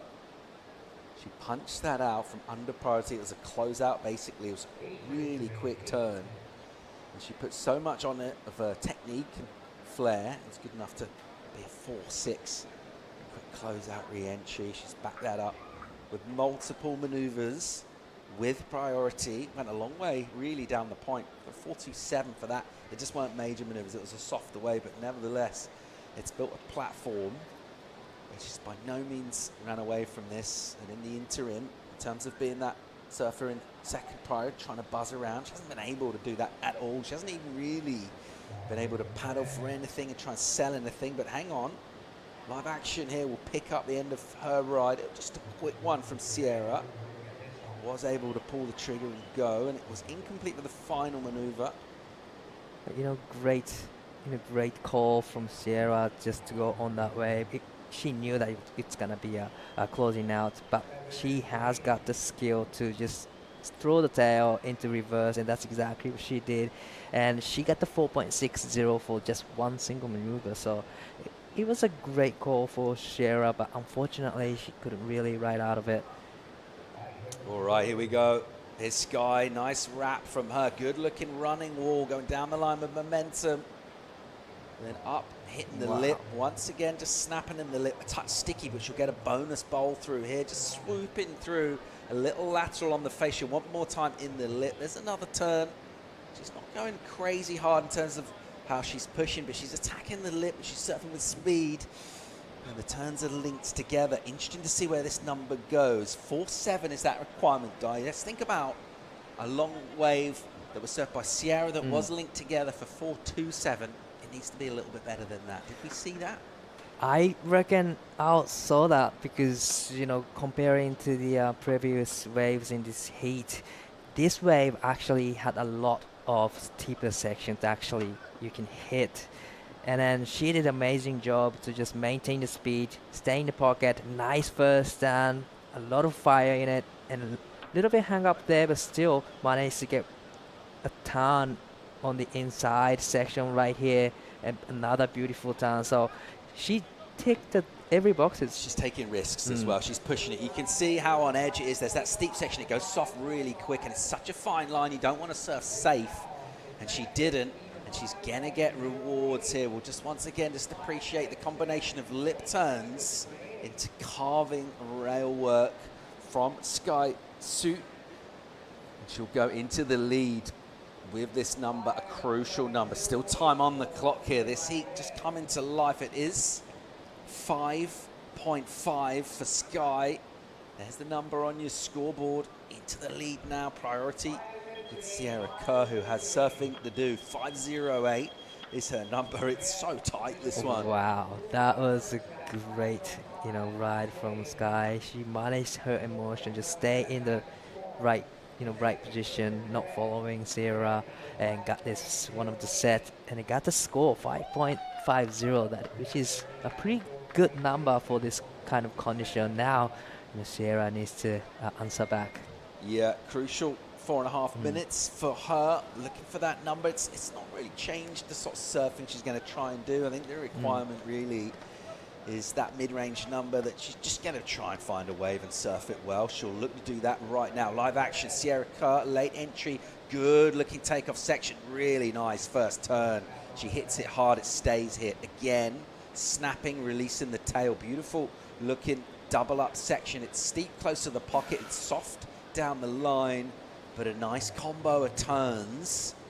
Wow, I like it. It was a shorter wave compared to the last of Skies, but still, it had a bigger set. The first turn felt like the score, didn't it? Definitely. Let's see if the judges agree. Wow, that was a great surfing from Sierra Kerr. Just right at the time, when she needed the answer back. It was one of the bigger sets. It had a wall. She hit it really hard, timed it perfectly, throwing buckets of spray, and loved the slashing turn on second turn again. Great combination. Yeah, think about in the judge's mind, just the magnitude of the wave as well, the speed, the aggression. She gets almost a little head snap into that turn as well. Just adds a little extra, shows the momentum, hung up, comes down, that free fall energy. It just feels so much bigger and more radical than what we just saw from Sky that was already good enough for a 5.5. Right. I think it's going to be a great number for Sierra Kerr. Needs 5 or 8. It's not a big score for her to go back into the first place. It's a tense moment. Yeah, she's going to get that score, I think, all day long. Number will drop in. It's good. It's 6-6-7. Back to first. And so the action really ramping up here. We're set up. I tell you what, let's not count out Sky Suit herself now, only looking for 5-7-8. And she got almost that number on a pretty soft, smaller wave. So a wave just like the one that Sierra rode. We're game on here for an entertaining finish. I tell you what, here we go, live action, a big wave and a nice hit. Good style, great flow. This is softer stuff now. She's going to have to be patient here. Can she connect to this inside? There are some double ups. It doesn't quite go down through the insides. Meanwhile, out the back, a really similar turn to her opening turn on her last wave, the 6-6-7 from Sierra Kerr. It's incomplete, but it leads her out the back. She will get priority. So much action in the last 3 minutes. 2 or 3 waves have been ridden in a minute. And then, Sky's wave, that was a great looking wave. And first turn, it was one of the big turns. And this is a replay of the last of Sky. It was one of the set. Loved the first turn, tags it in the right section. But after this, actually wave didn't really cooperate with her. There's not much steeper section. Probably needs one more turn in it to get requirement. Yeah, it's a real vagary of this wave. When it goes to the inside, it can go deep. There's just too much water on the wave. The energy was there. The set was good. It was just where it was on the point, and there is a bit of a hole on the inside. By contrast, the shelf is actually out the back that you kind of want to hug on that outside section.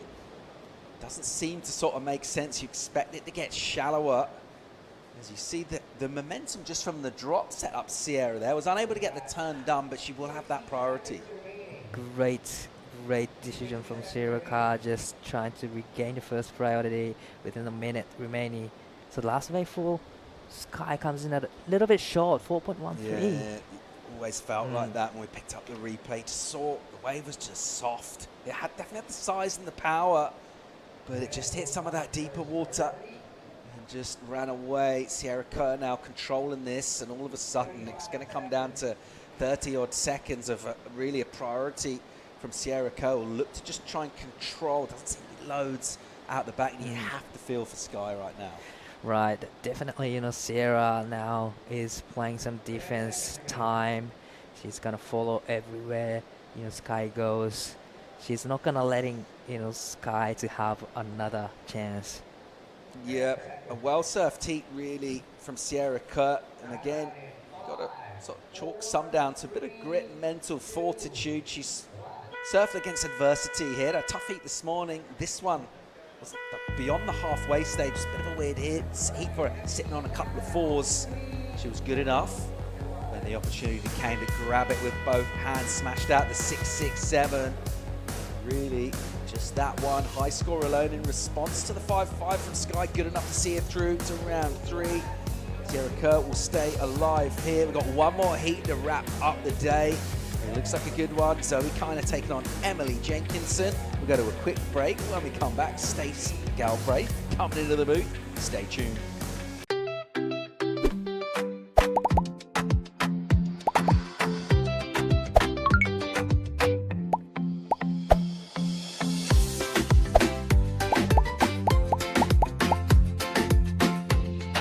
Di mabilang ang bonding na nabuo. Kasama ng tamang tamis sa asim sarap na Magnolia Real Mayonnaise. Magnolia, 100 taon na at hihigit pa. Sit, roll over. Your fur baby deserves delicious and nutritious treats. Give them Nutri-Chunks. Nutri-Chunks milk sticks or Nutri-Chunks beef sticks. Fortified with essential nutrients. Nutri-Chunks dog treats. Love in every meal.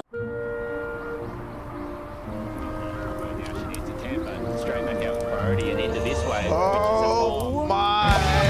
Deep one for Western Web. She comes out. She comes out. She needs a 10.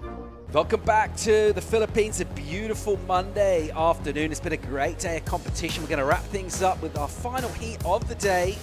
Women's elimination round. Heat number 6, Zoe Kaina, the USA, taking on Emily Jenkinson from South Africa. I'm Paul Evans. He's Stace Galbraith. How are you liking this matchup? Yeah, Paul, it's a great matchup. It's, obviously, this is obviously the elimination round, so we got to see a couple of efforts yesterday. I thought Zoe served really well in her heat, actually, and Emily didn't quite get going, and this will be her chance today. That's what the second chance is all about.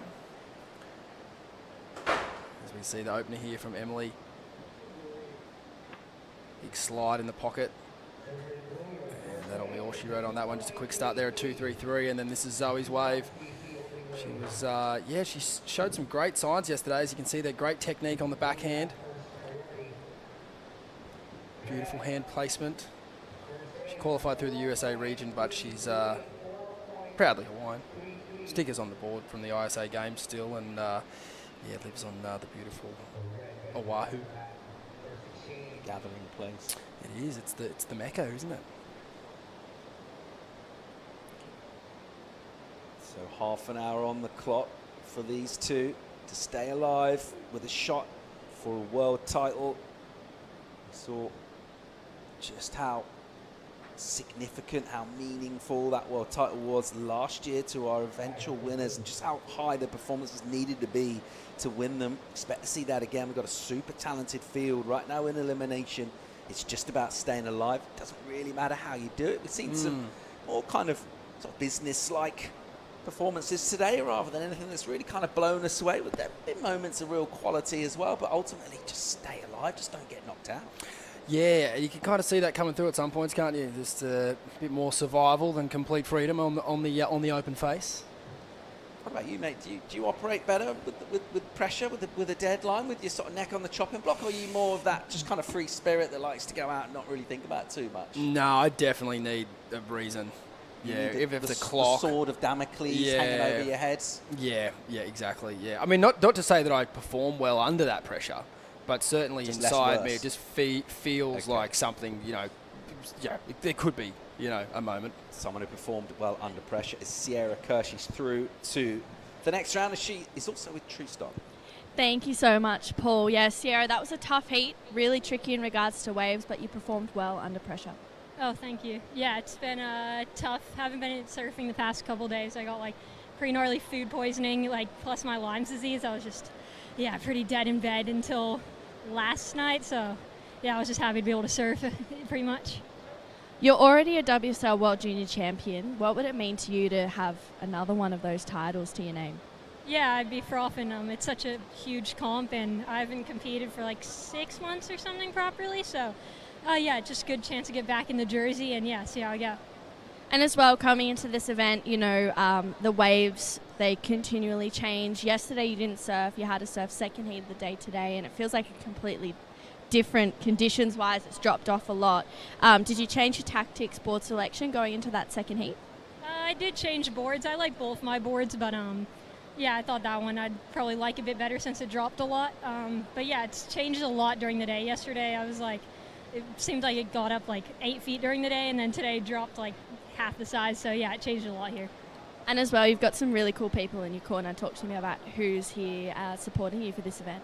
Yeah, I got Dad here, and then like got Clancy, coach from Surfing Australia, and then we got like all the Aussie crew, and then there's just so many fun people here. Like me and Bella were talking about how good of a vibe this comp is, so it's really fun to be around. Yeah, it's awesome to be here in the Philippines and to be experiencing this great place. What's been, I guess, your favourite part so far? Haven't got to do too much because I've only been here a couple days, and then yeah, I got pretty sick. But last year we were golfing a lot here, so hoping to get back out on the course. Anything you like to say to friends and family back at home? Mom's probably watching, so hi Mom. Yeah, miss ya, love ya. Thanks so much, Sierra. We'll send it back to you guys for the last heat of the day. Love it. Thanks, True. And very well done to Sierra Kerr.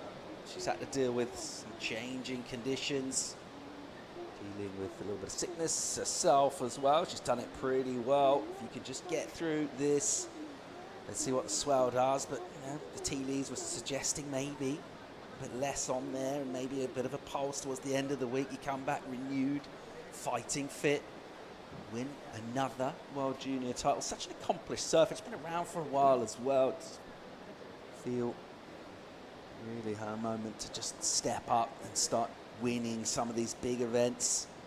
And then obviously her ultimate goal to get the championship tour. It's felt for a long time like a question of when rather than if for Sierra. She'll be looking for a big year as well, qualifying this year.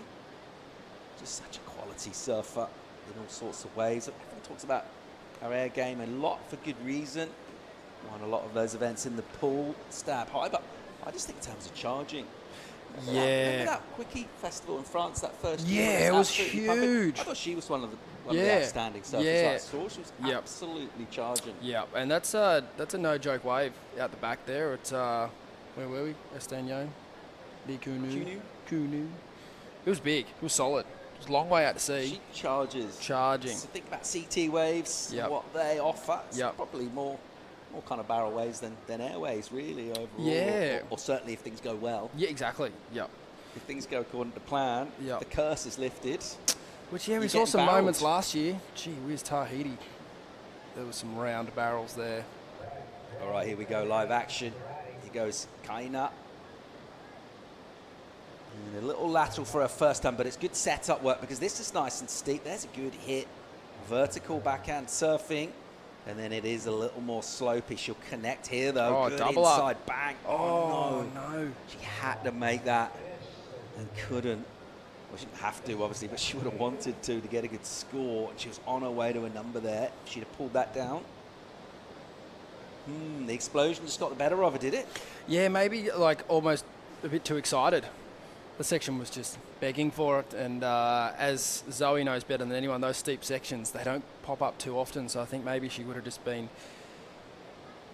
kicking herself that she wasn't able to get that done, because she had a couple of nice turns to start this wave, like you mentioned, just a bit of setup work here, Paul, but when she got that steep section, she certainly dealt with it. There's a nice turn here, and you can just see that little rib in the wave creating a little double up, but let her in. We saw some good scores and some good surfing down here in that part of the wave today, but just unfortunately got a bit tangled up there at the top of the lip. Still though, she'll paddle back out with a 4.33 to her name and a score to come. So still we'll have the two best waves of the heat so far. 21 on the clock, plenty of time waiting for that number to drop in. A long time to sort of that section coming. And coming from a softer one to a steeper one. Just trying to make that adjustment can be tough. Emily Jenkinson, meanwhile, a little bit to think about out the back.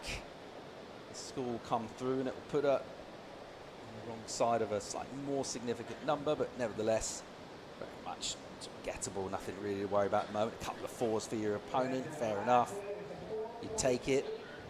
She'll look just to build a completely new heat from where she is at the moment, really, with 20 minutes, 20 odd seconds. Good looking wave here for the South African.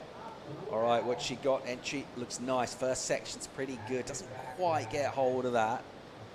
Maybe just seeing it crumble down the line almost kind of put her off a little bit. She almost looked like she kind of flinched a little bit going into the lip.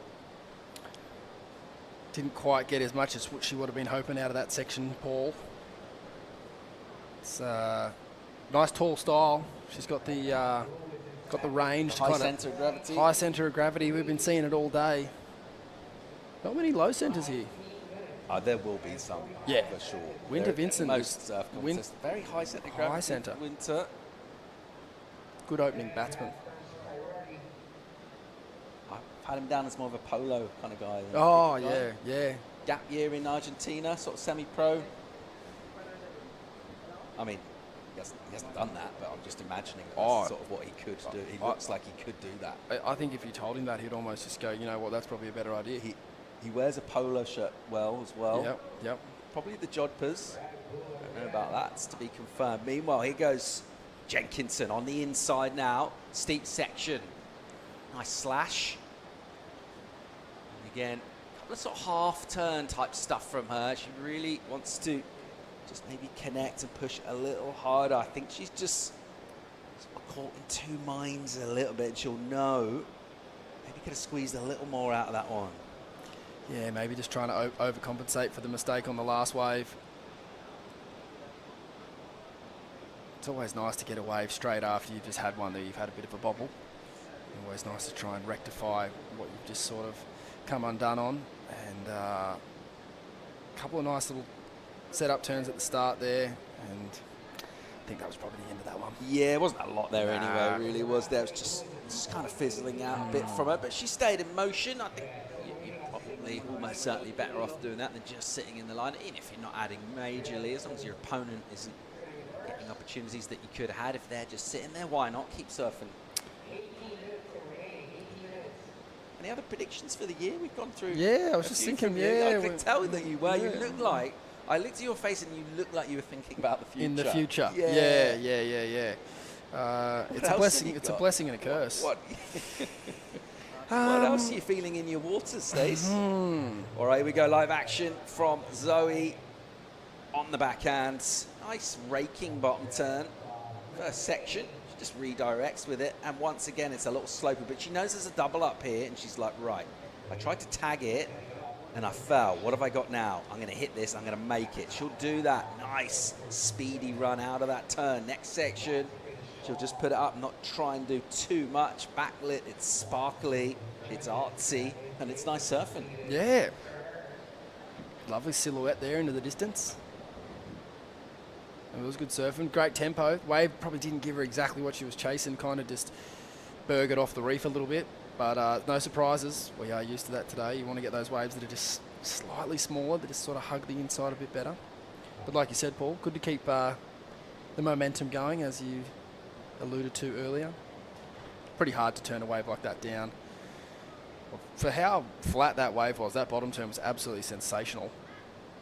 Great foundational surfing there. And then, yeah, you can see the board. The board's got plenty of speed under it, wants to go anywhere that Zoe wants to put it. She got a nice turn there.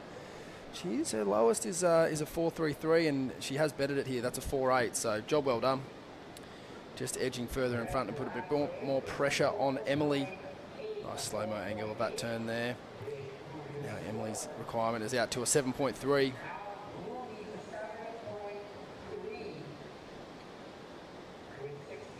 Yeah, working the angles here, wasn't she? Good enough just to keep that momentum going. Just finish off nice and clean. Flamboyant kick-out slash from her as well on the backhand. 16 on the clock. So we mentioned this a little while before the CT kicks off. We've got a couple of Challenger Series events, and they're very different, distinct events. One's at the Pipeline on the North Shore, one's at Newey, Merriweather.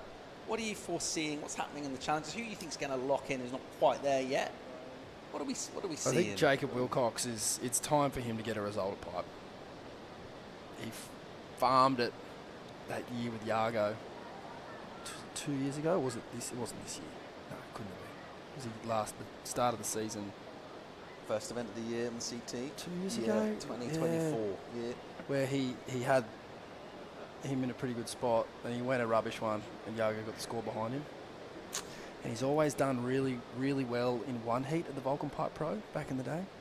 He's never really put away a big result, and we know how good he is. Unless that one hits the final. That's right. Yep. which I did get a great reminder of that event today, actually, the 2012 final, where John had the buzzer beater against Jamie O. Remember that? Psycho. Yes, a blur. Old surfing can be a bit of a blur. Yeah, no, this one shouldn't be. I'll help you remember later with a bit of a video replay. But I think, watch some more surfing. No, look, I think that Jacob Wilcox is due for a result at the pipeline. I think he needs to wrap it up before Newey. I think everyone does. It's kind of the other way around. He used to go into, say, Brazil, and then it would be into Hawaii, and you kind of always want to get it done before Hawaii. I reckon you're going to want to get it done before Newey, because Newey's a shifty little beach break. There's no guarantees there. So I think getting blown out of a few barrels and getting a big result sounds pretty good. Locking in your spot on the tour. What about some other names from the Challenger Series? What am I going to throw? What about Mateus Hurdy? What's he going to do? Where's he at? I think he's that lurking, isn't he? He is lurking. I think that he's probably the other way around. I know he's really good in the tube, but he's sort of probably not the first name you think of when it comes to pipeline. But when it comes to a shifty break, you think, oh, guaranteed final. So I think he'll probably come home pretty strong through Australia. He spends a lot of time in Australia, and I think, with good surfers like that, it's just a matter of time before they qualify. They are that good. And I think that this year should be his year. And then a couple of good young Aussie, not junior girls, but younger girls. Ellie Harrison, just outside qualification at the moment. She's not a long way back. She's batshit crazy. Not scared of a big tube. So I think she'd be hoping for some pretty strong conditions in Hawaii. She's set some wild cards on the CT. She has. To try and lock in a spot. Yep. Looking to get on there full time. And what about in your part of the world? Who's charging? I know you called Cowley to do well next year, Rookie of the Year, or this year, excuse me. He's got qualified, doesn't he? Yeah, I reckon he's done, eh? He's 100% locked in. No, I don't think so. Isn't he winning? I mean, we're going to get the status. We do need a full-time statistician in here. Well, we've got one, mate. Well, I mean, I don't know about full-time. True Starlet. Yeah. She's running the show. She's offered to hang around for the last heat of the day, Yeah, unlike her sister who's just bailed. He's 6. What he's sitting on, though, is his 5th result is a 0, I'm pretty sure. So I think if you I've completely missed an event here. He's hanging on to. He just needs to stand up on his board and he'll go like way up, because everyone's, it's a really tightly contested sort of top. We've seen crazy things happen the last top few events. 7, and then lobby down into 8th. There's my boy Jacob Wilcox in 9th. Winter Vincent, who's here, he's in 10th. I think Dimitri Poulos as well could be dangerous. He's sort of that dude. It's sort of hard to picture. How's he going to go at pipe? It could be amazing. Yep. How's he going to go at Newey? Potentially very well. He's aggressive, isn't he? Powerhouse. He's got spark. Then on the women's side, in this draw, currently in 9th, Laura Rapp, also crazy when it comes to charging big waves at the Pippi Linny. Yeah. Not scared of a big barrel. Check her Instagram out. She's had some crackers already. I've been really impressed with her this year, all the way back to this event last year. Laura, I thought she ripped out here. How's your Basque? Because you're going to need to learn it. 6th and 7th, 5th and 6th, Nadia Aristabe and Annette Gonzalez Echabari up there as well. So the European contingent on the women's side looking really good. 2 of those competitors here. We've got Annette and Laura, both inside the top 10. They're both here. Goes to show the standard of female surfing and how young these ladies are. What about you? You got some predictions? I like Kira Pinkerton for pipe. I think she's definitely a specialist in the big barrels. Yep. She absolutely charges.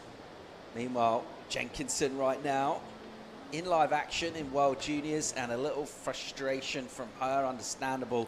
Not the wave she was after. And it will be another modest number for her. It's been a tough heat. She hasn't been able to connect at all. We've seen a couple of bombs. Her opponent, she looked and just seen her wide, just kind of that air drop with loads of speed. You're like, that's my one of them. Give me one of them. So our predictions are there are going to be 2 more events, but we don't know who's going to do that. But we think it might be people that are already almost qualified. So those are sort of our searing insights. The stats would suggest that. Yeah. They've made the most heats already this year, so they're going to make a few more. As we see Zoe here looking to play a bit of strategy. She's only 15 or 16 years old, super young, and already knows how to play the game really well. She's not going to give Emily an inch. Although she's already got a pretty commanding lead, she's not going to take any chances. Yeah, I mean, it does seem commanding. It's 7.3, but she's only got a couple of fours of her own. So definitely wants to kind of just find that balance between being defensive with the priority, covering Jenkinson, but at the same time, she'll feel like she wants more points of her own. Yeah, yeah.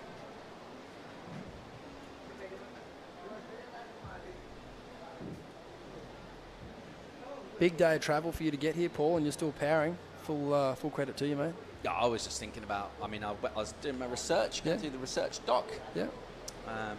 Going through the bios. I mean, obviously, I knew most of it off by heart already, sure, of course. but I just wanted to make sure. Yeah.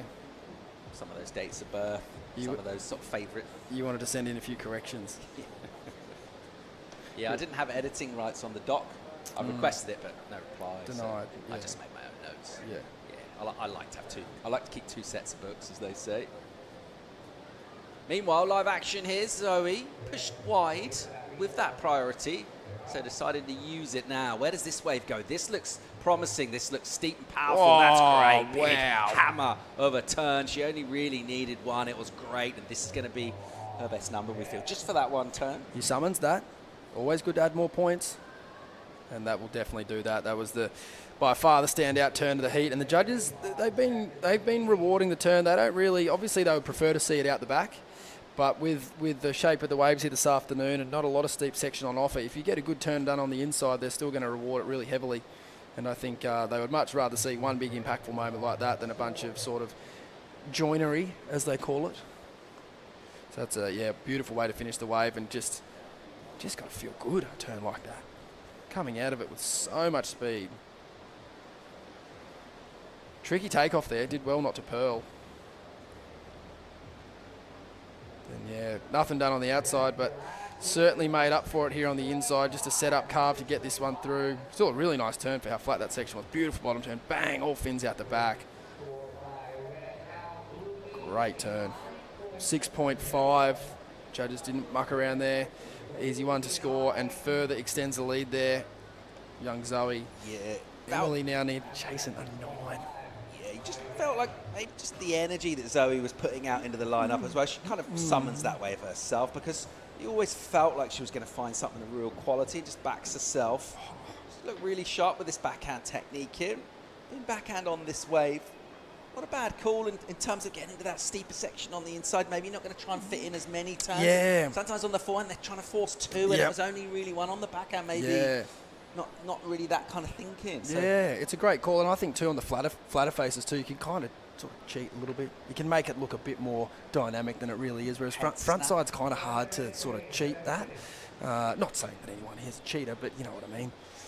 Throwing the tail around on the backhand in a flatter section is kind of light work for these guys. Is surfing one of the rare sports where it's really, how can you cheat? Is there any kind of... I reckon like Kelly had some pretty good sort of angles where he would sort of maybe do a turn and lay back, but wasn't that... That's not cheating, it's within the rules. Yeah, but it's sort of cryptic. Like he's selling, He's like, I've blown my snake own oil. mind. Yeah, exactly. Yeah, which you have to believe it.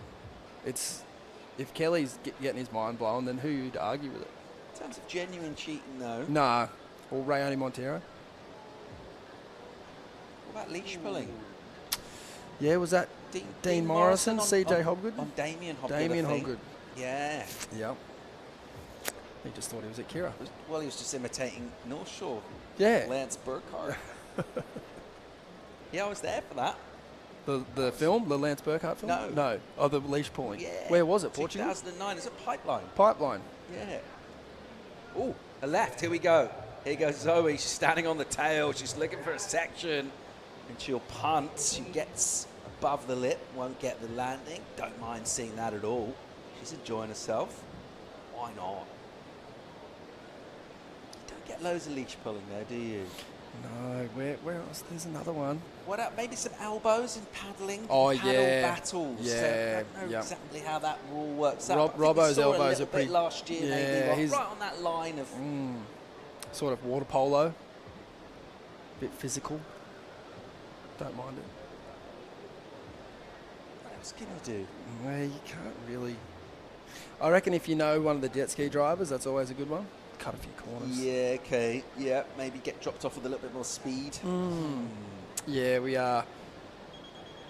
There was an incident at Snapper, actually. Pretty good one, actually.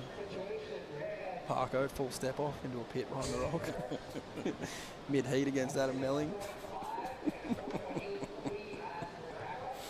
Play on, I say. Let the king have his waves. Get some stuff with maybe wax going on, but that's not really at professional level. You think more kind of board riders type stuff. Yeah. Maybe some sort of soap on the wax type thing. Yeah, we just haven't really seen it, have we? Oh, yeah, we were talking about what have we got? I've seen some leash fin plugs actually be unscrewed. Ooh, okay. Yeah. Wow. Yeah. So this is actually don't know who though. This yeah. Yep. Sunset Beach. Just a little bit undone. Couple of turns. Maybe like 3 turns. All 3 of them. Yeah. Wow. Yeah. Pretty spicy. So you've got to leave a little nub just to hold on the paddle, but so first wave, it kind of... Yeah. Wow. The technology these days is pretty good. Most of the fins, Futures, FCS, obviously FCS2, they just kind of stay in. All right, here goes Jenkinson. She's rallying here. Nice turn, good amplitude, up into the lip, but then down time. There's a good wave. It had a bit of power and speed, but she was kind of a little bit behind the pocket rather than right in there. And she's pushing hard. She's doing the right thing here. She's on the wrong end of a big number. She needs an 8-8, but what she really wants to do is think a couple of 5s. I've got time. Get myself a 5, change the requirement, put a bit of pressure back on. She did the hard part. She identified a pretty fun-looking wave. But, yeah, like you said, just a little bit caught behind. We were talking earlier about music, weren't we, and amping up and how important that is to a lot of people. What about if you could maybe just get one of your friends kind of codes for their phone, kind of hack in, just sort of alter the Bluetooth and put a song on that you know they don't like. So give them a terrible song for their heads. That'd throw me. Yeah. Quite hard to do that, yeah. though, isn't it? Oh, here we go. Again. Sick. Zoe, love this. The air show from her on the left. There's 3 Australians. Couple of bronzed Aussies. Yeah, just strolling down the beach. A bit of swagger. Pretty intimidating 3-pack. Definitely not cool enough to sit at that bench. You're not too fast. Would we say intimidating? There's a lot of surf quality there, but they're not like scary. You wouldn't be convinced to break the law with them. Wouldn't go into battle. All right, what do we got? This was the last wave of Emily Jenkinson. I like the look of that wave. Had really good coping, really good shape, but unfortunately just a little bit out of rhythm with it. Nice snap at the start of that wave there, but just unfortunately maybe sort of giving it a bit too much and just sort of just therefore just being a little bit behind it from here. But there was a little moment here, if she was just able to be a little bit earlier, she might have been able to extract a few more points. And the judges sort of thought the same thing. They essentially gave her a 3 just for that first turn. And so, of course, if you can kind of combo that add them together, it definitely would have been a wave that she would have been able to kind of put in the scoreline and start to chip away at that 8 requirement. But unfortunately, it's sort of just another 2 to 3 point score ranger. So it's not really going to chip away at the requirement too much. As we see out the back now, Zoe, who's attempted a few lefts. Yeah, look at the freedom she's surfing with under, what, 1:20 on the clock. Just kind of drifting in and cruising on an outside section. And she'll look to tee off on just a steep runner here. Loads of speed.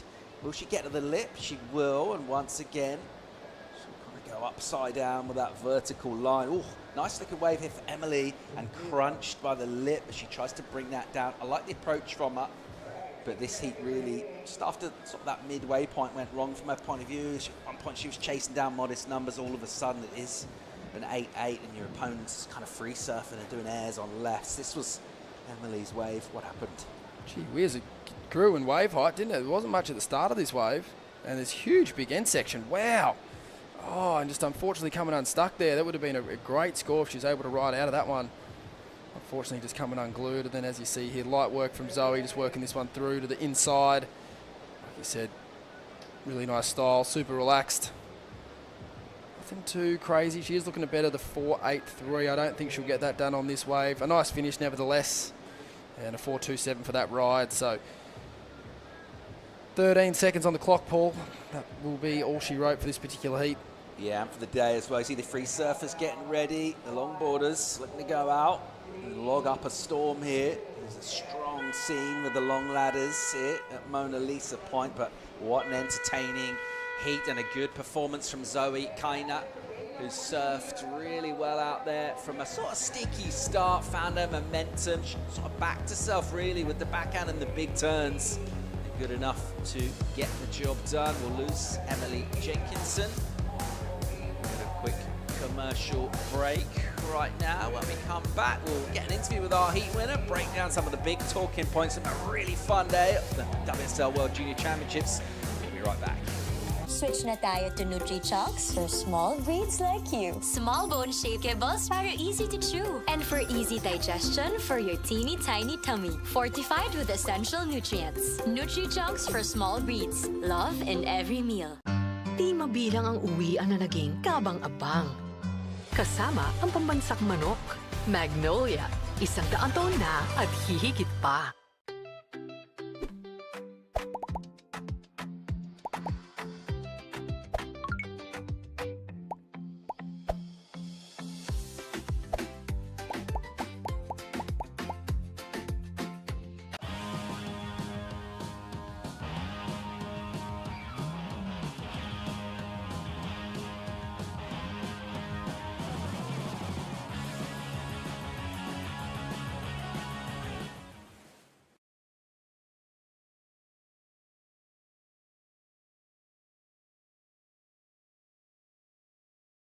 Evening will be beautiful golden sunset here right now. That winning feeling, form of our surfer out of Hawaii, set the USA here. Should be absolutely stoked with the way that went down. Zoe Kaina finding rhythm, finding form, and able really to go to the backhand weaponry and a bit of an advantage, just particularly with the way things are. That inside section stays, that chance to go backhand and go super vert. But she wasn't done there. She thought she'd get some lefts as well. Do some airs. Love it. Just a couple of testers to see how the lefts are feeling. Never know when that might come in handy later in the week. I don't think we're expecting any massive days as well from here on out. A couple of fun days. Have you enjoyed your day? You've been out in the heat there, the searing heat of the beach, interviewing. You've been in the studio, in the AC.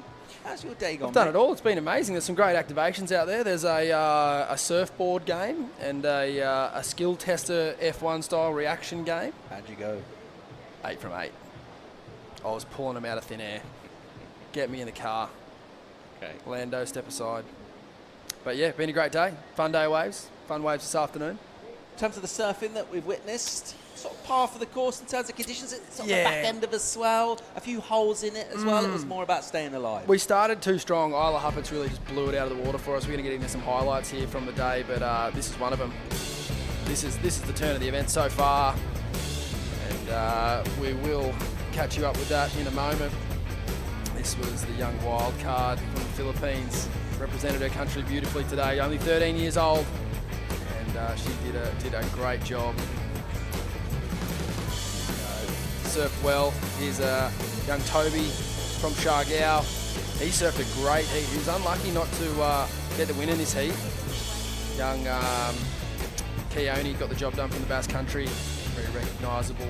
Sierra Kerr there walking down for her heat. She had a real tight battle on her hands here, and she just showed her maturity in her class, getting the job done. She got this score with not too much time remaining. Beautiful bottom turn there. Yeah, just showing that technique really. When she gets the sections and gets the wave, even when she's maybe not feeling 100%, she's that good. She's got the weapons. A bit of confidence you would expect will grow for her from that. Love to see Lucas Skinner amongst it here. Great chance if he goes well for a long time. Oh, how good would that be? Oh, the Bulldog would be just shaking in his boots at the thought of that. And you will be too, mate. We're going to have to keep you on ice all week, I reckon. He's looking good. He got the highest score of the round in this heat. And a good heat yesterday too. He's unlucky to not win that heat as well. So he's had a couple of good heats. He's looking really strong. And this was Gabriel Klausner. He needed this score right at the end here. He needed a 5.94 and was able to lock in a 7.33. Absolutely smashed those first two turns. And then a couple of nice pieces of joining work to get the job done here at the end. And managed to catch up with him after. What more has he got to do for an 8, lads? He's got to go fast and rip checks. that wave. Yeah, on the Quicksilver boardies, and that wave just kept providing, just driving down the line, loving it. Good surfing from him. Absolutely feeling it as well. It was a tough position in the heat, but really our top moment, and this was first thing this morning. Look at this wave. Wow. That was an amazing turn there from Isla Huppert's. Drone angles, incredible. Beautiful work there from Ryan Williams. Massive, look at that. Half the board's out the back of the wave. Crazy layback snap. High risk maneuver. The judges absolutely loved it. We were talking about 9 points. The World Champ earlier. That was kind of Picklum-esque, wasn't it? It was, In yeah. lots of ways. Yeah, he did one big turn at sunset. Just giving it everything. Time to go down and hear from the winner of the last heat. Zoe is with Truzy. Thank you so much, Paul and Stace. Zoe, last heat of the day, you waited all day for it and you executed perfectly. How was it out there? Waves were really fun. Yeah, it was a really good heat. I was glad to able to get 2 decent scores on the board, and yeah, it was just like trade for trade out there. It's like every set wave, like it was good. Coming into these elimination round heats as well, you get a little bit of pressure because if you get second, you're out of the event. So how were you, keeping that pressure down and those stress levels low? Yeah, I just do I just breathe before the heats. I try not to work myself up and stuff, just kind of calm the nerves down and just stay relaxed and just pretend like it's a normal free surf out there. Well, you're looking really good into the round of 16. I'm sure you have lots of friends and family at home you'd like to say hi to. Yeah, thank you to my friends and family for watching, and my sponsors and all my supporters. Thank you so much, Zoe. We'll send it back to you guys. Yeah, job well done. Pretty cool customer as well, taking it all in her stride. Still early in the campaign here, but put a hand up as well with some major talent and some sort of skill set really fitting the wave. I think it's going to be through. We've been talking about that all day. Been able to match your surf into what the wave has on offer here. That's totally. key. Yeah, definitely. I think she found the tempo really well there. She's pushed hard when she needed to and was nice and light on her feet through those dead sections. So yeah, she's definitely looking strong so far. You've been making predictions about the year. What about the week ahead here? What about in terms of waves? What are we expecting? What are we kind of thinking? What are we feeling? There's a couple of waves on the way, but it's a really unique setup how the swell actually gets in here, and it comes up really quick and disappears really quick. So I think there'll be a few days where we might start with it a bit sleepy, and then it comes up in the afternoon and disappears overnight. So I think we're in a really good spot now. We've just done 2 massive days, so I think we can really kind of pick the best out of it from here on in, and don't really need a high swell height here. You just want that period to be kind of anything sort of higher than 8 or 9 seconds, and we do have that on the forecast. Heaps of days where it's 9 or 10 seconds and a metre as well. That'll, I reckon we'll get some really good, fun, competitive conditions. A bit of time to play with as well, haven't we? In terms of we can go right through till Sunday. It's only Monday here now, so we'll have some lay days. We can maybe just pick the eyes out of it. Let's see. I think we can slice a few off the cliff into the ocean up there at the golf course, and then get back here and crown a few world champions. That's sort of how the week's looking. What do you think we should do in the morning? Should we come down here for maybe a 7:30 call? Yeah, we'll come down for a 7:30 call. Myself personally, I'll be here at 5:30 practicing. But yeah, you're more than welcome to kind of sleep in and take it easy. Yeah. All right, so that's our official call for tomorrow morning. Similar to today, really. We'd keep rolling with that theme. It's a winning formula. 7:30 call for a potential 8 o'clock start. Best junior surfers in the world. WorldSurfLeague.com for all the updates and the highlights. Thanks for tuning in. We'll see you tomorrow. See you tomorrow.